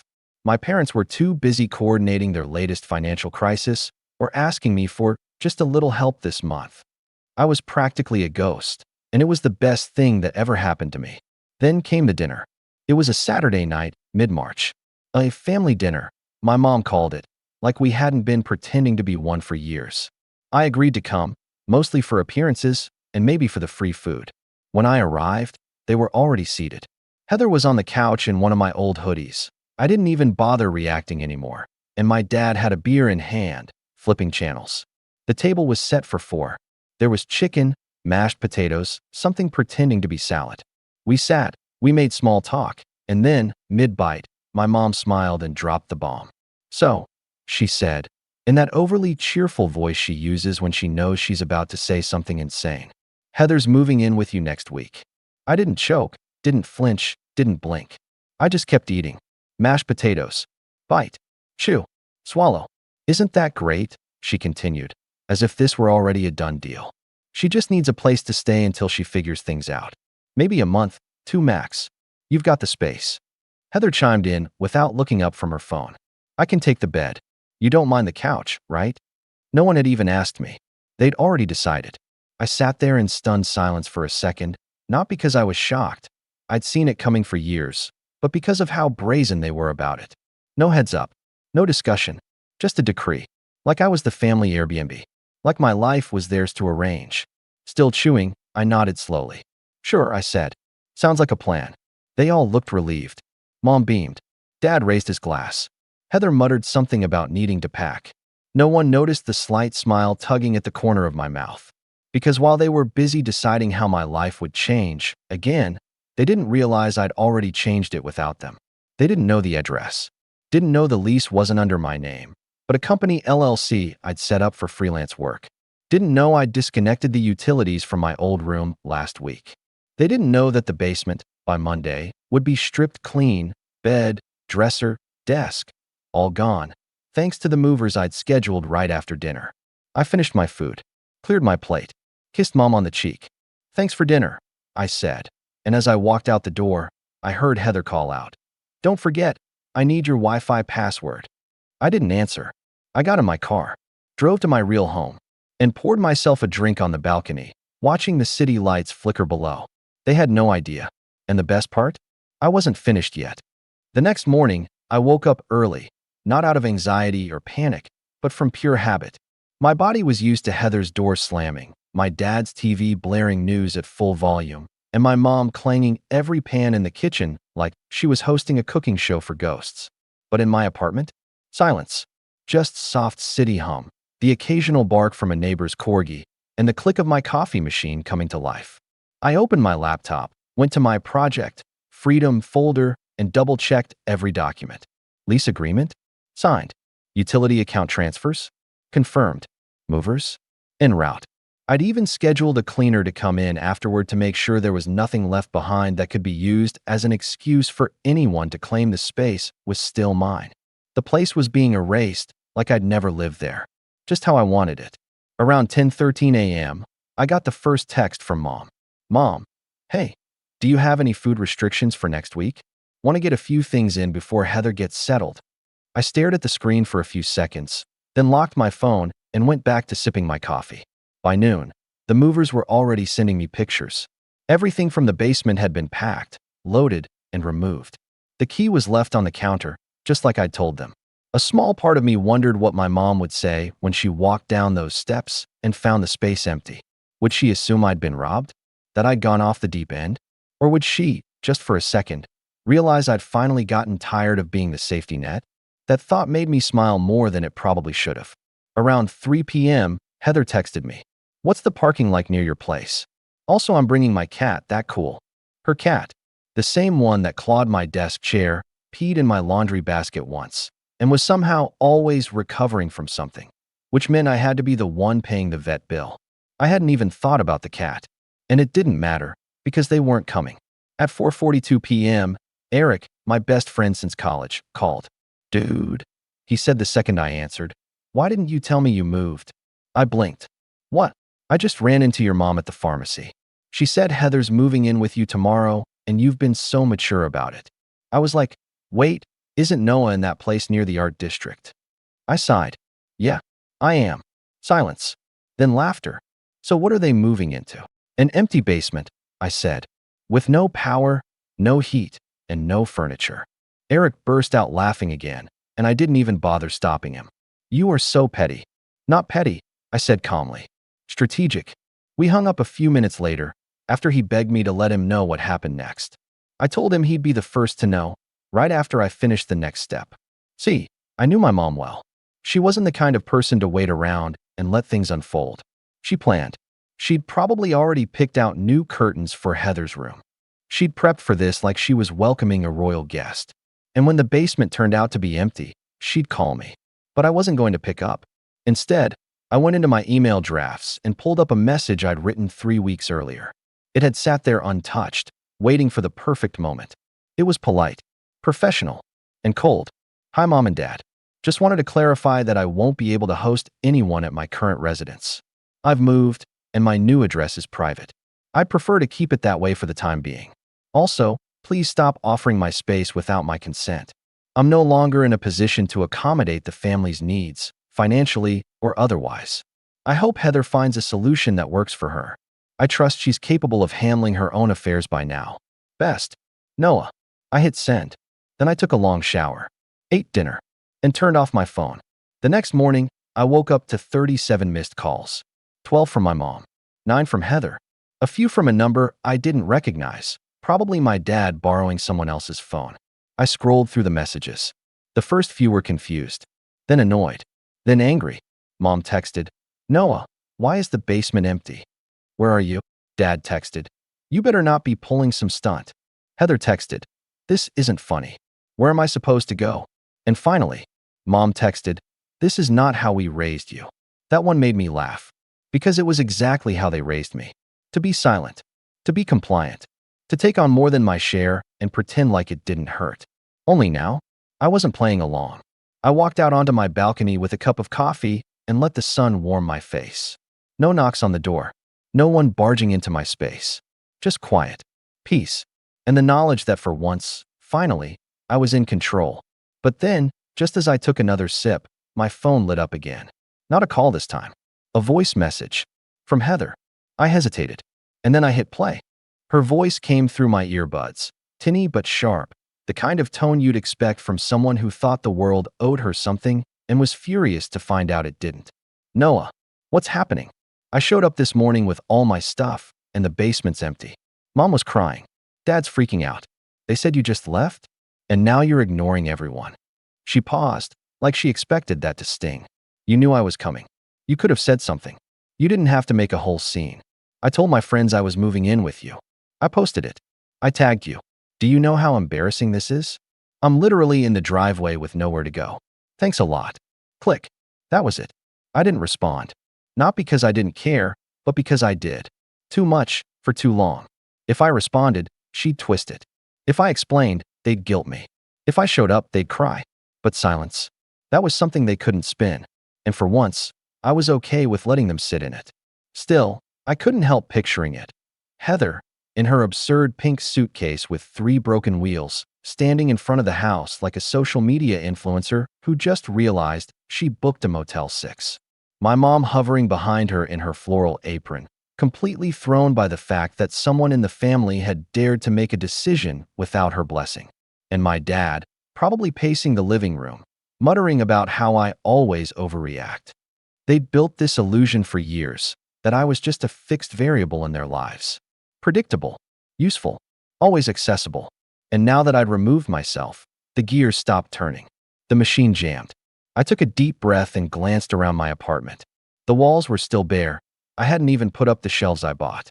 My desk chair creaked. The coffee table had a scratch from where I dropped my keys, and the kitchen faucet needed a tighter grip to stop the drip. It wasn't perfect, but it was mine, and it was quiet, and nobody knew the code to the building entrance. Until now. Because that evening, there was a knock at the front door. I froze. I wasn't expecting anyone. No deliveries. No friends visiting. I stood still, halfway through drying a plate, and just listened. 3 more knocks. Then a pause. Then a voice. Noah, I know you're in there. Heather. I didn't move. Didn't speak. She hadn't buzzed from the intercom, which meant someone must have let her in. Maybe a neighbor. Maybe she waited for someone to exit and slipped in. Either way, she was outside my unit, standing on the other side of the door I hadn't even told her existed. You can't ignore me forever, she said through the door. This is your fault. There it was. That familiar Heather logic. That I had somehow created the mess she stepped into. That if I'd just stayed silent, compliant, and available, everything would be fine. A beat passed. I just need a few months, she continued, her voice softening like she was auditioning for pity. I'll get back on my feet. You've got your space. I'll stay out of your way, I promise. You owe me that much. I actually laughed. Quietly, bitterly. Oh, her. The last time Heather had a job, she quit because her manager gave her a weird vibe. The last time she said she'd pay me back, she bought a $300 pair of shoes the next day. The last time she promised to stay out of my way, she streamed a karaoke video in the basement at 1:30 in the morning, while I had a client Zoom meeting at 8. I moved slowly to the door, stood just behind it, and spoke low enough that I knew she'd hear, but not enough to invite more noise. Go home, Heather. There was a pause. Then, angry tapping on the door. Seriously? You're going to be this dramatic? After everything. After everything? I wanted to respond. I wanted to open the door, list every instance over the last 10 years where I dropped everything to pick up her slack, where I loaned money I never saw again, where I rearranged my entire life around her chaos. But I didn't, because she already knew. And if she didn't care. So I walked away, back to the kitchen, back to the plate I hadn't finished drying. I set it in the rack and sat on the armchair by the window, looking out as the sky turned orange. I don't know how long she stood out there. 15 minutes? An hour? I refused to check. I didn't need to, because I knew this wasn't over. And I also knew that whatever came next, I was ready. But then, 2 days later, the email came in. Not from Heather, from my mother. Subject line, we need to talk. It's about the house. The subject line alone made my stomach twist, not out of fear, but from years of conditioning. I'd gotten used to we need to talk, always being the start of some guilt-laced trap, some plea wrapped in passive-aggressive shame. I nearly deleted the email without reading it. But something told me not to. I clicked it. Noah, I hope you're happy. Your sister is living out of her car. She says you slammed the door in her face and made her cry. Whether or not that's true, I don't even care anymore. I can't believe the person you've turned into. Your father and I are extremely disappointed. You could have handled this better. You could have helped her find her footing. But instead, you chose to act like a stranger. What kind of man turns his back on family like that? We gave you everything. A roof, food, support. This is how you repay us? By moving out in secret and humiliating your sister? After everything we've done for you? Now about the house, we can't afford to keep it. Your father lost 2 clients, and the bills are piling up. I'll just say it. We need help. The mortgage is 2 months behind. If we don't come up with $3,200 by the end of the week, the bank will start foreclosure proceedings. We were counting on you to step in like you always do. You're the only one who can fix this. Please, don't make us beg. Mom. I read it once. then again, and then a third time, because it was just so perfectly, infuriatingly them. No apologies. No ownership. Just blame, emotional blackmail, and a final desperate Hail Mary.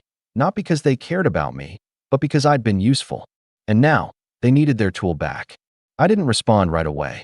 Instead, I pulled out a dusty old spiral notebook I hadn't touched in years. Inside were 2 columns I'd started keeping after my therapist, back when I actually could afford one, suggested it. On the left, what I gave. On the right, what I got. The left was full. Rent contributions, loan payments, car repairs, vet bills, emotional labor, birthday gifts no one remembered to return, sacrifice time, skipped vacations, canceled dates. The right side? Almost empty. The last entry I'd made had been 2 years ago, and it simply said, silence when I was in the hospital. They hadn't even visited. Heather posted an Instagram story the night I was discharged, a photo of her nails with the caption, Self-Care Saturday. That had been the same weekend I had a minor surgery and went home alone in a cab. I closed the notebook and opened a new email. I typed slowly, clearly, without heat, without apology. Mom, I'm sorry you're in a difficult position, but I'm not going to bail anyone out this time. I understand that you're behind on the mortgage. I hope you can figure out a solution. There are financial counselors, programs, and plenty of resources that can help. You'll have to look into those yourselves. I've helped you over and over again, without thanks, without repayment, and without acknowledgement. I've reached a point in my life where I need to prioritize my own peace and future. This isn't about revenge. It's about boundaries. I am not a safety net. I'm not a wallet. I'm not a fallback plan. I'm your son, or I was, until you decided that being family only worked one way. If you sell the house, I hope you can use that money wisely. If you can't keep it, I hope the next home you build is one where everyone is treated with respect, including me. Wishing you all the best. Noah. I hit send, then immediately blocked both her email and my dad's, just in case. That same evening, I got one final text from Heather. Heather, I hope you know what you've done. We're done with you. No punctuation. Just raw, entitled rage. I stared at the words for a full minute. Then I opened my banking app and did something I'd been putting off for far too long. I shut down the shared emergency account I'd quietly set up years ago to help cover family expenses. I'd been contributing to it every month, just in case. It had a balance of $2,900, enough to stop foreclosure for another month. I withdrew every cent and closed the account. Then I donated half to a local shelter, one that specialized in helping young adults escape toxic family environments. I figured someone out there could use a fresh start more than Heather needed new fake lashes. The rest? I used it to book a solo trip. 7 days. Beachfront. No phones. No internet. Just silence. Just space. 3 weeks passed before I heard anything again. This time through Eric, who texted me a screenshot from Facebook. It was a photo of a U-Haul in front of my parents' house. The caption? Closing this chapter. On to the next. House with garden sparkles #new beginnings. No mention of me. No trace of acknowledgement. Just Heather in front of the truck, holding a Starbucks and flashing a forced smile like she'd orchestrated the move herself. According to Eric, they were moving in with a family friend. Probably some poor soul who hadn't yet learned what they were signing up for. But me? I was free. Completely, finally, undeniably free. My apartment was no longer a hiding place. It was home. My life was no longer quiet because I was retreating. It was quiet because I'd taken control. And my family? Well, they were still out there. Still scrambling. Still spinning the same stories. But without me. And for the first time in my life, that didn't make me feel guilty. It made me feel alive. When I was a kid, I used to think the world was split cleanly between fair and unfair. That if you worked hard, you earned your place. That if you were kind, it came back around. But nothing, and I mean nothing, prepared me for how wrong I was. Until the night my daughter got shoved to the side of a stage by her own aunt. My name's Nate. I'm 39. Single dad, engineer by trade, full-time coffee addict, and, more recently, unofficial event planner for a growing orchestra that my daughter plays violin in. Her name's Lila. She's 15, and I know every parent thinks their kid is special, but Lila, she's the kind of kid who shows up early to help clean up after school events no one else volunteers for. The kind who doesn't talk much in big groups, but makes the shy kid feel like they belong. She's smart, but not obsessed with grades. Kind, but not soft. Quiet, but not weak. I don't say this lightly. Lila's my hero. Especially after this past year. My mom, Lila's grandma, had major spinal surgery last fall. It wrecked her mobility. She couldn't walk, cook, bathe herself. Insurance covered some help, but not enough. And I was working overtime at the time to cover rising mortgage payments and hospital bills. That's when Lila stepped up in a way number 15-year-old should have to. She gave up violin club. She gave up her part-time job at the cafe. She'd come straight home after school, make soup, help grandma to the bathroom, take calls from the visiting nurse when I was stuck at work. Never once complained. Never once asked for a reward. Meanwhile, my sister Heather, older than me by 4 years and exactly 4 times louder, was busy bragging about her kids' GPA scores on every social media app she could log into. Don't get me wrong, her twins, Emily and Kate, are smart girls. Always top of their class, captain of every club, teacher's favorites. And Heather's made sure the world knows it. She's the kind of mom who prints out the honor roll to frame it above the fireplace. She's also the kind who believes academic achievement trumps everything, including character. If you're not getting straight A's, in her eyes, you're wasting your time. We've always had tension between us, even growing up. I was the quiet one, the one who liked to build things in the garage and hated the spotlight. Heather was the performer, the praise-hungry golden child who thrived on applause. And now that we're adults, nothing's really changed, except now she uses her kids to chase the spotlight instead of hogging it herself. Still, I tried to keep the peace for the sake of our mom, for the sake of the family. But there's only so many subtle digs you can take before something breaks. It started with something small. It always does. There was a music showcase being planned at the community theater downtown. It's a big deal. One of those local events where all the school orchestras come together for one night. Lila had been practicing for weeks. She even wrote a piece for the strings ensemble. It wasn't some showboaty solo. It was meant to highlight the full section, including kids who didn't usually get much attention. Classic Lila. The program even listed her as a student composer. I could tell how much it meant to her. Not because she said anything, but because she was humming her part under her breath during dinner, and she triple-checked the date on our shared Google Calendar. That's how I knew. The day tickets went live, I logged in the minute they dropped and snagged front row seats. 4 of them. 1 for me, 1 for my mom, who was finally able to sit upright for longer than 30 minutes, and 2 more, just in case. I didn't even know who I'd invite. Maybe one of Lila's friends. Maybe her music teacher. Honestly, I just wanted her to have someone cheering loud in the front row. She deserved that. I didn't tell anyone in the family about the tickets. I didn't think I had to. But then, 2 days before the show, I got a call from Heather. Not a hi, how are you kind of call. A straight to the point, no pleasantries, I'm already irritated kind of call. Hey Nate, I'm just making sure you got tickets for mom. I did, I said, stirring soup on the stove. Front row. There was a pause. Oh, you got front row? Yeah, I said slowly. Figured mom would appreciate being close, since her eyesight's not great these days. Another pause. I could practically hear her calculating something. And, did you get any for the rest of the family? I hesitated. Just 4 total. Me, mom, and 2 extras. What? Well, she said, her voice sharpening. You do realize Emily and Kate are performing too, right? They made principal violin and cello. Front row would mean a lot to them. I blinked.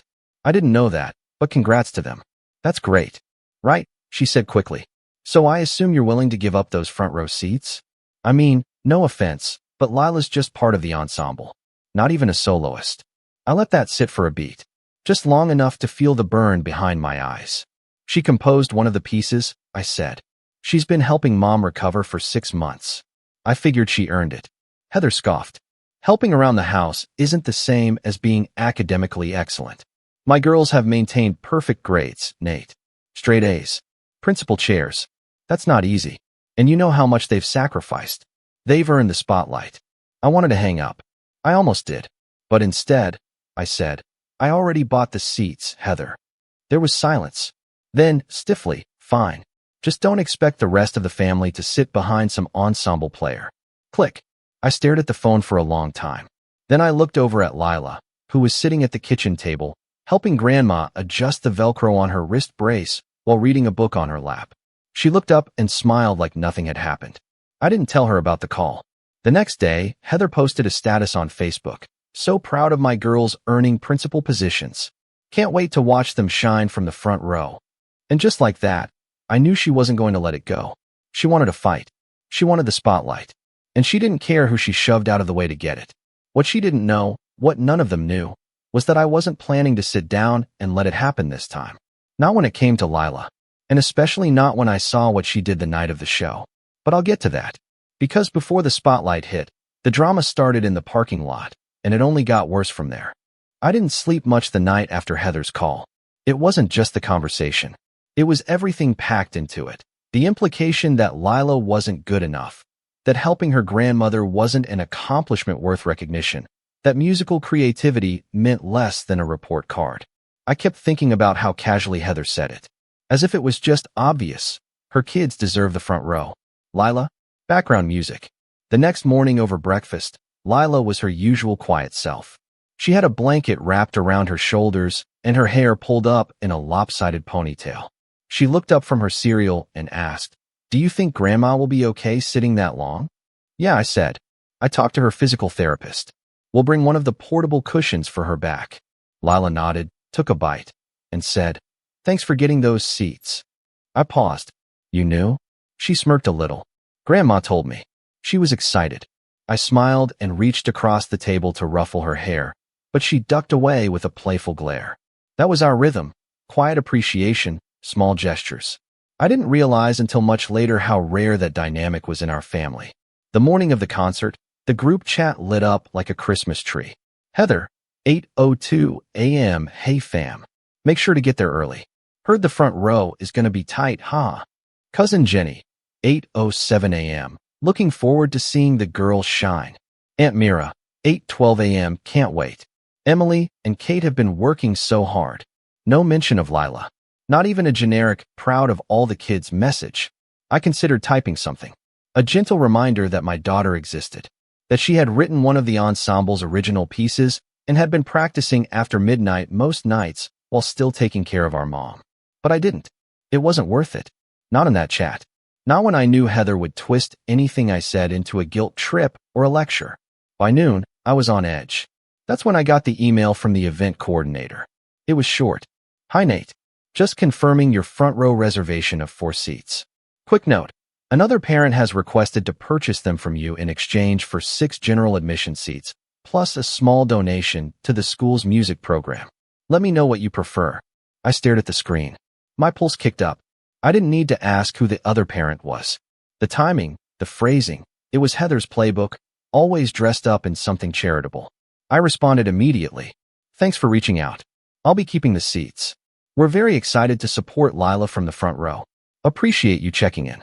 It took everything in me to not add more. Not to type out what I really thought. I just closed the laptop and walked into the living room, where Lila was tuning her violin and humming under her breath. That night, we dressed up a little. Nothing flashy, just enough to make it feel like something special. I wore the same blazer I wore to Lila's last school ceremony. Lila wore her favorite gray dress, the one with the embroidered vines down the side that made her look way older than 15 in the scariest and most beautiful way possible. When we got to the venue, it was buzzing.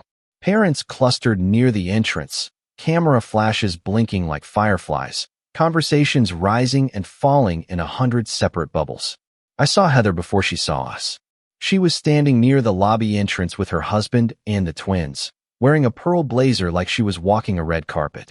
Emily and Kate were dressed to match. Hair curled, lips glossed, matching charm bracelets. And I couldn't help but notice the way Heather stood slightly ahead of them, waving at every person who glanced her way like she was the one being honored. We walked past without stopping.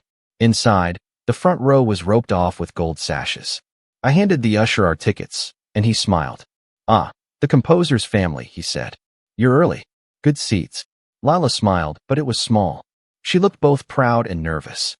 We took our seats. Me, Lila, my mom, and one empty chair. I had texted Lila's music teacher that morning and offered it to her, but she hadn't confirmed. I figured it would go unused. 10 minutes before the show began, Heather arrived. She walked in like she owned the place, marched straight toward the front row, and stopped cold when she saw us already sitting. The look on her face was pure disbelief. Like someone had told her the stage was being moved, and she didn't get the memo. Heather leaned over the rope and said, just loud enough for us to hear, "Excuse me, you're in our seats."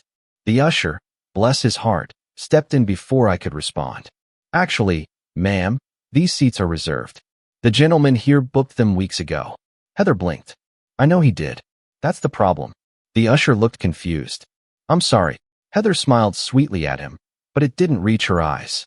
"It's just that my daughters are principal violin and cello tonight. It's important they see some familiar faces in the front row. You understand, right?" I stood up. "Back off, Heather," I said quietly. She turned to me, her smile dropping. "Nate, don't be petty. You've made your point. But it's not about you. It's about what's fair. Emily and Kate are very talented." I cut in. "But so is Lila. And she's sitting right here. Maybe instead of trying to shove her out of the spotlight, you could try supporting her." Heather's face hardened. "You've always been jealous of my girls. Admit it." I stared at her. "No. I've just always been tired of pretending that you're not exhausting." That earned a small snort from my mom beside me. Heather turned beet red. Before she could say anything else, the lights dimmed and the MC took the stage. The music began. Lila's ensemble was third on the program. As they walked out, she looked small on stage, but I knew better. I knew how many hours she'd put into this. I knew she'd helped rewrite the cello part to match a new tempo when one of the younger kids couldn't keep up. I knew she'd sat with Grandma during physical therapy, icing her knees while reading sheet music under a dim hallway light. She stood tall and proud, violin tucked under her chin. When her piece began, it didn't open with fanfare. It started soft, tentative, like a memory forming in the dark. Then it grew, layering into something rich and strong. I saw heads tilt. People sat forward in their chairs. It was good. It was really good. When the piece ended, there was a beat of silence, like everyone needed a second to breathe again. Then thunderous applause. My mom wiped at her eyes. I stood and clapped so hard my palms stung. And that's when it happened. As the kids began exiting the stage, I felt a tap on my shoulder. I turned. It was Heather. She leaned in, voice like a knife. "Your daughter didn't deserve front row seats." I froze. "She's not the one who's been working her butt off for years to be at the top," she went on, eyes flicking to the stage where her girls were prepping backstage. "Emily and Kate are going to college for this. Lila, this is just a hobby. Don't pretend otherwise."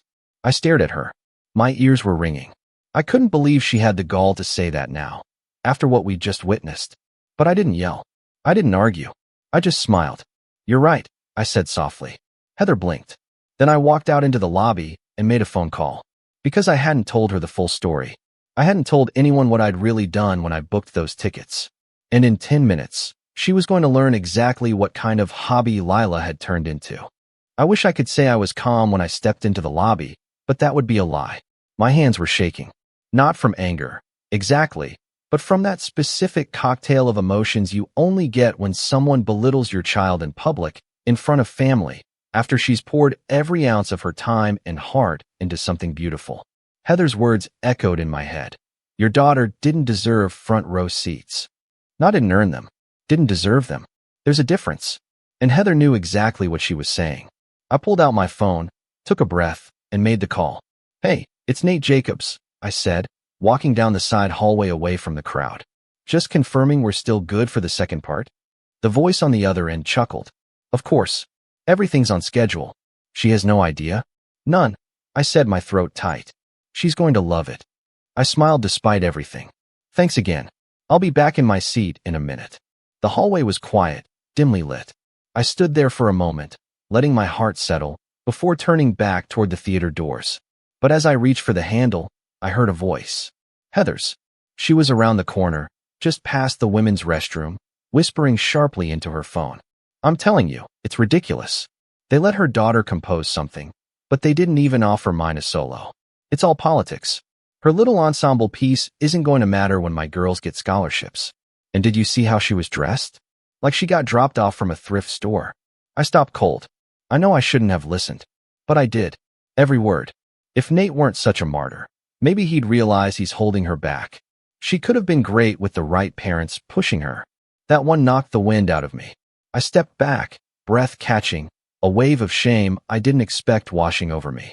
Was I holding Lila back? Had I done something wrong? Should I have forced her into more lessons, more clubs, more competitions? I'd always let her set the pace. Maybe that was a mistake. I turned and walked back to my seat without a word.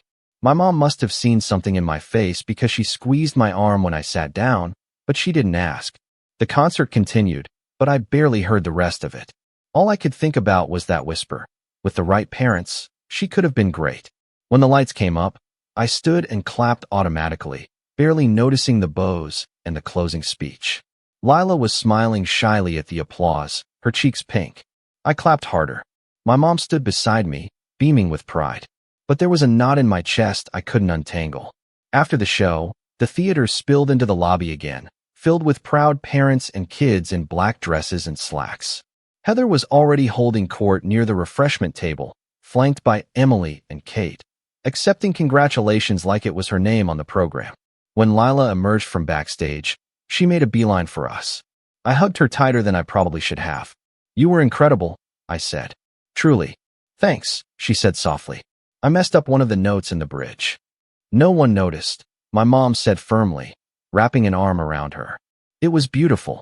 Before I could say more, Heather appeared beside us, sipping from a paper cup and smiling tightly. "Well," she said, "that was a lovely performance." "Thanks," Lila said politely. "You know," Heather continued, "Emily and Kate are doing a workshop next weekend for pre-college additions. I could ask if there's still room. Not sure how much help it'd be at your level, but..." Lila blinked. "Thanks, but I'm not auditioning for college yet." Heather smiled. "Right. Of course. I just thought it might give you some structure. You know, real music training." My mom shifted beside me. I clenched my jaw. Lila just nodded. Okay. That was it. She didn't argue. She didn't defend herself. She just stood there, shrinking an inch with every word. I hadn't seen her like that in months. Not since those first few weeks after Grandma's surgery, when she barely slept and cried in the bathroom with the door locked. Not since she gave up her part-time job and tried to study for math tests while timing our mom's meds. And it hit me all over again. How easy it was for Heather to steamroll over people. To make someone feel like they were smaller for not chasing the same shiny prizes her girls did. Even when they were already carrying twice the weight. I didn't say anything then. Not yet. But I knew. That was the moment. That was the fall. That was when something shifted inside me. Because for the first time, I wasn't just angry at Heather. I was angry at myself.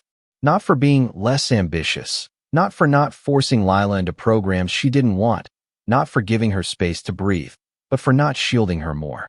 For letting her be exposed to people like Heather without enough armor. For not doing more to make sure she knew exactly how proud I was of the person she was growing into. That was the night I realized I had to stop trying to keep the peace. Because peace with people who belittle your kid isn't peace at all. The next few days passed quietly. Lila didn't bring up Heather's comment. Neither did I. But something was different. She was quieter. Not sad, just flat. She didn't hum around the house like she used to. Didn't pull out her violin in the evenings. She went to school, came home, did her homework, helped Grandma, and went to bed. I asked her one night if she wanted to go out for ice cream. Just us. She smiled and said she was tired. That night, I sat at my desk and opened my laptop. I'd been putting it off for weeks. Mostly because I didn't want to pressure her, but now it felt important. There was a music mentorship program I'd heard about months ago through a friend in my engineering circle. It wasn't flashy. It wasn't about competition or scholarships. It was about composition. Real composition. Pairing young musicians with working professionals, film scorers, game music producers, even Broadway arrangers, to help them develop their own voice. Not to win trophies. To create. I reached out to the contact that night. We exchanged a few emails. I sent over a clip of Lila's performance, the one I'd secretly recorded from my phone. They responded in 2 days. She's got a unique touch. Tell her if she's interested. There's a seat for her in the spring cohort. Fully funded. I almost cried. When I told Lila, she didn't react at first. Just stared at the email. You don't have to say yes, I added quickly. But they heard your piece. They liked it. And they want to help you keep writing. No pressure. She blinked a few times. Then looked up at me. Are you serious? As a heart attack. She smiled, slowly, at first. Then wider. And just like that, the light came back into her eyes. That weekend, she started writing again. She brought her violin back into the living room and started scribbling little notes on sheet paper, testing melodies, humming fragments of ideas into her phone. She wasn't trying to be the best. She wasn't trying to beat anyone. She was just creating. And for the first time in weeks, she looked alive. And me? I started rebuilding too. I deleted the family group chat. I blocked Heather from messaging me. I took my mom out to lunch, just us, and told her everything. About the conversation I overheard. About the way Heather had tried to buy the front row seats. About the mentorship offer. About how I wanted to do more. Be more. Not just for Lila, but for myself. You're already more than enough, my mom said, gripping my hand across the table. But if this is about finally setting boundaries, then good. It's time. I nodded. And for the first time in years, I felt like I was reclaiming something I hadn't even realized I'd lost. That feeling stayed with me all week. Right up until the night of the orchestra fundraiser. The one Heather planned. The one where everything changed again. Because I showed up with Lila, quiet, smiling, composed, and Heather had no idea what was coming. It's funny how you can spend years tolerating someone, dodging their insults, letting things slide, biting your tongue for the sake of peace, and then, in one moment, all of that patience calcifies into something sharper, something colder, something that doesn't care about peace anymore. For me, that moment had already passed. By the time the orchestra fundraiser rolled around, I was no longer interested in just defending Lila. I wanted to make a point, not by yelling, not by throwing punches, but by building something so undeniable, so public, that even Heather couldn't pretend it didn't exist. And the best part? I didn't have to lie, exaggerate, or manipulate a single thing. All I had to do was shine a light on what had already been there the whole time. Lila's kindness, her effort, her quiet brilliance. I just needed the right stage. And wouldn't you know it, Heather handed me one. She was the lead organizer of the spring fundraiser for the district orchestra program. It was a black tie event at the country club where she and her husband held their annual holiday party. Tickets were $150 a head, with proceeds going toward new instruments, sheet music, and travel costs for out-of-state competitions. Every family was expected to contribute, either by buying a table, donating auction items, or helping coordinate the event. Heather, of course, took the reins like she was running a Senate campaign. She created a color-coded spreadsheet with donation goals and assignments. She delegated auction item outreach to less busy parents. She even assigned roles to the students, most of whom had no idea they were about to be paraded around like decorative centerpieces. Lila, naturally, was put in charge of coat check. When she told me, I laughed. Not at her, but at the predictability of it all. She said I'd be best suited for something low pressure, Lila said with a shrug. Did she? I said. Lila nodded, then went back to her sandwich. But I wasn't laughing later that night when Heather called me out of the blue. Hi, Nate, she said, syrupy sweet. Quick favor to ask. What's up? We had a cancellation for one of the donor performances. Just a 5-minute spotlight. Would you be able to convince Lila to play something? Nothing flashy, just background music. You know, while people arrive. I paused. You want her to perform, but also work coat check. Heather laughed lightly. Well, she can play for 10 minutes, then head to her station. We're on a tight schedule. I could hear the strain in her voice. She didn't want to ask. She didn't even like asking. But someone must have dropped out and left her in a bind.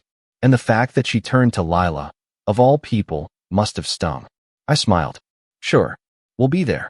What I didn't tell her was that Lila wouldn't just be playing a 5-minute background melody. Because while Heather had been busy assigning my daughter to coat check duty, I'd been busy too. I'd met with the mentorship program director, the one who'd seen Lila's composition. We talked about her work, about her potential, and about a special opportunity they had coming up, a collaborative showcase. Each student would be paired with a working composer to co-create a short piece to be performed live at a professional venue. No competitions, just creation, real performance. With one condition, the student had to submit a full draft of their original work by mid-April. That gave us 3 weeks. So every night, after homework and dinner and helping Grandma, Lila and I worked on it. She wrote the melodies. I offered feedback, only when asked. We played sample recordings. She tested harmonies. She even reached out to a local music teacher she admired and asked for input, which, for her, was a huge deal. And slowly, this piece started forming, haunting and beautiful and full of moments that felt like memory. She titled it Quiet Hours. I couldn't think of anything more fitting. So when Heather called about the fundraiser, I saw it immediately, the setup. The perfect moment. Heather wanted Lila to be background noise. I was going to make her the centerpiece. I called the mentorship program director again. I asked if there was any chance they had someone in the area who might be free to accompany Lila live. She said, "Give me a few days." 2 days later, I got a call from a man named Simon, late 30s, jazz pianist, soundtrack composer for indie films.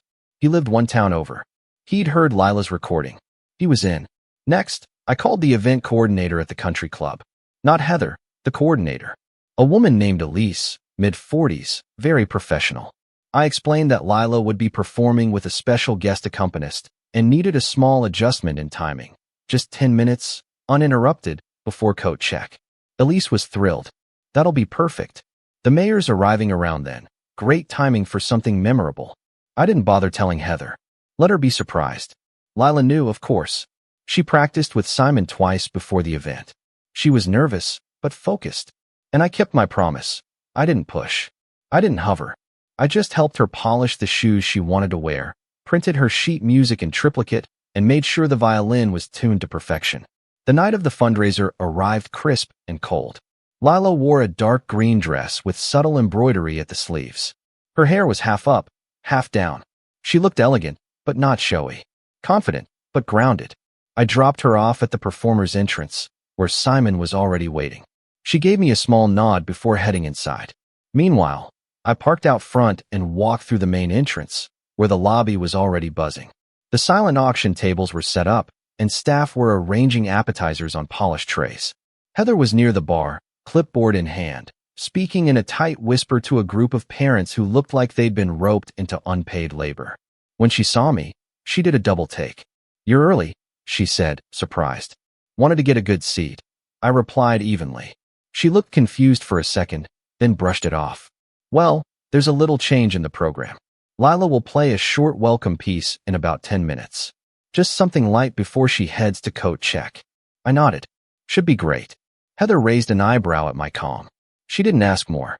She was too busy running the room. The main hall was set like a wedding. Round tables, candles, a small stage at the front with a baby grand piano. There was a printed program on each table. I picked one up. Opening performance, quiet hours, violin, Lila Jacobs piano, Simon Royce. Right beneath that, welcome speech, Heather Collins. I smiled. The room began to fill. Families arrived in clusters. Parents in suits and cocktail dresses. A few teachers I recognized. The superintendent. The mayor. And sitting at the head table, of course, Heather. At exactly 7 p.m., the lights dimmed. A soft spotlight illuminated the stage. Simon stepped onto the stage first, followed by Lila, who carried her violin like it belonged in her hands. The crowd murmured politely. Then the music began. It didn't start loud. It unfolded slowly, like something forgotten rising to the surface. The piano was subtle, layered underneath Lila's melody like a heartbeat. The violin line wove in and out of quiet harmony, pausing in places that felt like breath, like memory. And the room froze. People stopped mid-sip, mid-whisper. The chatter disappeared. Even Heather sat completely still. It was undeniable. This wasn't background music.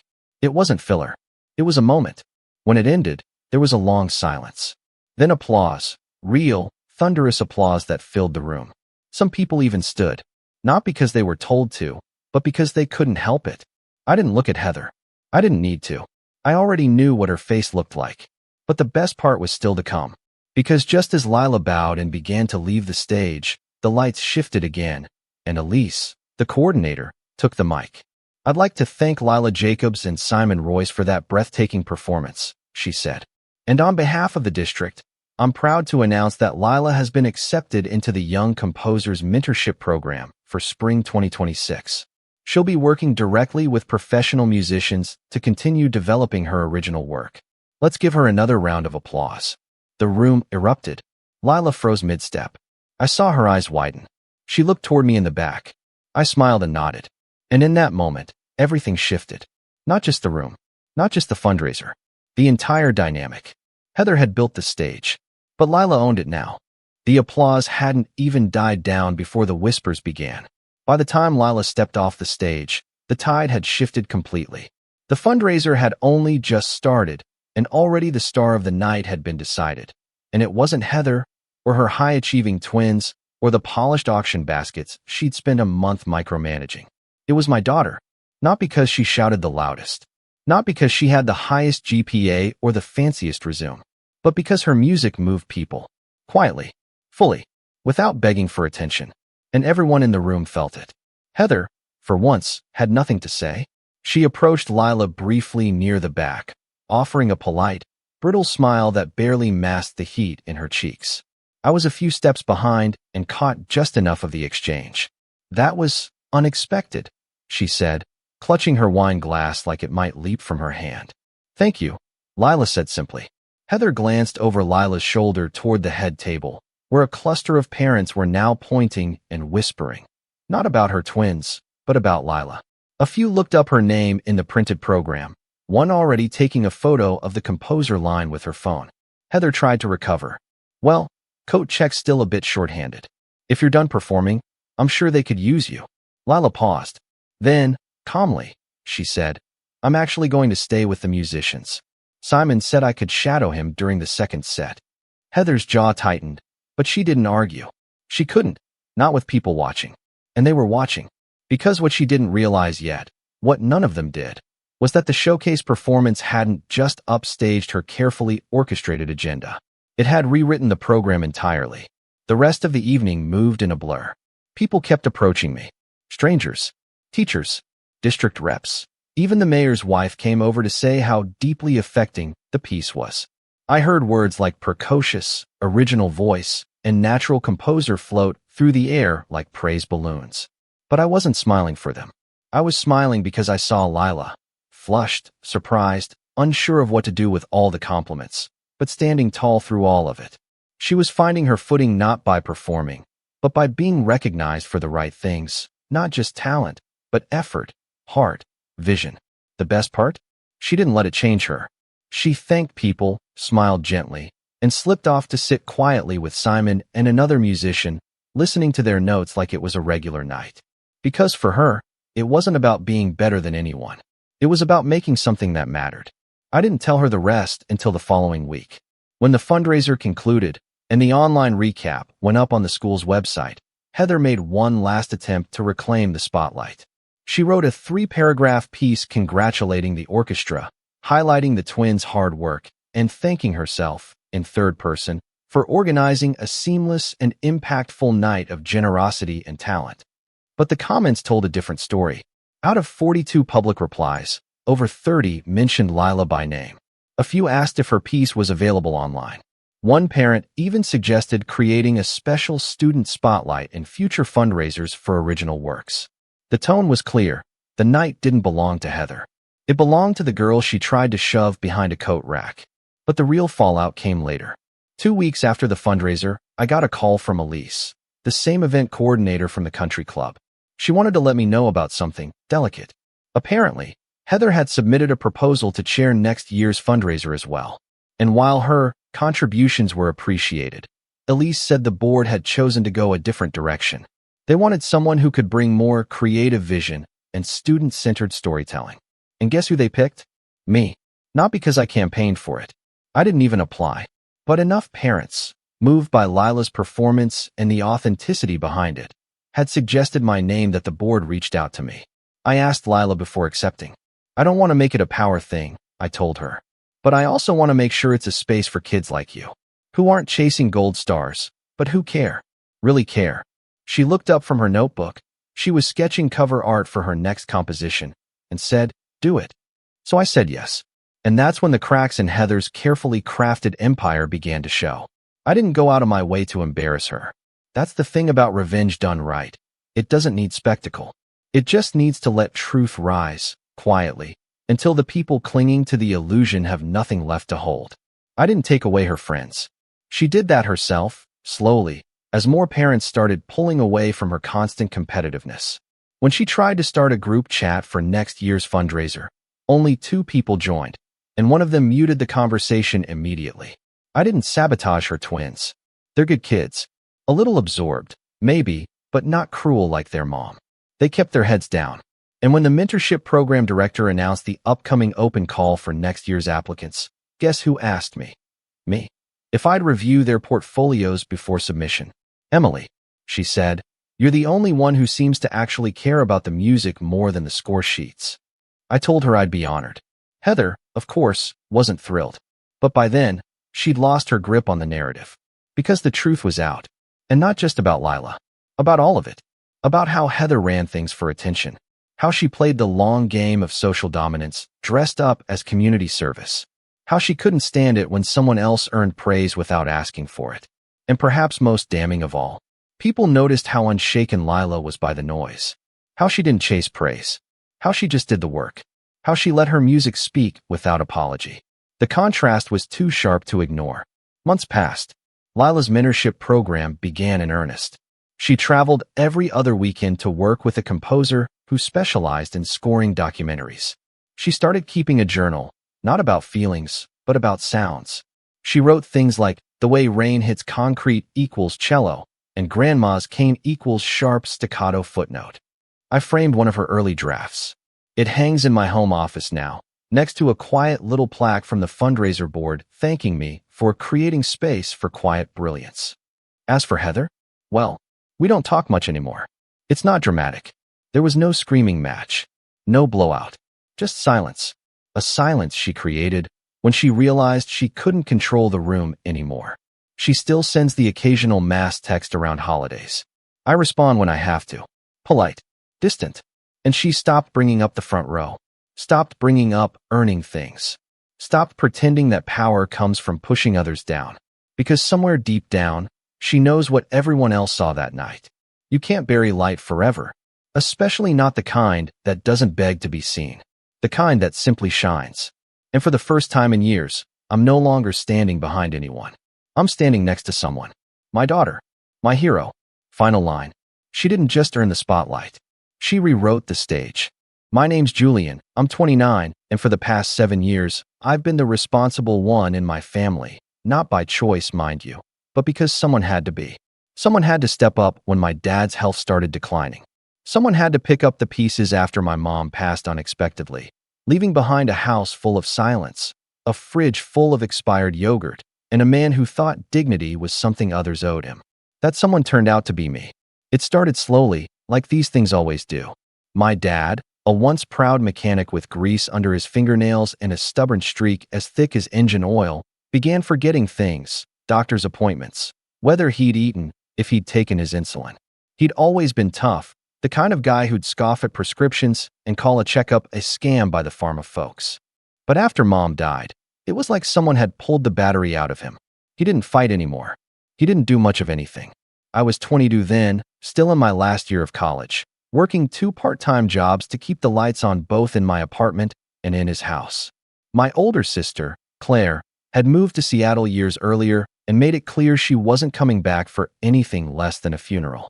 She sent cards on birthdays and thinking of you texts every few months, which was about as useful as a chocolate teapot. So it fell on me. At first, it was small things, picking up groceries after class, driving Dad to his checkups, making sure the house didn't fall into complete disrepair.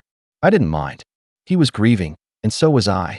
We'd sit in the quiet of the living room sometimes, him staring blankly at the TV, me scrolling through lecture notes, both pretending the silence wasn't suffocating. But as the months turned into years, something began to shift. He became sharper, not in a good way. He started making jabs, small, bitter comments that slipped through his teeth like steam from a cracked pipe. Didn't think you'd turn into such a soft boy. Or, your mother never babied me like this. I chalked it up to grief, or maybe the medication's messing with his mood. But I kept coming back. Every week. Every Sunday with groceries. Every month with a check to cover whatever the insurance didn't. After graduation, I got a decent job in IT and rented a place nearby, but it never felt like I left. If I wasn't at work, I was at Dad's. Mowing the lawn, fixing the leaky faucet, cleaning out the expired food he'd let sit in the fridge for weeks. I even paid off some of his debts, old medical bills, late utilities, and one shady loan he never explained. He never thanked me. Not once. The most I got was a grunt when I handed him the receipts. Still, I told myself it was fine. That this was what sons did. You step up when your parents fall down. You carry the weight, even when they forget how to say thank you. But it started eating away at me, little by little, like rust on a good piece of metal. Then came the family dinner. It was Claire's idea, of all people. She was flying in for Dad's birthday and insisted we all get together like old times. I should have seen the warning signs right away.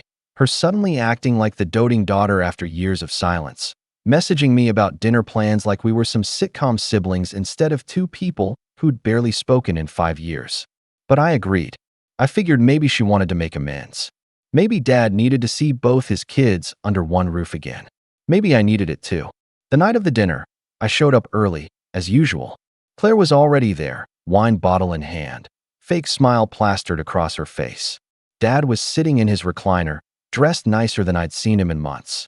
He even cracked a joke when I walked in, something about how I finally learned how to shave properly.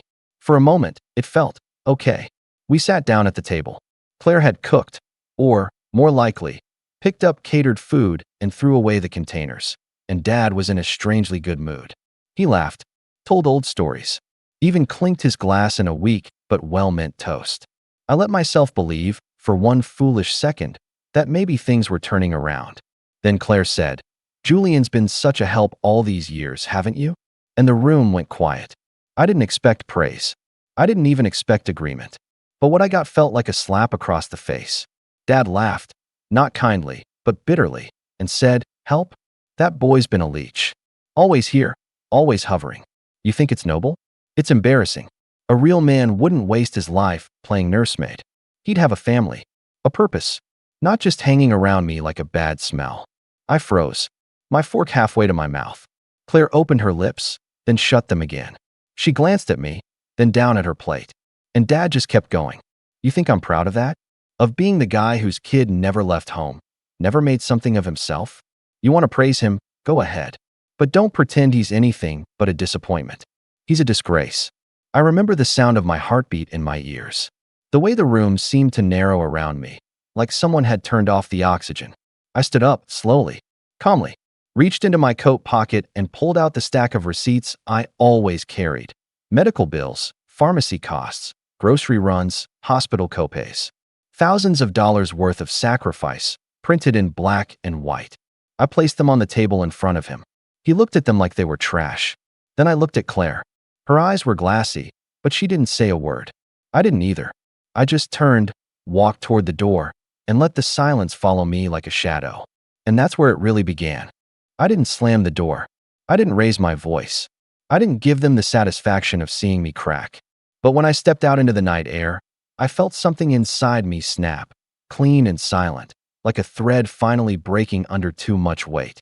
That drive home was a blur. I couldn't remember a single traffic light, not one song on the radio. I just remember gripping the wheel tighter than I needed to and blinking too fast to keep the tears back. That night, I didn't sleep. I lay there, staring at the ceiling in my one-bedroom apartment, the only space that truly belonged to me. My phone buzzed once, a text from Claire. He didn't mean it. I stared at it for a while, then turned my phone face down. It was the kind of lie you tell yourself when you don't want to deal with what's real. But I was done lying to myself. The next morning, I took the day off work and did something I hadn't done in years. I stayed still. I didn't run errands. I didn't check in on my dad. I didn't clean, repair, or manage anything that didn't belong to me. And it felt wrong, like I'd missed a step and was falling, even though I was finally standing still. By noon, Claire called. I let it go to voicemail.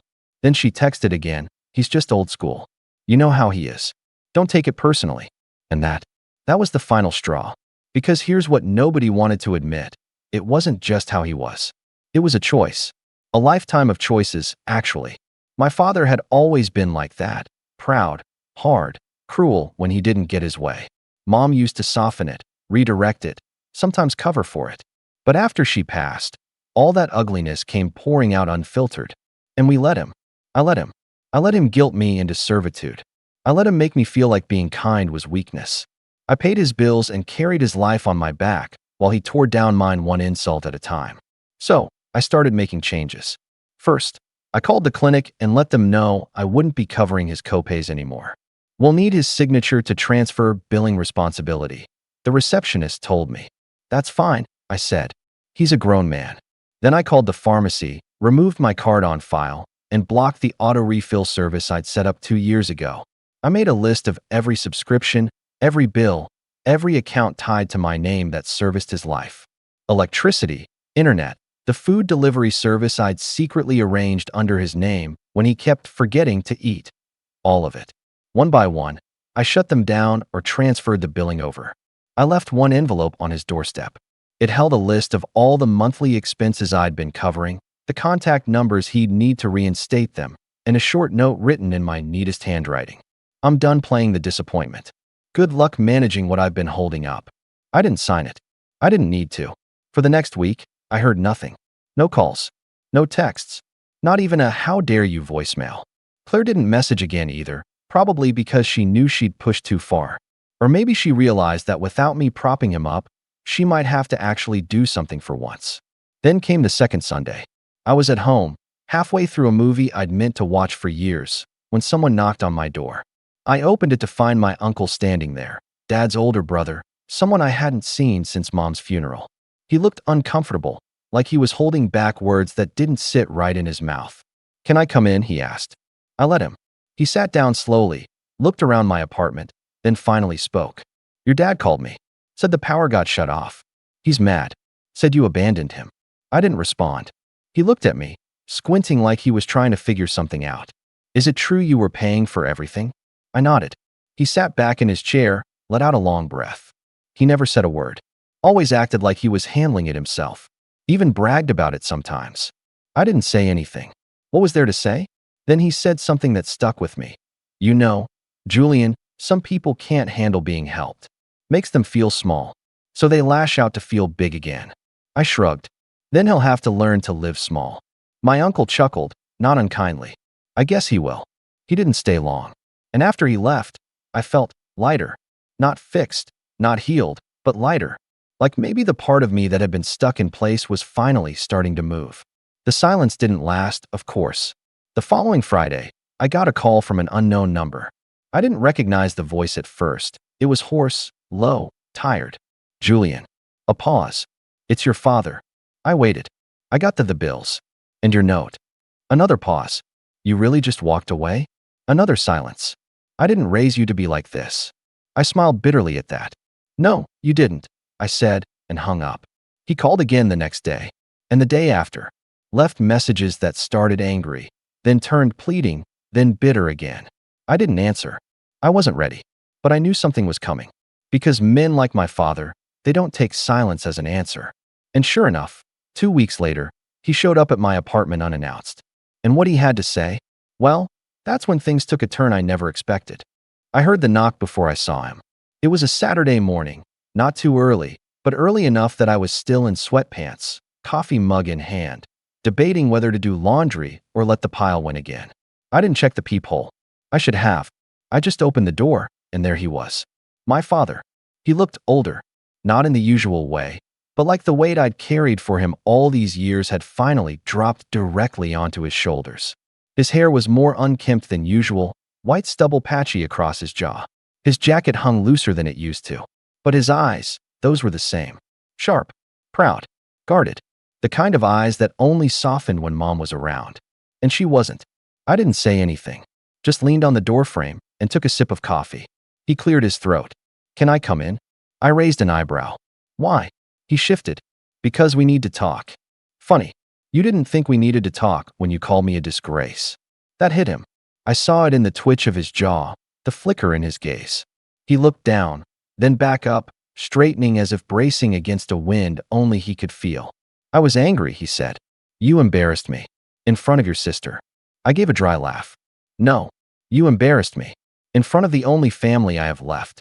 After everything I did, everything I paid for, everything I carried, you acted like I was a parasite." His lips parted like he wanted to argue, but he didn't. He just stood there, jaw clenched. I wasn't sure what I expected. An apology? A breakdown? Maybe some dramatic plea for forgiveness? But he didn't give me any of that. Instead, he reached into his pocket and pulled out a folded piece of paper. He held it out. "You want me to handle my life? Fine." I applied for state support. I called the VA, talked to the insurance people. Even Claire helped me set up some automatic payments.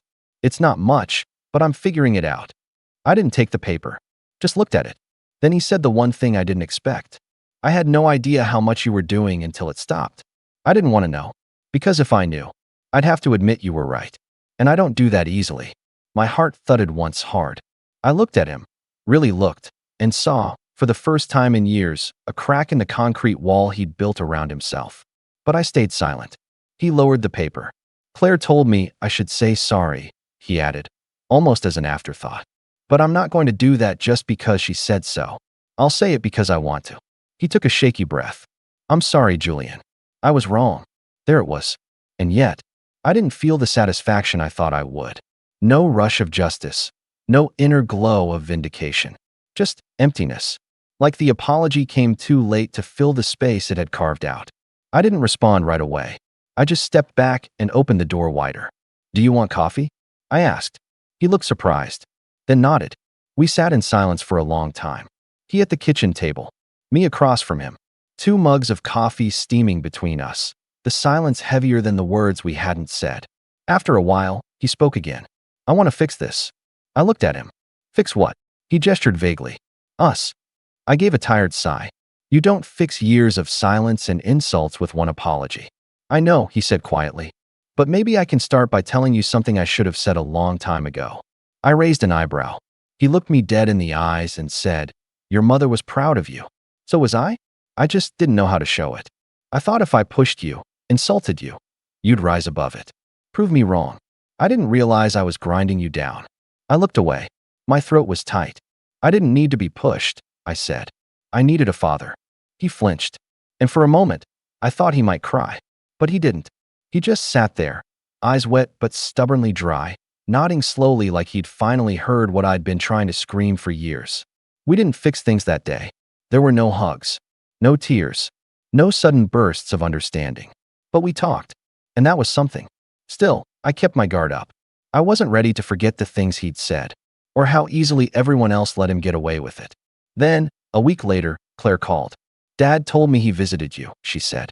He said you were civil. I didn't respond. She sighed. Look, I know he was awful, but I think he's trying now. Trying doesn't erase what he did, I said. Or what you didn't do. That caught her off guard. What's that supposed to mean? You saw how he treated me, I said flatly. You heard the things he said, and you just let it happen. There was silence on the line. Then she said, quietly, I didn't know how to stop it. You didn't have to stop it, I said. You just had to stand next to me. She didn't answer. But later that week, she showed up at my door too. And what she brought with her, that's when the real reckoning started. Claire stood outside my door holding a weathered photo album and an envelope. She didn't look like the corporate, composed version of herself that I'd grown used to seeing on video calls. Today she looked more like the version of her I used to know. Hoodie, no makeup, tired eyes. The same girl who used to climb trees with me in the backyard and steal Mom's cookies from the oven when they were still too soft to hold their shape. I need to say something, she said. No greeting, no warm-up. Just those words, strained and raw. I stepped aside and let her in. She didn't sit, just stood near the window and looked around my apartment like it was the first time she'd really seen it. Maybe it was. I thought I left, she said, her voice trembling. When I moved out. When I got my job, got married, left everything behind. I thought I escaped. She turned toward me. But I didn't, did I? I just handed it all to you. I stayed silent. She placed the photo album on the counter. Mom's. I found it when I was helping Dad sort through the attic. Thought you should have it. I opened it, slowly. Page after page of childhood memories. Me at the park, me blowing out candles, me holding up a crooked science fair trophy. And in every picture, there was Mom's handwriting in the corner. Julian's big win. Julian learns to ride. Julian's first haircut, cried the whole time. The ache in my chest was sudden and sharp. I hadn't seen these pictures in years. Claire watched me turn the pages. She loved you. You know that, right? I know. She hesitated, then held out the envelope. This is the deed to Dad's house. He's transferring it. To you. I blinked. What? He said it was the least he could do. Said he wouldn't have it if you hadn't kept him afloat. I opened the envelope. It was real. Signed, notarized, with everything in order. I stared at the paper like it might vanish if I looked away. Claire looked down. I also got Dad to write you a letter. I don't know what it says, but I told him it was the only way I'd agreed to help him manage his accounts going forward. I didn't open the letter right then. I was afraid of what it might say, or what it might not. Claire finally sat down.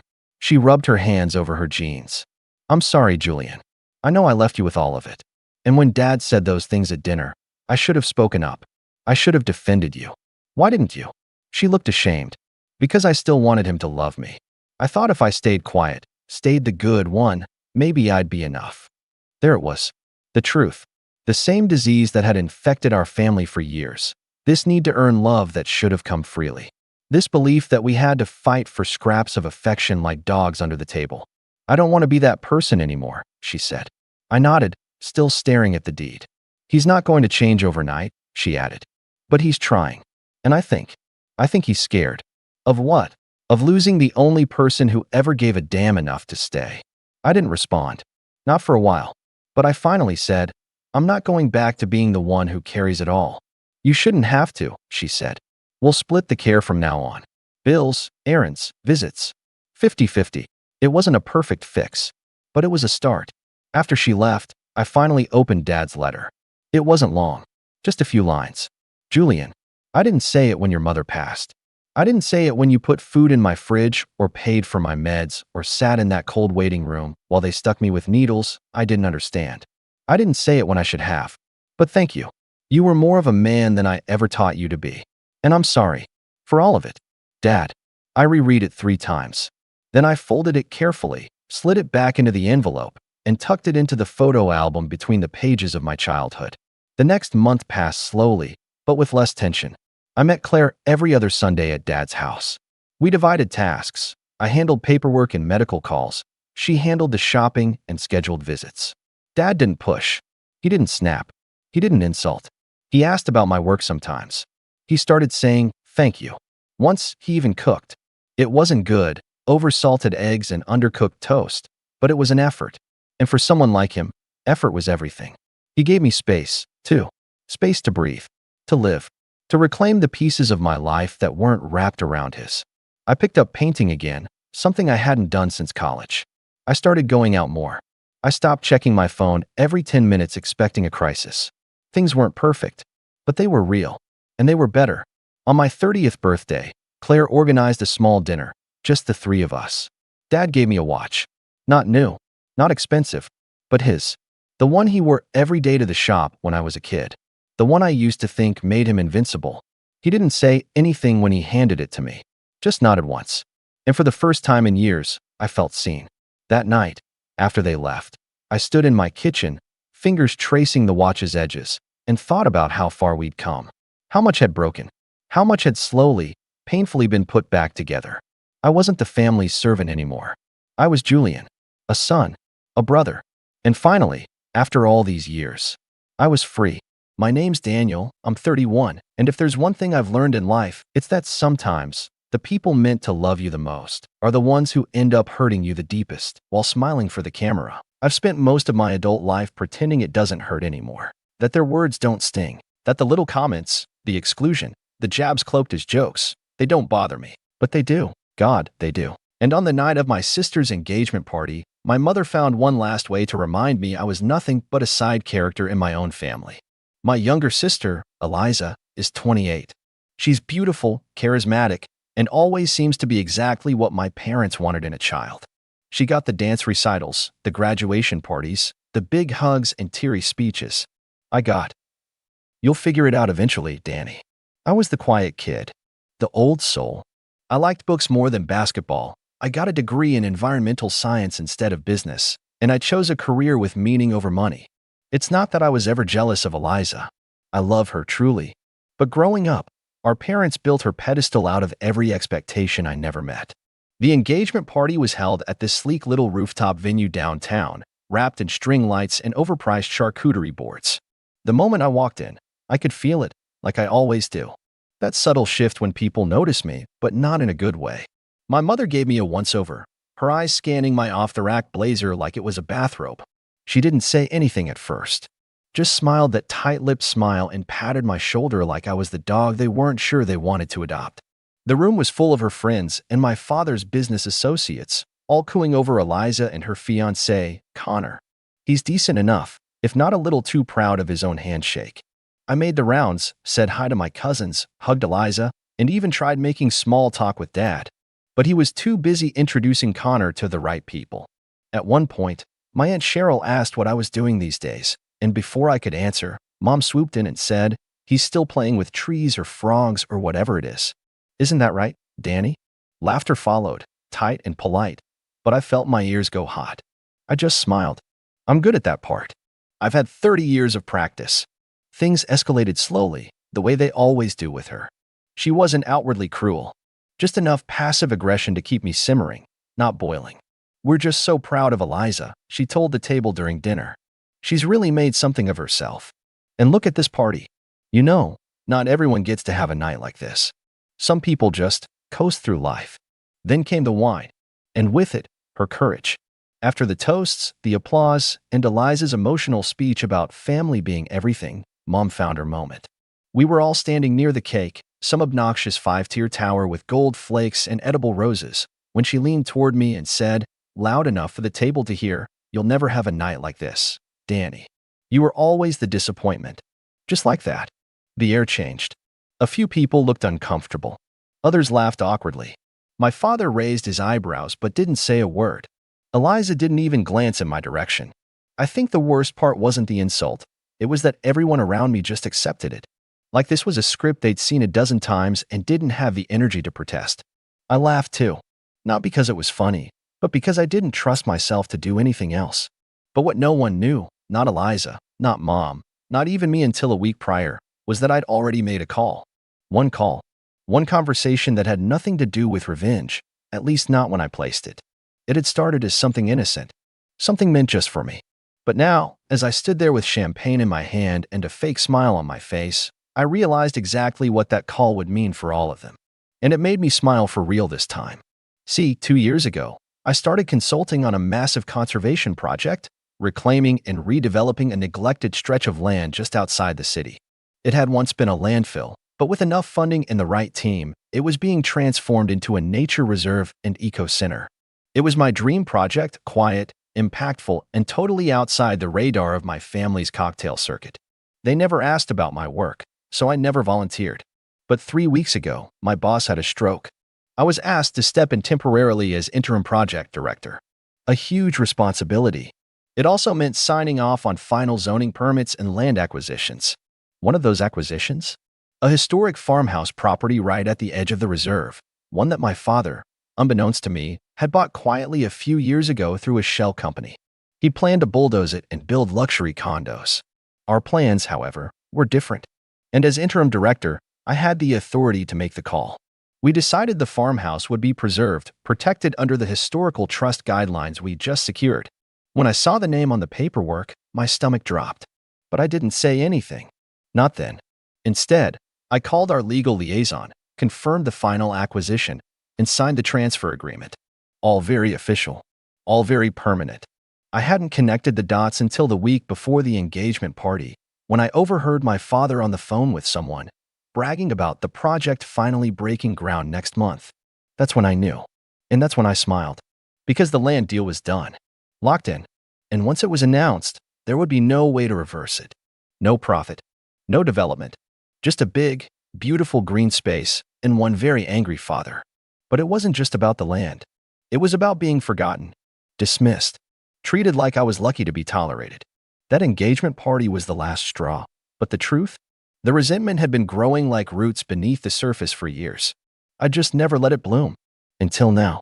So when my mother laughed and said I was the disappointment, and everyone smiled like they always did, I smiled too. Because they had no idea that everything they thought they were building was about to collapse. And it all started with one call. I didn't stay much longer at the engagement party. After that little public jab, I politely excused myself, hugged Eliza, who barely noticed, and told her I had an early morning meeting. That was technically true. I just didn't tell her the meeting was with our project PR team. We were drafting the official press release that would go out in less than 48 hours. Historic Hillcrest Farm to be preserved as protected green space under new conservation plan. The timing wasn't just strategic. It was poetic. 2 days later, the article was on every local news site and shared all over social media. Photos of the farmhouse. Quotes from our team about prioritizing ecological and cultural value over private development. Even my name got a quiet shout-out in the final paragraph. Daniel Price, interim project director, led the acquisition initiative after months of negotiation. I'd fought for that last line, too. Not out of vanity, but because I wanted him, my father, to read it and know. And boy, did he. The first call came before lunch. I didn't answer. Then came a few texts, each one colder than the last. We need to talk. What did you sign off on? You have no idea what you've done. I let them pile up, each more frantic than the last. I read them while sipping my coffee and listening to birdsong outside my apartment window. Peaceful. Clean. A contrast to the chaos I knew was unraveling on their end. Around 5 p.m., I finally got the call I had been waiting for. Daniel. It wasn't a question or a greeting, just my name, clipped and sharp. My father's voice was lower than usual, like he was trying to stay calm. Hi, Dad, I said casually, leaning back in my chair.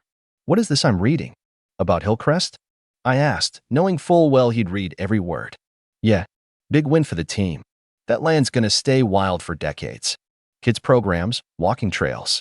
You knew I owned that land. I didn't, until recently, I said, letting the silence stretch. But once I did, I followed protocol. That was my investment. Years of planning. That deal cost me. I know, I cut in, my tone still light. But see, it wasn't zoned for residential development. Never really was. You were just hoping no one would notice. And if anyone else had been sitting in my chair, maybe no one would have. He went quiet. For a second, I wondered if the call had dropped. Then he said, slowly, you did this on purpose. I didn't deny it. Not directly. You called me a disappointment for 30 years, I said, finally letting some of the weight in my chest rise to the surface. You all did. Maybe not always in words, but in looks, in jokes, in the way I was tolerated instead of embraced. And you expected me to keep showing up, keep smiling, keep funding your retirement with my silence. You don't understand what you've done, he hissed. Oh, I understand perfectly. I hung up after that. The next morning, my mother showed up at my apartment. No call, no warning, just a knock at the door, like she owned the building. When I opened it, she was already in full performance mode. Tight blazer, dramatic sighs, wounded eyes. Daniel, she began. I think we've had a misunderstanding. Is that what we're calling it now? I stepped aside, mostly because I didn't want a scene in the hallway. She walked in like she hadn't spent the last 2 decades tearing me down with a smile. You've embarrassed your father, she said, turning to face me. And quite frankly, you've embarrassed yourself. By preserving a historic site? I asked. By doing my job? Her lips tightened. You know what I mean. I just stared at her, waiting. You've always been so sensitive, she said finally, as if that explained everything. This need to prove yourself, it's exhausting. And it's not just us. Eliza. Don't bring Eliza into this, I said. She's got her own life. This is between you, Dad, and me. She sat down without asking, like she used to when I was a kid, and she'd barge into my room to scold me for something Eliza did. You've always acted like we were against you, that we didn't love you enough, didn't see you. But we raised you. We gave you everything. I laughed quietly. No, you gave Eliza everything. You gave me reminders of how I wasn't her. Oh, come on. You're being dramatic. I pulled out my laptop and turned it toward her, opening the article. I scrolled to the photo of the farmhouse, the one her husband planned to turn into luxury condos. This was your investment. Something that would have torn up Greenland, displaced wildlife, destroyed a century-old structure because Dad wanted to turn a quick profit. And you were fine with it. You always are, as long as there's champagne and photo ops. Her jaw clenched. It was just business. And this, I said, pointing at my name in the article, is mine. The silence hung thick in the room. For the first time in years, she looked at me, not through me, not past me, but at me, like I was a real person. Not the disappointment she brought to events out of obligation. You're not invited to the wedding, she said suddenly, sharply. It was like flipping a switch. The performance ended. The mask dropped. I tilted my head. Whose wedding? Eliza's. She doesn't want you there after this stunt. I stood up and walked to the door. That's fine, I said, opening it. Send me the bill if you want. Seems like that's all I ever get invited for anyway. She looked like she wanted to slap me, but she stood, straightened her jacket, and walked past me without another word. As the door clicked shut behind her, I let out a breath I hadn't realized I was holding. For once, I wasn't the one left behind. I was the one walking away. And this time, the story was only getting started. 2 days passed in silence. No texts. No calls.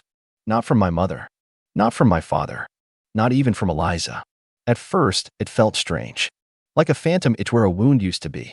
For so long, I'd been conditioned to brace for the next jab, the next cold comment wrapped in silk, the next party where I'd stand by the wall like a placeholder while they all toasted each other. The quiet was unnerving, but it was also freeing. Like I was finally stepping out of a fog I hadn't realized I'd been living in.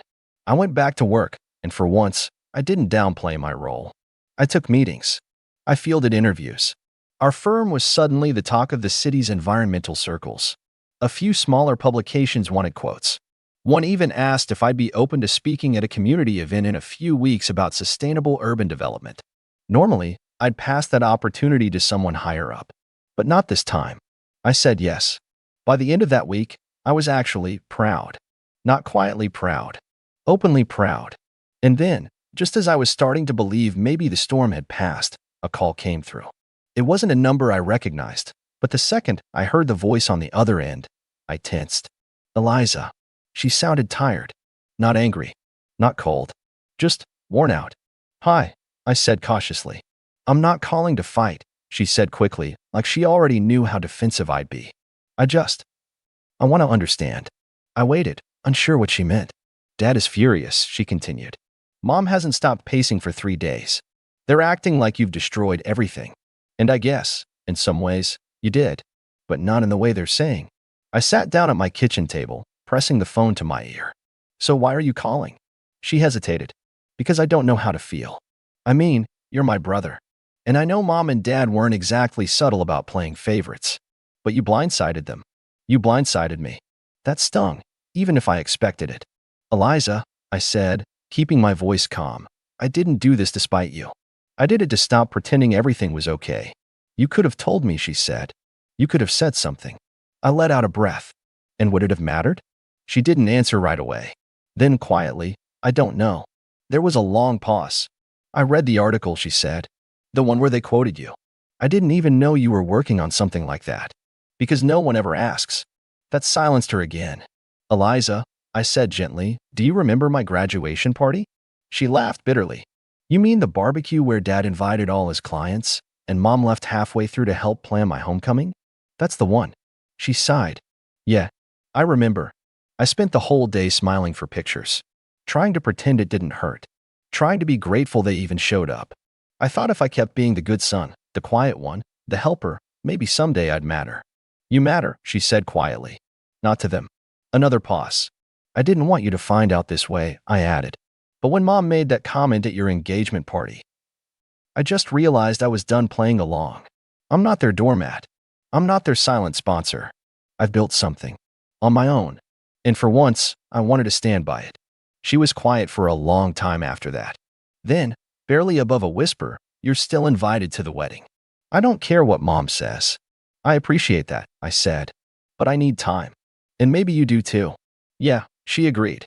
Maybe we both do. We said goodbye. And for the first time in our adult lives, it felt like we'd actually spoken as equals. That night, I checked the project's inbox. One message stood out, subject, urgent, press inquiry. It was from a major local station. They wanted to do a segment on our conservation efforts, and they specifically asked for an on-camera interview with the young director who made the final call. I stared at the screen. All my life, I'd been the background character in someone else's celebration. Now they wanted me front and center. But something about it didn't sit right, not just yet. Because there was one more piece to the story that hadn't fallen into place. One more loose thread tugging at my piece. My father hadn't just been investing in the land. He'd been using it. I'd seen the records, permits filed, contractors contacted, blueprints drawn. But something about the numbers didn't add up. The farmhouse and surrounding acreage were too small for the massive condo plan I'd seen mentioned in an old investor report. And the shell company he used wasn't just tied to that one property. It was tied to five parcels of land, all adjacent, all quietly purchased over the last 4 years, all likely intended for a mega development. And 3 of them weren't under conservation protection. Yet, if he thought I'd stopped at Hillcrest, He had no idea what was coming. I didn't sleep much that night. The moment I realized Hillcrest was just the beginning, everything else began to click into place. The shell companies, the unusual urgency in my father's texts, the silent rage behind my mother's visit. This wasn't just about losing a house. He had been planning something huge, something carefully layered behind fake names and LLCs, and Hillcrest wasn't a prize to him. It was a keystone, the crown jewel in a development empire he had spent years quietly assembling under the radar. And I had just shattered the cornerstone. By morning, I had a full pot of coffee brewed, my laptop open, and folders spread across my desk like the opening move of a chess game. I'd learned to keep records, emails, permits, purchase histories. Call it paranoia. Call it self-preservation. Either way, I had them. I even had a few of the blueprints I'd found in a public records folder last year, stashed away and forgotten until now. It wasn't just one building. It was an entire luxury village, condos, retail outlets, even a proposed golf course. And my father had banked everything on it going unnoticed. Until I noticed. I looped in our firm's legal department and the environmental compliance team, quietly sharing what I had discovered. I made it clear I wasn't accusing anyone on our side of wrongdoing. I just wanted to ensure we weren't complicit in anything shady. I didn't name my father. I didn't need to. The paperwork spoke for itself. Within hours, our legal advisor flagged the parcels. 3 of the properties were under review by our district's environmental council for potential rezoning, a process we could, with the right evidence, influence, especially if those developments were based on faulty or hidden disclosures. That was the final domino, and I didn't even need to push it myself. One of our contacts at the city council reached out privately the next day. Apparently, word had started spreading that someone inside the conservation firm had uncovered questionable dealings tied to a large-scale land development. The kind of news that doesn't stay quiet for long. The local press had caught wind, and so had the state's zoning board. And then, the lawsuit started. It began with a cease and desist order from the Environmental Council to the developer, my father's shell company. Then came a formal investigation into potential zoning fraud and undeclared environmental risks on 2 of the parcels. Suddenly, everything he'd built, every silent acquisition, every carefully faked signature, every backroom deal, was exposed to sunlight. And it withered. My phone rang on a Thursday evening, just after sunset. I had expected the call for days, but I still let it go to voicemail. The message was short. Not angry, not demanding, just hollow. This is your father. I suppose you think you've won, that you've accomplished something, but all you've done is burn everything down. I hope you're proud. I didn't respond. Instead, I forwarded the voicemail to my lawyer. By the end of that month, 2 of the properties had been officially transferred to our project through emergency conservation acquisition. We'd secured new funding after the story hit regional headlines. People were furious, not at me, but at him, a developer who had nearly wiped out protected wetlands for profit. The outcry was swift, loud, and very, very public. I didn't say a word to the press. I didn't need to. The paper trail said it all. Eliza called again. This time, she wasn't upset. I don't even know who they are anymore, she said softly. Dad barely leaves his office. Mom keeps talking like it's all some misunderstanding. Like you tricked everyone. I didn't trick anyone, I replied. I just stopped being silent. She paused. I wish I'd stood up for you sooner. You were raised to protect their image. I don't blame you. She sighed. I still want you at the wedding. I'll be there, I said. And I was. I didn't show up in a designer suit or rent a flashy car to prove a point. I didn't make speeches or soak in applause. I just sat quietly in the 3rd row, surrounded by strangers and second cousins. But this time, when my mother looked my way with that familiar expression, half annoyance, half amusement, I didn't flinch. I didn't shrink. I simply smiled. She looked away first. Eliza thanked me in her speech. Just one line. But it was enough. And to my brother, Daniel, whose quiet strength reminds me that doing the right thing isn't always easy, but it's always worth it. There was no dramatic applause, no slow turn of heads, but I caught the twitch in my father's jaw, the way my mother's wine glass stalled halfway to her lips. It was subtle, but it was real. After the wedding, as the guests filtered out and the lights dimmed, I started toward the exit. That's when he stopped me. My father. He looked smaller somehow. Or maybe I'd just finally grown beyond the version of me that feared him. I built all of that for our family, he said flatly. You destroyed it. No, I replied, looking him dead in the eye. You built it for yourself, and you buried the family to do it. I just stopped letting you use my silence as permission. He looked at me like he didn't recognize me. Maybe he didn't.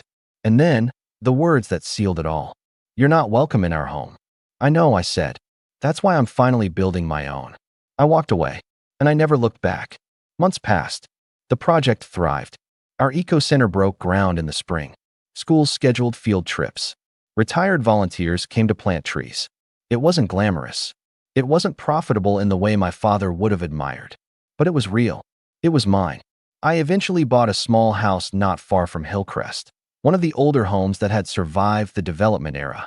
It had a crooked fence and creaky floors and an oak tree that scratched the window during storms. But it was peaceful. It was quiet. And for the first time in my life, it felt like home. Eliza visited often, sometimes with Connor, sometimes alone. We didn't talk much about the past. We didn't need to. There was something healing in the unspoken acknowledgement of what had happened and who we had become. One afternoon, she brought over an old photo album. It had been in our parents' attic, buried behind boxes of decorations and tax files. Thought you might want to see it, she said, setting it on my table. I opened it cautiously. Childhood birthdays, trips to the lake, school plays. There were photos of her in every dress, every trophy ceremony, every holiday event. And then, buried near the back, a single photo of me. I must have been around 10, holding a frog, grinning ear to ear, mud on my jeans. You always loved that pond, she said. I smiled. It's part of the reserve now. We sat in silence for a long time. You're not the disappointment, she said. I never was, I replied. And for the first time, I believed it. I used to think family was supposed to be your safe place. The people who show up when you're at your lowest, even if it's just to bring you soup or sit with you in silence. I'm 29, name's Aaron, and I live in a modest one-bedroom apartment about 40 minutes outside the city. Nothing fancy, rented furniture, an aging coffee maker, and a bedroom window that barely shuts all the way. But it's mine. Peaceful, quiet, predictable. Until, of course, my appendix tried to explode like it was auditioning for a medical drama. One minute I'm hunched over from what I thought was bad takeout. Next thing I know, I'm being wheeled into emergency surgery. No warning. No time to prepare. No one to call. Well, that's not entirely true. I do have family. A loud, complicated, emotionally tangled mess of a family. My mom, bless her selective heart, is the type who'll tell everyone at church how proud she is of her 3 amazing children, then forget to text me happy birthday. My older sister, Denise, is 33 and floats somewhere between spiritual influencer and professional freeloader. Think essential oils, moon rituals, and an Instagram full of quotes she definitely didn't write. And then there's my younger brother, Caleb, 26, who seems to view life as a continuous GoFundMe campaign. He's charming, always broke, and somehow always in a crisis. I used to be close with them, at least I tried. But the older I got, the more I realized the love in our family came with invisible terms and conditions. The kind you don't read until it's too late. Anyway, I got home from the hospital groggy and sore, with a stack of discharge papers and a half-empty prescription bottle. The nurse asked if someone was picking me up, and I mumbled something about Uber. She gave me that tight-lipped smile that said she knew the truth, but wasn't paid enough to press. I got back to my apartment and collapsed on the couch, pillow under one side, heating pad on the other, phone in hand. I remember staring at the screen for a long time. My vision was still a little blurry, probably from the meds, but the dread was crystal clear. I hadn't told them yet. About the surgery. About anything. It wasn't that I didn't want to. It's just, every time I reached out in the past, I felt like I was shouting into a void. Still, part of me hoped maybe this time would be different. Maybe the fact that I had just undergone emergency surgery and was in physical pain would somehow trigger their dormant sibling instincts. So I opened the family group chat, creatively titled Fam Bam, because Denise had insisted, and typed, "Hey, just got out of surgery. Appendicitis. Home now, but could really use a hand. Groceries, or even a ride to the pharmacy. Let me know." Then I hit send and watched the 3 little dots appear. Denise read it first. Her name hovered at the top, her profile picture showing her in a white robe, holding a smoothie. Then nothing. No response. Not even a heart reaction. Just silence. My mom saw it a few minutes later. Still nothing. Caleb didn't even open it. I waited. An hour passed. Then 2.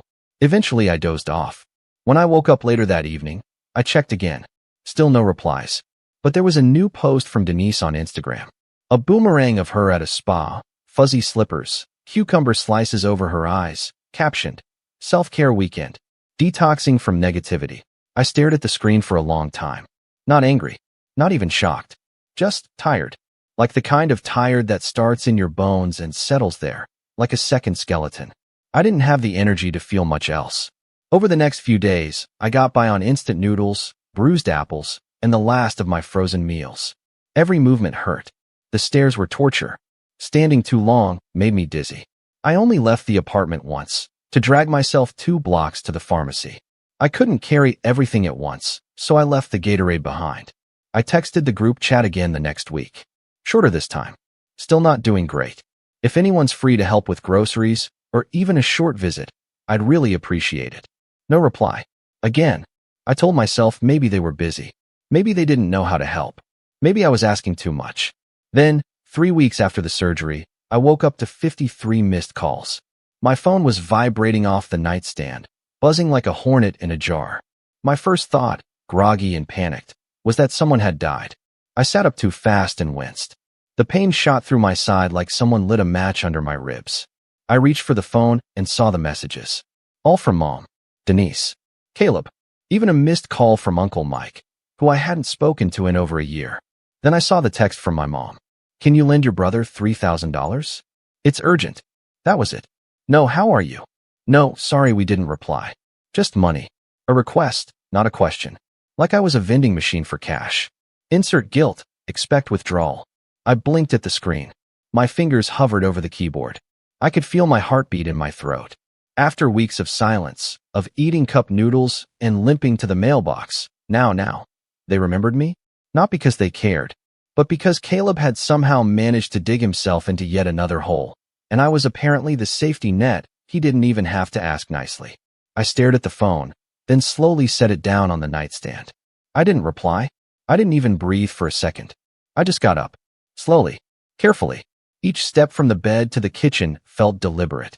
Heavy. I poured myself the last of the lukewarm coffee from yesterday's pot, took a sip, and stared out the window. My mind wasn't racing. It was calculating, rewinding every memory, every ignored message, every maybe next time, and "You're the strong one, Aaron." Something inside me started to shift. Not anger. Not yet. But something close. Something solid. If they wanted a reply, they were going to get one. Eventually. But first, I had a few things to take care of. I didn't respond right away. I let the messages pile up, one after the other, buzzing relentlessly while I sat on my couch, still in pain, still recovering, still living off noodles. The silence from my family over the past 3 weeks had stretched into something I couldn't unfeel. Something bitter. Something sharp. And now suddenly, it was like I didn't even exist as a person, just a potential ATM with a weak Wi-Fi signal. My brother needed help, and the only time anyone remembered me was when they needed something. A few hours after the initial flurry of calls and texts, Denise sent a voice memo. I didn't even want to hear it, but curiosity got the better of me. Her voice came through with the same breezy tone she used in her YouTube meditation videos. "Aaron, hey. So, I know it's been a while, but things have been super chaotic lately. You know how it is. Life moves fast. Anyway, Caleb's in a really tough spot, and we thought maybe you could help out just this once. Mom's freaking out. No pressure, obviously, but we're counting on you." Counting on me. That phrase stuck in my head like gum on a shoe. I could still barely walk upright without holding my side, and they were counting on me. I didn't reply. I didn't even open the chat again. I just turned off my phone and let the silence settle back in. That night, I sat on the floor of my kitchen with a can of soup I couldn't open because the pull tab had snapped off, and I couldn't find my stupid can opener. I was too sore to stand for long, and the sharp pain in my side felt like a reminder. A cruel little nudge that said, "You're alone in this." I looked at the can, then at my hands. Then I cried. Just a little. Just enough to clear whatever fog had been dulling my instincts.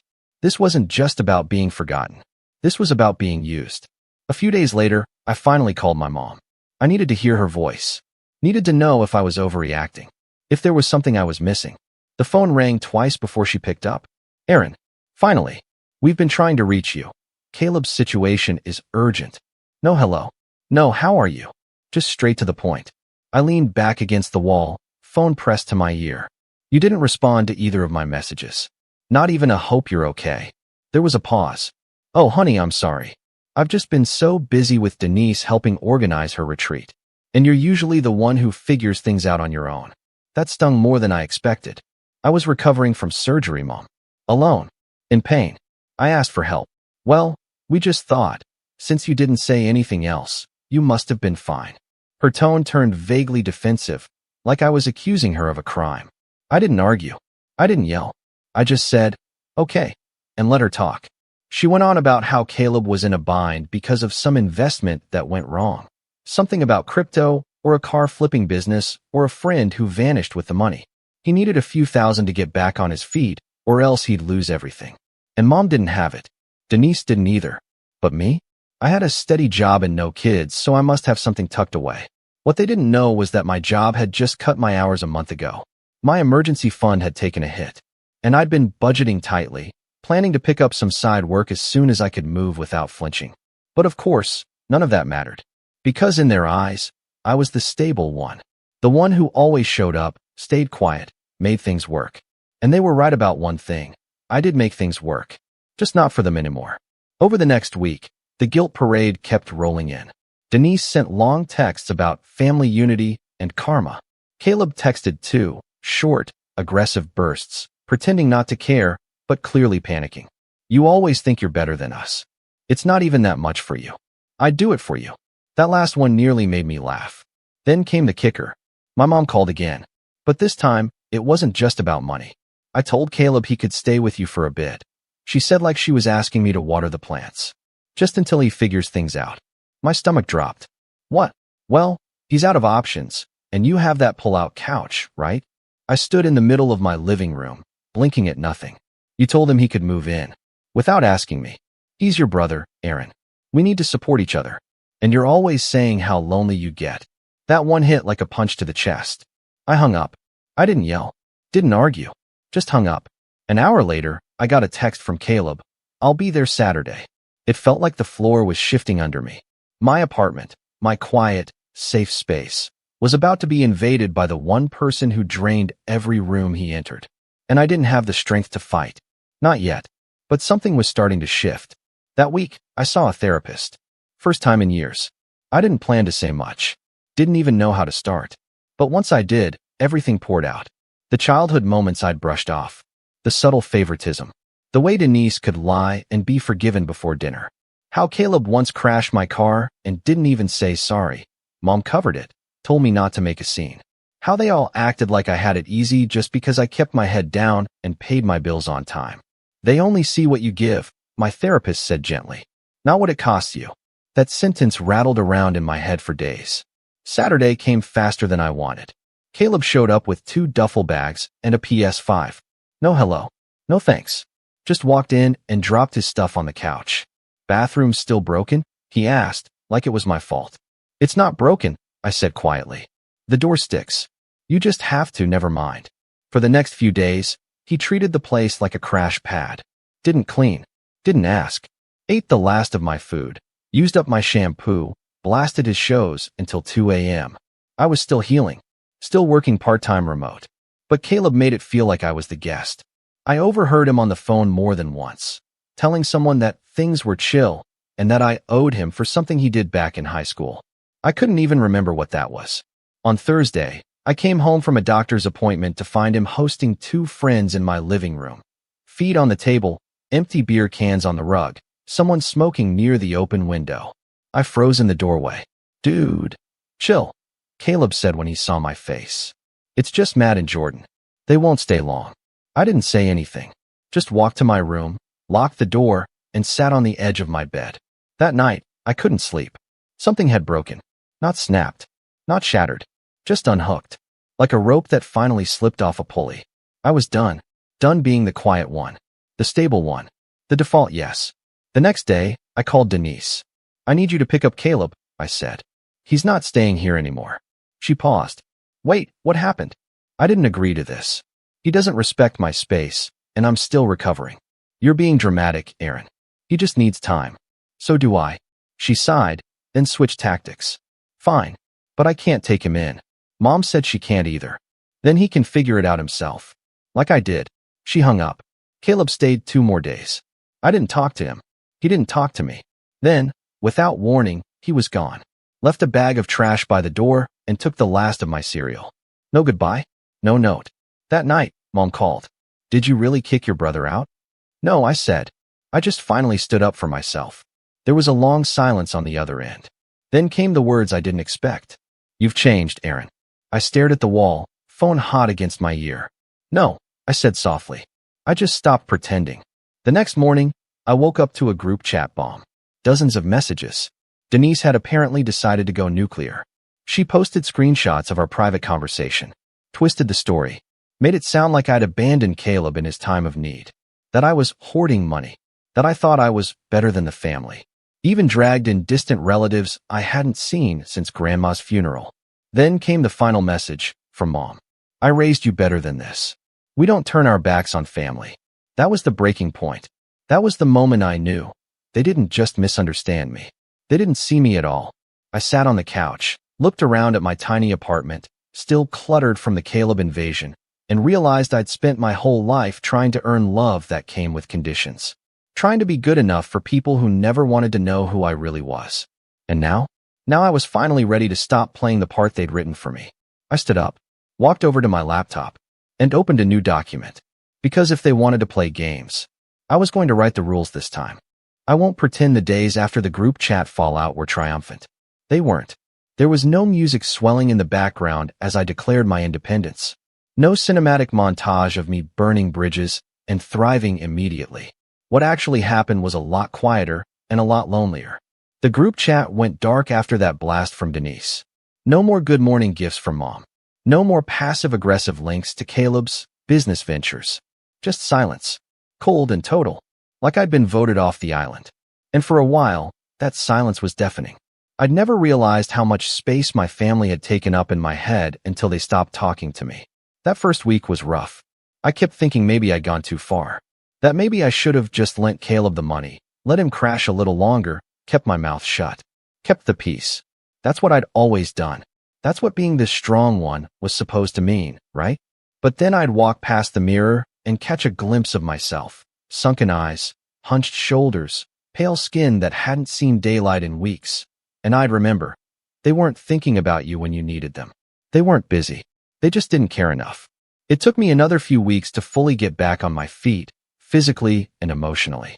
I went to physical therapy for my recovery, and every time I flinched from the discomfort, I tried to picture it as strength rebuilding itself.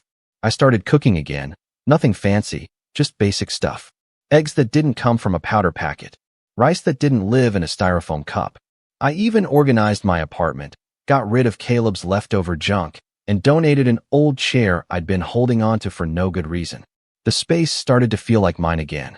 Then I did something that, looking back, was probably the most important step of all.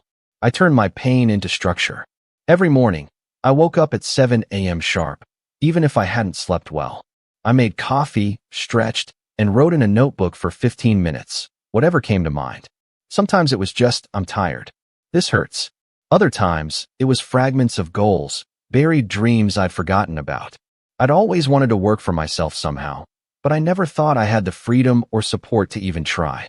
But now I had silence. Space. Nobody asking me for favors. Nobody demanding I give more than I had. So I began to research.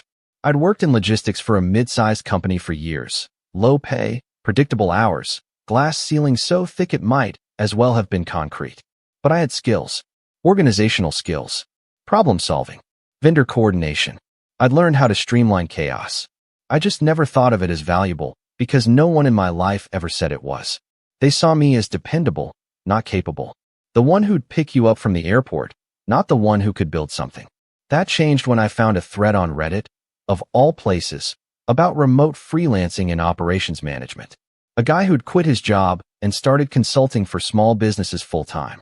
He wasn't flashy, didn't post selfies from Bali or sell courses. Just simple, consistent updates. Got my second client today. Made enough this month to cover my rent twice. It hit something in me, so I followed the trail. I started with small things. Took a course on Notion and project management systems. Created a portfolio, even if it was bare bones. Set up a cheap site with my name and a contact form. I didn't tell anyone, not friends, not coworkers, definitely not family. It was mine, untouched, unwatched. Then one night, out of pure impulse, I posted on a few freelance job boards. Just offered help setting up workflows for overwhelmed entrepreneurs. Didn't expect much. My rates were low, my confidence lower. But I got a bite. A woman who ran a growing eco-skincare company messaged me. Said she had too many spreadsheets and not enough hours in the day. We hopped on a call. I explained what I could offer, fumbling my words at first, but finding rhythm as we spoke. She hired me on the spot for a 2-week trial. That night, I didn't sleep. Not from anxiety. From something else. A spark. I hadn't felt that in a long, long time. I threw myself into the project. Built her a clean CRM in Airtable. Set up automated reminders for her shipments. Color-coded everything. She was thrilled. Told 2 of her friends. One of them reached out a week later. Then another. Within 3 months, I had 5 clients on retainer. I raised my rates. Quit my job. Signed up for a solo 401k. Got a better laptop. Still, I didn't say a word to my family. Not out of spite. Okay, maybe a little, but mostly because I didn't want their voices in my head. I didn't want to hear Mom say, "That sounds risky," or Denise say, "Oh, so you're like a virtual assistant?" Or Caleb ask, "So you're rich now?" With that smirk that always meant gimme. I wanted this to grow without their fingerprints on it. But that didn't mean they stayed out of my life. Oh no. 6 months after Caleb left, I got a call from an unknown number while I was setting up a client's launch calendar. I let it go to voicemail. Then curiosity got the better of me. It was my uncle. "Hey, Aaron, it's Steve. Look, I don't want to get in the middle of anything, but your mom's been real worried. Says you won't return calls. Says you're holding a grudge or something.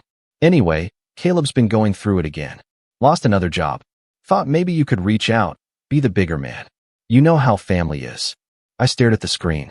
Be the bigger man. How many times had I heard that? Be the bigger man when Caleb broke something and blamed me. Be the bigger man when Denise borrowed my car and came back with a dent. Be the bigger man when Mom forgot my birthday, but cried when I missed hers once. I'd been the bigger man so often, I'd forgotten what my actual size felt like. I didn't call back, but the calls kept coming. Different people. Old family friends. One of my cousins who lived 2 states away. It was like Mom had activated some secret phone tree. The message was always the same. Come back. Make peace. Caleb needs you. It would have been easier if I were still that version of Aaron. Tired, self-doubting, unsure of my own worth. But I wasn't. Not anymore. Now I was Aaron, LLC. Aaron, consultant. Aaron, homeowner in training. Aaron, whole. And I wasn't going to shrink again. Still, the final straw didn't come from a phone call or a text. It came in the form of a letter. A real, actual letter. I opened my mailbox one evening after a late client call, and there it was, fancy envelope, heavy paper. My full name in careful cursive. For a split second, I thought maybe it was a wedding invite. A distant cousin, maybe. Nope. It was a letter from Denise. She'd written it like a motivational blog post. It opened with a quote. "Resentment is like drinking poison and hoping the other person dies." She talked about family healing, about forgiveness, about how we all make mistakes and none of us is perfect. Then she launched into a guilt-laced monologue about how Caleb was trying his best and how Mom had been losing sleep over our rift and how I should just let it go already. At the end, she wrote, "We're planning a family dinner next month. You should come. Let's put the past behind us." No apology. No mention of what happened. Just a blanket invitation to sweep it all under the rug. I sat with that letter for a long time. Folded it. Unfolded it. Read it again. Then I placed it in the same folder where I kept my business invoices. Not because I intended to respond, but because it reminded me of something important. This is who they still think I am. The one who'll come when called. Who'll forgive without change. Who'll patch up wounds he didn't cause. But that guy was gone. I wasn't just building a business. I was building boundaries. And this time, there was a price for crossing them. I had no intention of showing up for that dinner. But I did have something else in mind. Because while they were busy planning a kumbaya dinner, I'd been preparing something far more satisfying. A quiet reckoning. One that would make them look twice. Not out of guilt, but out of respect. And it all started with a phone call I hadn't made yet. To a lawyer. I didn't call the lawyer right away. For days, I kept playing different scenarios in my head. Some rational, others borderline dramatic. I imagined walking into that family dinner unannounced, dropping a truth bomb in the middle of the appetizer course, then turning and walking out in silence while everyone sat in stunned silence. I imagined printing out my old text messages and stapling them to copies of hospital bills. I even imagined forwarding screenshots of the group chat to every extended relative they'd dragged into this. Petty thoughts, sure, but when you've been disrespected for years, sometimes the fantasy of justice is the only thing that keeps you warm at night. But I didn't want petty. I wanted clean. I wanted precise. I wanted undeniable. So instead of calling a lawyer out of anger, I did what I taught myself to do during the rebuild. I made a plan. First, I gathered my receipts. Literal and emotional. I pulled up my old hospital records, the messages I'd sent to the group chat, screenshots of Denise's Instagram post at the spa, the text from mom asking for $3,000 while I was still on painkillers. I printed them all out and put them in a plain black binder, tabbed, labeled, chronological. My little war journal. Not because I planned to present it to anyone right away, but because I wanted to remember. To keep myself from gaslighting myself into thinking maybe I was overreacting, that I was too sensitive, that maybe mom was right, I had changed. No, I was clear now. And clarity, I realized, is the sharpest weapon you can wield against people who count on your confusion. Once I had the binder, I started researching family law. Not because I planned to sue them, but because something had been gnawing at me since that last call with Uncle Steve, when he mentioned Caleb had lost another job. That phrasing had triggered something in the back of my mind. Something I'd heard years ago, in a rushed, whispered conversation between mom and Denise. Caleb had debts. Big ones. And not just the casual, oh my buddy for concert tickets kind. Real, documented, interest-accruing debt. Mom used to hint at it during holidays, something about a co-signed loan that went south. But whenever I asked questions, the conversation would twist away like smoke. Don't worry about it, she'd say. It doesn't involve you. That had always been her favorite line. So I started digging. At first, it was just public records. A couple of hours in county court databases confirmed what I suspected. Caleb had defaulted on a personal loan 2 years ago. The amount was $8,000, but the judgment had ballooned with penalties.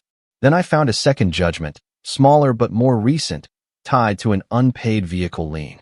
He'd apparently borrowed money to buy a used car, flipped it for cash, and never repaid the lender. Classic Caleb. Still, something didn't add up. If he was really this broke, why did mom still believe he was trying his best? That's when I remembered the family trust. It was this foggy thing in my memory, like a childhood rumor.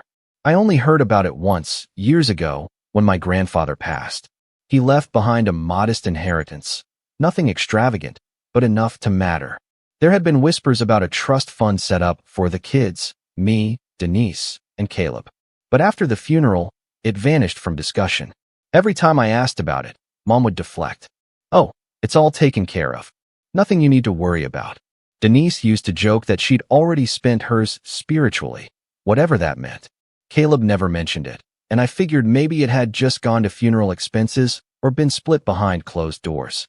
But now I wasn't so sure. So I called the lawyer. A referral from a former client of mine, sharp guy, clean office, voice like a news anchor. His name was Daniel Knox. I need to know if my family trust was ever distributed, I told him over the phone. And if not, who controls it? Do you have a copy of the will? No, I said, but I can get you a name. My grandfather's. He died in 2015. That was enough to get started. While Daniel ran the search, I focused on phase 2. Reputation. I didn't need revenge that involved burning bridges or dramatic confrontations. I wanted something slower, something with teeth.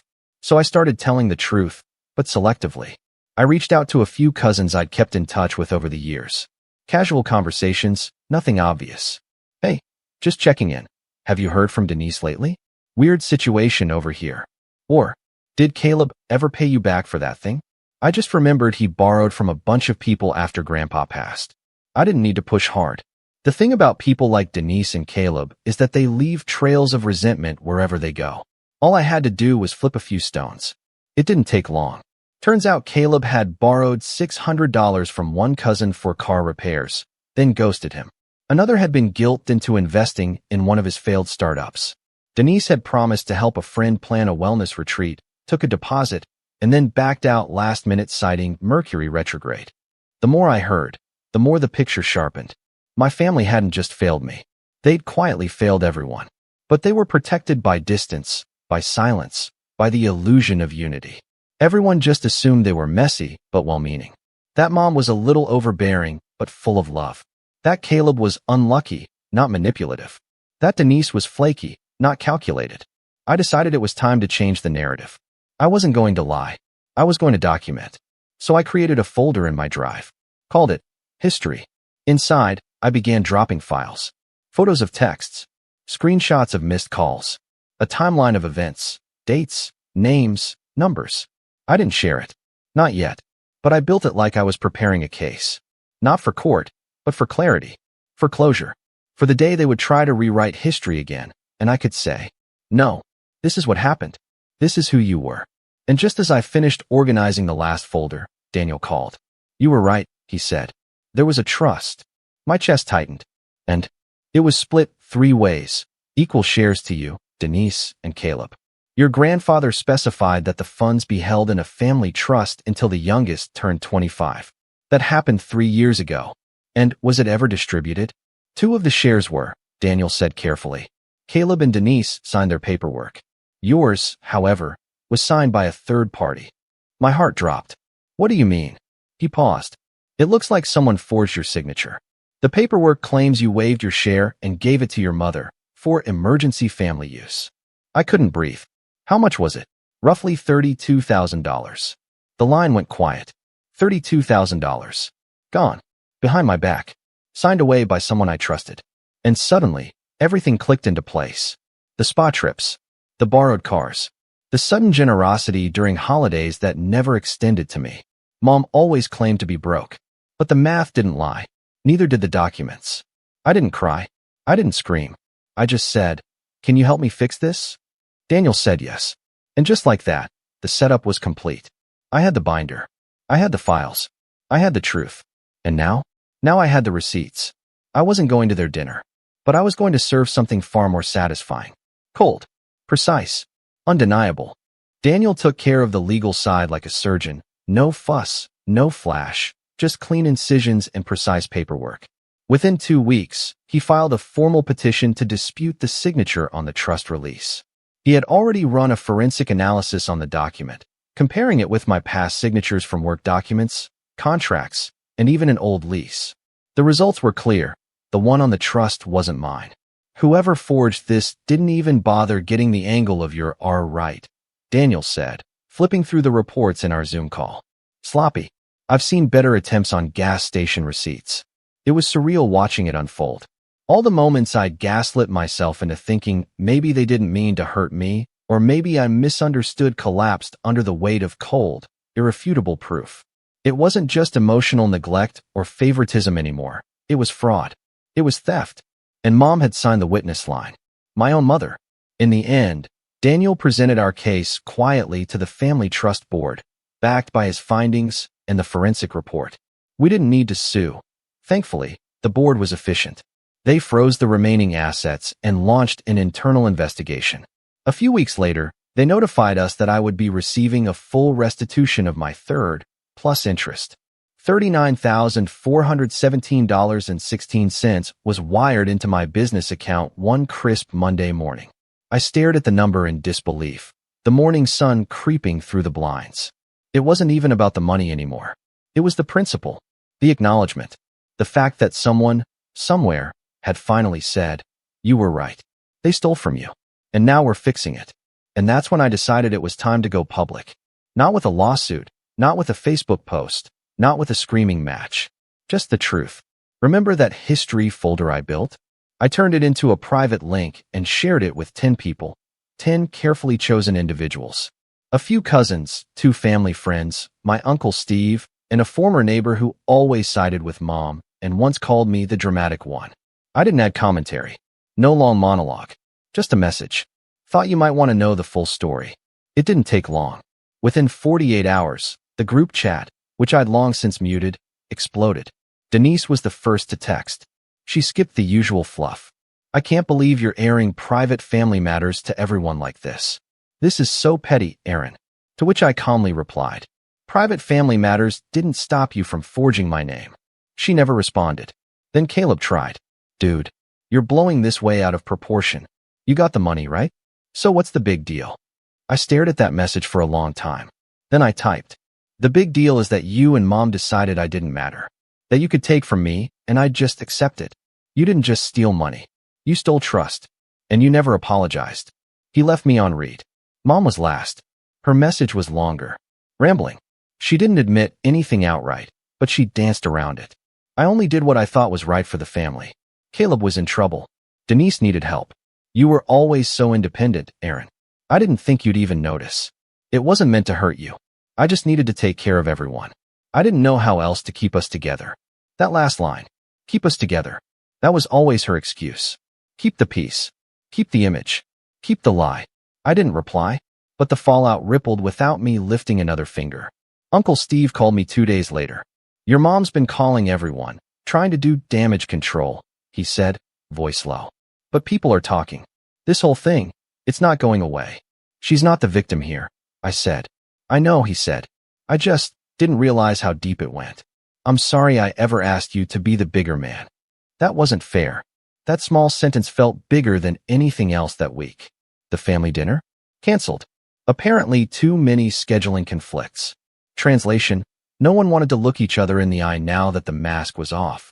Denise took a social media break. Her wellness brand was taking hits after one of the cousins she scammed into a fake retreat forwarded my history folder to a few of her followers. Caleb? He tried to rally sympathy, of course. Claimed I'd exaggerated everything, and that it was just money. But people weren't buying it anymore. Especially after he got evicted from his new apartment. Turns out he'd tried to use his part of the trust fund as collateral on a car lease and defaulted again. Mom, she went quiet, which, in many ways, was the loudest response of all. And me? I kept building. I reinvested part of the restitution into my business, hired a part-time assistant, upgraded my workspace, took 3 days off, and went to the coast by myself. Ate fresh seafood, slept in, read books with the windows open. I didn't miss the group chat. I didn't miss pretending. And one quiet Sunday evening, as the sun slipped behind the horizon, I pulled out the binder, the one with all the texts and bills and proof. I flipped through it one last time. Then I set it on the kitchen counter, poured myself a glass of wine, and burned it page by page in my sink. The smell of ash and ink filled the air. And with it, something lifted. I didn't need it anymore. They took my kindness for weakness. They mistook silence for permission. But they'll never do it again. Not to me. Not to anyone else I love. I am not their foundation anymore. They built their house on my back. And I finally stepped out from under it. I'm Mark, 32, and for most of my adult life, I've been the responsible one in the family. The dependable older brother. The emergency contact. The guy who could be counted on to show up, pitch in, or, more often than not, pick up the bill. I work in IT, live alone in a modest but clean apartment in Denver, and have no kids. I'm not flashy. I'm not rich. But I've done well enough to have a cushion, and unfortunately, my parents learned that early on. Thanksgiving with my family has always been a mixed bag. There's a lot of smiling and pretending, but under the surface, judgment, snide comments, resentment. My younger sister, Rachel, is a single mom of 3, constantly trying her best while rotating through jobs and boyfriends. My brother Eric, perpetual startup founder. Big dreams, no stability. And my parents, Karen and Jeff, yep, her actual name is Karen, have made it their life mission to prop up my siblings' choices while treating my boundaries like suggestions. This year, Thanksgiving was at my parents' house, like always. They'd redone the living room with new furniture, new curtains, even a 72-inch TV. Rachel bragged about it like it was hers, and Mom just kept repeating how blessed they were. I kept my mouth shut, wondering how they managed that on a retired income. We had the usual dry turkey and box stuffing, and I left early, like I usually do, citing work in the morning. But something nagged at me, a sinking feeling that this time was different.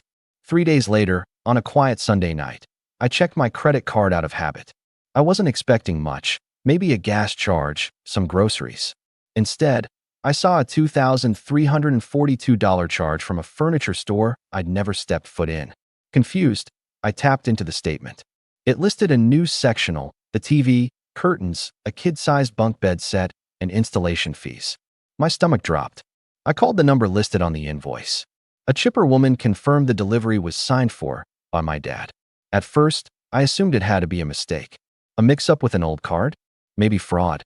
But the card in question was one I'd added my dad as an authorized user on 2 years ago after his surgery, when they'd begged for help with groceries and meds. I never removed him. I just forgot. And apparently, he hadn't. I drove over the next day, unannounced. The second I walked in, I saw the furniture. My card had paid for everything in that room. My mom didn't look surprised.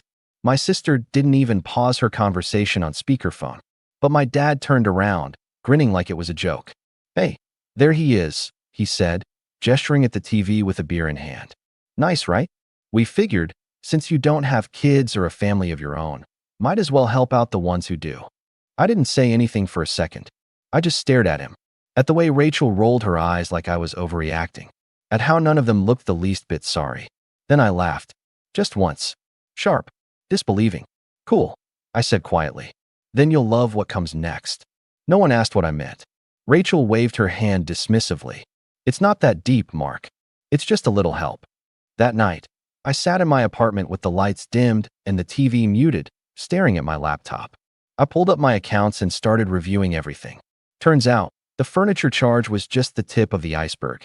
A few months earlier, a $600 loan in my name had been taken out on behalf of the household, and they'd used my credit to refinance their car. I don't even remember when I signed the papers. Probably during one of those just sign here visits my dad insisted on years ago when I trusted him more than I should have. And then I checked the family shared card I'd foolishly left open. The auto payments, the subscriptions, the Amazon orders, all still active, all still draining. I didn't get angry. Not yet. I just got methodical. First, I logged in and froze every payment connected to that shared family card. Then I contacted the bank and revoked my dad's authorized status. Next, I reported the loan taken in my name as fraudulent. It was my signature, sure, but the circumstances were murky enough that the bank flagged it for investigation. I spent hours on the phone, sorting through forgotten paperwork, closing accounts I hadn't used in years, and documenting every charge. I even found out they'd used my info to get a line of credit at a home improvement store. Around 2 a.m., I opened my last email of the night, an account I rarely checked anymore, but something told me to look. Inside was a utility statement, addressed to my parents, paid using my banking credentials. I blinked. That meant I was still listed on some of their billing. Without hesitating, I logged into the energy company's portal. Password recovery was easy since it was all still linked to my email, and canceled autopay. I did the same for water, gas, and even their internet. I closed my laptop and went to bed. By morning, the phone started ringing. At first, it was a few missed calls from Rachel, then 2 from Mom, then 14 more from home. I let them go to voicemail. I didn't listen. Then the text started. "Mark, something's wrong with the power. Do you know why the mortgage website is saying it's late? We got a call from the bank saying your loan is under investigation. What's going on?" Then the real gem from Dad. "This is over the line. You're acting like a child. Grow up and take care of your family." I didn't respond. By noon, I had 74 missed calls. And that's when I got a message from an unknown number that made me stop everything. A photo of an envelope taped to my parents' front door. It read, "Final notice before foreclosure." I just stared at it, breathing shallow, not smiling. Not yet, because this was only the beginning. I didn't reply to any of the messages. Not the ones laced with fake confusion. Not the ones soaked in guilt trips. And definitely not the ones full of insults wrapped in concern. I just sat with it all, let it settle in my chest. And for once, I didn't feel like the bad guy. I felt calm, almost disturbingly calm. Because here's the thing, I hadn't cut them off in anger. This wasn't a tantrum. This was an audit. A long overdue reckoning. By the next day, I started getting calls from people I hadn't heard from in years. My cousin Ashley, who never called unless she needed a ride from the airport. My Aunt Marla, who always treated me like a background character at family events. They were suddenly so sorry to hear about the misunderstanding and wanted to help mediate. Right. Because nothing says neutral party like someone who took my mom's side during every argument we ever had. But I didn't bite. I knew exactly what this was. My parents had started their usual campaign. Mark's being dramatic. He's confused. He's not well. The same playbook they used when I tried to move out at 19, and they told everyone I was going through something. The same script they fed people when I refused to co-sign Rachel's second apartment lease, and she cried to Facebook that I was abandoning my family.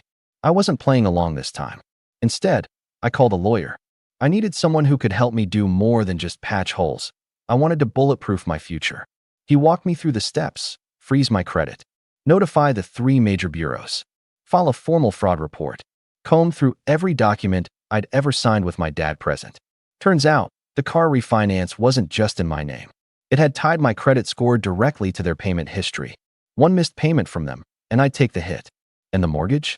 While not in my name, I had been listed as a backup guarantor during one of their refinancing attempts. That was enough to raise red flags at the bank once I withdrew my name and flagged the activity. All those years of casually signing things for the sake of family dinners and keeping the peace. They had weaponized them. Meanwhile, their house, the one they'd smugly bought as a legacy and claimed would one day be ours, the kids. It was weeks behind on payments. Without my auto pay, without my name holding the credit, the bank was already shifting gears. I hadn't realized just how much I was keeping afloat until I stopped. And still, I didn't feel bad. I remembered every time they guilted me. Every Christmas I paid for because you make more. Every phone upgrade they needed because Rachel's kids have nothing. Every time my dad joked that Mark's the safety net. We fall, he catches. As if I existed solely to keep them comfortable while they lived way beyond their means. A week later, I got the voicemail. My mom. Her voice, breaking between sentences. Mark, honey, we didn't know you'd take it this far. The lights are still out. We might lose the house. Your father is furious. Rachel's been crying all day. Please, can we just talk? We can fix this. We're family. I saved the voicemail, then deleted the notification. That night, I got another message. This one from Rachel. Thanks for ruining everything. My kids don't have Wi-Fi for school. They're scared. You're heartless. All over a few dollars. A few dollars. $2,342, to be exact. Plus a fraudulent loan. Plus months of theft masked as family help. But sure, a few dollars. I thought about replying, typing out the breakdown, explaining every single thing they'd taken and twisted. But then I realized, what would that change? These people weren't confused. They were entitled. And entitlement doesn't dissolve with logic. So instead, I texted her 3 words, ask your lawyer. That was the last message I sent to any of them. But then came the next wave. The escalation. Rachel showed up at my apartment. I knew she would eventually, but it still startled me to see her face behind the peephole. No warning. No message. Just her, red-eyed and holding a stack of bills like it was evidence in a trial. I didn't open the door. I just watched her stand there, muttering to herself, knocking harder and harder. Finally, she slid a folded paper under the door. It was a bill from the furniture store, addressed to me, since the financing had initially gone through under my name. She'd scrawled, "Fix this," in red marker across the top. I scanned it, then calmly called the store, explained the fraud, emailed them the report I'd already filed with my lawyer, and asked for the account to be redirected to the rightful recipients, complete with delivery signature and ID capture. Then I shredded the note. That night, I got a single email. No subject line, just one sentence inside. You've made enemies of your own blood. Good luck sleeping at night. It was from my dad. I stared at it for a long time, and for the first time in a long time, I slept better than I had in years. 3 days passed. No more knocks at my door. No voicemails. Just silence. It was eerie at first, like the calm after a storm that hasn't quite ended, only changed direction. But I wasn't fooled. My family didn't retreat. They regrouped. That's how they worked. When confrontation failed, manipulation took its place. I spent that quiet stretch putting my financial life back together. Close lingering accounts. Switch banks. Set alerts for even the smallest transactions. I even went as far as changing my phone number, something I'd resisted for years. It felt dramatic, but the peace that followed was worth it. For the first time, no random calls during lunch. No texts with passive-aggressive requests. No middle of the night emergencies that really just meant someone forgot to pay a bill and assumed I'd cover it. Still, a part of me stayed alert, waiting, because it wasn't over. And I was right. 1 week after the silence began, I got a call not from them, but from my employer's HR department. Apparently, someone had called in an anonymous tip that I'd misused company funds and was under investigation for financial fraud. It was nonsense, of course, and HR had already flagged it as suspicious. But the timing was no coincidence. I could feel it. This was them, retaliating the only way they knew how: petty, underhanded, and designed to shake me. But they underestimated two things. First, that I'd already briefed my lawyer about potential harassment. And second, that I was done playing fair.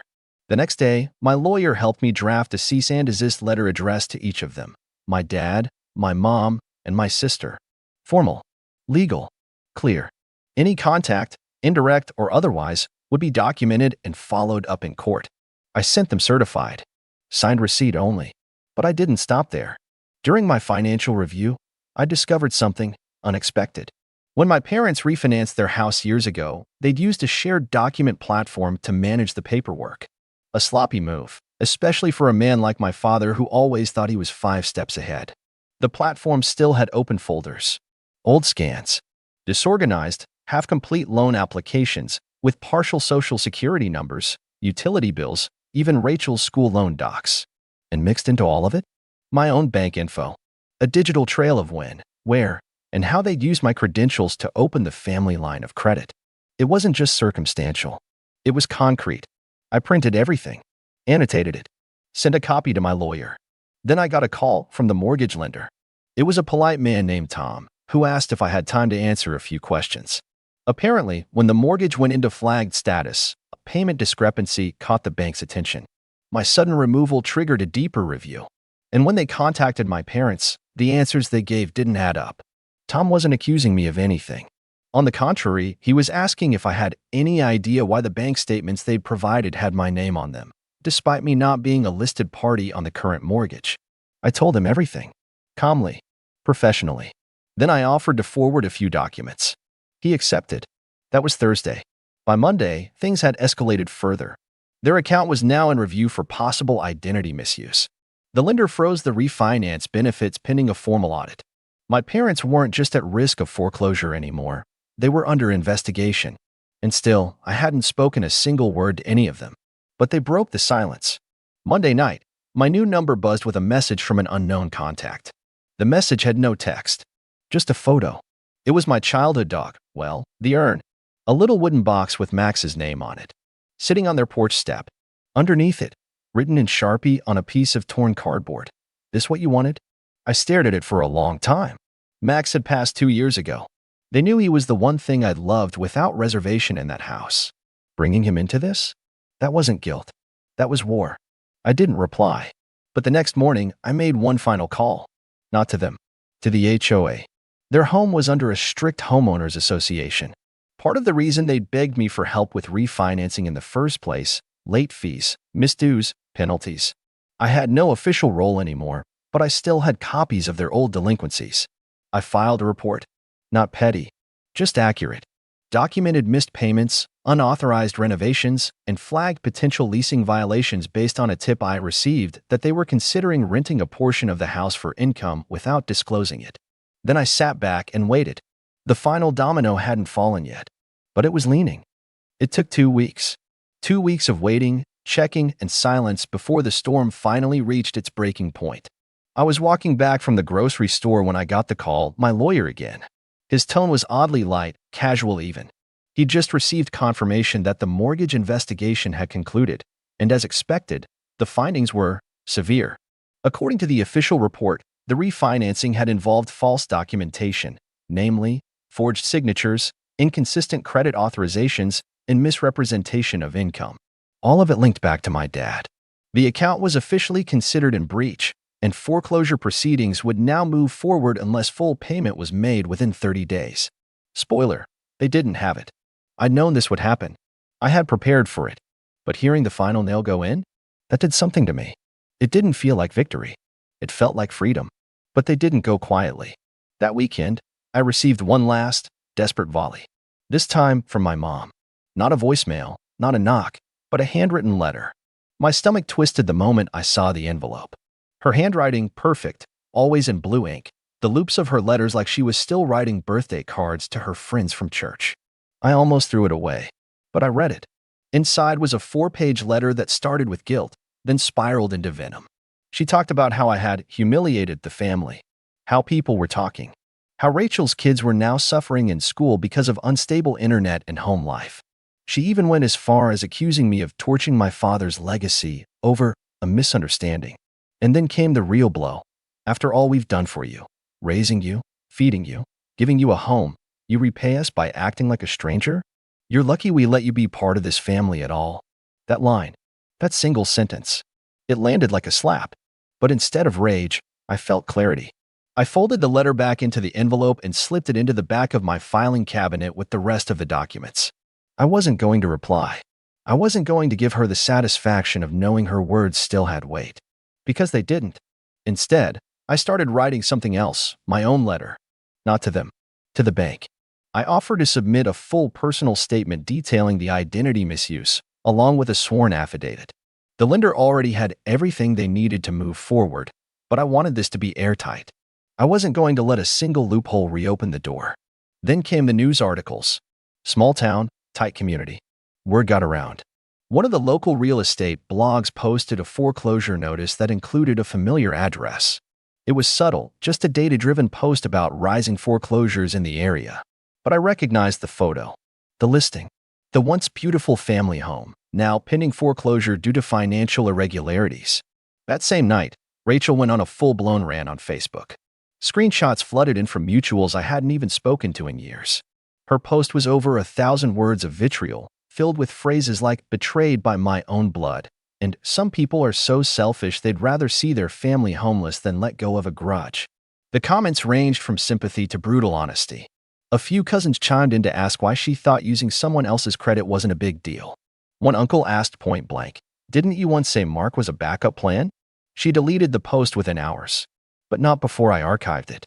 Then the final call came, voicemail only. From my dad. His voice was hoarse. No bravado. No guilt tripping. Just tired.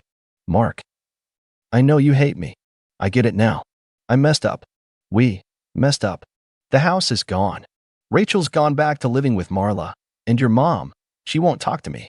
I don't know what else to say. Just, if there's anything left in you that cares, anything at all, just call back. Please."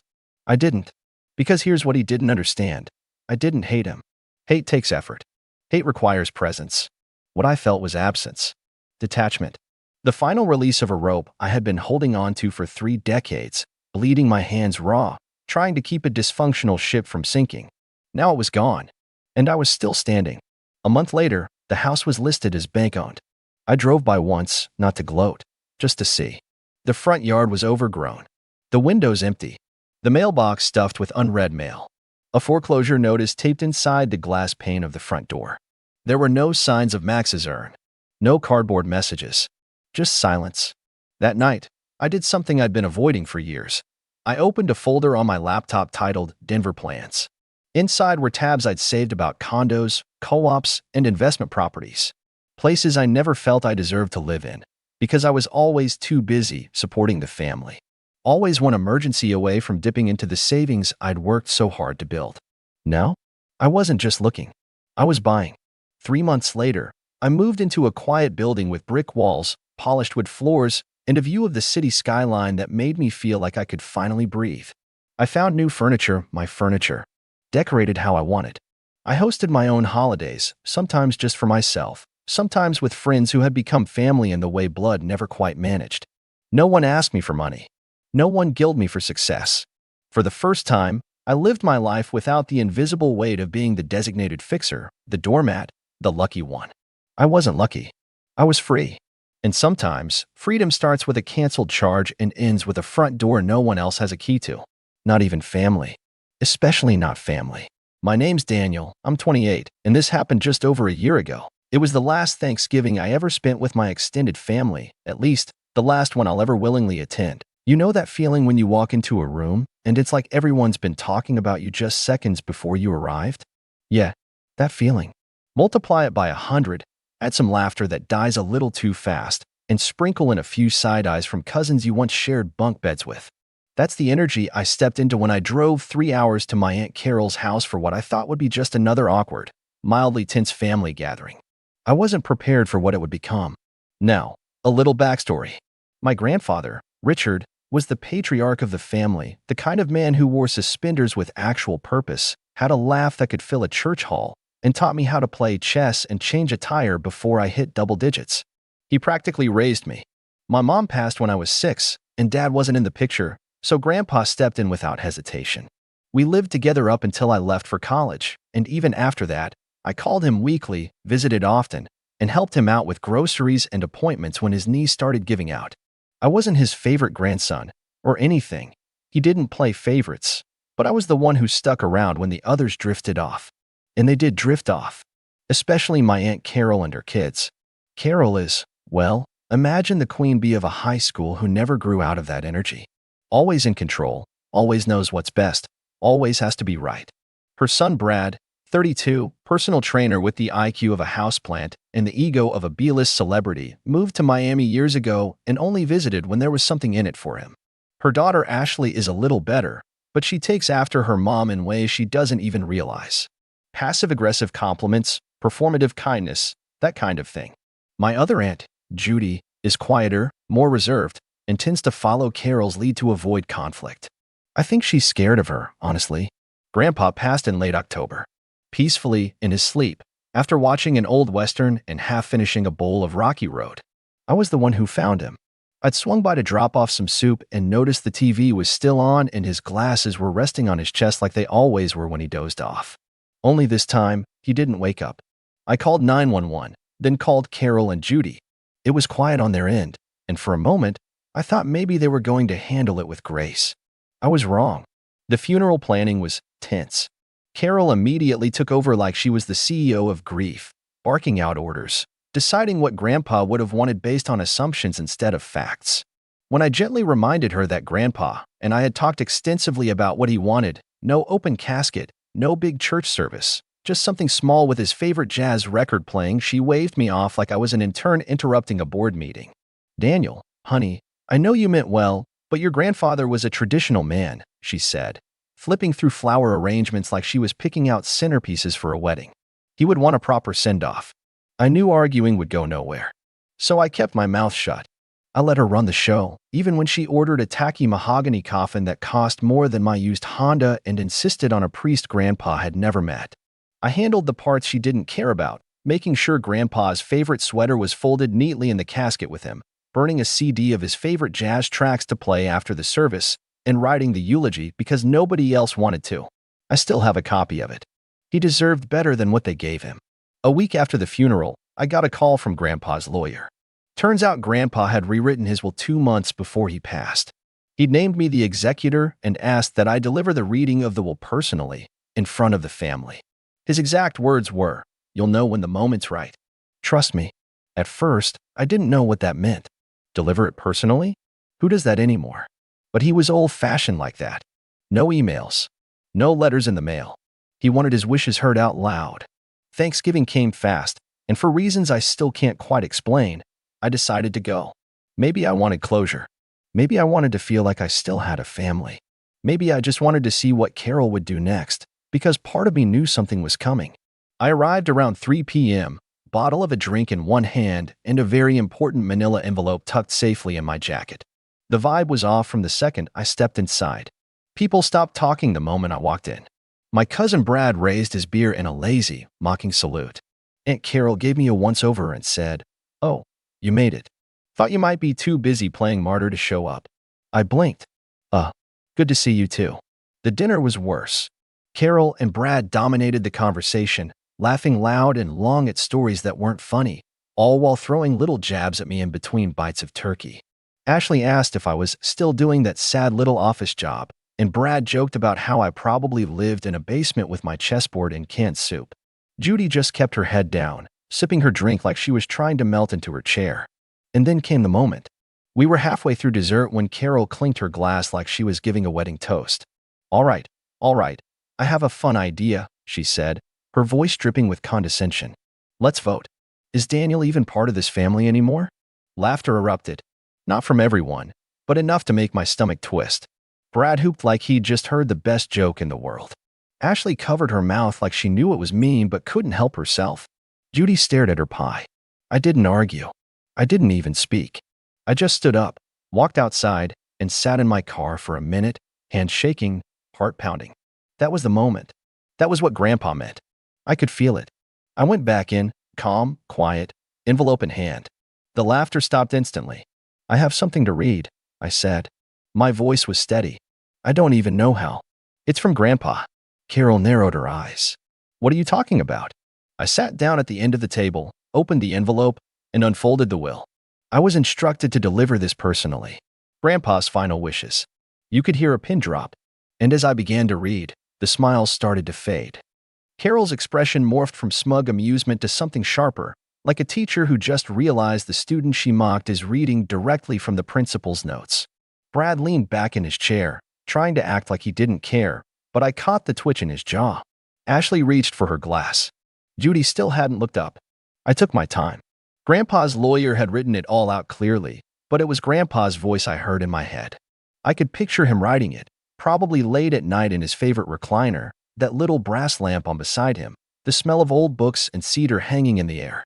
To my grandson Daniel, I read aloud, keeping my voice even, who stayed by my side, not because he had to, but because he chose to. I leave my home, my savings, my car, and all personal possessions contained therein. Carol choked on her drink. To my daughter Carol, I continued, my eyes flicking up to meet hers just for a second, who always knew better than me, even when she didn't. I leave a single dollar and the knowledge that arrogance is its own inheritance. Silence. Ashley muttered. What? To my granddaughter Ashley, I read, I leave the set of encyclopedias she admired as a child. May she one day learn the value of things that don't sparkle. Brad laughed, until I turned to the next line. To my grandson Bradley, who showed up late to birthdays, early for handouts, and never once brought a dish to dinner, I leave the tools in the garage. I hope he learns to build something with his hands, since talk is all he's mastered. I glanced up. Brad's face had gone red. He's joking, right? He said. That's not real. Carol stood. Daniel, stop this right now. I looked at her, calm. It's notarized. Signed. Witnessed. Dated. Grandpa made this 2 months ago. He wanted me to read it in front of the whole family.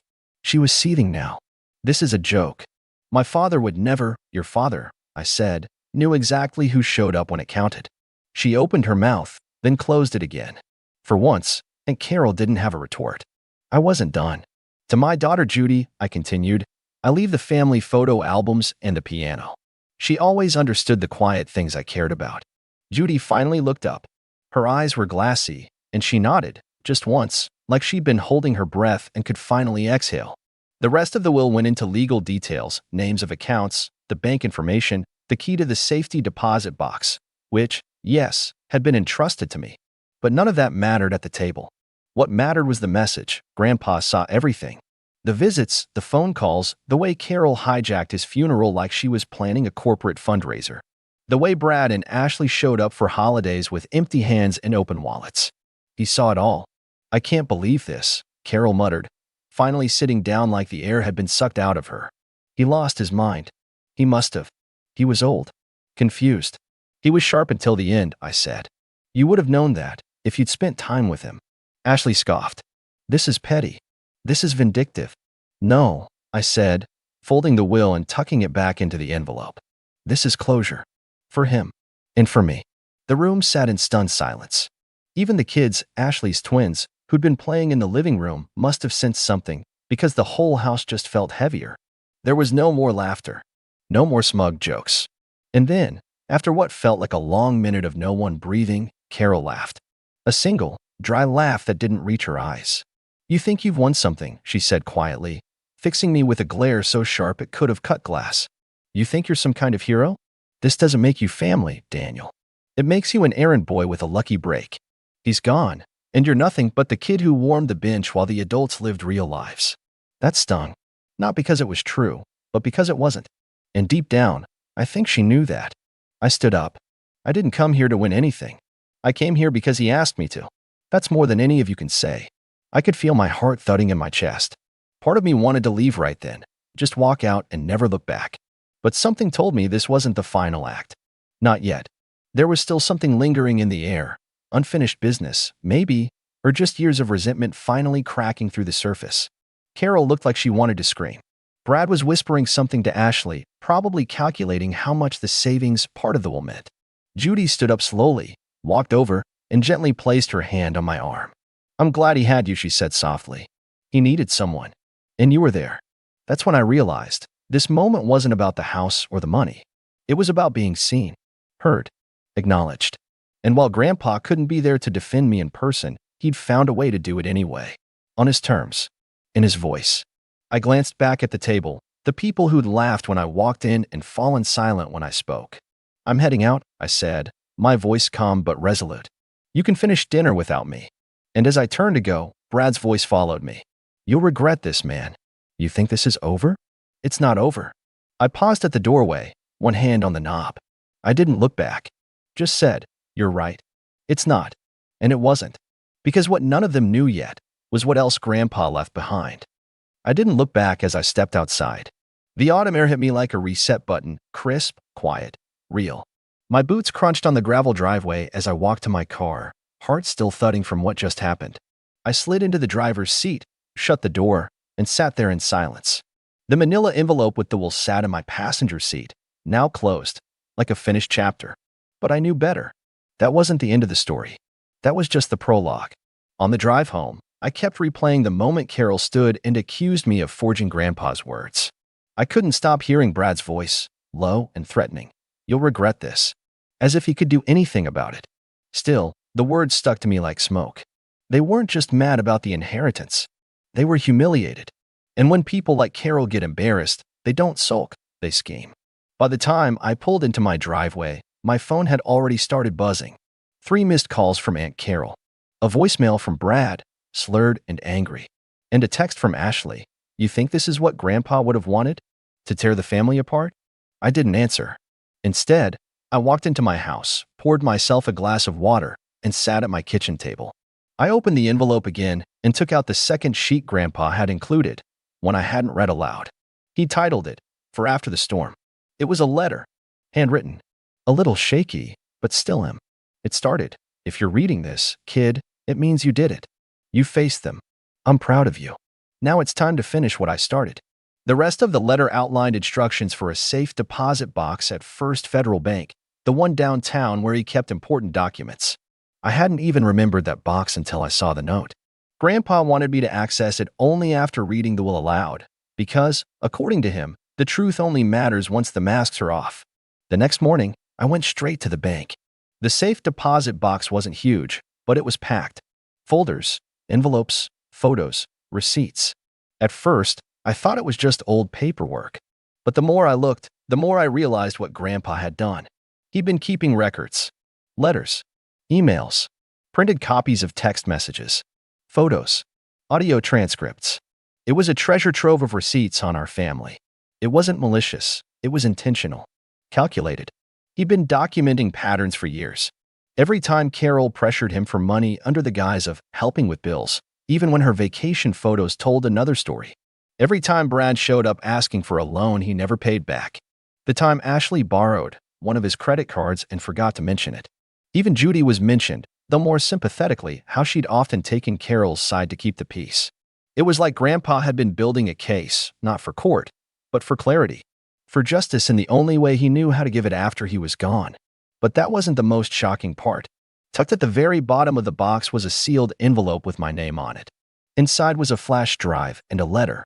"Daniel, if you decide to go through with this, and I think you will, you'll need this drive. It contains audio recordings. I started making them a couple of years ago, just to remember things better, but it turned out some of the conversations were worth saving, especially that last one with Carol. If they try to fight you, play it. Trust yourself. You're not alone anymore." My hands were shaking. I went home and plugged the flash drive into my laptop. There were 4 audio files, labeled with dates.